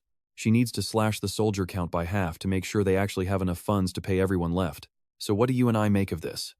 Rien can refuse, but Yan still holds the voting power. However, alright, you and I are about to watch Rien sign a contract out of sheer desperation, realizing she has absolutely no other options left. So, she agreed to every single condition the Viscount laid out. Suddenly, a new detail about Clark surfaced, making her freeze in anticipation of awful news. Clasping her hands in desperate hope, she begged to know if anything could save the young man from death. Romandro started to say yes, but he never got to finish, as their conversation was abruptly cut off. Wiping away fake tears, Dave stepped into the office, offering condolences to his sister-in-law for her husband and his brother's death. Furious, the Countess snapped that he had ignored her all day, only acting concerned now because the palace expert was watching. Making cheap excuses, Dave claimed he was just deeply shocked by the tragedy and had gone straight to his chambers. Trying to keep the peace, Romandro urged the Count to sit, noting they had a lot to discuss, and Dave bowed in agreement. While the Countess glared at him with pure hatred, he secretly knew the slave who killed Carlo was still breathing down in the dungeon. Eagerly, he urged the expert to highlight the inheritance issue in the report, detailing every single thing that had happened. Now here's where it gets interesting. The expert suddenly asked if Dave truly worshipped the underworld god, testing the rumors about the Baron. Caught completely off guard, Dave frantically denied it, demanding to know who had spread such a ridiculous rumor. Clutching a cross and bowing his head in mock devotion, he claimed he was no heretic, knowing full well that such beliefs were strictly forbidden in the Empire. He argued they should fast-track a simplified succession ceremony first, and then hold his brother's funeral afterward. But the expert firmly objected, stating, they must hold the funeral first and handle the inheritance later, exactly as proper etiquette demanded. Romandro also questioned Dave about the family records, confirming the Count would become the 9th official representative of the noble house. Meanwhile, Rien sat quietly nearby, watching their entire debate without uttering a single word. Honestly, she did not care about their politics. Her only goal was to survive at all costs, and then start completely fresh. Suddenly, a bizarre vision of Clark flashed before her eyes. He was holding flowers, but wearing incredibly bizarre clothes. Turning pale, she gasped his name aloud, slipping out of reality and ignoring everyone else in the room. The startled expert called her name, and snapping out of it, the Countess apologized and asked what he had just said. Romandro instructed her to handle the mansion's affairs and inform the staff. But I know you're not going to like this guy. Dave maliciously cut in and declared that would absolutely not happen. He angrily demanded to know why someone who was leaving the estate was still running things, insisting all authority be handed over to him immediately. Furious, Rien retorted that she knew the Count had been thrown out of the mansion years ago, and even if he did take over, he wouldn't even know where to begin.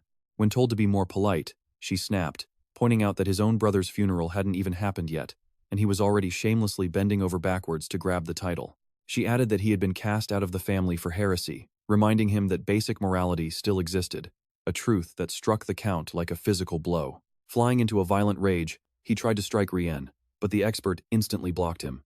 It was crystal clear she had hit a major nerve. Calmly, she remarked that his violent reaction proved he belonged to the Mariloff clan, but he screamed back that she knew absolutely nothing. Confronting him, the Countess asked what he had to say about his own brother, who married her. Was he just as insane? Losing all control, he tried to strike her again, but Romandro stepped in, prompting the Countess to call for her knights. Demanding to know if their duty was to protect her, she waited. But the warrior replied they would do nothing until the truth was uncovered. Grasping the official seal tightly, she announced that with everyone speaking absolute nonsense, she had only one option left. Declaring Romandro confirmed she was in charge until the funeral, the Countess made the bold decision to dismiss all 3 knights on the spot. One shocked warrior demanded to know what this meant, assuming it was some kind of sick, twisted joke. Suddenly, a loud crash echoed from the hallway as stones shattered in all directions, as if the very walls were collapsing. Flinging the door open, the knight searched for answers, and trust me, you and I are about to see a very confident figure marching straight toward them. Alright, let's see if our knight can spot anyone nearby. Grinning, Barrack and his clan ally carry the dead warrior's body, casually greeting him like it is just another Tuesday. Furious, Dave demands an explanation, but the expert simply smiles and says backup has finally arrived to keep Ren safe. Confused, he asks if this actually worries the Count, who clearly views these brutal tactics as way too extreme.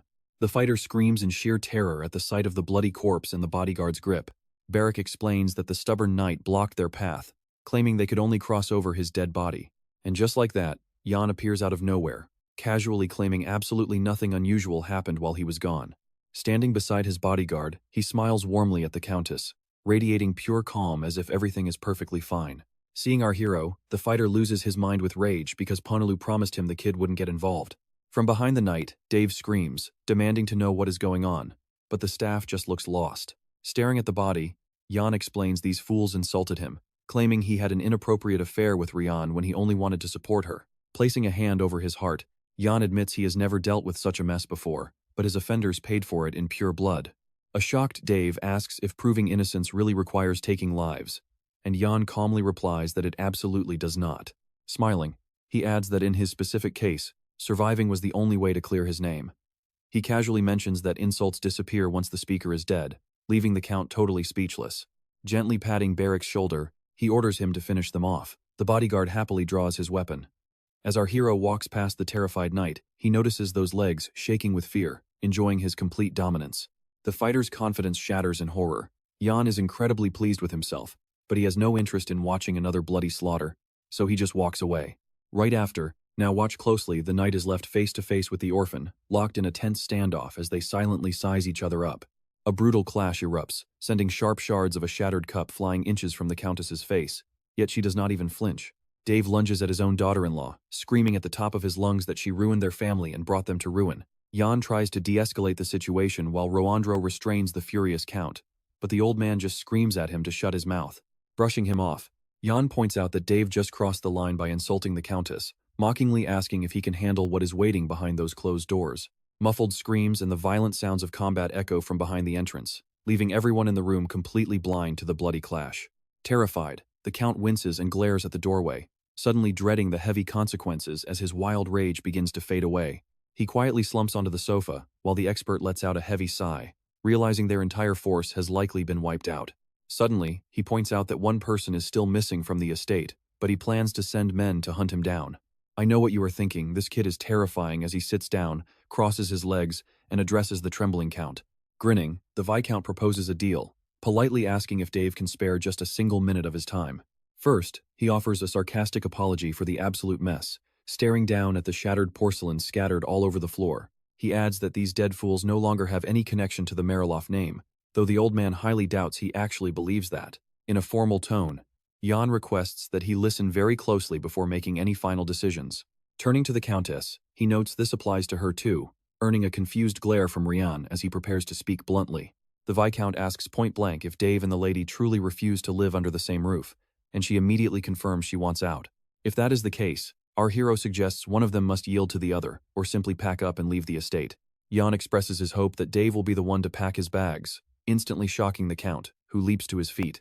He screams in outrage, demanding to know what kind of sick game this is, and how a mere Viscount dares to disrespect him. Glancing at the entrance, he desperately wonders if his forces are truly gone, or if he was just tricked like a foolish child. Suddenly, the heavy doors swing open, revealing thick trails of blood smeared across the marble floor from the brutal fight. Peering into the room, a blood-splattered Heavenly Clan fighter asks if Jan summoned him, looking absolutely terrifying with fresh blood dripping down his face. The Count stares at the young man in absolute horror, while the cold Viscount casually orders the fighter to clean up the mess. As the fighter obeys, Jan coldly notes it is better if no Mariloff survives, leaving us to wonder what nightmare is coming next. Reviewing the official documents, our hero announces an expert is coming to evaluate her title. Stick with me, this gets complicated. It is a grueling process that takes forever, meaning it would be best if Dave stayed far away from this region. Furious, the man demands to know if their underworld god worship truly did not originate from the city of Toulon. He suggests traveling there immediately. Rian anxiously asks what happens if the Count returns or reports everything to the Emperor, but our young protagonist reassures her there is absolutely nothing to worry about. Dave will be heavily guarded by expensive escorts from Havana, costing a fortune, but it is by far the safest option. Smiling softly, the young lord notes that their main concern is the Count's next move and whether he intends to interfere. Staring at the Viscount with terrified eyes, the man loses all hope of success after this sudden, unexpected turn. Clasping his hands, he prays desperately to the underworld god, wanting absolutely no part in these dangerous political games. By nightfall, the young lord returns to Brat Castle, working late in his library under the glow of a single desk lamp. Hannah asks if she should leave the books there, and Ramondro nods, turning to face her. Looking over the research, the expert remarks that the capital's citizens will be shocked, and Jan agrees. After all, a slave had murdered his master, and Carlo's own brother was revealed to be a heretic. But the man adds watch closely here, that the ghoul deal will shock everyone even more. because, based on the capital's replies, skepticism is still running incredibly high. Then, Jan senses something is off. Our protagonist asks if the message truly came from the capital, and Ramondro hesitates, struggling to find the words. Suddenly, he reveals the palace wants Jan to send Molina straight to the center, a demand the Viscount never anticipated. He figures Marv likely lost his mental chess match against Gale. Honestly though, he does not really care. Regretfully, the hero orders a carriage to be prepped anyway, leaving the startled expert to ask if he is absolutely sure. Gathering his documents, the young lord replies that he has no other choice and frankly does not care about the old man. Rien wants to share the gola with the locals, and counting the coins, Jan suggests they open up free trade. If this succeeds, they can clear their debts by summer. The Viscount thanks the expert, and honestly, you and I see why. In the quiet room, they plan their upcoming trip to the capital, waiting until Marilov's affairs are fully settled and everything is stable. Thinking of his own family, the expert awkwardly speaks up, slightly worried about how the young lord might react. Picturing a gorgeous woman surrounded by flowers, he asks how Jan plans to handle his relationship with his own mother, surprised by such a direct, personal question. The young lord is caught off guard, briefly struggling to gather his thoughts. Finally, he explains that he had invited her to join him, but she prefers living deep in the woods, so he plans to have the rangers check on her now that winter is arriving. The expert presses further, pointing out that once they depart for the capital, seeing her will become nearly impossible. But Jan calmly replies that things would be no different either way. The expert notes that magicians are said to chase the eastern winds and return only under starlight, showing his quiet support. He silently thinks that Wesley, with her toxic, relentless personality, will never let him go and will get whatever she wants at any cost. Suddenly, Jan spots Hannah standing quietly in the corner, shifting his focus to issue her a very formal command. Tomorrow, she will travel to Marilov to undergo training and master the duties of a butler, per their previous arrangement. Hearing this, the young maid gasps in sheer disbelief, pointing a trembling finger at herself in shock. She asks if he truly intends to make her the next chief manager, and our hero nods in confirmation. Overwhelmed, she stammers that she knows nothing of management, but he gently reassures her that they will teach her everything. Bursting with pure emotion, she begs to be excused for a moment, and the Viscount warmly tells her to go ahead. Bowing deeply, she exits the office immediately, leaving Jan alone with Ramondro. The curious expert then asks what Barrack is up to and why his return is taking so long, and Jan explains that he is stationed with the troops, noting that they would have sent a messenger falcon if anything went wrong. Still, a sense of unease lingers, knowing that either way, the journey will take ages. Indeed, his trusted bodyguard has been missing for days. Cut to that very warrior, trapped deep inside a dark, claustrophobic underground mine. Sweat drips down his face as he curses, desperately trying to fix a terrible mistake. You and I have to watch what happens next. Holding his blade ready for battle, Barrack demanded to know what was happening, visible fear written all over his face. Stepping into the hallway, Hannah jumped for joy about her butler training. Let's see how this unfolds. Unable to believe her luck, the master doubtfully asked if she could handle it, but Yang assured him she was totally trustworthy. He added that Nurserin and 2 assistants would stay behind, while she stepped out to the bewildered crowd with determination burning in her eyes. Ramondra reported that he only planned on leaving 1 person behind, but Marilov was too unstable, and orders would surely arrive from the palace soon. The Viscount noted that only unmarried servants remained, while the inspector argued it was a sin to lack a submissive wife.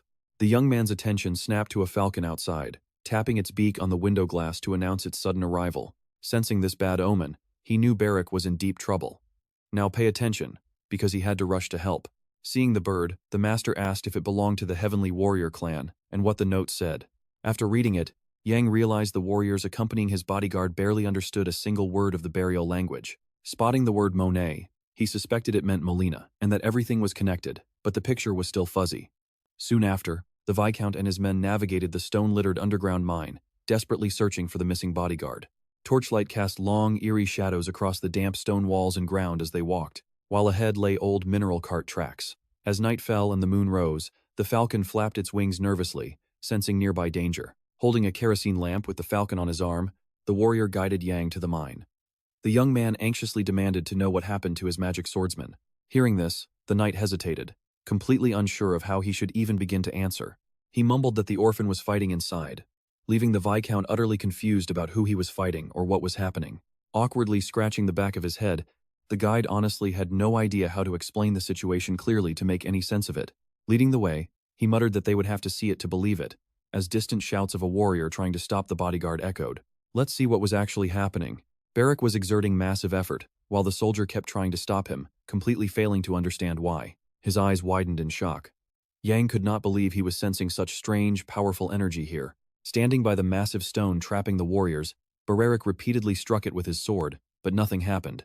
Spotting the Viscount, the exhausted bodyguard turned to greet him, anxiously asking what this bizarre thing even was. But Yang scoffed, asking if he seriously expected him to have all the answers. The orphan asked if he really was clueless, though Yang had a few unconfirmed theories of his own. Staring closely, the glowing mineral reminded the Viscount of a specific type of ancient magic stone. Shocked, Bereric asked for clarification, so Yang reminded him they once used a similar stone for spying. Its magical energy possessed wild properties, even capable of projecting someone's consciousness into the distant past. It can record voices, track targets, create infinite pocket dimensions, and so much more. The Viscount curiously asked if the warrior felt the magic radiating, but the orphan shook his head in response. Yang secretly noted that while the bodyguard was indeed a magic swordsman, he still had a long way to go. Eyeing the lifeless bodies trapped inside the crystals, the Viscount asked what happened to the accompanying knights. The bodyguard explained that during their chase, a bizarre, glowing purple slime had suddenly materialized out of nowhere. He caught up to one terrified knight, who screamed, called him a monster, and begged him to stay back. Seeing the boy was trapped, the bodyguard stepped forward to free him, creeping closer with drawn sword. Suddenly, a thick, mysterious liquid shot through the air, trapping the panicked warrior and dragging him in. Instantly, his legs petrified into glowing stone, as the slime rapidly reacted with his flesh. Screaming in absolute terror, the helpless knight begged for salvation, unable to break free from his prison. And that's where we leave things, with Bereric watching in horror as his ally turns to stone. "All right, let's jump into this wild mystery," he explained. The liquid was sticky at first before hardening under some strange influence. While the other soldiers stood there with their heads bowed in shame, the orphan suddenly screamed in agonizing pain. Turning to Jan, he demanded to know why he struck him, but the Viscount told him to calm down, asking how he would have reacted in that situation. He warned him that the terrifying fluid could return, and Bereric might drown in it, absolutely terrified for his life. Facing the rest of his crew, he declared that stupidity was their only strength, deeply shaming the irresponsible knights. He pointed a stern finger at the Heavenly Clan, ordering them to report everything to Nurserin. But one guard spoke up, protesting that they tried their best to stop him. Staring at the gem, the bodyguard guessed this magic stone was incredibly expensive, but the Viscount corrected him, saying it was priceless. Completely mesmerized, he resolved to examine the mineral closer, trying to recall every old rumor he had ever heard about it. Lost in his own head, he didn't notice the terrified swordsman calling his name, unable to fathom what was wrong with his master. Meanwhile, this rare mineral packed the entire mine. It shimmered with a rainbow of colors, appearing out of nowhere. Now watch this. Jan cooked up a crazy plan and realized it was actually possible. He just needed to take action. On his way out, he ordered everyone back to the mansion to seal off the mine, while Bereric asked about the corpse.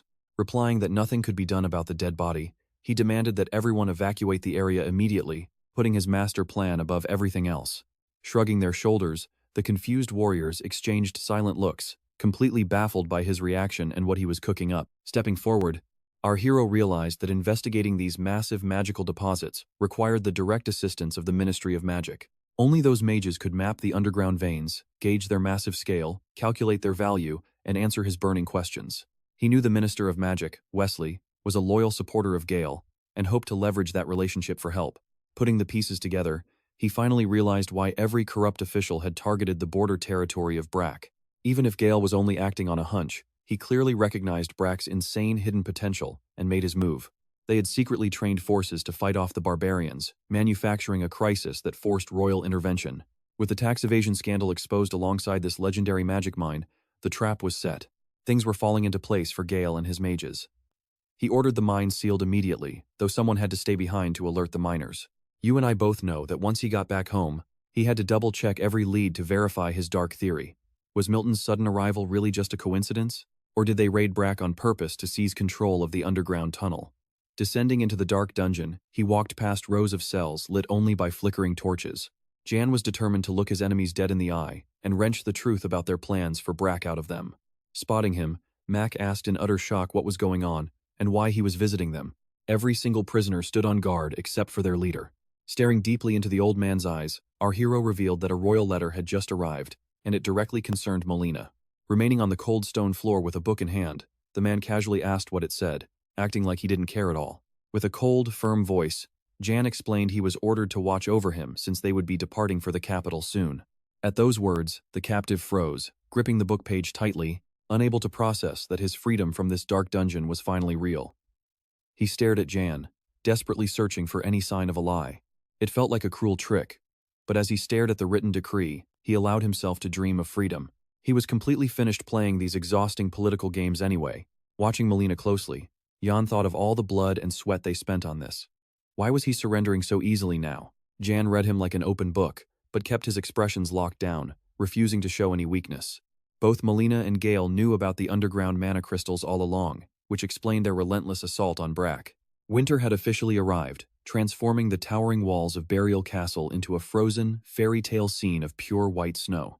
Staring at the howling blizzard outside, Marv sat at his desk, deeply reflecting on the kingdom's precarious future. Vivid memories of his childhood rushed back of times the Queen cradled him as they watched the gentle snowfall together. Years have flown by, and now? Trust me, our prince is ready for war.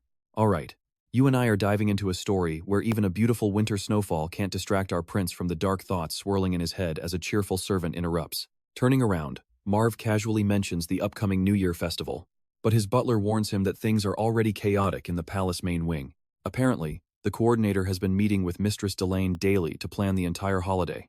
Hearing this, the prince scoffs at her audacity, wondering why there is such a massive fuss. But the servant gently reminds him that the Emperor used to handle this personally. Now, as the Emperor's favorite, she runs the show, leaving Marv to shockedly ask if his father actually approved this. Staring at the massive piles of paperwork, the servant admits that her help is actually a blessing. Without her, their workload would be unbearable. Looking back at the exhausted young prince, the butler points out that organizing these grand events would completely crush Marv right now. Yet the prince worries about his next move, knowing she can never become empress while he and Gale stand in her way. They had debated this crown drama repeatedly, but thanks to the clever princes, the talks led nowhere, and the court eventually forgot the matter. Nobody can claim that throne while their mothers breathe, and no other woman can dare call them her sons. Staring outside, he asks when Roandro and Jan will return, but with 0 letters sent, they can only pray they arrive by the festival. Now, watch closely as Marv brings up Moline, only for the servant to reveal he might arrive before the Viscount. While still unconfirmed, the office will likely force the old man onto a sudden vacation, allowing their secret spies to tail him closely. Relieved that this crucial target will be closely watched, the young prince nods silently, lost in deep, calculating thought. Breaking the heavy silence, he calls the butler by name, desperate to know if they are truly trapped without an escape. Bowing his head, the anxious butler stays quiet, sweat pouring down his face from pure stress because he honestly has no answers left. He mutters that their plans would succeed easily if that damn truth potion did not exist to expose their secret operations. As the prince listens intently, the butler explains that deciphering its power is nearly impossible, since the classified reports are filled with complex, magical jargon. With stakes this high, many powerful factions object to it, though Marv points out that leadership has kept completely silent. Since Melina's fresh recruits have safely arrived, their only option is waiting out the grand winter festival, and if they deploy Jan, gathering intelligence becomes much easier. But let's pause for a second, because we can see how much he misses his carefree, innocent childhood before all these deadly secrets. Just a few years ago, whispers claimed the Ministry of Magic would inherit legendary divine powers, keeping them strictly neutral. But one single, devastating incident shattered that peace, stripping them of their influence at court. Once Wesley took over as minister and seized ultimate authority, the delicate balance shattered like fragile glass. The prince demands a report comparing the potion to other elixirs, and the butler quickly hands over the files. Poring over the secret scrolls, Marv is totally baffled by references to a bizarre, mysterious new mineral. The butler explains that it is a legendary, high-grade magic stone discovered only recently. They lack the resources to analyze it, prompting Marv to ask if they have run dangerous human trials yet. The servant replies that research is already moving quickly, as the ministry reportedly secured 15 kilograms of the substance. But the prince scoffs, arguing that is a tiny amount when normal magic stones are mined by the hundreds. The butler clarifies that this Ruron is entirely unique, since it was only discovered last year, making Marv realize its astronomical, game-changing value. Its actual mining site remains a total mystery. It is never found near ordinary magic veins. But that is not even the most bizarre thing about it. The mineral is actually liquid, instantly turning solid when exposed to magic. If a normal human touches it, the results are catastrophic. Yet the butler confirms that no massive veins have been located so far. The more air bubbles trapped inside, the more reactive it is to magic. But nobody knows what those power-hungry mages are planning, since solid Ruron is completely indestructible to normal force. Hearing this, the prince asks how on earth they shape it, and the servant guesses they use pure magical force. And that's where we leave it as Marv realizes this stone could easily measure a mage's hidden power tier. Alright. You and I are heading deep into the mines with Yang as he examines these mysterious magic stones. Staring at the brilliant, massive pile, Romandro is absolutely losing his mind with shock. He actually screams that in his past life, the Viscount must have been an emperor, while Barrick just rolls his eyes and tells the expert to snap out of it, while the bodyguard drags him back to reality. Our hero and the mine manager take a closer look at the stones. The manager admits he has no idea what they are, and neither do the miners, even though they walk right past this dark tunnel 5 or 6 times every single day. Yang reassures him, pointing out that they just arrived, so he has no intention of blaming the hard-working miners for missing them at all. The manager asks if he really has no clue what this vein is, but Yang admits he has a few theories. Staring at the glowing heap, he is absolutely certain there are tons of them buried much deeper within the mountain. Romandro finally calms down and asks if he recognizes them and watch closely, because even Yang does not know what type they are. He has only ever seen these minerals after they were processed, making it almost impossible to identify them raw. The expert looks at the young noble, reminding him that they cannot contact the Ministry of Magic about this. Suddenly, a wild realization hits Romandro. Could this giant resource be the real reason Prince Gale and his greedy ministers wanted this land? Right now, it is just speculation. He warns that if the enemies find out, their fight for Brack will get way worse, and Yang completely agrees with him. But our hero points out the silver lining: nobody else knows about this hidden vein, so they can keep it top secret. Suddenly, they all turn to look at the trembling manager holding the lantern. Could this guy end up betraying them? Dropping to his knees, the man swears he will stay silent at all costs, and the Viscount warmly thanks him. As they study the minerals, Romandro still cannot figure out what they are or how they even got here. Suddenly, the manager asks for permission to inspect them himself, begging the group to step back. They move aside, and he pulls out a small hammer hidden in his coat, ready to do some testing. Crouching down next to the massive rock, he tries to chip off a tiny piece to inspect the inside. Standing behind him, Barrick warns that it is useless, since even his heavy sword did not leave a single scratch. But the manager is determined.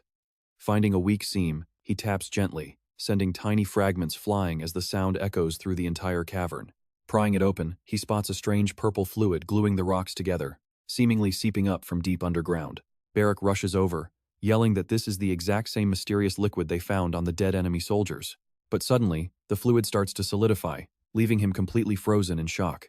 Hearing the noise, Yang asks what is happening, and the manager confirms that liquid definitely leaked from the earth. But the moment the bodyguard touched it, it instantly turned solid. The manager explains nervously.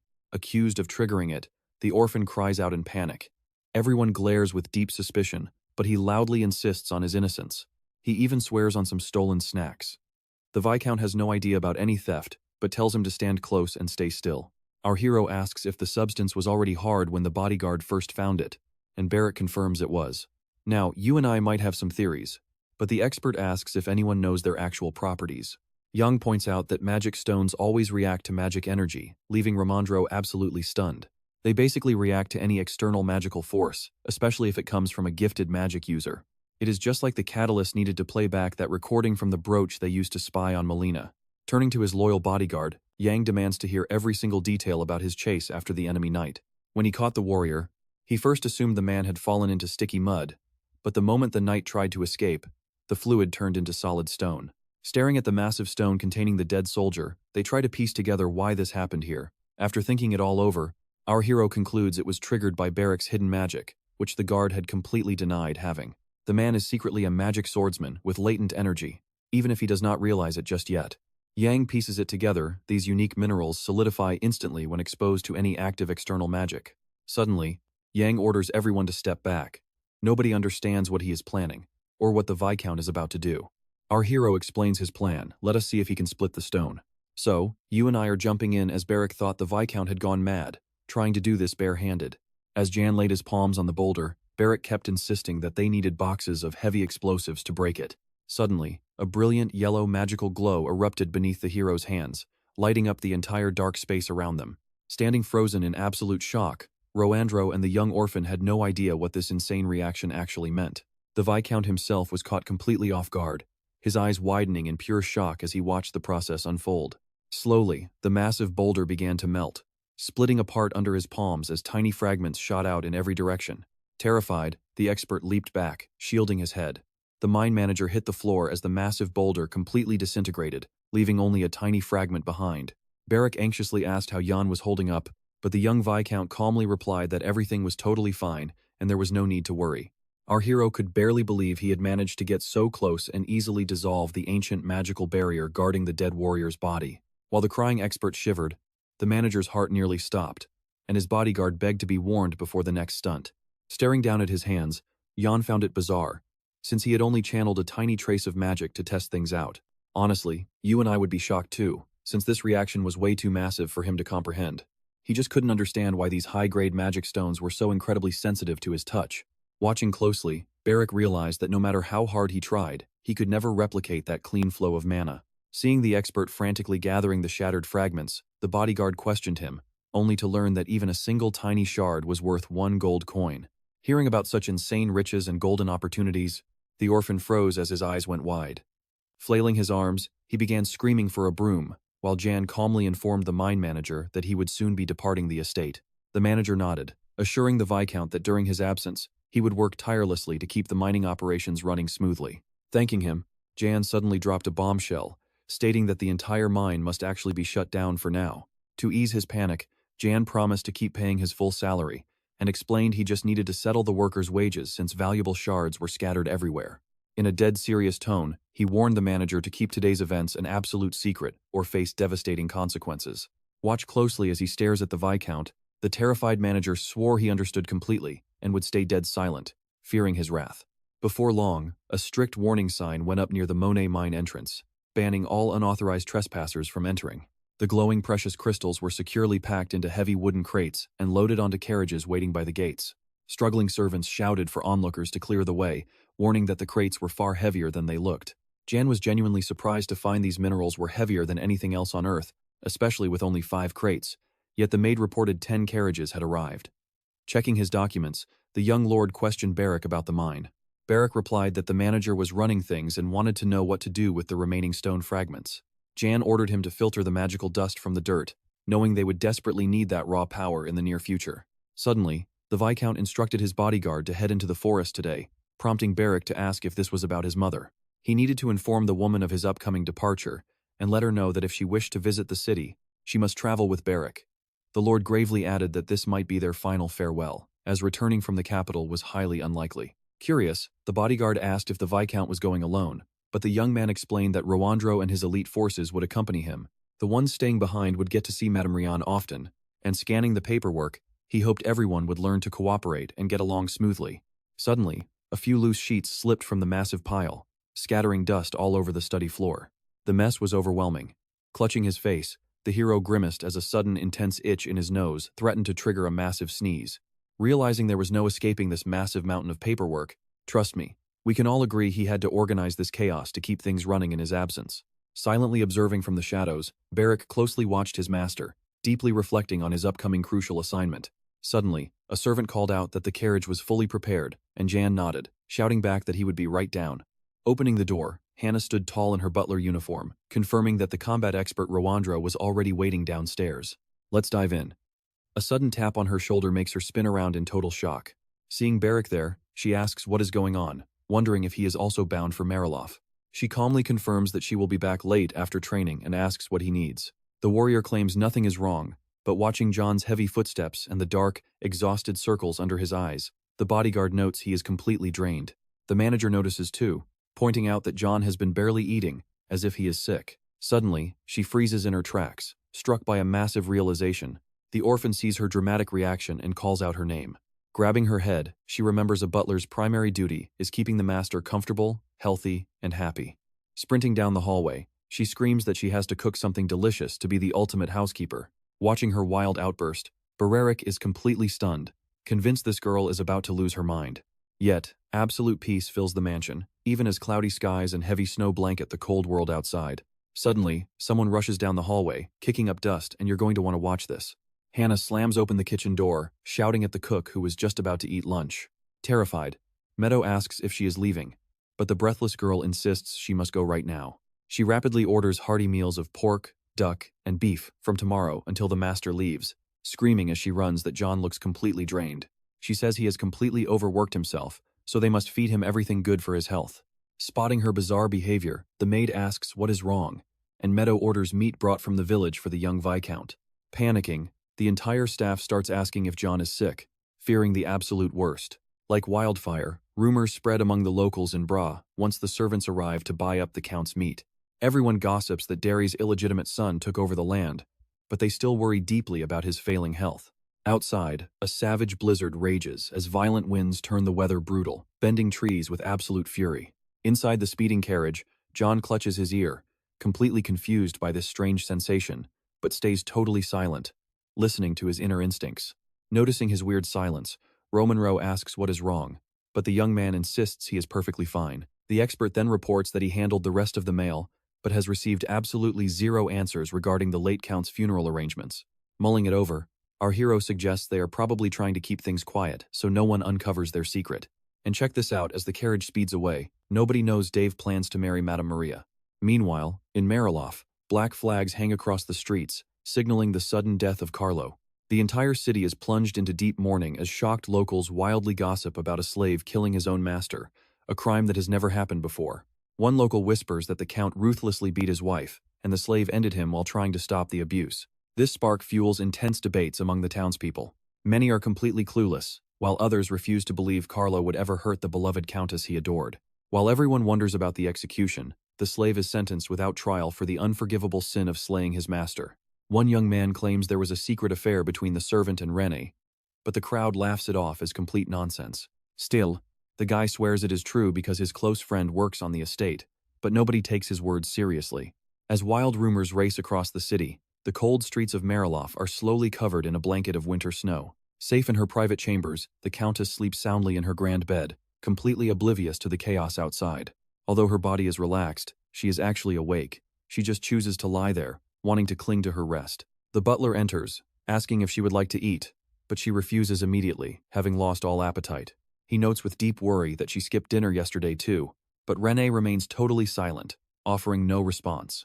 Sitting up, she asks if he finds her behavior bizarre, since she really should be acting completely differently. Sadly, the butler struggles to find the right words, not blaming her and wishing things could be different. So what do you and I make of this? Even after getting the power she wanted, she's miserable. She admits that although her abusive husband is dead, she feels none of the happiness she expected. Just like when she chopped down her mother's tree and fled. Slipping on her shoes, she asks about Dave's caravan to Toulon, and her butler mentions a joint trading network. Trust me, they were fully prepared. Everything cost 200 gold pieces, advanced payment included, and the Countess felt things weren't as bad as she feared. Before leaving, she begged them to stay on the case and deliver her message, since Jan would be arriving soon. Spinning around, she reminded them to explain every tiny detail, because this was absolutely critical for her own survival. But Dave wasn't traveling alone. Another prisoner named Clark was joining the caravan, who still waited down in the dungeon. Meanwhile, in a dark room with boarded-up windows, Dave knelt, having spent his entire captivity locked inside. With hands clasped tight together, he begged the underworld gods for mercy, terrified of his future. He wanted to rule, but ended up with absolutely nothing. A heavy, suffocating silence filled the mansion corridors. Even the gossiping maids didn't dare utter a single word to each other. Suddenly, Countess Wren stepped out of her chambers for the first time in ages, leaving the staff completely stunned. Ignoring their stares, the Countess walked with her head held high, heading straight toward Clark's dungeon cell. As they snapped out of it, the maids quickly bowed low, keeping perfectly silent as they went back to their duties.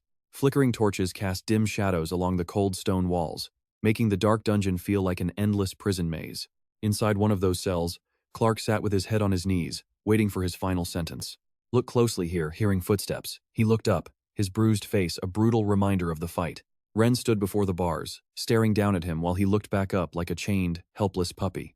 With a heavy heart, the Countess told him he was being exiled to Toulon with Dave's trade caravan in just a few days. She added that their path would lead through the kingdom of Havon. Hearing this, the prisoner couldn't believe he was escaping execution. Completely shocked by this decision, the young man whispered the city's name, as if unlocking an old memory. It sounded familiar. When the Countess asked if he knew of it, Clark knelt by the bars and nodded.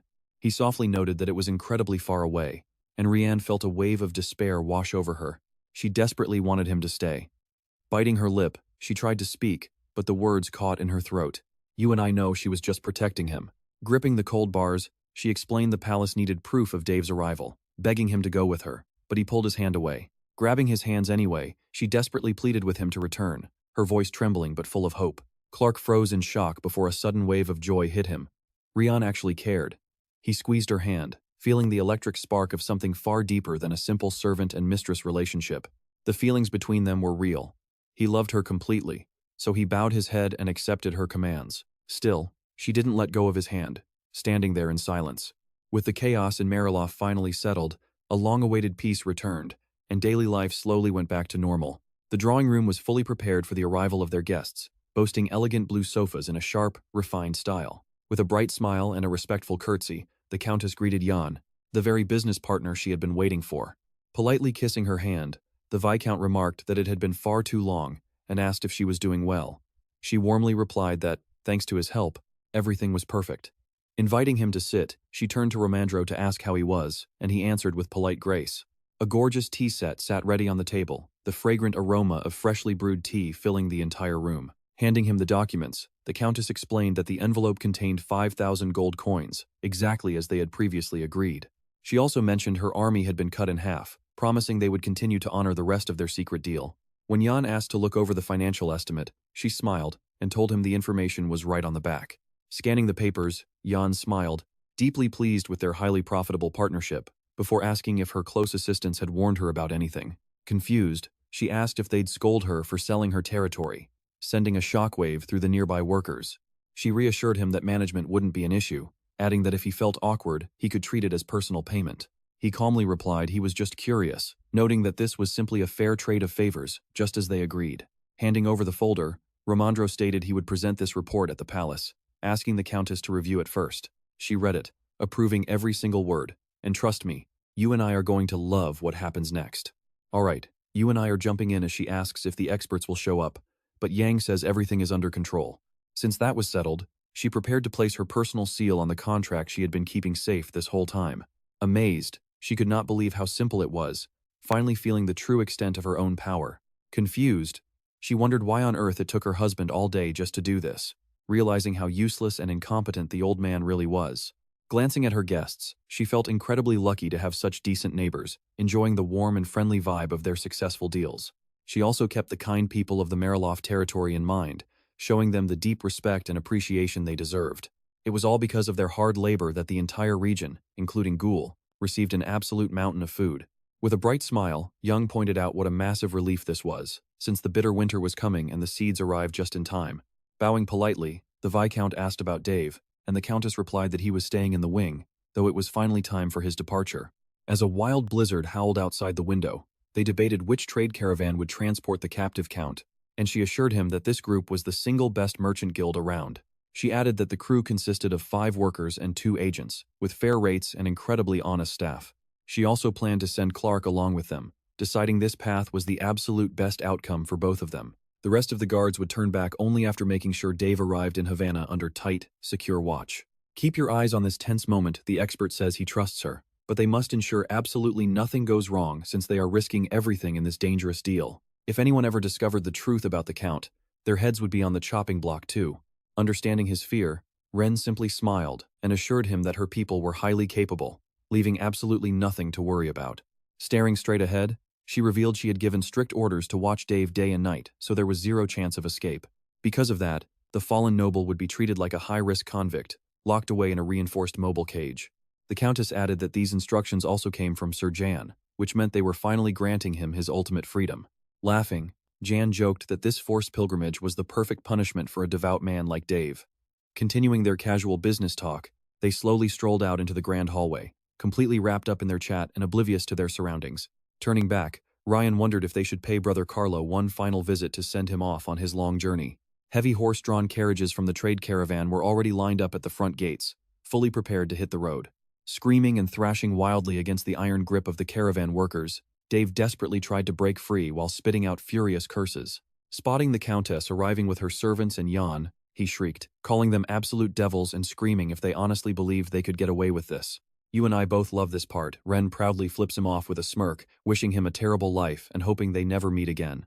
Calling her insane, Dave screamed that divine punishment would strike her down, finally realizing that all his power was completely gone. While our protagonist warned the merchants to watch out for highway bandits, the captive count screamed at him, demanding how he dared make this call. Shuffling forward slowly with heavy chains binding his legs, Clark approached the carriage. He was also departing today. Amidst the bustling crowd of clan members, His eyes locked with Rion's, and the entire world seemed to freeze around them. With a heavy heart, she asked if he was prepared, and the boy submissively bowed his head, saying everything was ready. Following a brief silence, she quietly told him it was time to depart, wanting to spare them both from a painful, drawn-out goodbye. They all boarded the heavily barred carriages meant to secure Dave and Clark, and the convoy finally started moving forward. With a grueling path ahead, the caravan slowly rolled past the gates of Mariloff, while the Countess watched him leave, praying to see him again. Saddened by his sudden departure, she closed her eyes tightly, unable to bear the sight of him fading into the distance. Turning back to Jan and Rowandro, she happily suggested they grab some food to celebrate this great victory with the fine wine they prepared. Looking over at her partners, she asked if they would visit her estate more often, and they agreed it sounded fantastic. But then, she suddenly admitted she needed their assistance. Startled, Jan turned and listened intently to her plea. He quietly wondered if his old body had received a similar, solemn sending off after his death. He was absolutely certain it had not, since he died as a hunted emperor and a marked traitor to the entire empire. Snapping him out of his deep thoughts, Ryan invited him inside to escape the freezing cold, and the Viscount quickly agreed to join her. Suddenly remembering something crucial, he called out to her, determined to settle the matter right then and there. And that is where we leave things, with a sudden funeral question that catches her completely off guard. She had absolutely nothing to say. Avoiding any direct answer, she muttered that he already knew the truth, making it crystal clear she wanted the topic dropped. Let's follow them back as night falls. Their carriage finally returns to Brock after a brutal day in Mariloff. The expert hyped up the Viscount, asking how he felt, but Jan noticed Rowandro's face was looking incredibly flushed and red. Chuckling, the man admitted that honestly, he was starting to see double. Our hero just sighed, pointing out that he had already said that 3 times. Still joking, the inspector laughed that he must be wasted because he was seeing 2 heads on the Viscount right now. A moment later, the carriage screeched to a halt right outside the mansion, its wheels creaking loudly in the quiet. The driver announced their arrival, and as Jan stepped out, he thanked him for the hard work and told him to rest. But before he could even touch the door, the servants rushed out, shouting in a panic that left him totally bewildered. Lifting him up, they frantically insisted he couldn't walk on his own with a burning fever, especially since it was freezing outside and he was in terrible shape. Annoyed, our hero snapped, asking why they were acting so crazy, but they completely ignore his annoyed questions and carry him straight into the hallway. And trust me, what is waiting right there on the floor is going to surprise him just as much as you. Sitting right in the center of the room was a massive pile of colorful gift boxes, and the Viscount demanded to know where they came from. Coughing softly, the maid explained that the locals had heard of his illness and sent these gifts, leaving Jan completely stunned by their kindness. Staring at the pile, he knew winter was incredibly brutal for commoners, making these generous offerings feel almost too heavy to accept. Yet, as he looked closer, he realized they had scraped together whatever they could, filling his heart with immense gratitude. Deeply touched, the Viscount ordered them to stack the gifts in his bedroom and to let everyone know he was perfectly fine. Out of nowhere, a servant blurted out that a guest had arrived, and John asked in utter confusion who it could be. Suddenly, John's voice boomed down from the balcony, completely cutting off the maid before she could even finish her sentence, leaving her speechless. Waving his arms in pure excitement, the bodyguard yelled that the young man's mother had finally returned from the deep forest. The emotional woman stood nearby, looking at her son with deep respect. She had waited so long for this moment, and sprinting down the stairs, she threw her arms around him tightly. He felt awkward and flustered, but deep down, he was incredibly happy. With tears welling in her eyes, she whispered that she had missed him terribly. Jan immediately asked how she had been surviving, fearing the freezing winter had been too harsh, but she quickly objected, insisting she was the one who should worry about him. Holding his hands, Jan wondered what he had ever done to deserve such love. His mother revealed that Barrack had told her everything, asking in awe if he had truly saved their entire nation with the help of the ghouls. And you and I both know she's right. He's now the beloved lord of this entire territory, earning everyone's absolute trust. Looking at the mountain of gifts piling up, she wiped away her tears of pride, while the Viscount quietly cursed what an absolute scumbag Durgo had been to them. Rowandro leaned in, whispering to ask who she was. Turning around, Jan realized he had completely forgotten the palace expert was still there. Gesturing politely, Jan formally introduced her as his mother, knowing the expert had already heard legendary stories about her incredible work. Our hero added that she normally lived in the freezing mountains, but came down to the estate because winter had arrived. Realizing she was the legendary ghoul harvester, the expert praised her for her monumental efforts. Flustered by the sudden praise, she blushed, not understanding why such an important figure was addressing her so formally. But Rowandro could never dream of being disrespectful to her. Extending his hand with a polite smile, he formally introduced himself as the newly appointed palace expert. causing fresh tears of overwhelming pride to well up in her eyes. She simply couldn't believe how beautifully everything was turning out. Even though she felt she hadn't helped him, she gently squeezed his hand, unable to hide how incredibly proud she was. Suddenly, heavy boots caked in snow crunched across the floor as a warrior from the Unirli clan stepped into the hall. Looking up, Nararan asked in surprise if the Viscount had already returned from Mariloff, since he expected him to stay longer. Our hero simply asked if he had returned from the observation deck, and Balami nodded to confirm the report. Directing his gaze toward Jan's mother, the warrior remarked that the Viscount had never mentioned having such a beautiful sister. He even compliments her beauty, leaving us with a legendary mic drop as our hero proudly reveals she's actually his mother. Alright, you and I are about to witness a shocker as everyone in the hall froze, leaving Nurarin completely stunned. Seeing their shock, Yang recalled that these foreign warriors assumed his mother was dead, simply because he had never mentioned her. Now he was curious to see how they would react to her low-born status, while Philia stood there trembling with fear. Confused and defiant, Nurarin stared back at him, demanding some kind of explanation. Stunned by the news, the warrior's eyes widened. He could not believe this incredibly young girl was actually the Viscount's mother. Yang and Philia felt the suffocating awkwardness, making the atmosphere in the room feel incredibly tense. Explaining that he had a very good reason for the secrecy, Yang asked for a chance to explain everything in detail. Suddenly, stepping forward, his mother frantically shouted that she had ordered her son to keep quiet, fearing he would get beaten. With trembling hands, she begged them not to blame her son. Yang stood shocked by his mother's sudden outburst. Disheartened, Nurarin remained silent, but his intense expression spoke completely for itself. He had absolutely no bad intentions. Suddenly, he confessed that he already knew, completely shocking both the Viscount and Philia. Pay attention here, they had absolutely no clue how he uncovered a secret so closely guarded. When a puzzled Yang questioned him, the warrior explained that he had been talking to the locals every single day.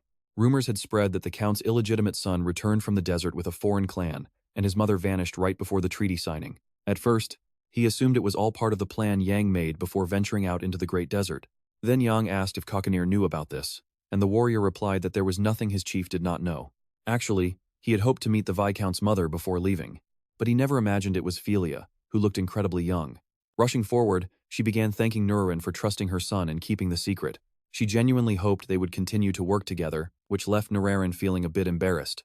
Following a brief pause, he noted that she had no reason to be so formal, as such extreme kindness felt unusual to him. With a wave of his hand, Yang urged the warrior to go rest so they could talk privately, but the fighter stopped him. Now check this out, he offered the young hero some advice, causing Yang to freeze and listen closely. Nurarin mentioned that the stars were moving strangely lately, with many of them falling down to the earth. Viewing this as a terrible omen, the star-believing warrior warned the young man to stay highly alert on his journey to the capital. He explained that stars represent people who light up the world, comparing them directly to John. Before leaving, the Viscount thanked him for the warning and told him not to worry, fully confident in his own safety. Turning around with a smirk, he declared that he would become the sun, not some fading star destined to burn out. Shocked by such absolute confidence, Nurarin's eyes went wide, though he chose to keep quiet. With a respectful bow, he realized the young man would become a massive power in the great desert, wishing him safety while the moon and bright stars shone above. It was a freezing winter night, the absolute last one Yang would ever spend in Brasha. Stepping into the kitchen, Yang told his mother to let the servants rest, but she insisted on cooking a warm dinner for them to share. She happily asked if he wanted his favorite barley porridge from his childhood, and the young man readily agreed to it. Hannah kindly showed them where the dishes, grains, and spices were kept, and Philia thanked her for being so thoughtful. She asked in surprise if this was the girl who had delivered her son's message, and the manager was amazed she was actually remembered. Placing a hand over her heart, she sincerely thanked Hannah for executing every single one of her son's orders. As the grain simmered, his mother asked how Yang had been faring while she was away in that secluded forest hut.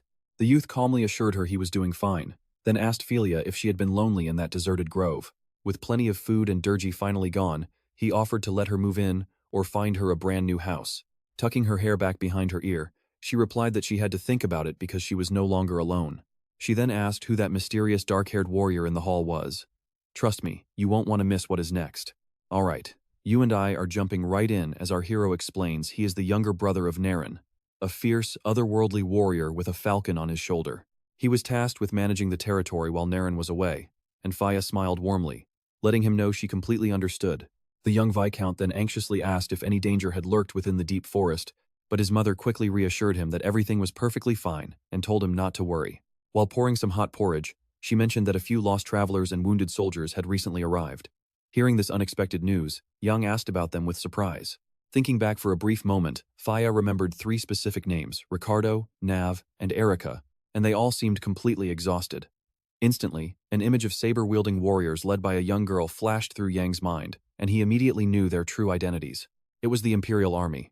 The young man asked if they had suffered heavy casualties, and his mother confirmed they lost many comrades and could not return home. Placing the plate down, Faya answered the Viscount's next question about their destination, revealing that the group was heading straight towards Havana. With pure hope shining in her eyes, the mother prepared to ask a long-awaited question, and her son listened to her with absolute attention. Clearly nervous, she softly asked if she could write letters to him during his long absence, hoping to stay connected. Gently holding his hand, she explained that writing would ease her constant anxiety, especially since she rarely saw him and worried about him constantly. After pausing to think, Yang happily agreed. Pay attention here, he realized they might never meet again, making this tiny request incredibly important to his mother. He gently warned her not to feel hurt by any delayed replies, since capital politics would keep him extremely busy. Pulling him into a tight embrace, Fia accepted this, promising she would always wait for his return here in Bra as destiny decreed. As darkness fell over the city, she wished him a safe journey while resilient green plants braved the freezing cold outside. By the next morning, Yang traveled to the mine to gather pristine magic stones for the Emperor amidst a flurry of busy workers. Reaching out, Hannah proudly presented the young master with the beautiful gemstone brooch he had previously commissioned.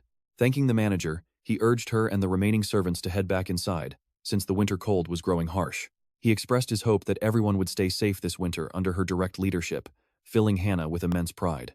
She confidently promised to protect the mansion and fulfill her duties at all costs, though our hero warned her not to overwork herself. Romandro asked anxiously if they had gathered all the essential gear needed for their long journey, and Yang confirmed everything was ready to go, with Barrick nodding in silent agreement. Stepping up to Naren, the Viscount offered a final farewell, and the warrior shook his hand firmly, wishing them luck on the arduous path ahead. That powerful handshake sealed their mutual trust, and the warrior formally addressed the young man as the great Shah of Bracha. With that, the Viscount climbed into the carriage alongside Romandro and Barrick, glancing out the frost-covered window one last time at the crowd, assembled to see them off. As he watched his mother standing next to the loyal warrior, he silently wished for Faya to finally live freely. Now, watch closely as the massive gates slowly creak open. The hero orders the caravan to set off into the unknown. Deep in the city center, grateful citizens also gathered to wave goodbye, waving enthusiastically while shouting for him to secure a legendary new name for their beloved territory. The loyal servants, his mother, and Naren quietly fought back tears, praying for his safe and speedy return during this difficult departure.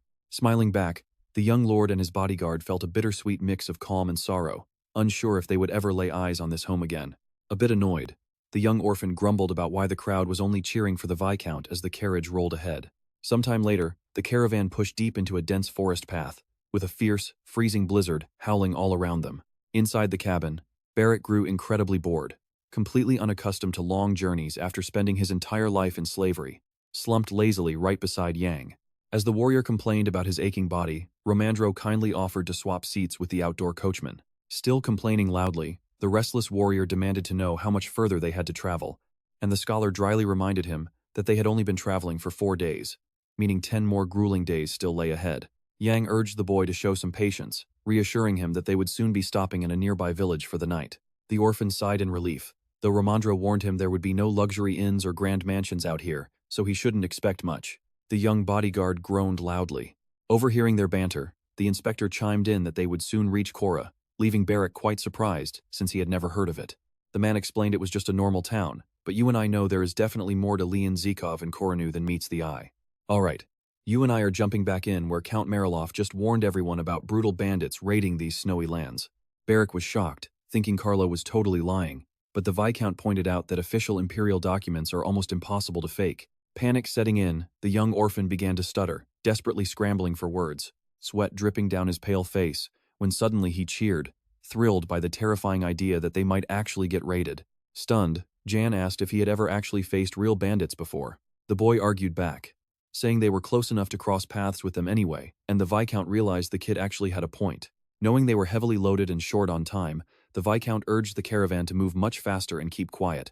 The exhausted horses pushed through the freezing cold, sprinting along the deeply snow-covered path without slowing down once, though they were clearly running on pure fumes.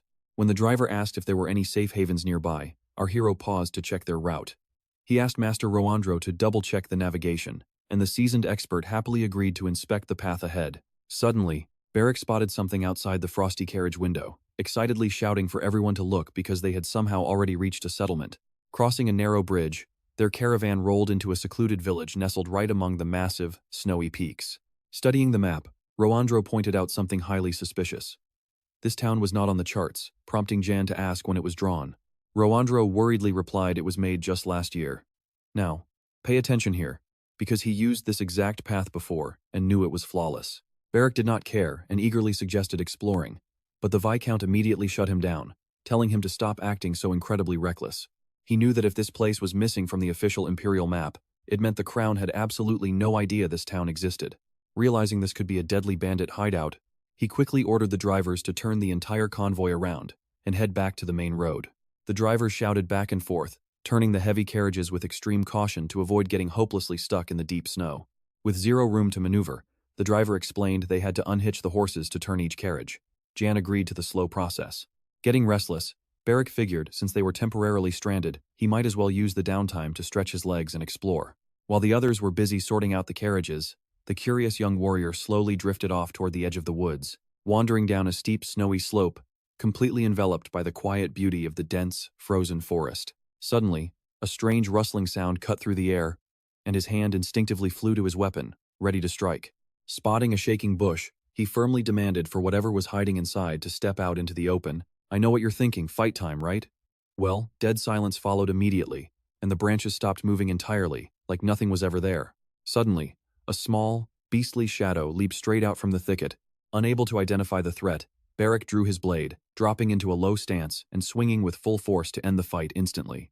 Instead of a monster, a tiny white puppy stood trembling before him, looking up with wide, terrified eyes. The warrior froze in absolute confusion. He was fully prepared to fight off a deadly bandit, not this adorable, fluffy little creature. Yet there it was, dusted in fresh snow, its tongue sticking out in the most hilariously cute way possible. Gently petting the lost pup, Beric assumed it strayed from the nearby village, until the creature suddenly spoke in perfect human speech. Terrified, Beric completely froze as the world went quiet, but the tiny dog just stared back in complete silence. Breathing a heavy sigh of relief, the warrior assumed he was just starting to hear things, but the puppy spoke up again, calling him incredibly rude for trying to touch its head. Hearing the voice again, he yanked his hands back in terror, clutching his face and wondering if he was finally losing his mind. Back at the trail, the coachman told Jan they were finally ready to depart, as all the carriages were successfully turned around. The driver suggested inspecting the wooden wheels on the slippery ice, but the Viscount assured him their next journey would be brief. Wanting to let the horses rest, Jan decided to move at a slow pace while their bodyguard ran off chasing a dog. Hearing distant shouting, Jan turned and called out to Beric, who was running back holding the puppy, eager to show off his bizarre find. Holding up the freezing, shivering pup, the warrior loudly insisted the creature could talk. Thinking his guard had completely lost his mind, the Viscount stared in utter disbelief, while the expert just told him to ignore the crazy talk. Slightly annoyed, Jan ordered his guard to stop making up ridiculous nonsense. The soldier asked if talking dogs are real. "Do you and I believe him?" "All right. You and I are starting with a moment where he insists he heard a dog speak, while Yang just stares. Leaning in close, he demands the dog say something, but the pup just stares back with a wild, completely clueless expression. An awkward silence hangs over the group as they wait for a miracle, but the puppy only lets out a couple of ordinary barks. Cringing at the ridiculous sight, Roandro asks his servant for a cigar, while Yang just stands there, silently irritated. The Viscount grumbles that they are wasting time and orders them to drop it, but Beric insists this is pure entertainment. But when the orphan suggests turning the dog into dinner, the pup suddenly bites his hand hard, refusing to be food. Yelping in pain, the bodyguard drops the creature as it bolts straight back into the woods, leaving everyone eating its dust. The dog suddenly looks back and calls them all rude, despite their fancy, high-class looks. Hearing actual human words come out of a dog's mouth, they freeze in absolute shock, eyes wide with disbelief. A second later, the puppy vanishes into the brush like a flash of lightning, leaving 0 tracks behind. Beric immediately starts yelling, asking if everyone heard that, while the expert struggles to process if what they saw was real. The coachman just laughs it off, calling Roandro a massive prankster, and urges them to keep moving. Intrigued, Yang asks how that was even possible, but the annoyed bodyguard just rubs his bleeding, bitten hand in frustration. Now watch closely, our hero suspects they are dealing with some ancient deity or a demon. Even if the beast seemed way too small for that. Suddenly, a bizarre wave of energy catches the Viscount's attention, but searching the area yields nothing. Noticing his odd behavior, Barrack asks what is up, while Yang asks if they feel a weird presence. Confused, the warrior wonders if that talking pup is still lingering, but the hero just tells him to board the carriage. A heavy sense of dread hangs over him, despite his best efforts to shake it off. Meanwhile, deep in the snowy woods nearby, hidden eyes track their every move from behind the massive trees. As dusk falls, the group finally arrives at a mountain village named Karina. Rowandro's men quickly unload the wagons, determined to keep their valuables safe indoors as everyone hustles to get settled. Walking over to the warrior, the expert asks how he feels, and the bodyguard, knowing he means his bitten arm, grunts that everything is fine. Annoyed, Yang scolds him for being so reckless with a random beast, but the orphan quickly defends himself by pointing out that the puppy literally spoke. You and I are probably thinking the same thing. Maybe some bizarre magic is making this beast talk? Even so, our hero cannot wrap his head around how a powerful mage could exist in such a tiny, backwater town. Suddenly, a woman approaches and welcomes them to the courtyard of an inn called the Quick Pig. Worried about space for all their heavy gear, the Viscount asks if there is room, but the landlady assures him the place is practically empty. Stepping inside, our hero figures the empty rooms are just due to the harsh winter, but the woman admits summers are just as dead. The tavern itself is incredibly simple, furnished only with basic wooden tables and stools. Standing behind the front desk, the hostess politely asks if they are staying for just a single night, and the Viscount nods. Tallying up the horses, wagons, bags, and men, she quotes them a single gold coin for lodging, baths, and hot meals. Dropping a generous pile of coins into her palm, the hero hopes it is enough, causing her eyes to light up with sheer joy. With a deep bow, she promises top-tier service and asks if she should prep the hot baths, which Yang eagerly approves, demanding extra firewood. Suddenly, a starving Barrack starts yelling, demanding they bring out the food immediately. Asking him to be patient, she guides the group upstairs to their quarters. Once inside, she proudly tells them to make themselves comfortable in their absolute best room, and the bodyguard immediately flops face first onto the massive bed. Bringing in a tray of hot soup, she offers a quick snack before the main dinner. While the rest of the crew digs in, Yang has questions. Before the hostess can leave, he calls out to get her attention. He explains that on their way here, they spotted an uncharted village, and asks if she has any idea what that place was. Hearing his description, the hostess guesses he is talking about a place called Daniel, leaving the hero to repeat the name in shock.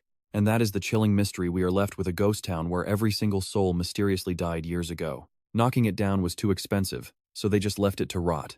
Alright, let's dive into this mystery together as Yang asks why the villagers died, while Barrack casually starts munching on the snacks. With sheer horror, she explains how the bodies were lined up in neat rows, a total nightmare nobody had ever seen before.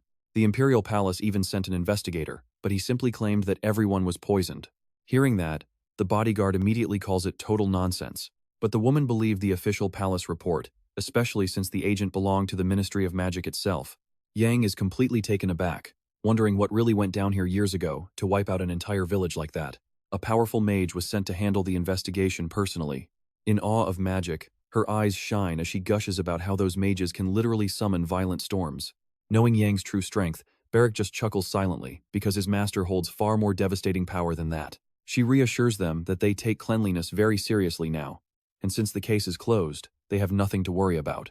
But Yang can't shake the suspicion, knowing the ministry is always short-staffed. Now think about this, why send an elite investigator to a tiny village?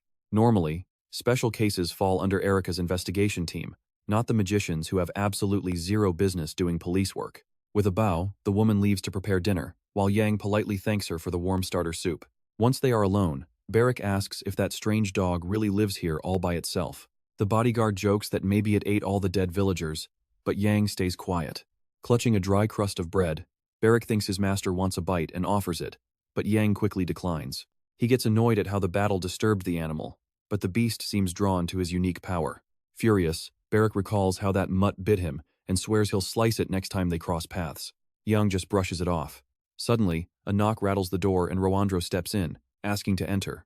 Looking around the adjacent room, he grumbles that there's nothing to drink but cheap beer. Planning to head to another tavern, he asks if they need anything, but the Viscount says they are fine. Tossing him a heavy bag of gold, Yang tells him the crew can buy whatever they want. Just make sure the carriage drivers don't get completely wasted. Yang warns Randro not to overdo it either since they set off tomorrow, and the man nods in agreement. Collapsing onto the soft mattress, Barrack sighs, completely satisfied with his current setup. He is full, warm, and honestly has absolutely zero desire to visit the royal palace. Let's pause here. Yang looks over and realizes his bodyguard is already fast asleep, leaving him entirely alone with his thoughts. As deep night falls, Yang wonders how he is supposed to sleep with his giant bodyguard hogging the middle of the shared bed. Squeezing in next to him without even changing his clothes, he finally drifts off after an incredibly exhausting day. Later on, deep in his sleep, a bizarre, heavy noise wakes him up. Is it really coming from downstairs? Plagued by dread, his eyes snap open and he bolts upright. Something is horribly wrong on the ground floor. Shaking his bodyguard's shoulder, he whispers for him to wake up. But Barrack is just confused, muttering about their late dinner. Blinking his eyes, he realizes his master wouldn't wake him up unless there was some serious danger. Instantly, his hand drops to the trusty sword always strapped to his leather belt. Any lingering sleep vanishes as he readies for combat. Silently moving toward the doorway, he drops into a low stance, waiting for whatever threat is about to break in. He hides in the shadows around the corner, while Yang stands his ground behind him, waiting to see what happens. Locking eyes, the pure dread and suffocating tension in the air slowly wrap around them. Suddenly, the door swings wide open, but nobody steps through. Then, a pale figure creeps into the room, its bare, bloodied feet dragging across the floor. Catching a shadow creeping on the wall, Barrack violently swings his blade, expecting some common thief. But the mysterious silhouette looks more like an elf or a beast than a normal human. With a lightning-fast thrust, Barrack stops the intruder, pressing the tip of his blade right against their shoulder. Seeing his opponent, the warrior curses under his breath, applying sheer force to block any counterattack. Yang watches on in sheer disbelief as this humanoid monster is revealed, feeling like a complete nightmare. And that's where we leave it for now, with Yang staring in absolute shock, wondering where these undead came from. Alright, you and I are starting with a nightmare, a tattered, single-shoed elf corpse standing there with a glowing eye. Opening its shredded mouth, the creature sputtered out nothing but distorted, garbled noises. Our hero froze in surprise. He had definitely heard this bizarre voice somewhere before. The tone matched a puppy from his memories, who complained that humans mistreated his clan. He simply could not believe this rotting corpse and that dog were actually the same person. Meanwhile, the Viscount stood there completely baffled by the chaos. Suddenly, a robed man holding a sharp sword barged right into the room, demanding to know who owned the luxury carriages parked downstairs. Eyeing the boy's expensive clothes, the thug asked where they came from, his blade shining with deadly intent as he watched them. Barrack cursed, pausing to assess the situation, trying to figure out why an undead and a robber showed up together. Don't blink, because this greedy idiot sees their carriages, thinks they are loaded, and prepares to attack. As he creeps forward, the zombie blocks his path, reaching out its hands as if calling for help. Totally clueless about what this thing is, the thug has no idea who he is messing with. Seeing the creature growl and stumble, he mockingly asks if the guy forgot how to use his legs. Losing his patience entirely, the criminal swings his heavy blade forward with absolutely zero hesitation. With heavy, crushing movements, he lands savage blow after blow on the poor corpse like a bat hitting a ball. Under that brutal assault, the creature collapses to the ground, right at the feet of a terrified Yang, who is too scared to even flinch. Taking his last breaths, tears fill the zombie's eyes as he desperately opens his mouth, but nothing comes out but silence. His fading eyes reflect the Viscount's face, who looks down at him with genuine regret. In his final moments, he registers the pure shock on the young noble's face, before his gaze goes completely cold. The poor guy had no chance. His new existence was cut brutally short. Right in the middle of the room, between Barrack and the bandit, you and I both know what is coming next as this robber steps over the bloody corpse, locking his eyes on them. But Barrack isn't playing. With one swift, devastating sweep, he disarms the thug and slashes him deep across the arm. The sheer force of the impact blows the thief back, though he barely manages to stay upright. As blood squirts from the wound, our badass bodyguard mockingly says that now he knows how a blade actually feels. Then, impaling him with his sword, the warrior demands to know how they were tracked, his blade dripping with fresh crimson. Our young lead is completely paralyzed by the sheer violence, watching helplessly as blood spills. Suddenly, a commotion outside catches his attention, drawing him closer to the window for a look. Peering out, Young gasps bandits are raiding the village, houses are burning, and terrified parents are fleeing. He immediately yells to Barrack, warning him about the chaos unfolding outside. But the bodyguard shrugs like he already knew. Outside, masked raiders carry sacks of loot, terrorizing the helpless town. Now the Viscount understands that his pursuers were indeed these bandits, and they've cornered them right here. Flexing his black-gloved hands, the legendary fighter is finally ready to execute his ruthless strategy. With pure rage, he mutters that it's time to feed his thirsty, blood-drenched blade even more. Shocked by Barrack's cold cruelty, the young man stays silent, but they quickly shake hands to seal their unspoken alliance. Yang adds that he needs answers, so they'd better leave a few bandits alive. Downstairs in the lobby, wood splinters everywhere as the merciless horde tears the place apart. The killers corner the helpless guests, ignoring their desperate screams and begging for mercy. The raid is brutal. They grab everything, even robbing the innkeeper. She screams and tries to fight back, but these monsters do not care about civilians. But watch closely, because a bandit spots them on the second floor and demands they get down. Suddenly, a sharp sword pierces clean through his knee, spraying blood everywhere. The thug has absolutely zero time to defend himself from this brutal blow. Alright, let's dive into this wild fight. Screaming in pain, a villain tumbles down the stairs while his partner stares blankly at the protruding blade. As the other thugs stand frozen, clutching their daggers in pure shock, Barrack leaps down like a wild beast directly onto the wounded man. He lands right on his opponent's face, mercilessly crushing his head into the floorboards with his heavy boot. Never loosening his grip, he completely smashes the robber's face before turning his deadly gaze toward the rest of the gang. The stunned bandits gape in horror, completely clueless about who this savage warrior even is. Having finished off his first target, Barrack readies himself as the remaining thugs charge straight at him. With one swift, brutal motion, he rips his sword straight out of the dying villain, the blade dripping with fresh scarlet blood. With burning eyes and a blood-splattered face, the crazed bodyguard plunges into the next clash, a twisted grin of pure joy on his face. Meanwhile, back inside, Yang is calmly examining the corpse of the slain undead, waiting in his room while his bodyguard clears the path. Now pay attention to this detail. Looking at the monster, he realizes this is only the second time he has ever seen an undead with his own eyes. Necromancy originally spread from the east, making it extremely rare in burial grounds unless the area had seen constant, bloody wars. Yang is deeply puzzled. Why on earth would the local citizens have no idea that such terrifying monsters even existed here? Had they never been raided before? That voice also sounded incredibly familiar, prompting the young Viscount to connect the pieces of this mystery. Ultimately, he was absolutely certain it was the exact same dog, though he still has no clue how they are linked. Stepping over the rotting corpse, the young noble strides into the hallway, determined to uncover the truth. As he heads down the stairs, the brutal, deafening sounds of the massacre echoing from below leave him slightly horrified. Watching his loyal guard, he admits Barrack is a lethal fighter, though he silently hopes the guy remembered to leave at least one bandit alive.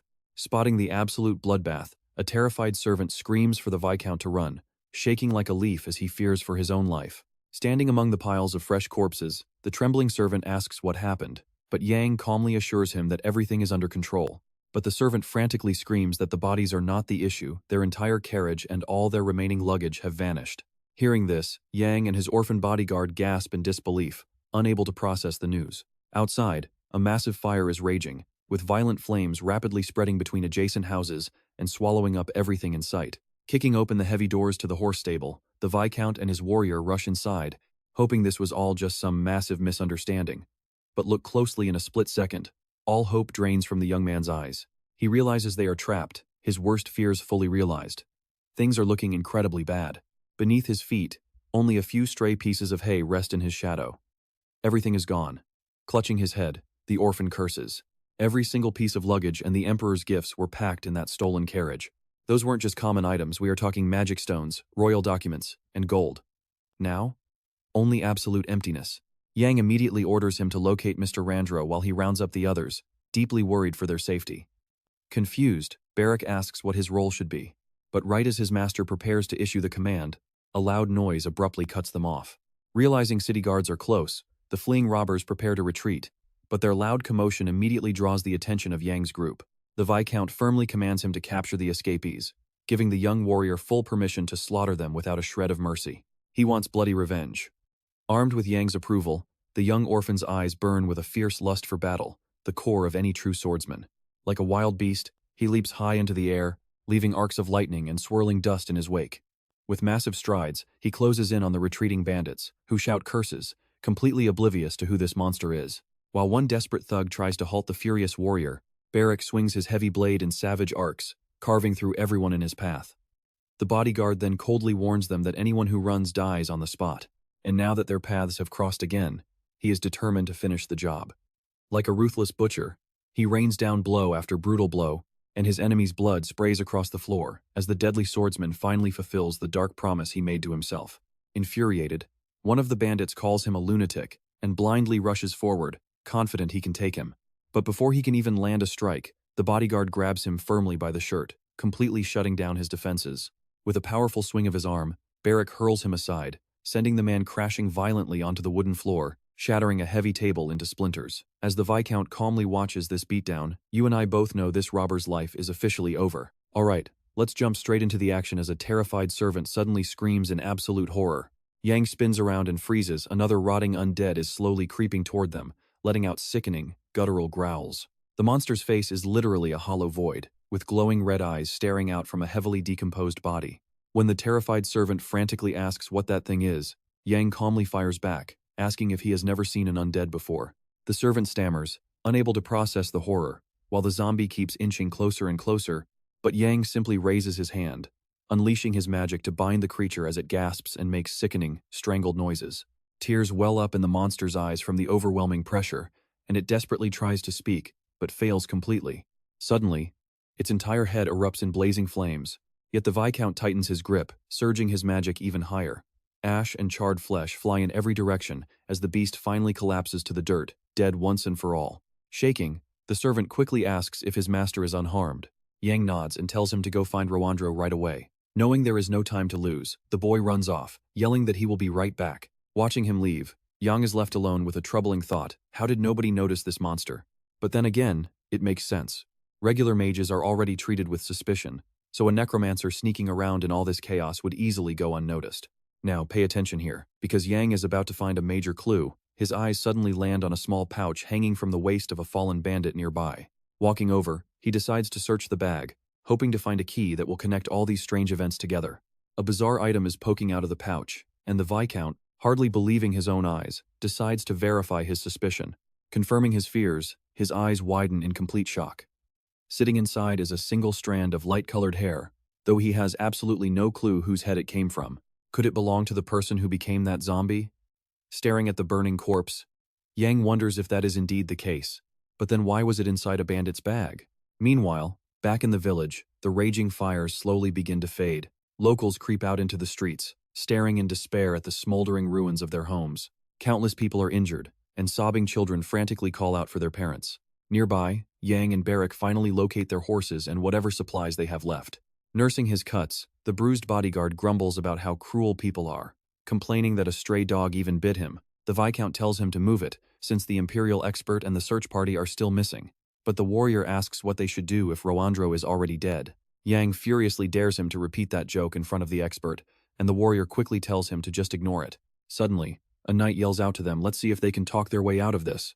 Yang calmly confirms they are just passing through, and asks if the armored man is the captain of the guard. The captain is annoyed that a mere kid is speaking so casually, thinking that if Yang were not a strong warrior, he would have cut him down already. Instead, he introduces himself as Captain Carr, and thanks them for helping. Still, official protocol means he has to inspect their travel papers. Handing over his papers, Yang introduces himself, explaining that they are traveling with their guard to the capital for the New Year festival. They are also looking for a royal expert. When the captain spots the seal on the papers, his face pales with sheer terror. Bowing deeply, he frantically begs for forgiveness, realizing he just insulted someone of immense power and high status. Yang asks why his men did absolutely nothing during the bandit raid.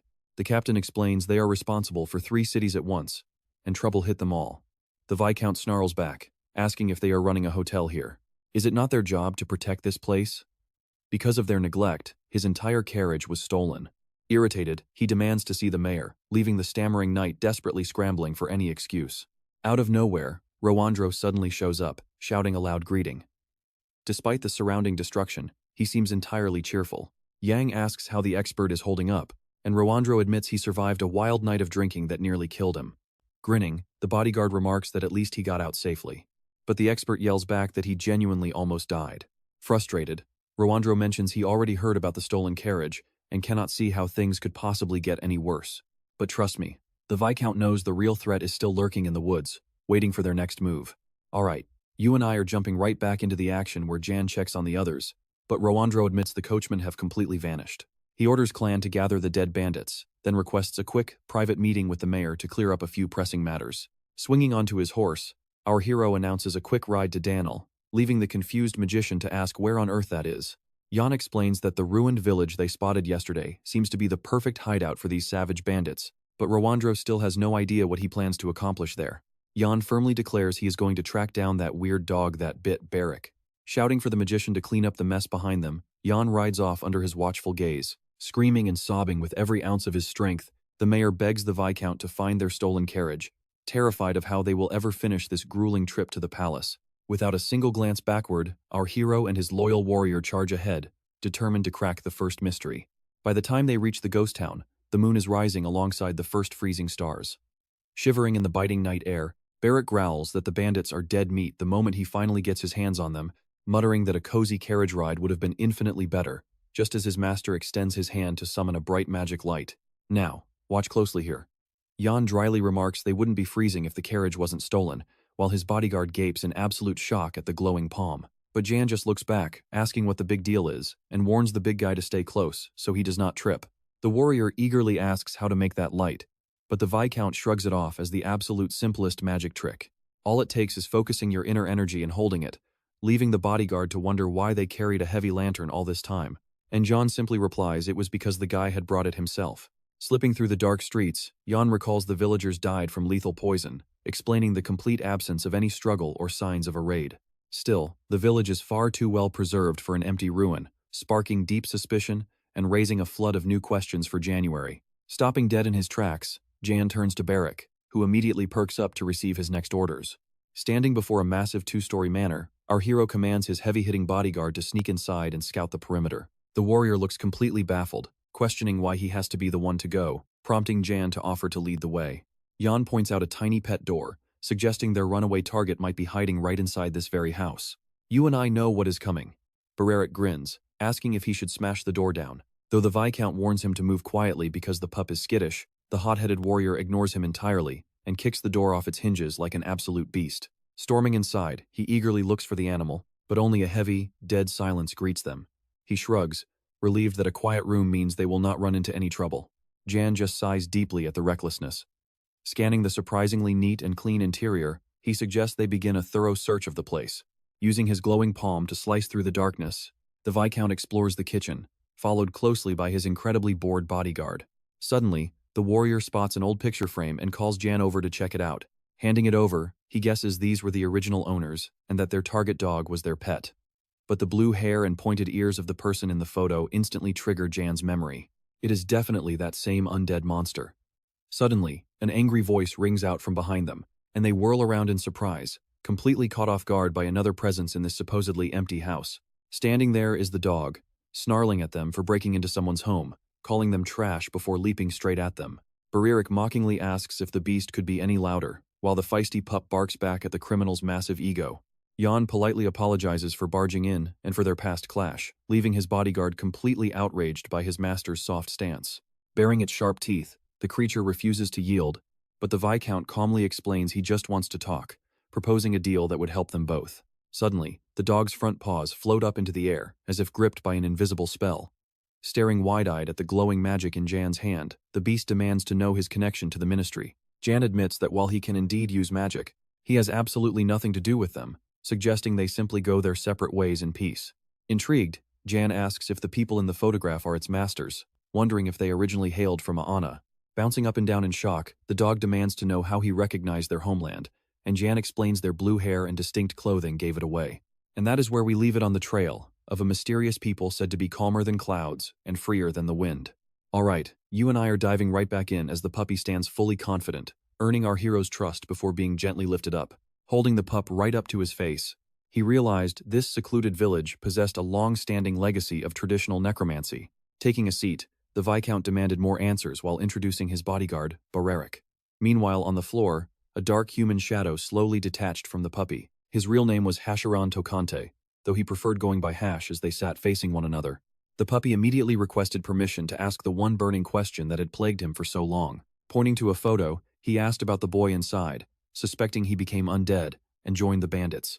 When asked if he was working alongside those thieves, the little dog growled in absolute fury at the ridiculous accusation. Glancing back at the framed portrait on the mantel, Jan asked if those were his owners, but Hash strongly denied it.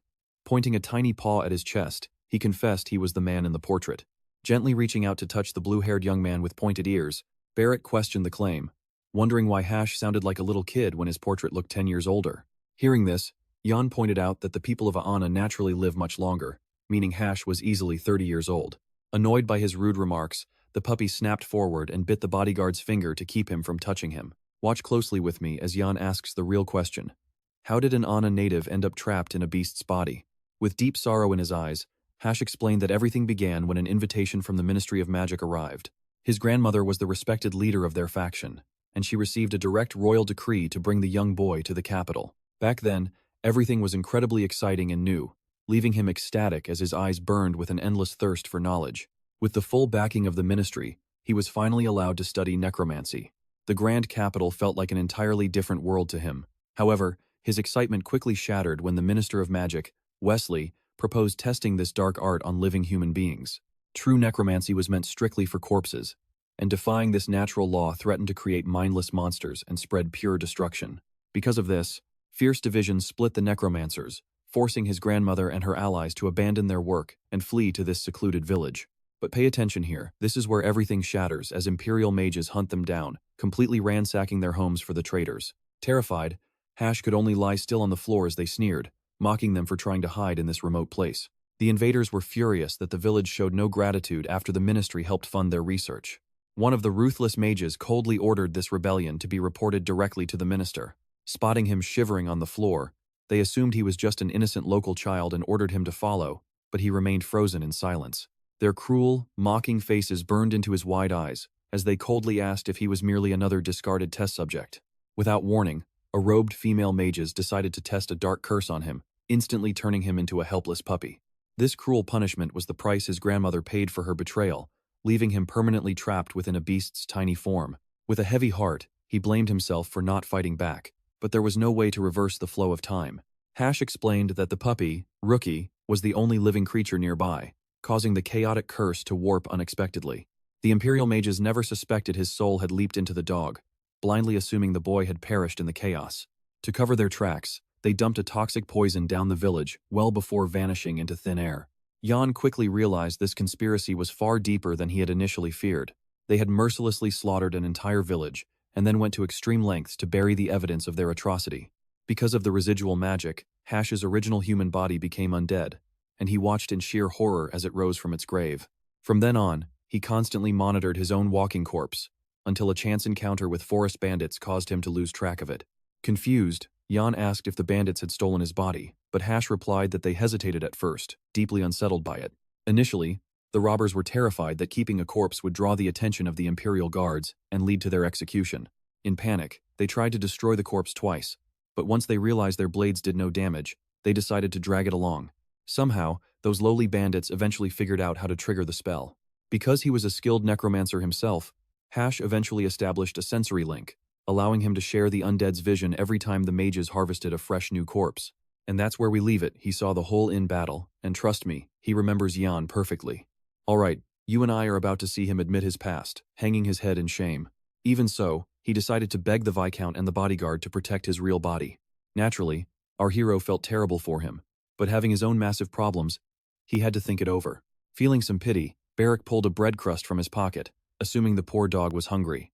Offering the food so he could regain his strength, the warrior gasped as the puppy suddenly bit his hand. Shaking his hand in agony, the furious warrior cursed the ungrateful pup, threatening to make dog stew out of him.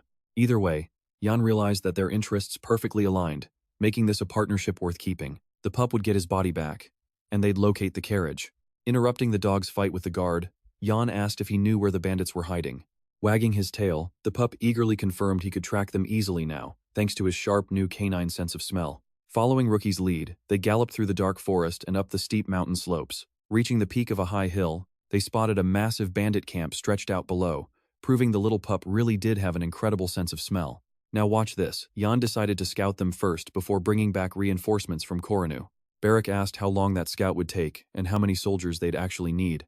But since the Viscount couldn't gauge their numbers, the bodyguard, stressed about his documents, declared he'd just slaughter them all himself. Jan angrily asked if he felt no sympathy for Rowandro's hard work, but the brutal warrior shrugged it off. Looking down at the dog, Jan asked Rookie to check if the bandits had his real body inside. Sniffing the air, the pup reported sensing heavy magic in the main tent, hinting his body was there. Directly in the center of the clearing stood a massive tent, heavily guarded by a swarm of thugs. Brandishing his weapon, the guard yelled that he was taking the carriage back, warning any newlywed with a baby on the way to run. Jan urged him to calm down.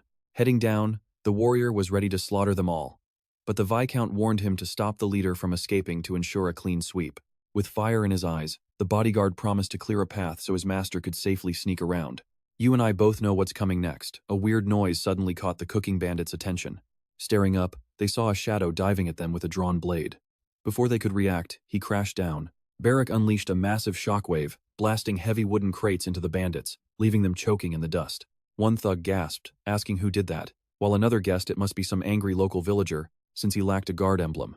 But before he could finish, a lightning-fast slash sliced his neck, his eyes bursting in pure agony. Blood sprayed everywhere, leaving the remaining bandits completely frozen in absolute horror, with no idea what to do next. Screaming in pure agony, the thug collapsed, and the warrior slowly knelt down as the terrified gang demanded to know his business. Wasting no time, another bandit charged forward, swinging a massive, razor-sharp battle axe directly at him.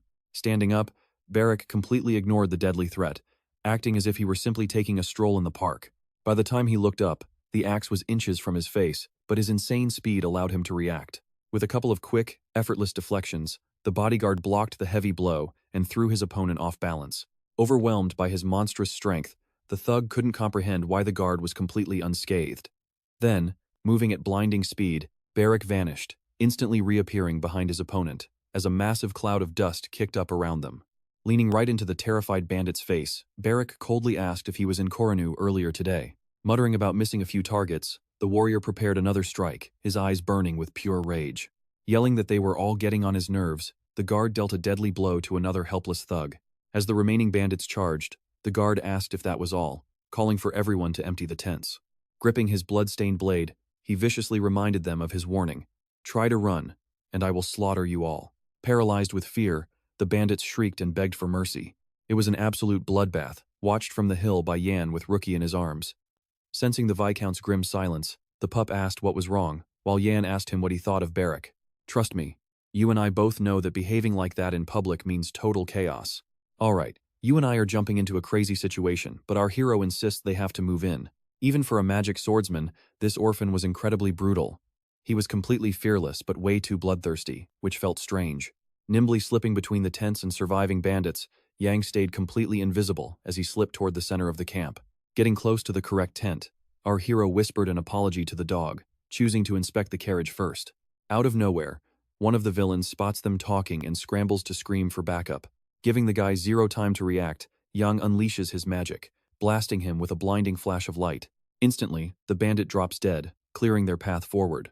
After checking the carriage, the Viscount breathes a sigh of relief when he sees that absolutely nothing is missing. With all the documents and luggage safely in place, his racing heart finally calms down. Eager to sneak inside the main tent, the little puppy dashes forward, leaving the young man scrambling to keep pace. Now pay attention, because a massive shadow suddenly blocks his path, growling about all the noise. It was the bandit leader himself. Standing before them was a massive, bearded giant who was extremely annoyed by all this sudden racket. Glancing down, the brute demands to know what is happening when he spots the terrified pup trembling at his feet.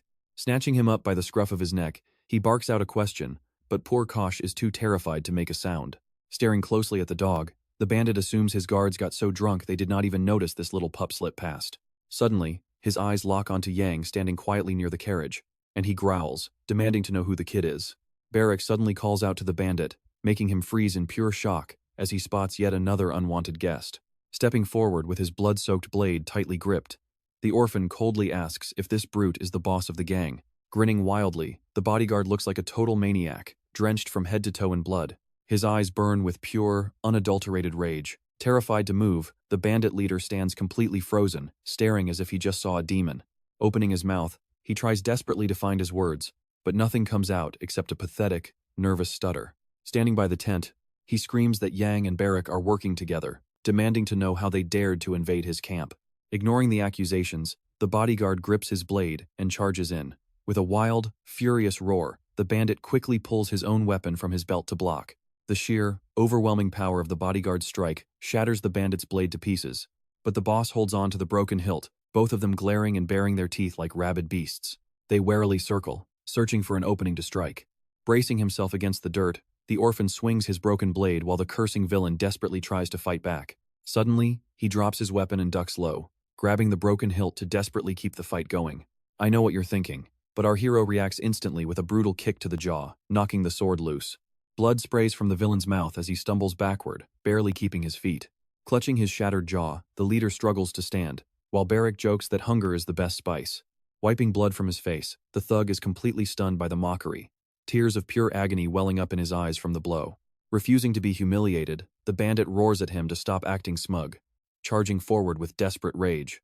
Closing the distance, the giant swings and punches him square in the face with absolute, devastating force, pouring all his anger into the strike. Yet Barrack just grins, calmly licking blood from his lips like he actually enjoys the pain. Seizing his chance, he grabs the leader's cloak in a death grip, preparing to unleash a flurry of lethal martial arts.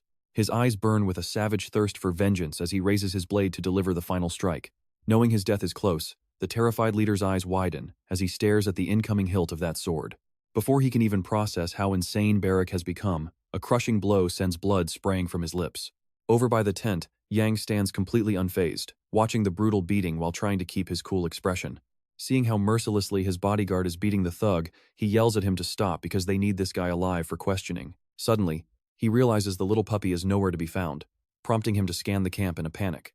When the Viscount calls out, only silence answers him. He wonders where Kosh ran off to. Peering inside a nearby hut, you and I are about to watch him freeze at a truly bizarre sight. An unconscious, undead creature slumped on a throne-like chair.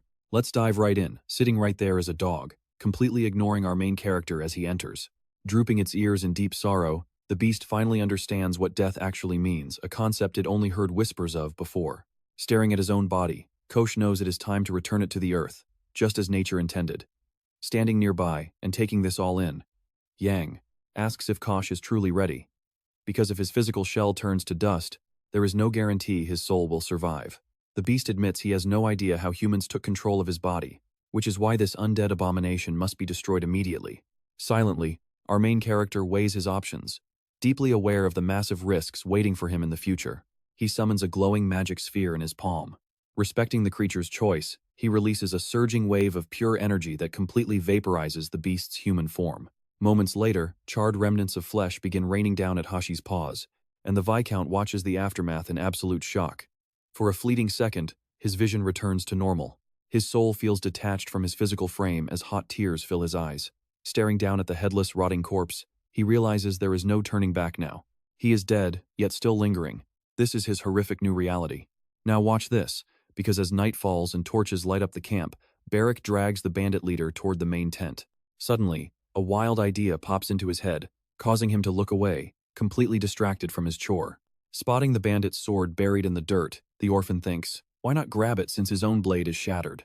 Stepping toward the weapon, he grips the hilt tightly and slowly draws it from the earth like a man possessed. Raising it high, he stares at the gleaming steel in pure awe, having never laid eyes on such a masterpiece.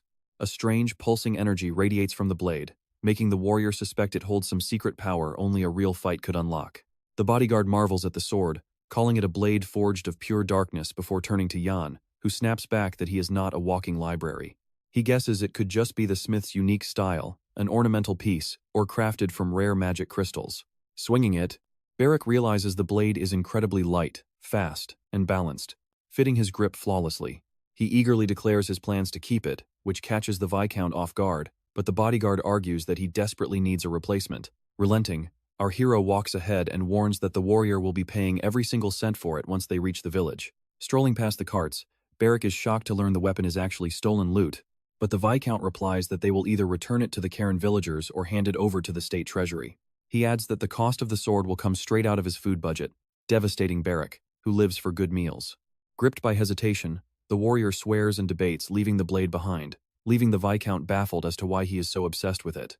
Glancing back, he asks if he honestly values the weapon that much, and the bodyguard grins, replying that blood and dark colors will be completely invisible on it. You and I both know that sometimes a weapon is just destined for a warrior by fate, and this is clearly one of those moments. With the bandit sprawled out, the Viscount orders the orphan to finish the job and summon Romandro's guards, but a bizarre, wet, wheezing sound suddenly echoes from behind them. The villain has regained consciousness and is desperately struggling to push himself off the dirty ground. Planting a heavy boot on the man's back, sword gripped tight, Barrack growls that it is finally time for a little chat. Thrashing wildly, the criminal shrieks and calls them absolute lunatics, but the orphan tells him to stop wasting his breath. Pressing the cold blade against his throat, the warrior asks if he is ready to cooperate and tell them the absolute truth. As the bodyguard yanks him up by his hair with a sword at his neck, Yang steps in, demanding answers to his questions. Glaring down, the Viscount coldly warns that if he keeps quiet, they will slit his throat and send him straight to the afterlife. Then he demands to know how a common thug can use necromancy against a necromancer, but the terrified bandit looks utterly clueless about what the young lord even means. Assuming the scum is playing dumb, the orphan digs the blade deeper, forcing the sobbing leader to swear that the undead monsters actually tracked him down on their own. Crouching down, our hero presses for details, unable to comprehend the logic, but the criminal genuinely has no answers to offer. It makes zero sense. Initially, he assumes it is just some freak of nature that can survive a direct stab to the heart. So, he dragged the body along, planning to sell it to a slave trader later. So what do you and I make of this confession? It turns out they really were working together with those savage bandits. Alright, you and I are starting with a dark truth. The merchants claimed that with the right body, they could spawn endless undead. To get the endless supply of corpses they needed, killing became a business, which explains why they raided and torched the entire village. A grim-faced Yang pieced it together. It was a sick deal. The slave traders taught them the spell, and they did the dirty work. Wriggling to break free, the terrified bandit shrieked that he knew absolutely nothing, claiming he only agreed to the job because he thought it was easy money. Intrigued, our hero demanded the name of the merchant syndicate, and the trembling bandit blurted out Awakens, as Barak casually spun his blade. Suddenly, Barak smashed the heavy hilt right into the villain's face, making him shriek in absolute agony. How dare a lowlife speak so casually to his master? The terrified leader quickly squealed that Awakens was just the name of the company. With a smirk, the bodyguard glanced at Yang, thinking his master was getting his money's worth with such fiercely loyal security on hand. Next, the hero asked how the ritual worked, and the leader explained that to resurrect just one normal person, you needed 10 corpses, and they must have hair. Now, pay attention to Hashi. His fur stood on end as he realized they were talking about his own human body. Approaching the bandit, he snarled that they had used the right spell. Everyone had their own style, and his human form definitely had hair. Turning to the beast, the Viscount asked if he wanted to hear more, and the dog agreed. After all, he was the true master of that flesh. Unforgiving, Yang ordered the groveling criminal to describe every single step of the ritual without leaving out a single detail. After hesitating, the villain offered to demonstrate if given a vessel, adding that he had to tie up the undead because it was growing too wild. As the flesh burned on the pyre, the villain went on, explaining that once the purification was complete, they had to harvest flowers and apply sacred incense.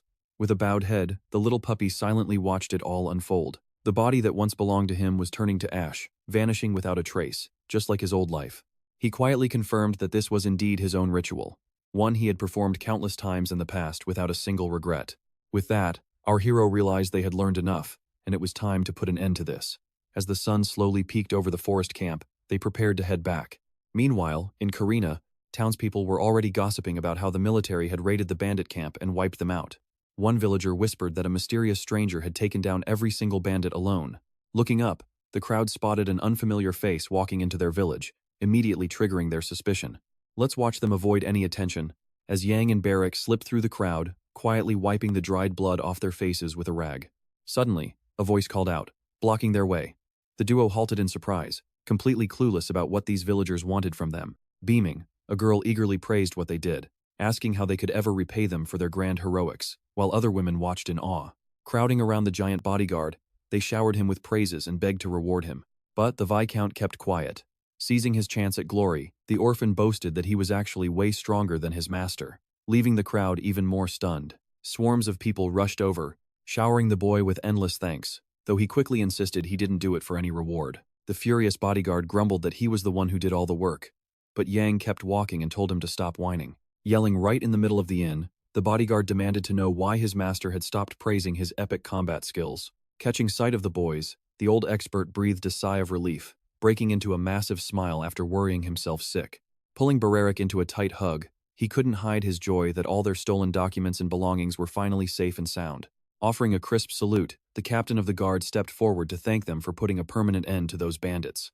While the big warrior tried squirming out of Rwandro's tight embrace, Yang brushed off the polite small talk, wanting to get straight to business. The captain then revealed he had brought the mayor along, catching the young noble completely off guard. Turning to his bodyguard, Yang told him to grab some food, explaining to the captain that the mayor would have to wait since they were too exhausted and needed rest. Later on, they were greeted by a heavy-set, dignified man with a wide grin, the mayor of Karina himself. Sitting down at the table, Yang asked if introductions were necessary, but Mayor Onyx replied that he already knew he was a traveling noble heading off to celebrate the new year. Our hero then asked mockingly what the mayor was actually doing while his town was being systematically destroyed. Flustered, the mayor apologized, claiming issues arose elsewhere, but trust me, you and I aren't buying that weak excuse. Alright, you and I are starting with a tense showdown as our hero demands this liar step closer so he can read his eyes. Too terrified to cause a scene, Onyx shivered in fear and reluctantly took a few steps forward. Yang glared right through him, absolutely furious with how carelessly this mayor had been managing his own territory. Locking eyes with the mayor, Yang realized this guy was brand new to his position and completely out of his depth. Deciding to be brutally honest, Yang called him out, stating the man reeked of cheap booze. This completely mortified the mayor. Laughing nervously, he apologized and admitted he drank a little before this major meeting just to calm his rattled nerves. Yang silenced him immediately, demanding to know the exact punishment for bandits under the strict laws of Korra to ensure they handled this right. The official penalty was death. Bandits, killers, and other high-level criminals always face the ultimate judgment. Standing tall, Yang announced he had more questions for the bandit leader and ordered them to lead him straight to the dungeon cell. The mayor began to stammer, prompting our hero to sharply ask if there was some kind of issue with his demand. Bowing deeply, Onyx quickly backtracked, promising to get the horses and drivers ready while the Lord visited the prisoner. Now here is where things get interesting. These bandits clearly knew way too much about the dark rituals and the undead. Our hero wanted answers directly from the source to wrap up this nightmare. But as soon as the young Viscount left the room, the mayor and his knight finally let out a massive sigh of relief, completely intimidated by the young lord's sharp mind. The knight mentioned that John was swamped with holiday prep, meaning they had to hit the road by tomorrow at sunrise. Karen knew they were actively preparing for war, especially since Barrick's overwhelming military power was a massive threat. But the mayor shrugged it off, saying that kind of preparation was completely normal for those who wielded magic. All you had to do was look at the ones handling the inheritance. Besides, if the advisor sniffed out anything suspicious, they would be in deep trouble, so every move had to be flawless. Looking at the knight, he realized that Yang's push to see the bandit chief proved he was already onto them. He nervously asked if they were exposed, and the knight gravely confirmed that their worst fears had indeed come true. Realizing the young lord would not let this go, he suggested they follow him, praying his fierce anger would cool down. But let us look at the next twist, because when Yang finally reaches the dungeon, the prisoner's state leaves him completely shocked. The corrupt official quickly lied, claiming he only gave the prisoner a minor scolding before the guy blacked out. But if the noble wanted, he could gladly beat him some more. Turning on him, Yang snapped, asking how he was supposed to interrogate a prisoner who was literally unconscious. Sweating bullets, Onyx feigned panic and stammered out nonsense, though this brutal silencing was exactly what he had planned. Yang coldly ordered him to fetch paper and a pen, and the terrified mayor scrambled to obey without question. Yang knew getting the truth would be tough, realizing it might be smarter to leave the interrogation to real torture experts. Moments later, the mayor returned with a notepad and pen, handing them to the Viscount so he could write down his demands. Scribbling down his address, the hero demanded they interrogate the bandit and mail the results to that exact location within 2 weeks. Shoving the paper into the mayor's hands, Yang demanded to know how that blue-haired kid ended up with the bandits, before grabbing him by the shoulder, warning him that if he did not get answers, a report detailing his corruption would go straight to the imperial palace. Whispering darkly in his ear, Yang promised that if the mayor did not shut his mouth, he would personally return to finish him. Exerting his absolute dominance, the Viscount asked if his orders were clear, and the trembling mayor squeaked that he would remember every word. As night fell, their carriage caravan prepped to leave the inn. Back in the bedroom, Young asked Kosh about his next moves, while the magical pup sat on the bed, dreading what lay ahead. Gravely, Kosh explained that his grandmother had already passed away and her body was put to rest. His only real choice now was to head back to Astana. Young then remembered Kosh mentioning his grandmother was actually the grandmaster of a highly powerful magic sect. With a sect behind him, he should have allies, but the enemy was likely just as massive. Something else was going on. They had to dodge Wesley. Trust me, we are about to see a wild turn as the beast floats up with a desperate plea. Stepping right beside his chair, "All right, you and I are jumping in," as he asks Jan for permission to tag along to the snowy capital. Confused, Jan asks what he plans to do with a dog's body in his homeland, even if they make it. Hearing this, the poor pup slumps onto the floor in complete despair. It is clear that surviving in a tiny animal's body will be incredibly tough. Scooping him up, Jan promises to bring him home safely and help him settle down without any trouble. During dinner, Barrick wonders if they can actually fit in the cramped carriage, but Jan jokingly tells his massive bodyguard to just stay upright. Staring into the pup's eyes, the young Viscount genuinely wants to help and hopes Kosh will remember his kindness forever. Gazing back, the dog asks who stood by him on his final day of mortal rest. What was that person's name? Tail wagging, The puppy happily speaks his name, jumping up and down to show his deep gratitude. The little dog is absolutely thrilled. Jan smiles, while his grumpy bodyguard eats in silence, clearly not thrilled with the new passenger. By morning, with everything packed, the carriage is ready to leave the village. The driver double-checks their gear, warning them that as they climb higher into the mountains, the snow will get heavier, meaning they cannot stop for anything. Now pay attention here. Barrack reports that Kosh is missing, leaving Rowandro confused since he has no idea who this puppy is. The Viscount explains he met the little guy during their village trip, but the advisor is still clueless until he sees the pup holding a human drawing in his teeth. The clever dog dashes over, bounding straight into the carriage. Jan announces that everyone is finally together and orders the driver to set off. The carriages roll out in a line through the town, as the excited locals line the streets to watch them go. They cheer and wish the young lord a safe journey, hoping he returns to them someday. Glancing out the window, Jan catches the mayor's smug, sarcastic grin. The corrupt politician is clearly thrilled to see his most hated guest finally leave his territory. Turning back, Jan spots a terrified Rowandro and asks if he is scared of dogs, though the advisor denies it while shrinking into the corner. Smiling, the puppy introduces himself, pointing a tiny paw to his chest and proudly stating his name is Kashara Tokai. The advisor's eyes widen in sheer shock, completely stunned because he has never encountered a talking animal in his life. Clearing his throat, he apologizes and admits he used to think magic tales were fairy tales, but this completely changes things. Gently shaking the dog's paw, he says it is an honor to meet him. Introducing himself as Rowandro, an Imperial Palace advisor. He eagerly asks what really happened back in that ruined village and where this strange pup came from. Let's pause here. Rowandro is completely stunned by their story, repeating, "Are you seriously talking about necromancy?" But then he realizes something. The Ministry of Magic has been recruiting necromancers for years, making Jan wonder if this is actually official policy. The advisor explains that the High Council approved the move, so there is no point arguing over simple terminology. While moral debates exist, an army of obedient undead is simply too powerful to ignore in war. Jan and Barrack listen closely. While politics are messy, Minister Wesley was a mage long before she was a politician. Because of that, she understands the sheer danger of breaking ancient magical taboos. Frowning at the advisor, Jan wonders what their true goal is. Outside, the sun is shining, the weather is gorgeous, and the trees are blooming with fresh green leaves. Even with the new year arriving, the Minister of Magic kicks her feet up on her office desk, quietly plotting her meeting with the new Viscount. Shuffling papers, she orders her butler to take the documents away, wanting to avoid boring state affairs today. Barreto asks in disbelief if she is really that indifferent. Shocked by her attitude, he waves the documents in front of her face, emphasizing the incredible results of their necromancy research. Grinning with sudden interest, she snatches the papers to read through them, carefully analyzing the dark magical secrets within. She finds these necromancers highly amusing. Back home, they would gladly tear each other apart, but working together, their magical progress is climbing rapidly. She notes that this is the power of the Underworld Empire, knowing they will face execution if they cause trouble. They basically sold their souls for knowledge, so they might as well enjoy working together. And trust me, you and I need to watch Barreto closely as he asks if they should report these findings to the High Council. Let's jump in as she seals the papers. Wesley noticed the elders getting curious about the whole situation and nodded her agreement. The butler held up another thick folder, explaining that it contained additional secret research on living beings. The minister was shocked and demanded to see the records immediately. Grabbing the file, she fell silent, flipping through page after page with absolute focus. Tossing them aside, she furiously demanded why the results matched those from 10 years ago, making her servant bow in apology. He gently pointed out the difference between the living and the dead. With the spell failing, she screamed in rage about all the money wasted to stabilize it, but he begged her to listen. Berto suggested using mind control magic instead, pointing out that even Gale lacked the Imperial Palace's full blessing. Pressing on, he reminded her that the prince was merely the son of a concubine, not the empress, pushing the woman over the edge.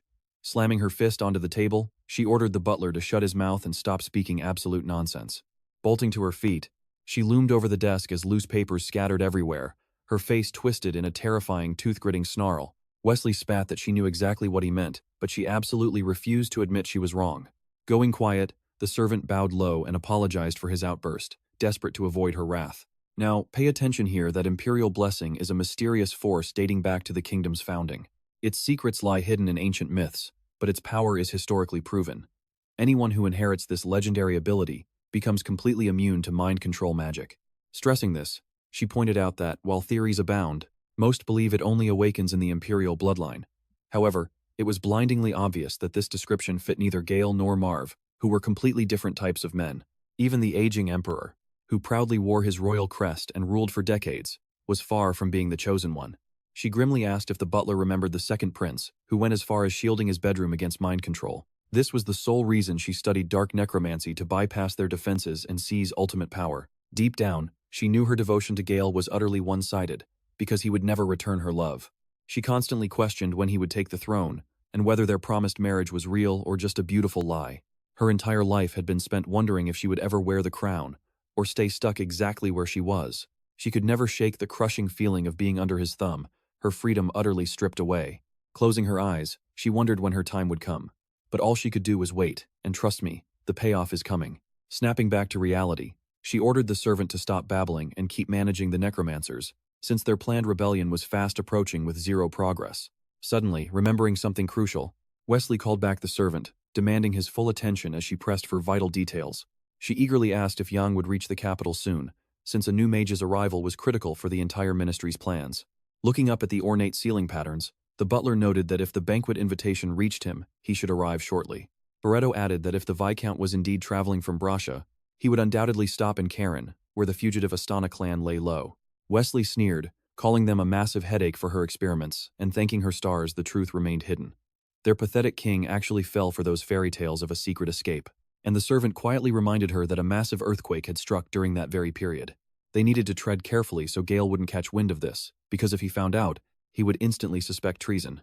Scanning her files once more, she asked if any department was working on capturing January, but the butler admitted that no one was enthusiastic, which didn't surprise her since almost everyone secretly supported Marv. Shaking off her worries about the future, she ordered Berto to begin preparing for the grand magic ritual. With a cold smirk, she muttered that perhaps a fresh face would join them very soon. Meanwhile, completely oblivious to the danger, our hero and his bodyguard lay fast asleep in their carriage. The carriage slowly rolled toward burial, its heavy wooden wheels groaning after a grueling journey through the steep mountain passes.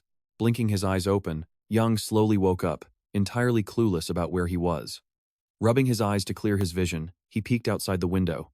And trust me, you and I are not ready for the shock waiting on that street. Trust me, everything changed while they slept, and now he is trying to wake this groggy warrior who, yawning away, has zero clue why there is such a massive rush to wake him up right now. That is when the kid announces they have finally reached the capital, this massive, towering city stretching out right before them. Slowly, their carriage rolls through the grand arched gates, surrounded by giant buildings with a towering chapel right in the center. Barrick presses his face against the glass in pure awe, making the expert laugh, joking that the kid's jaw is about to hit the floor.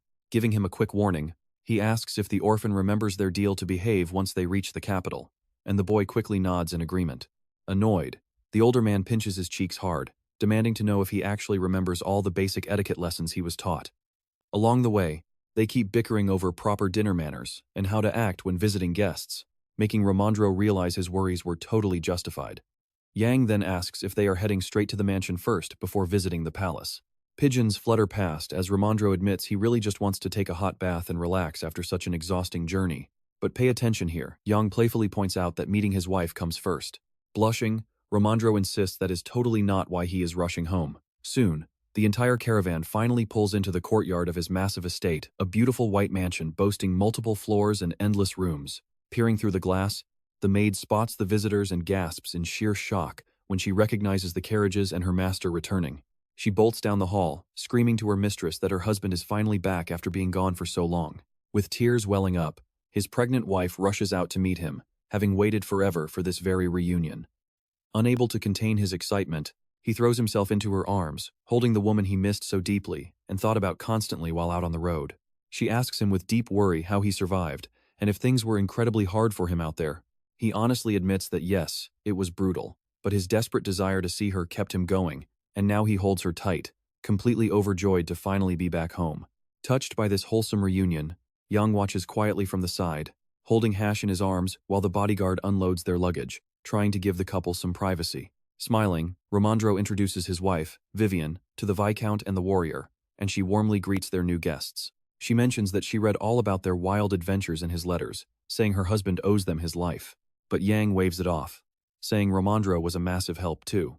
Pointing to the furry companion in his arms, he introduces their unique travel partner, and the dog barks a quick hello. Vivian smiles, finding the talking dog to be absolutely adorable. You might be thinking she would panic, but Vivian just laughs, saying she saw way crazier things before they got married. She invites everyone inside, explaining she already had the guest rooms fully prepped the moment she heard they were coming. She asks in surprise if they really plan on heading straight to the palace, and Ramandro agrees they must go, but definitely not looking like this. Catching a whiff of the sweaty, road-weary men, Vivian plugs her nose and sighs dramatically. She immediately orders the servants to prep hot baths, urging the dirty travelers inside to relax. Turning to the coachmen and guards, Ramandro thanks them for their hard work and dismisses them to rest. Yawning, Ramandro plans out his day first, a hot shower and a quick bite, which should easily take him right up to noon. Their dusty carriage sits quiet by the gates. Everything seems peaceful, but he suddenly gets a nagging feeling that he forgot something huge. Inside, the grand living room features sleek dark curtains draped against clean white walls, giving off a very classy vibe. Lounging on the sofa, Barrick sighs that the bath was perfect, and Ramandro totally agrees while sipping some hot tea. Walking over, Vivian reminds them to hurry up, since it is almost noon and the palace is expecting them. Shutting his eyes, the lazy expert begs his wife for just 5 more minutes, making her roll her eyes at his slacking. Giggling, Vivian worries their unborn baby will inherit his terrible slacker habits. He springs up, shouting that he is not lazy, while the dog grumbles in annoyance and the warrior dozes off. Suddenly, Yang tells Hash and Barrick to stay back at the estate and map out their next destination, making the kid ask if he can truly just relax. Confused, the hero asks if he actually wanted to tag along, but the orphan just scratches his head and declines. During the trip, they recall the dog's tale about the magic stones, realizing they need to purchase special water to read the brooch's hidden inscription. Getting dressed, the Viscount nods, and trust me, we are in for a wild ride. Alright, you and I are jumping back in as he suggests a quick stop by the shopping district. Shocked, the expert asks where he learned that term, but the young man has no clue what he means. Ramandro explains that only high-ranking capital officials and noble aristocrats call this specific area the center of the city. Deciding it is not that important, he gets ready and asks how the carriage is coming along, with his maid reporting it is ready. Kissing his wife goodbye, Ramandro promises to return quickly, while she begs him to be careful, feeling that familiar anxiety. Outside, grand buildings line the quiet streets as everyone slowly prepares for the upcoming holiday. Peering through the carriage window, Jan spots some familiar sights, noting the prominent Haemon Bank standing nearby. But it looks like a brand new structure was built here recently. Deep down, he still cannot believe he is actually back in the capital, even in this new body and role. Servants throw open the gates leading to the Grand Palace complex, the very place our hero once ruled. Jan eagerly asks if they can visit the Ministry of Magic, and the expert agrees since a glance from outside tells them plenty. Pulling the curtain aside, he explains that the first palace holds the royals and high officials, while the actual administrative departments fill the second. As the young Viscount peers out with curiosity, the expert adds that the third palace houses workers, while the fourth hosts government reception offices. Suddenly, though, he remembers the exact words of his master, Nam, back when he was emperor and trusted him completely. If he ever used forbidden power, a second chance awaited him in the wing of the Ministry of Magic. With that, he could discover how he entered Jan's body, what happened to his mentor, and the truth of his death. Astonished, the young man cannot believe that all his answers are hidden so close inside that nearby building. Suddenly, the coachman announces they have arrived, the carriage creaking to a halt as the heavy doors swing open. The hero suddenly realizes this is the exact palace where Kone, the person whose body he once inhabited, used to live. They stand outside the east wing of the first palace, a grand, intimidating building lined with massive stone columns. The guard at the entrance salutes the expert, who explains he is here to deliver a report and requests his bags be brought inside. The guard asks with interest if they are planning to meet with Prince Marv, and Ramandro says he has crucial news to deliver in person. The guard tells them to wait inside, leaving the surprised inspector wondering if the prince is currently away. Learning that Prince Marv is at a private reception with the Emperor, Ramandro gasps in shock because that almost never happens. Slapping his own forehead, now watch closely, he suddenly remembers that today is the exact date of the prince's grand public event. Realizing there is nothing else to do, he tells Jan they must wait as the guard leads them down the corridor. Our hero anxiously wonders if Prince Marv being here means the other high-ranking nobles and officials have also gathered. Confirming his suspicion, the expert explains that the prince often takes these nobles out to the forest for wild animal hunts, though on other days he prefers admiring fine art, and whenever these artists showcase their work, their prices instantly skyrocket. Realizing how many high society interests are tangled up here, the young Viscount quietly falls deep into thought. Catching the inspector's attention, he asks if Gale will attend, completely catching the older man off guard. Ramandro realizes with horror that if Marv knows they are here, second Prince Gale will surely find out too. But fortunately, Gale rarely attends these public gatherings. Jan quietly processes this crucial info. A heavy, tense silence falls over them as they both lose themselves in deep suspicion. Let's be real. Those two princes are bitter rivals, never friends, constantly fighting from opposite sides to achieve their own goals.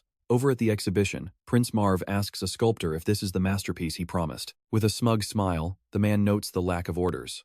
Meanwhile, on the other side of the hall, Gale examines the painting surrounded by a group of high officials.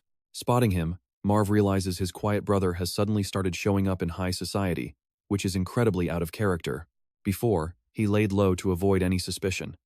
But now, the real war begins, and both brothers have their own secret informants. Marv relies on his loyal butler, who gathers all his secrets, while Gale's lover, Minister Wesley, tells him everything. Trust me, you and I are in for one wild war. Let's dive into a wild royal drama. She slipped through the crowd to whisper that Jan had arrived, while a servant quietly told me that guests from Brasha had just pulled up. Everyone in the room knew about their complicated brotherhood, but nobody dared to interfere. The manager reported that the guests were waiting in his office reception room, asking if he should get a carriage ready. Instead, the prince ordered them to wait, telling his spies to keep a very close eye on his brother and their guests. Seeing this shift, the artist asked if he had urgent business, but raising his glass, Marv insisted he would rather share this big moment with them. With a wave of his hand, he asked the artist to explain the painting. The master proudly explained that he used crushed magic stones for the paint, but Marv was barely even listening. He was far more interested in the bastard prince who conquered a massive territory than in these boring old men. Still, he did not need to rush out to meet him. He planned to play it cool, just like before. Sipping his wine, he knew his little waiting game had failed to faze his brother or Wesley in the past. Yet, this was the perfect opportunity to test January. He knew that if he made the first move here, the others would use it against him. He was dying to see what Gale and the minister would do if he just sat back. Hours slipped by, and the sun began its slow descent over the massive castle walls, painting everything in a warm orange. Now, pay attention here, because our heroes were growing incredibly bored from the long wait. Grumbling about back pain, Romandra wanted to lie down and asked how the young count was holding up, but he said he was fine. Staring down at the cold tea on the table, it was just as they expected. The princes were huddled together, probably too terrified to leave lest the other figure out their secret plans. Still, Jan refused to waver from his ultimate goal. He would wait as long as it took to meet the prince face to face. Every piece of furniture in the room openly reflected neighboring cultures, designed to make foreign emissaries feel welcome. Even the political books on display looked well worn, proving they were actually read and not just for show. A few beautiful flowers bloomed in the sunniest corners of the study, immediately catching the main character's attention. But he could not understand why these plants were kept so far away. Did the prince suffer from bad allergies, or did he just hate nature? Either way, it proved what you and I already suspected. Marv was a cold, calculated control freak. With a sharp knock on the door, the butler announced Prince Marv's arrival, forcing the tired guests to quickly snap out of their boredom. Randro quickly adjusted his tuxedo, feeling incredibly anxious. Sweeping into the office, the prince smiled, saying it had been far too long since he last saw the expert. He added that leaving his family must have been quite difficult. The expert shook his hand warmly and offered a polite reply. He said it was an absolute honor to stand in the light of his glorious presence. Done with the pleasantries, Marv shifted his sharp gaze to his companion, the newly appointed count of the Braha border region. In total silence, he locked eyes with the royal bastard who had sparked endless rumors throughout the entire palace. Placing a hand over his heart, Jan offered a sweet, polite smile, showing nothing but deep respect. The prince mused aloud, suggesting the inspector must have trained the boy thoroughly in royal etiquette before this meeting. But the man replied that the young count was already so exceptionally polite there was nothing left to teach him. Marv asked what the youth thought of the capital, and Jan replied that it truly earned its title as the Heart of Burial. It was exactly as he had been told. Staring deeply, the prince remarked that surely many people cried when the young count left for the capital, but Jan kept his mouth shut. He finally admitted it was true, knowing he would not see his people for a very long time. The loyal castle servants and the elite warriors of his clan had waved goodbye to him day and night, but remembering his mother's warm face, the young man chose to keep her out of it. Smiling, the prince noted how highly the people of Brock respected the boy after everything that had happened there. Suddenly, he asked if Jan truly believed he was worthy of ruling. Hearing this, the expert immediately tensed up. Romandro panicked, realizing Marv was laying down a deadly trap. If the boy said no, he would look weak. If he said yes, he would look incredibly arrogant. And that's where we leave it, with our hero holding his head high with absolute, shameless confidence. Let's dive into this wild scene where Jan points out the prince made the final decision, and who would dare argue with that? Personally, he believed his sole duty was to act in perfect alignment with the prince's wishes, which left Marv completely amazed. The prince quietly realized that this young man didn't just have magical power, he also had a sharp wit, and knew how to read the room. Meanwhile, Jan realized the prince was asking obvious questions simply because he saw him as a low-born nobody. Setting his teacup down, Marv asked if they had looked over the schedule for the upcoming New Year's festival. Apologetically, the Viscount admitted they had only just arrived in town and hadn't heard a single thing about it, so the prince offered to have his own personal mercenary run them through the details. Giving them a little heads up, he mentioned that while imperial celebrations were always legendary, this year's event would be on another level. It starts with Jan officially receiving his noble title, followed by a public showcase to evaluate his raw magical abilities. After that, he'd officially transfer straight into the magic ministry, and the prince asked if the Viscount had raised the required funds. His sudden negative answer sent a shockwave of panic through Rowandro. Rowandro couldn't fathom what Jan was thinking. He lied to the prince, but pay attention here, he's actually hiding a massive fortune. But our main character knew better than to show his cards too early, as he slowly worked toward his ultimate goal. Pondering this for a second, Marv sighed that it was a real shame, but offered some priceless advice for his future instead. But then he asked if Jan was familiar with magic stones, making the poor expert choke on his tea and start coughing. The butler stepped in, politely suggesting they step outside for some fresh air, and a thoroughly embarrassed Rowandro agreed. With that, Jan and the prince were left entirely alone in the study, locked in a silent, intense stare-down. Breaking the silence, the prince explained that when the Ministry of Magic assigns Jan to a department, they'll likely ask for his input. The Magic Stone management team desperately needs active mages. They don't do research, focusing strictly on training and meditation. But Marv noted that Jan clearly has a rare talent for research, making that department the perfect place for him. Placing his hands flat on the documents, he promised that if Jan ended up in that division, he'd personally help him with his first payment. Hearing the prince's generous offer, Jan was completely stunned, remaining frozen in absolute silence at this unexpected turn of events. You and I both know the prince isn't doing this out of kindness. He wants to hijack the council's decision for his own gain. He knew exactly how desperate Gale was to secure that stone, which made sense since Gale's entire focus was controlling the ministry. But seeing that Prince Marv, who was usually completely removed from all this, was choosing to step in now meant he wasn't just blocking his brother, he had massive political ambitions of his own. This made things messy, especially since one of the deposits was in Bra, meaning the mine and its treasures could vanish overnight. Taking the papers, Jan sincerely thanked the prince and vowed to do whatever it took to secure his powerful support. As they wrapped up, the prince told him not to wait for the inspector. He could leave the palace now and expect further instructions through an assistant. Finally, Jan said it was a true honor to meet the prince and hear his thoughts, while Marv smoothly replied that he also enjoyed their highly productive chat. With that, Jan stepped out of the office and walked down the long corridor, deeply analyzing the conversation to figure out his next move. Finding Rowandro practically shaking with fear, Jan quietly told him the meeting was over and they could slip away without saying goodbye. Exhaling a massive sigh of relief, the inspector confessed how incredibly nerve-wracking that was since he hadn't seen royalty in ages. But Jan assured him he did great. Rowandro then curiously asked about the weird report they discussed. But Jan dryly reminded him that in a palace like this, even the portraits on the walls have ears. On their way out, Jan mentioned needing to swing by the Ministry of Magic. The inspector urged him to hurry since palace security doubles after sunset. Out of nowhere, Jan asked who the actual crown prince was, causing Rowandro to freeze in complete surprise. It was a loaded question with no clear-cut answer, and even as a court official close to the political scene, he didn't know. No one besides Marv Gale held real power. The third prince died in an attack years ago, and the other siblings are still far too young. Unless something major happens, the upcoming celebration will finally reveal everything. Curious, Rowandro asked why he wanted to know. Jan simply shrugged and claimed it was just idle curiosity. He wanted to get a head start before the festival, and trust me, you and I are going to want to see what happens next. Alright, let's look at Mara Voroyan, a blue-eyed blonde with the most classic facial features of the imperial family. Deep in thought, our hero tried to remember if his own portrait ever hung among the rulers of this era. His memories were blurry, but he felt certain that neither Marave nor Gale, the losers of the future coup, would ever take the throne. No, the next emperor would be someone entirely different, a young, inexperienced shadow player who had stayed hidden all this time. Those younger princes were all born to Madame Delane, the only royal favorite who remains close to the emperor today. On the way, Rowandro mentioned she was organizing the New Year celebration, coughing slightly. He noted that Prince Marv completely ignored her, though Yang figured the prince just secretly hated her guts. In his past life, he walked past the emperor's portrait in the palace hallway every single day, but his mind still needed a spark to unlock those memories. Suddenly, the carriage stopped on order, but the driver stayed completely silent about the delay. Peering out the window, Now pay attention, some strange magical force was beckoning him to get out of the carriage right there. Confused, the expert pointed out the ministry was still miles away, unable to comprehend the young Viscount's sudden urge.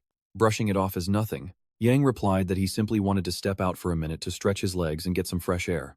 The expert cautiously warned that he could not follow him, otherwise they might get spotted, but begged him to run like wind if anything went wrong.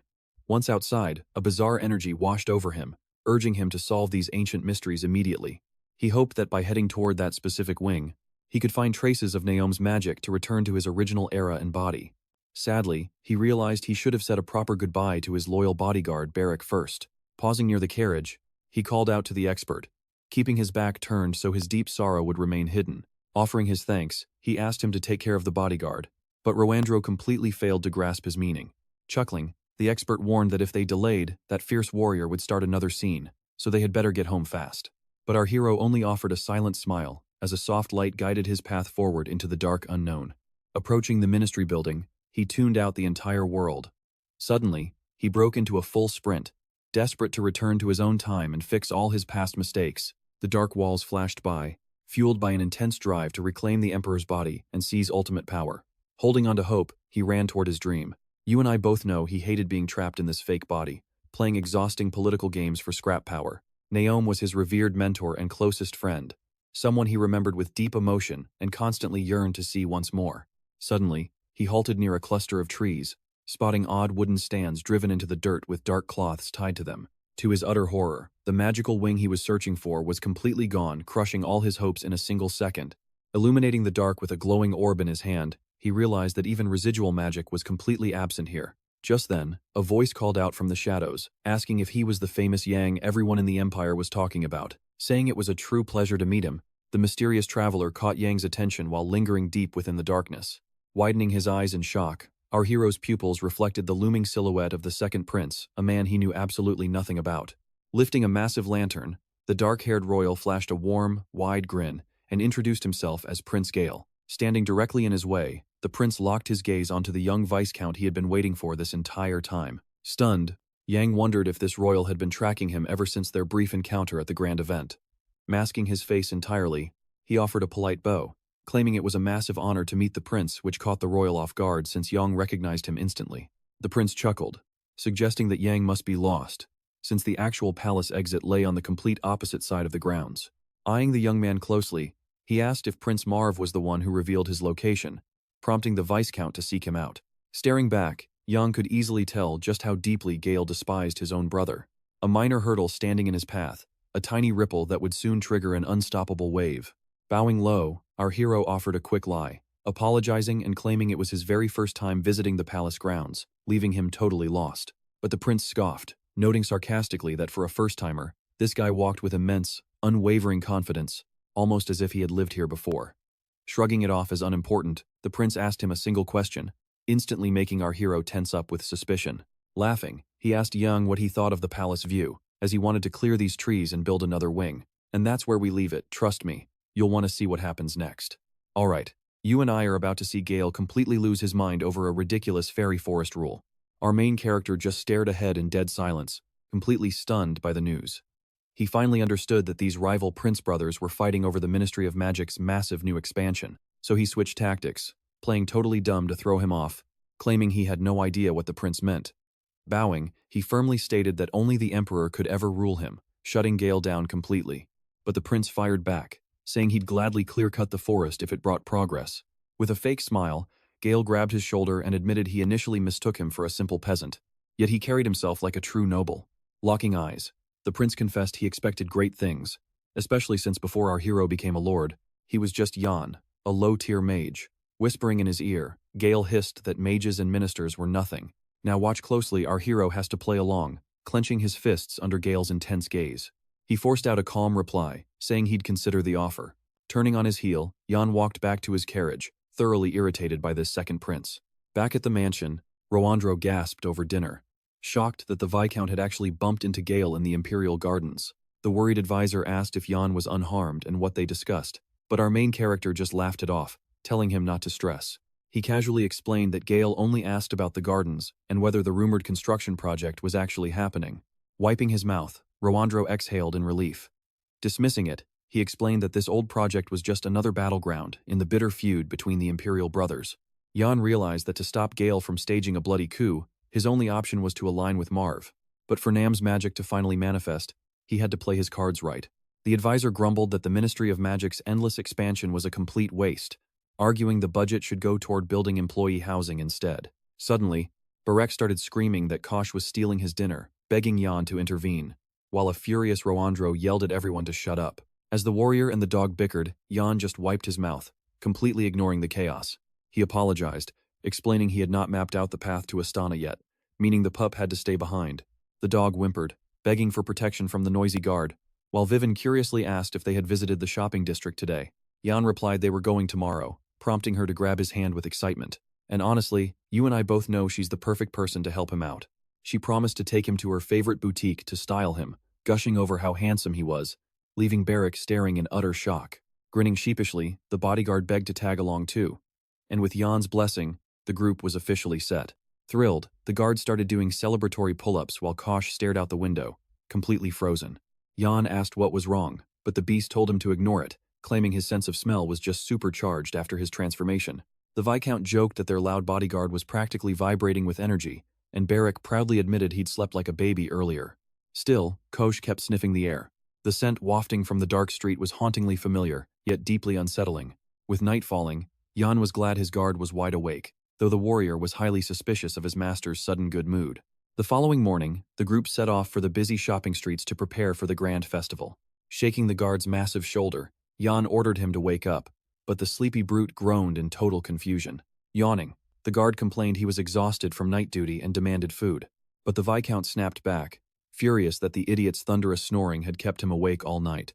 Defensive as always, the guard insisted he'd stayed vigilant until dawn to ensure their absolute safety, claiming his senses never lied. Jan tried to convince himself he was overreacting, but he couldn't shake off his anxiety about that weird scent Kosh detected.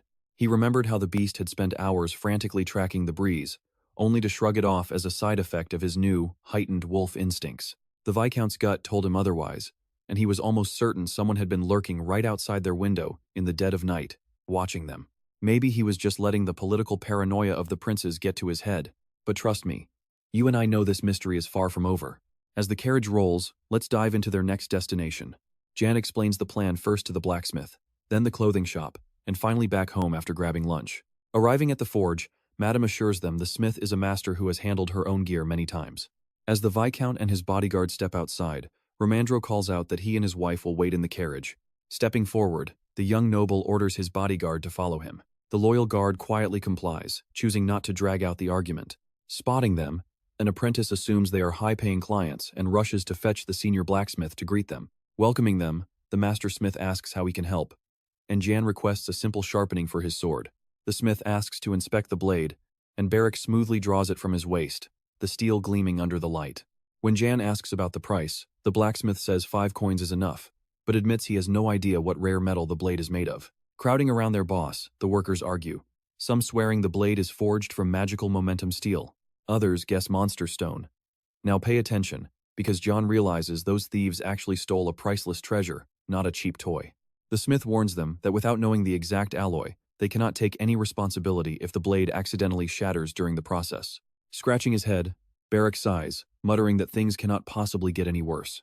Meanwhile, the Viscount simply hopes for the best, admitting they honestly have no clue what the metal is. Tossing a heavy pouch of gold to the blacksmith, Jan says they will return by evening for the weapon, and the smith promises top-tier work. Approaching the carriage, the guard is happy to stretch his legs outside. The cabin is incredibly stuffy anyway, and Jan completely agrees with his assessment. But just as Jan steps up to climb inside, a strange, heavy energy washes over him, making him spin around in high alert. The air turns freezing cold as Jan stands completely still by the door, while his loyal guard carefully monitors his reaction. Tapping on the carriage glass, Jan tells Romandro to head on without them, leaving the older man completely baffled by this sudden decision. Jan explains that he and Barrick want to stretch their legs and cool down after the hot forge, promising to meet up later at the designated spot. Letting out a heavy sigh, the bodyguard grumbles about having to walk. He would much rather ride in comfort, but Jan firmly orders him to fall in. They stroll quietly through the capital's back alleys, navigating between humble houses with freshly washed laundry hanging overhead. Glancing back, Barrick notices a tail. You and I know he will act cool while keeping close to his master. He casually suggests that Jan buy him a temporary weapon while his main blade is being sharpened. But the Viscount dryly points out that the guard earns his own salary. Turning a corner, Barrick indignantly argues that a master is legally obligated to arm his loyal protectors. Determined not to lose them, the mysterious girl quickens her pace, sticking closely to the shadows as she tracks their movements. Reaching the open crossroads, she suddenly loses her target and scans the narrow passageways between the opposite buildings. Panic sets in. The girl realizes they vanished into thin air despite being only a few steps ahead just moments ago. While her focus is completely shattered, Barrick creeps up directly behind her, ready to launch a surprise grapple. Completely blindsided by this, the young woman freezes in place, her mind racing as she struggles to process this sudden ambush. With a swift chop of his arm, the bodyguard strikes forward, but his hand cuts through empty air as she dodges. Seizing the opening, she instantly counters, catching his wrist mid-air to lock him into a devastating throw. Channeling her raw power, she hurls his heavy frame aside with a single, fluid motion to clear her path. The guard spins wildly through the air, completely stunned by the incredible physical strength of this mysterious female stalker. Yet, he manages to stick the landing on his feet, immediately raising his guard with no intention of backing down. A tense gap widens between them, both warriors holding their ground, waiting for the other to make the first mistake. Barrick demands to know if she is trying to assassinate them, but she snaps at him to shut up and state his name. Choosing to lie, Barrick claims his name is Jan, his eyes burning with battle lust and a smug sense of absolute dominance. He lunges forward, aiming a brutal, calculated strike directly at the side of her temple. While she raises her arms to block, his relentless onslaught keeps her pinned, leaving absolutely no room for a counterattack. She shatters his jaw, and trust me, you do not want to miss what comes next. Barrick's reaction is wild. You and I are watching him smile like a psycho while licking the blood from his lips. He suddenly thrusts his leg forward, kicking her squarely in the gut and sending her flying with insane power. Spitting up blood, her anger boils over, and she charges right back in to finish this fight for good. Nearby, the young Master Yang watches the intense duel as both fighters trade brutal, heavy blows back and forth. Staring closely at the mysterious girl, he notices her highly unusual fighting stance, definitely not a normal lady. She is clearly disciplined and highly trained, unlike a regular rookie. But because her moves are so polished, Yang finds her attacks totally predictable and decides to shout some key advice to help his bodyguard win. As they clash, the young master yells out that she is left-handed, telling Barrick to strike her unguarded right side immediately. The bodyguard narrows his eyes, tracking her every movement to make sure she does not get a single opening. In one sudden move, he grabs her cloak with an iron grip, completely catching her off guard with his raw strength. You need to watch this part closely. Caught defenseless, she takes brutal punches to the face, leaving her weak and covered in scarlet blood. She completely loses her balance, staggering backward as her vision blurs and the ground spins wildly beneath her. Totally drained of energy, she crashes hard onto the dirt, completely defeated. Victory has slipped away. She sits there, wiping blood off her face and hiding her eyes while Barrick calmly waits for her next move. With a desperate, wild look, a glowing ball of energy suddenly sparks in her hand. She charges, screaming that the boy is actually the legendary Barrick, not Yang. Witnessing her magic, our hero is stunned. Could she be a magical fighter just like his bodyguard? With a burst of magic, she summons a glowing dagger, sending it flying straight at the shocked boy. Barrick braces for impact, covering his face while wondering how she could possibly summon a weapon out of thin air. Suddenly, Yang leaps in to save him, shoving his bodyguard aside and unleashing his own hidden powers. A blinding light erupts, expanding in all directions and instantly freezing the magical dagger dead in midair. A massive blue explosion shatters the quiet alley, sending stone debris flying and shaking the nearby buildings. Thick clouds of gray dust rise into the air, blinding everyone. Gasping for breath, the girl is completely exhausted. And yeah, I know what you are thinking. She is totally done, collapsing back onto the ground, spitting blood. Holding herself up with trembling hands, she barely keeps from collapsing. Barrick scoffs, pointing out that she attacked first and ended up like this. Yang walks over, calmly noting that the bodyguard's final strike was clearly the decisive blow. The young orphan asks if she is really giving up without her sword, and she spits back that drawing a blade on an unarmed opponent is completely dishonorable. Rubbing his knuckles, the boy admires her grit and asks for her name, but she suddenly covers her mouth. Feeling something loose and metallic in her mouth, she coughs it out to clear her airway. A bloody tooth clatters onto the pavement, knocked clean out during the fight. She winces but endures the pain. The stranger reveals her identity. She is the proud daughter of Petreo, commander of the Imperial Guard. Her name is Bach Bruta, and she pulses with that mysterious blue energy of a magical swordswoman. Hearing this, Barrick's eyes light up with excitement. He dares her to attack again so they can settle this. As she steps up, the bodyguard tells her he has no noble bloodline. He is just Barrick. Furious, the girl screams that he is her father's killer, and she is in this alley to get her revenge. The bodyguard just laughs it off, realizing this fierce girl has definitely targeted the wrong guy. They clash again in a chaotic, messy brawl, throwing wild punches and literally ripping out chunks of hair. Another tooth flies out before they both collapse side by side onto the pavement. Meanwhile, Yang just stands there in absolute, stunned silence. He runs over, asking if Barrack is okay. The bodyguard dramatically screams in pain, but Yang realizes he is just fine. Looking down at the girl, Yang asks if she was the intruder at the Romandro mansion yesterday, and Bacha nods. The young master asks why she is crying, but she furiously denies shedding a single tear. Suddenly, she begs him to end her life now, or she will keep hunting her father's killer forever. So what do you and I take from this? Rowandro lied to her, but the truth is about to get way messier. You and I are jumping right in as the warrior asks his master if that palace elder was behind it, but Yang stayed completely silent. Instead, he told the girl they never killed Petrau. Her father actually tried to ambush them in a Brock alley and take their lives first, forcing them to defend themselves. Her father chose a brutal death instead, melting his own face with acid just to prove his loyalty to his mysterious master. Hearing this truth, she gritted her teeth in absolute rage, barely holding back her anger at Molan for completely deceiving her. Refusing to believe it, she screamed that they were lying, but Yang calmly asked why she doubted his logical proof. She stammered, desperately trying to find words, but the hero cut in first, asking if she truly believed her father would never abandon her, as he stepped closer to explain the harsh reality to the exhausted, bleeding girl on the ground. Yang told her firmly that if she still wanted to complete her mission, she should try to kill him. But if it was real vengeance she wanted, she needed another plan. He explained that Petro died for his beliefs, asking if a knight's sacrifice was not more honorable than battle, making her eyes shimmer with pride. The Viscount then asked if she had really followed Molan's orders, but Bacha shook her head. Watch closely here, he guessed it was about honor, and she nodded in agreement. Dropping to her knees, she confessed she got all her intel from an old official, and blindly trusted him. Looking up at Yang, she admitted Molan was the one who claimed the frontier Viscount had murdered her beloved father. Yang realized she was just a pawn, not Molan's ally, meaning she could be extremely useful later if he spared her life. Suddenly, distant screams echoed as someone who heard the explosion started running their way, though they were still far off. Wanting to avoid drawing unwanted attention, Yang told her to visit his mansion officially next time, properly following noble etiquette. If she followed his strict rules, he promised to hand over her father's remaining ring, leaving her completely spellbound as she watched. The hero smirked, pointing out that killing him was pointless anyway, since she would never locate the family relic without him. With that, he rushed off to meet Ramandro and Vivian, leaving Bacha completely alone in the alley. Stunned by the Viscount's words, she stood processing everything, finally realizing her mistake as the beautiful morning sun broke through. Golden rays lit up the surrounding streets, signaling that a massive local festival was about to begin. A cozy two-story clothing boutique stood nearby with its doors flung wide, welcoming customers for the big day. Let's check back in with the others, the expert turns with a smile, noting Yang and Barrack finally arrived after making him wait so long. Seeing blood dripping from the warrior's nose, he gasped, but the Viscount simply excused their delay as highly urgent business. Brushing it off, he asked if Vivian had picked out her new clothes. She nodded, though the shopkeeper looked worried, but Barrack quickly reassured her that he was completely fine. Smiling, the lady suggested the Viscount try some loose-fitting, light-colored suits crafted with fashionable tweed accents.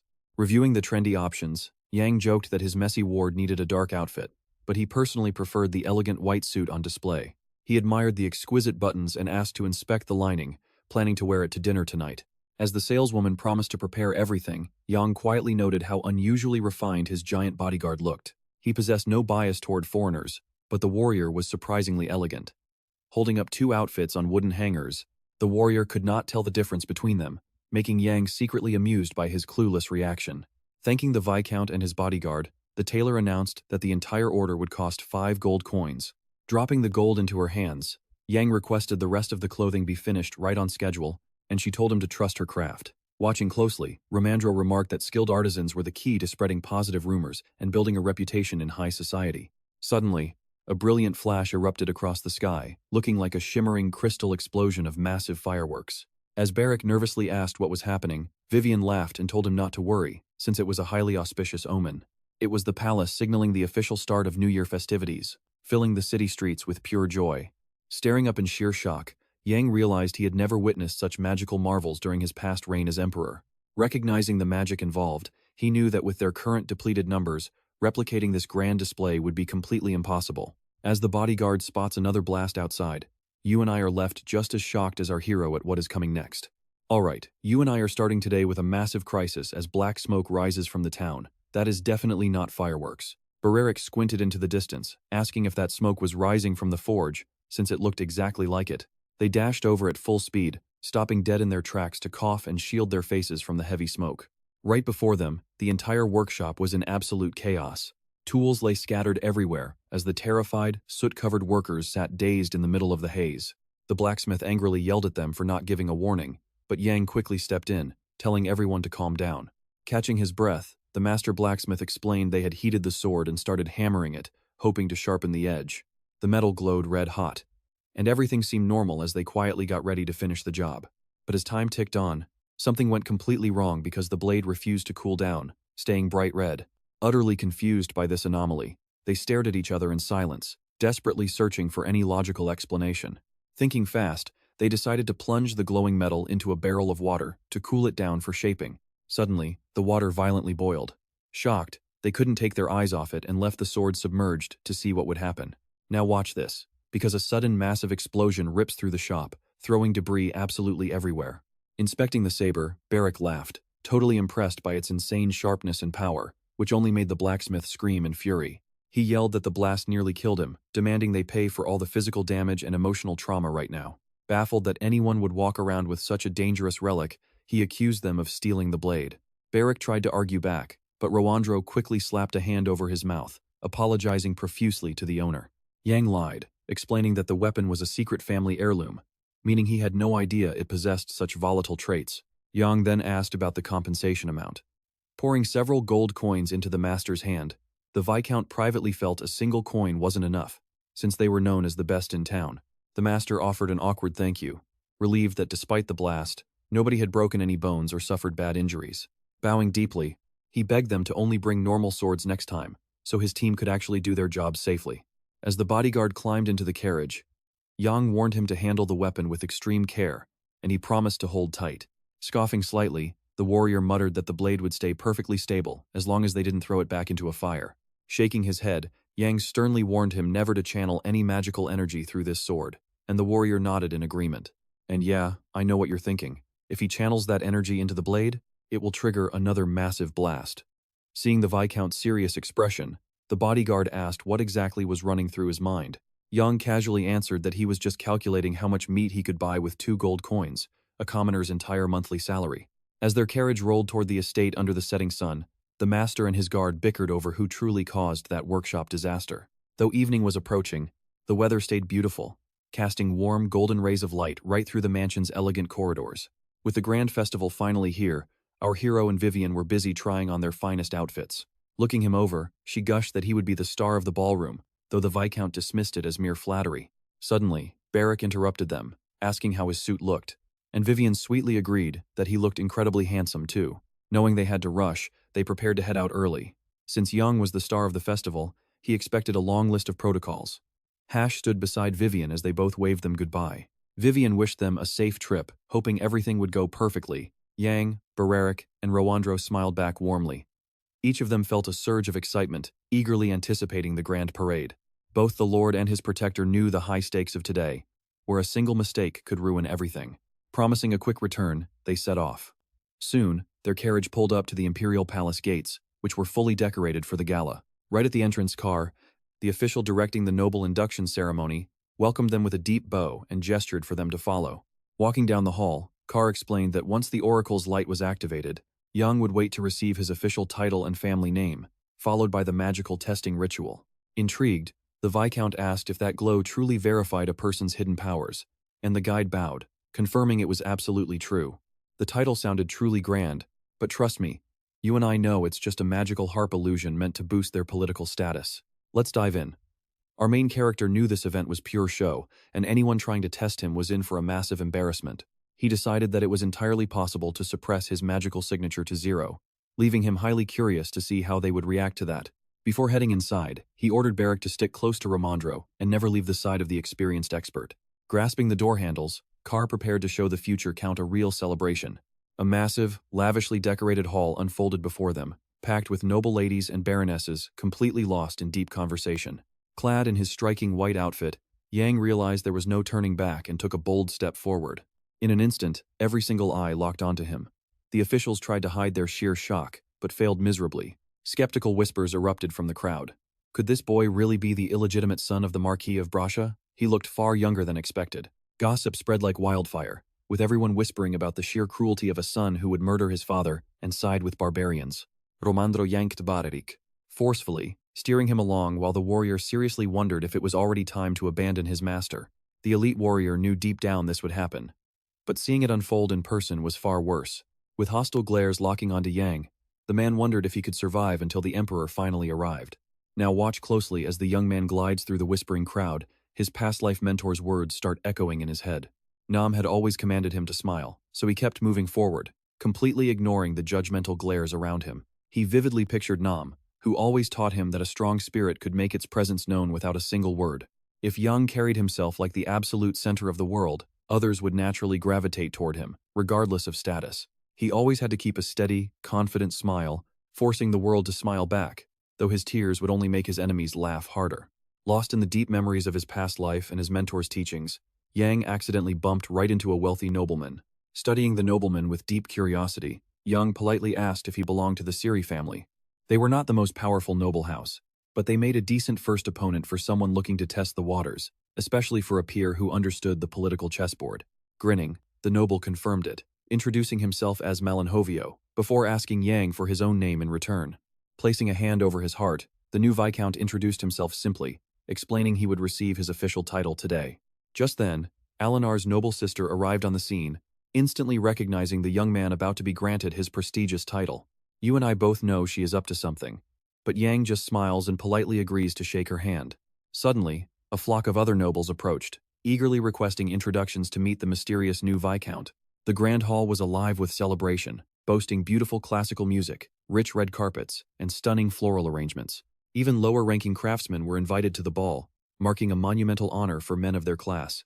Suddenly, the arrival of His Majesty was announced, and every noble in the room froze in a deep bow. Stepping forward, Yang lowered his head submissively as he waited for the sovereign. The tension grew heavy, but he maintained composure. Peeking upward, Yang desperately wanted to identify the ruler currently sitting on the imperial throne, a detail his own memories completely failed to recall. Before long, the aged emperor emerged before his kneeling nobility, scanning the massive crowd with a sharp, intent gaze. Though bursting with anticipation, Yang remained dead silent, keeping his head respectfully bowed. He stood as if accepting his fate, but when he caught sight of the ruler, he recognized the 13th emperor. Thoughts raced through Yang's mind about the monarch's age. He had read that the old man lived an incredibly long life, but up close, he looked deeply unhealthy. Could the successor really be a man with silver hair, blue eyes, and a prominent scar across his face who would rule? None of the emperor's sons fit that description. Princes Marv and Gale looked completely different, lacking any facial scars and possessing entirely different hair colors. If the royal bloodline ended, power would pass to the ducal houses. But right now, the brothers were glaring at each other, thirsting for the crown. And that is where we are left wondering who will take the throne next, as Yang's memory completely fails him. While Yang remained lost in thought, the surrounding nobles squirmed under the emperor's intense gaze, desperately trying to read his mind. Realizing that today there was clearly another hero of the celebration. Standing proudly on the stairs in the center of the hall, the emperor declared in an authoritative voice that another year had passed in the great empire of Burial. All right, let us dive into this as the king looks around, thanking everyone who worked for the territory. He addresses the ordinary workers, while the princes standing nearby listen to their father, hoping next year the flowers will bloom even more beautifully. The Minister of Magic watches from the balcony as the old king speaks of golden fields and the warm breeze blowing. Ramondro is standing far off, and Jan actually worries that his bodyguard might do something incredibly stupid. Suddenly, the king announces a massive earthquake hit, and that rebellious family living right on the border, the Brock family, is completely wiped out. He warns Burial enemies that if they want to see their future, look at the past. Hearing this, the king stands proud. By imperial decree, he wants to erase the Brocks from history and build a whole new city. Reaching out his hand, the king calls to Jan, who stands in the center of the hall, and every single eye in the room instantly locks onto the young man. Walking past the cheering crowd of nobles, our hero steps confidently down the red carpet straight toward the king. The old king smiles warmly, while the young man kneels and says it is a massive honor to finally be in the capital. The king notes that even though Jan comes from the Durgi Bra line, he played a massive role in stopping the rebels. He pulls out a brooch. Now watch closely. as the king declares Yan is the exact talent they need, pinning a shining medal onto his jacket. Everyone watches with fascination, stretching their necks to see the design. No one understands why a white flower was chosen over more colorful ones. Listening to their whispers, Yan realizes none of these nobles actually know what the guli flower on his badge is. But the emperor explains that after recent changes, this crop is booming and will soon be sold across the entire empire. It will soon become the most respected emblem in all of Burial, officially making Yan the new Viscount of Hilo. As the young man bows his head in gratitude, the leader watches him closely while the crowd erupts into loud cheers. The promotion ceremony wraps up beautifully, leaving the entire hall filled with a wonderful vibe of celebration and absolute joy. Thunderous applause echoes through the room, showing absolute support for the emperor's decision and the newly named lord. Yan realizes he has definitely heard this family name somewhere before, though he cannot quite place who it belongs to. Afterward, guests crowd around to congratulate the victors of the Battle of Rose Santa. Under sparkling chandeliers and lush red carpets, a soft classical melody drifts through the air, with the orchestra completely locked into their performance, playing in perfect harmony. Now, you and I see everyone crowding the young man, showering him with praise for his new title, and our hero thanks them, stunned by the attention. Hawkman is even shocked that Yan already knows his name, but Yan explains that he actually knows Hawkman's son, who previously stepped up to help him out big time. While the young man introduces himself to the other Marcuses, a few jealous nobles shoot cold, judgmental glares his way. Suddenly, a shout echoes through the crowd as an old ally waves his hand to grab Yan's attention. The warrior is thrilled for his master, and Ramondro offers his congratulations too. At last, the first part of the ceremony wraps up. Approaching them, the Viscount explains that testing their magical potential will take a while, and they realize with relief they just need to wait. Looking up, Yan casually asks the inspector if those noble ladies are indeed the emperor's favorites, catching him completely off guard. The inspector quietly confirms his guess, but Yan is still curious. He wants to know who the lady with the striking silver hair is. Draped in vibrant red, that is Madame Dillon, who manages several major imperial affairs for the emperor, including the New Year celebration. Yan points out that her sons have the same hair, but Ramondro cannot understand why he cares so much. Suddenly, the Viscount's eyes lock onto a little prince staring back in silence, his hair perfectly matching the description of the future ruler. Standing beside his mother, the blue-eyed, ash-haired boy looks incredibly tense, both frightened and completely mesmerized. Staring right at them, Yan tries to ask for details, but the expert catches on and cuts him off instantly. He cannot believe his own eyes, staring wide-eyed in absolute disbelief. Struggling to believe he is looking at the potential next emperor, he sees the twins standing right beside Countess Dillon. Meet the 4th Prince Arsene and the 5th Prince Jean, the absolute youngest members of the royal bloodline. To escape the overwhelming noise of the ballroom, they slip outside onto the balcony for fresh air, catching some aristocrats kissing. Beric starts to yell, but Yan quickly pulls him back inside. Trust me, their adventure is just heating up. Alright, let's dive into this world together, where questioning if this is the 13th emperor could get you killed.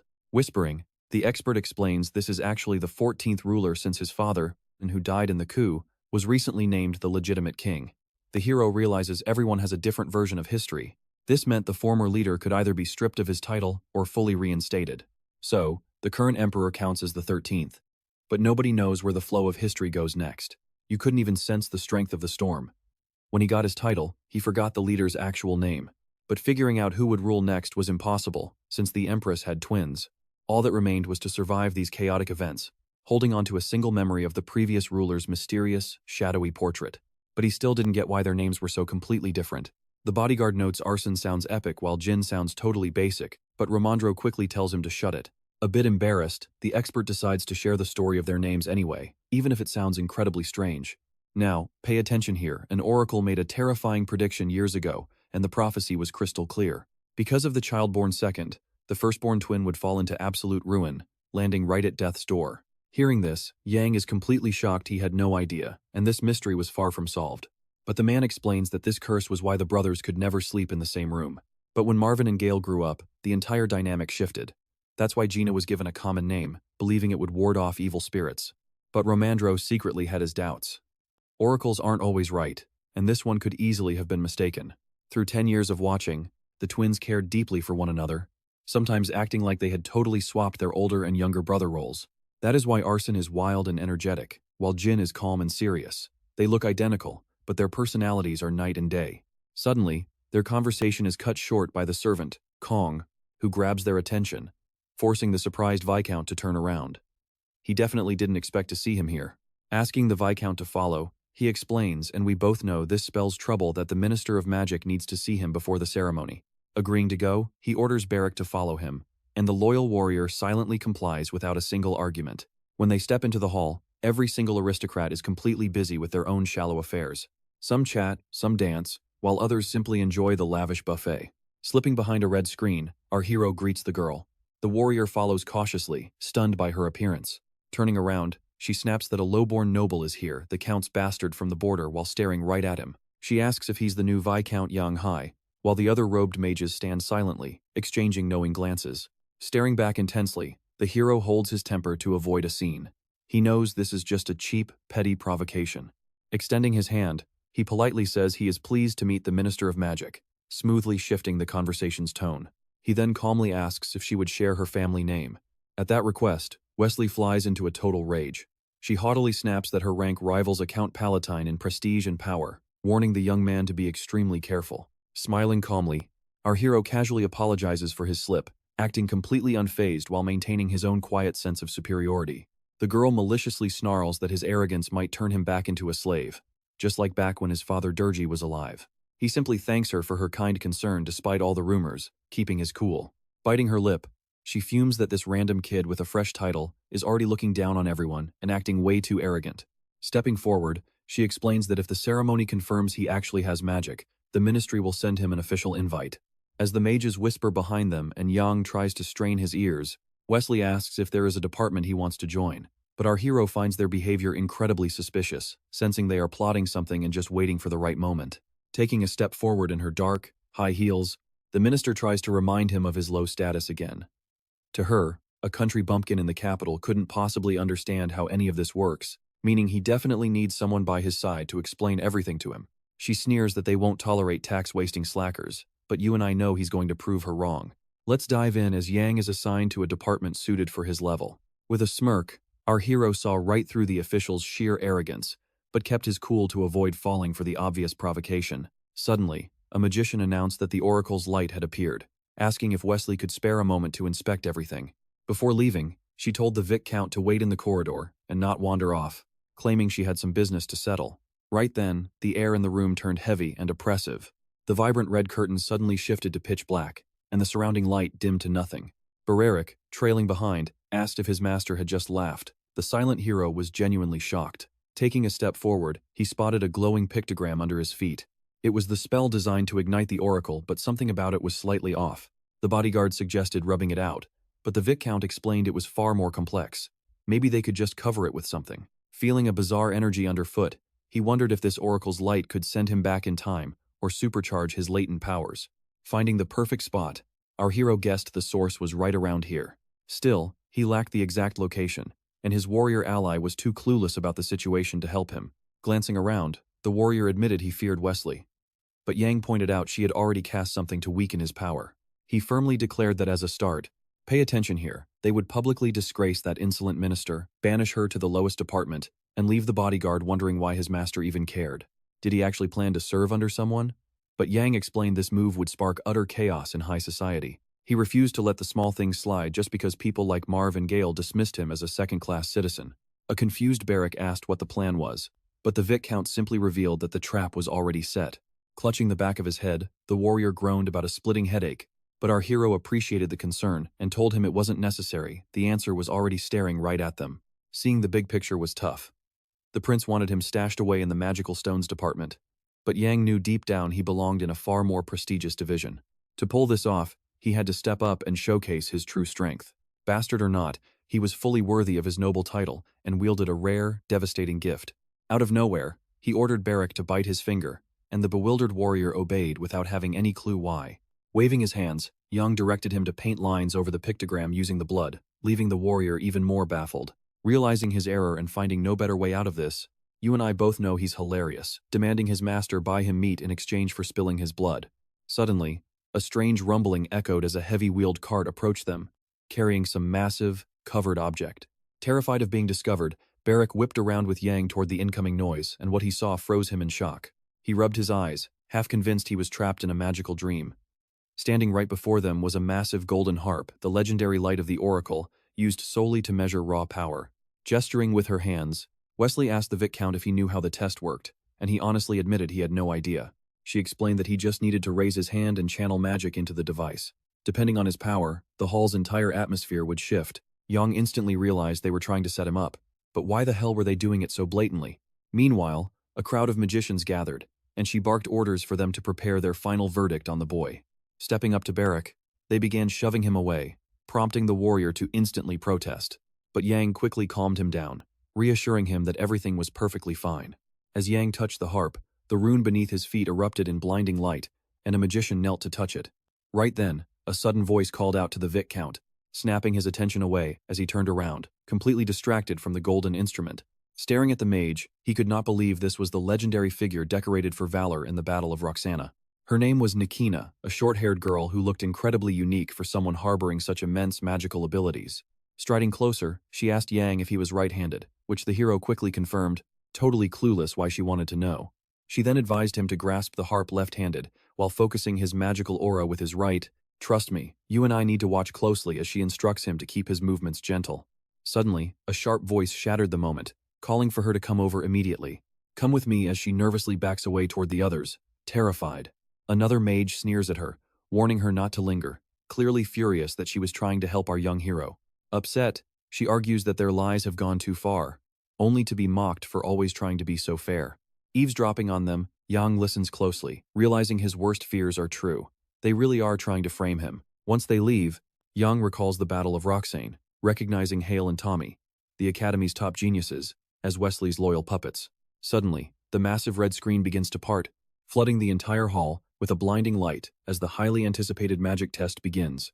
Yang steps onto the main stage in the center of the hall, signaling to the gathered nobles that the exam is on. Some whisper that running 2 trials a day is too grueling, while others claim a trash character like him will fail. Hearing their nasty gossip, the veteran mage is disgusted by their arrogance, yet keeps his mouth shut, quietly praying Yang stays focused.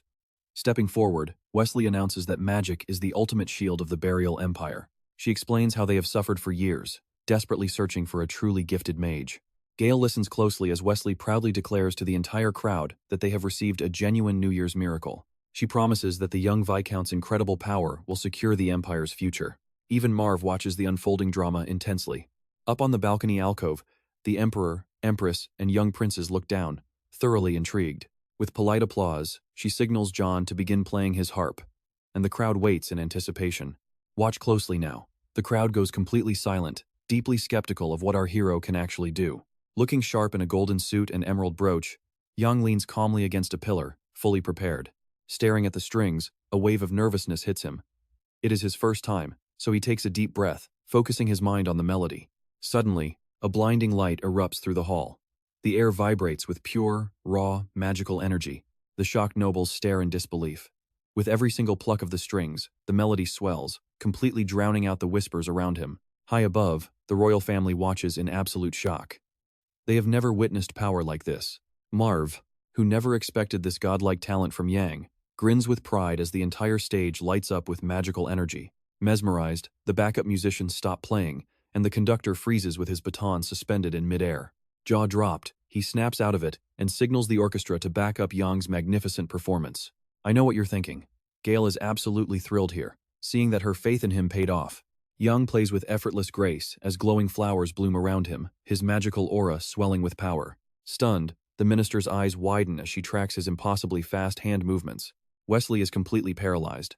How could a mere bastard possess this level of overwhelming power? Seeing Gale's face, Delane sighs heavily, jealous of the way Yang looks at his beloved. Even she is completely captivated by the melody, despite never caring about magic in her entire life. Passing the binoculars to the Emperor, she asks if he sees it, and the old man watches with fascination. Jean approaches his mother, explaining that little Arson cannot see a thing from the back corner of the balcony. Glancing back, she spots her youngest son struggling to watch the show with a tiny pair of spyglasses. Deeply touched by Jean's kindness to his little brother, she smiles warmly and gently pats his head. Asking the king if he finds the Viscount's performance divine, the old ruler only chuckles mysteriously in response. Utterly captivated, Jean stares at the new count, completely lost in this mesmerizing and magical display. Sensing a strange force, Jean realizes Yang is truly extraordinary and becomes desperate to meet him. Plucking the strings, Yang feels his energy draining fast, knowing he must finish this performance with a bang. Standing up decisively, He shouts with a grin that it is all for burial. In return, the stunned nobles erupt into a wave of thunderous applause. And that's where we leave our genius, smiling as he completely outsmarted everyone who wanted to watch him fail.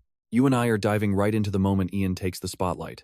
As Minister Wesley watches eagerly, our classy Viscount steps up, kisses her hand, and bows like a perfect gentleman.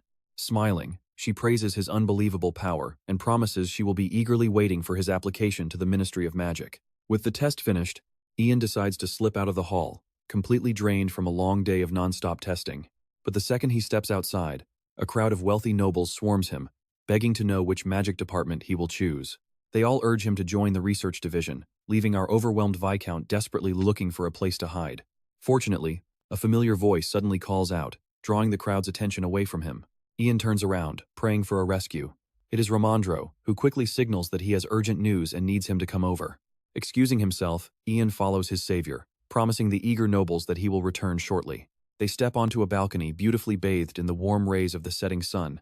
Look closely at this next part, because out of nowhere, the inspector turns to our hero, buries his face in his hands, and starts sobbing under the purple night sky. Crying tears of pure joy, he gasps that he has never witnessed such beauty, wishing his wife could share this moment. Ian smiles and thanks him for the kind words, but the inspector insists that the young noble is a genius who will literally go down in history.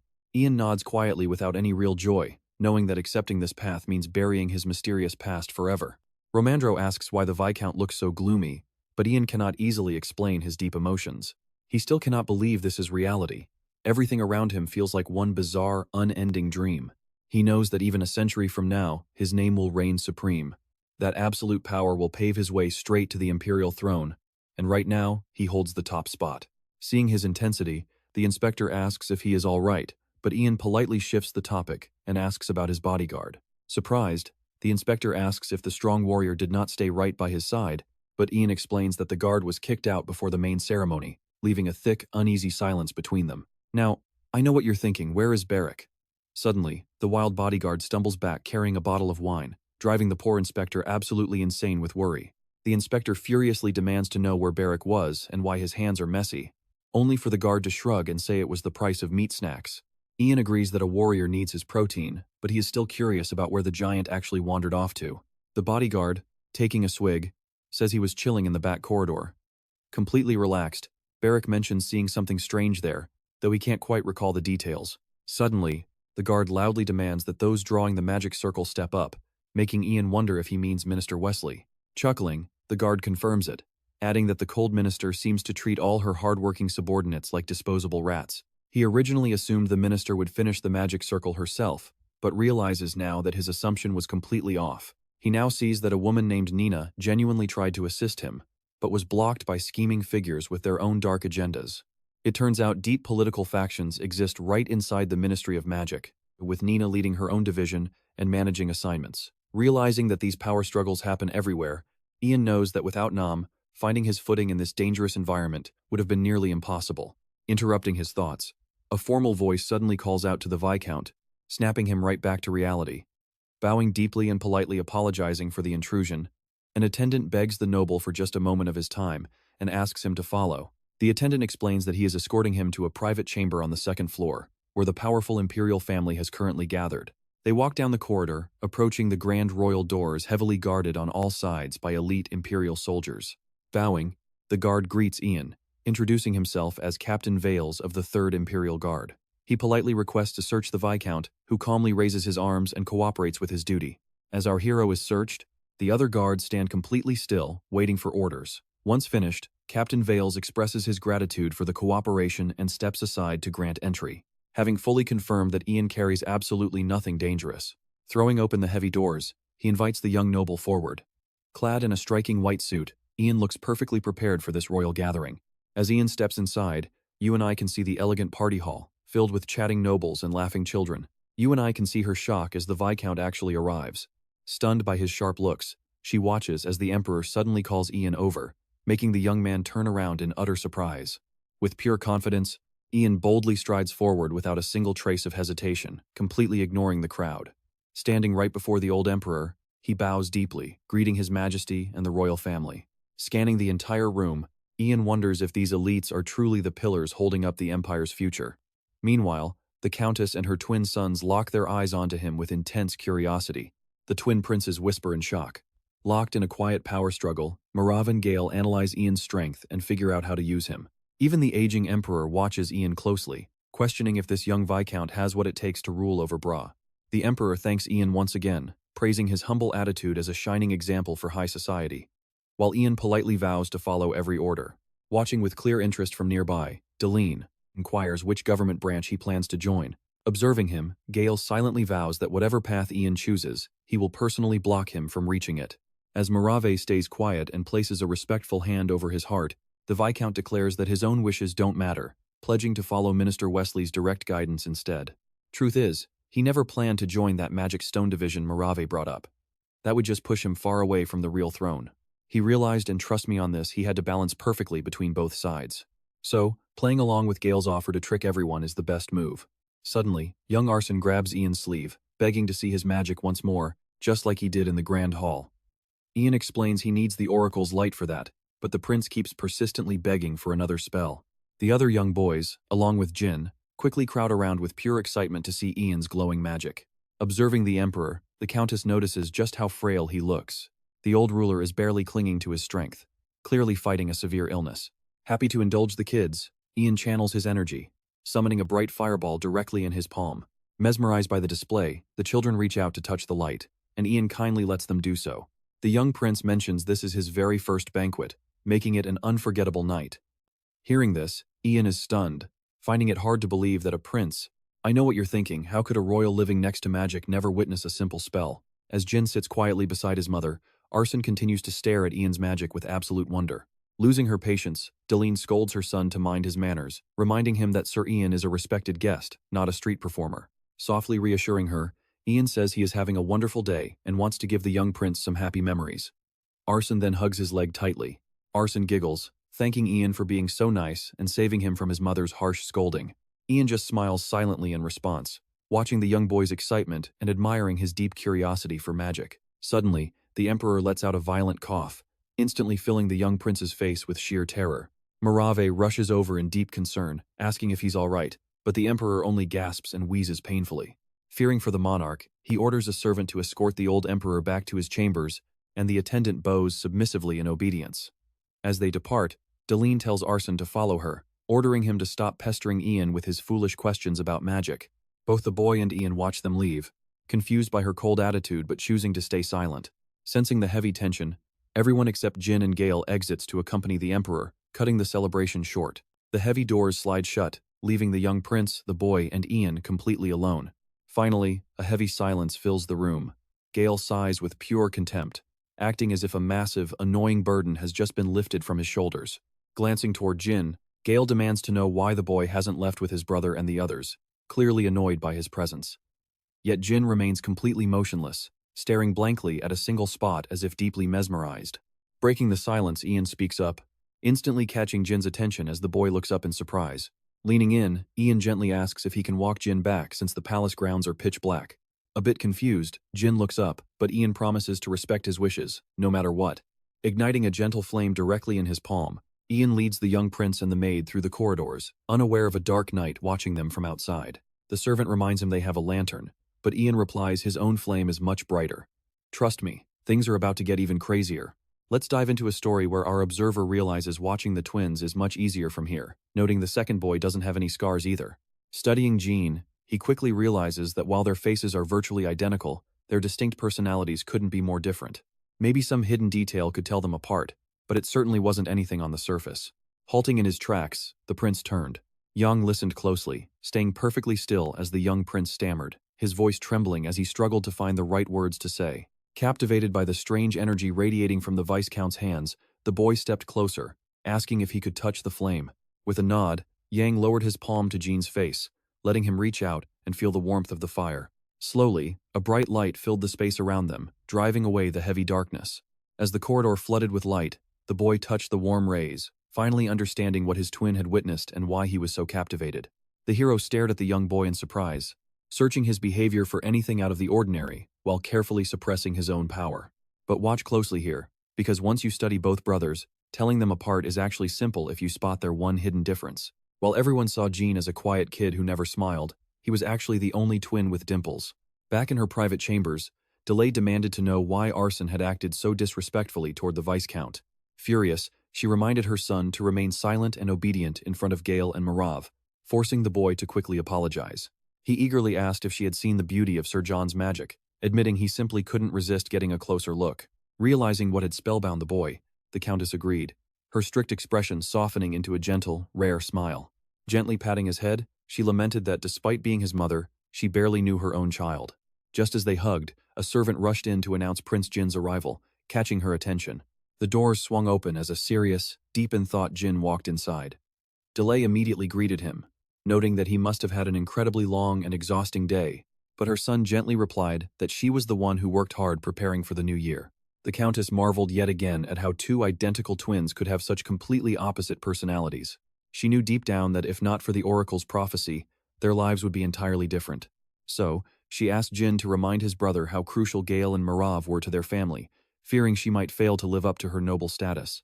Interrupting their conversation once again, the servant announced that the Emperor was calling for her, leaving Jean to keep an eye on Arson. She rushed to her husband's side, knowing his health was in critical danger. While the servant waited outside, she hid her panic and went to the king, keeping her fear hidden from the children. Now, let's pause as the twins are left completely alone on the sofa, both quietly lost in their own thoughts. The logs crackled softly in the fireplace, warming the cold, silent expanse of the massive royal chamber. Grabbing a piece of purple candy from the chest, Arson turned to Jin, desperately trying to get his attention. He casually asked if his brother was going to lecture him like their mother ordered, but Jin kept completely quiet. Arson pouted, asking if Jin just hated talking to him, but Jin replied that he was simply dwelling on an error. He then recalled how, back when they were small, their older brothers used to protect them, but danger was always close, and one single mistake could cost them their very lives. The suspicious death of the arrogant heir who thought himself superior had been completely covered up, never to be spoken of again. While the Emperor likely silenced it, Jin warned that they only enjoy luxury because they never cared for their older siblings. Stepping closer, Arson demanded the absolute truth, dismissing all of Jin's warnings as pure paranoia. This wasn't about their age, it was about the Oracle's prophecy, and he stared intently at Jin, waiting for his answer. He brought up the dark prediction about the firstborn child, an ominous curse delivered by a prophet many years ago. With a smirk, he added that if either crown prince died, the entire royal bloodline would officially end forever. Jin calmly muttered that oracles aren't always right, but his brother disagreed, and tossing his candy aside, pointed out they aren't always wrong either. Hugging him tight, Arson smiled, saying he truly loved his brother. And that's where we leave things as Arson suddenly begs his shocked twin not to kill him, leaving Jin completely frozen. Let's dive in. Did his brother seriously think he could harm him, knowing his true feelings? Gripping his shoulder, the prince warned Arson to stop joking. No matter how different they were, he truly loved his brother. Pulling him into a tight embrace, Jin asked his twin if he honestly believed he'd do something so terrible. Meanwhile, Jan wandered down the palace's dark, endless hallways, completely lost in his thoughts about the insane day he just survived. Suddenly, he froze. There was Gale, standing right in front of him with a bottle of wine in hand. Wondering what the prince wanted, Jan watched as Gale casually asked if his father and Jan had made it to their rooms yet. Confused, the Viscount simply confirmed they had. With genuine worry, the prince explained that this was actually the first time his father had suffered like this, and even if he had stopped breathing in his sleep, he always recovered. Because of that, Marv's dramatic reaction felt incredibly suspicious to him. He couldn't understand the sudden panic, as if his father was actually on his deathbed this time around. Now watch closely. Jan quietly explained that no matter how familiar a crisis is, the fear never truly goes away. Jan had heard the Emperor favored Gale, but without his father's support, the prince's status would crumble. Why was he acting so incredibly calm? Shifting focus, Gale remarked how spectacular the magic mastery ceremony looked, asking if Jan had ever run into any other mages near the border. But Jan replied in a serious tone that most people out there didn't even know what magic was. He had only crossed paths with wanderers. Gale stared intently, searching Jan's face to see if the Viscount was telling the absolute truth or lying straight to his face. Then, with a cold smirk, he asked if that meant Jan had absolutely nothing to do with those fresh bloodstains. But the Viscount quickly explained that they ran into major issues and barely managed to escape total disaster. So it was a massive relief that the ritual ended without any chaos. Looking confused, Jan insisted he hadn't bled at all, meaning the blood clearly belonged to someone else. Gale's theories were dead wrong. Shifting gears, the prince reached out, offering an open palm as an invitation for trust and future partnership. In a flash, the Viscount's white glove slipped off and tumbled onto the stone floor. This was yet another test of loyalty, and he was determined to pass it with grace. You feel that absolute tension too, right? Gale watched silently, trying to decode Jan's motives as their fingertips slowly brushed together, sealing a silent promise of complete trust. Wondering what on earth the prince expected to find on his palm, Jan calmly asked if he needed to show him his other hand too. Shaking his head, the prince snatched his hand back, acting offended, as if the Viscount had just deeply insulted his honor by questioning the whole gesture. Leaning back against the window, Gale got serious, demanding to know the Viscount's final thoughts on his offer from their very first meeting. Gale had high hopes, reminding Jan that before becoming a lord, he was a commoner, and before that, a skilled mage. Remembering his roots, the Viscount looked him in the eyes and accepted the offer without a single shred of hesitation. Gale then challenged him, asking how exactly he planned to prove his loyalty to the crown, even suggesting he snap his own master's neck. Coldly, Jan replied that if that was the prince's wish, he'd do it. But in return, the prince had to prove he was making the right choice by backing the Viscount. Gale stared hard at the Viscount, searching for any hint of betrayal behind those intense eyes. Letting out a laugh, Gale admitted that this fierce, desperate determination was exactly what he liked about him. As Jan's second glove hit the floor, the prince made it clear that their arrangement had to be absolutely flawless. He demanded to know once and for all where Jan's loyalty truly lay. Was he a genuine mage, or just a spy? Stunned, Jan kept quiet, weighing every massive risk.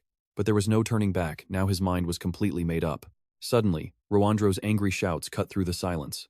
Waving his arms, he demanded the palace guards let him pass. Pushing past them, he apologized and shouted that he had incredibly urgent news for Viscount January. Recognizing the newcomer, Gale asked if he was the expert, and the man nodded, saying it had been quite a while. He didn't understand why the guards wouldn't let him pass, and repeated his urgent news. Curiously, the prince asked if he was the one who rescued John from the second floor. Stuttering, he quickly started describing the massive knight who had accompanied the young lord, making the Viscount realize he meant Beric and instantly tensing up. Bowing deeply, Jan explained that his warrior wasn't cut out for noble banquets, and fearing he'd cause trouble, Jan needed to excuse himself. And that's where we leave it with Gale sipping his wine, letting Jan walk away. Let's dive right into this crazy escape. Jan finally connects the dots and takes a determined step forward to rescue Rowandro. While descending the dark stairs, Jan quickly asked what had happened to Beric. But the expert calmly told him not to worry, explaining he was only there to get him out safely. Gesturing for silence, the hero warned that the prince would hear everything, but the man indignantly shouted back that it was barely half true. Outside, the dead of night ruled, with only a few castle windows dimly lit by the flickering lanterns glowing within. Beric was fast asleep right near the entrance, happily hugging random bottles of alcohol without a single care in the world. Staring at the drunk warrior, Rowandro urged Jan to drag him away quickly before anyone spotted them in this state. As the hero lifted the heavy warrior, Beric briefly woke up, but Jan told him it was time to go home. Grabbing him, the Viscount knew they couldn't afford to let their guard down. Even with their gloves on, they knew the prince was smart enough to find ways to test their true identities. As they dragged Beric along, they realized that escaping Prince Gale's clutches meant they had to leave this castle immediately. But here's where it gets dangerous. The prince watches them from a high window, gloating that the Viscount is already in his hands. As they navigated the pitch-black corridors, they silently complained about the warrior's massive, heavy weight. Furious at his sheer irresponsibility, they finally dumped him onto the bed, muttering that he was built like a brick wall of pure muscle and raw strength. Staring down at the sleeping guard, Jan muttered that the guy should be banned from drinking, and Rowandro completely agreed.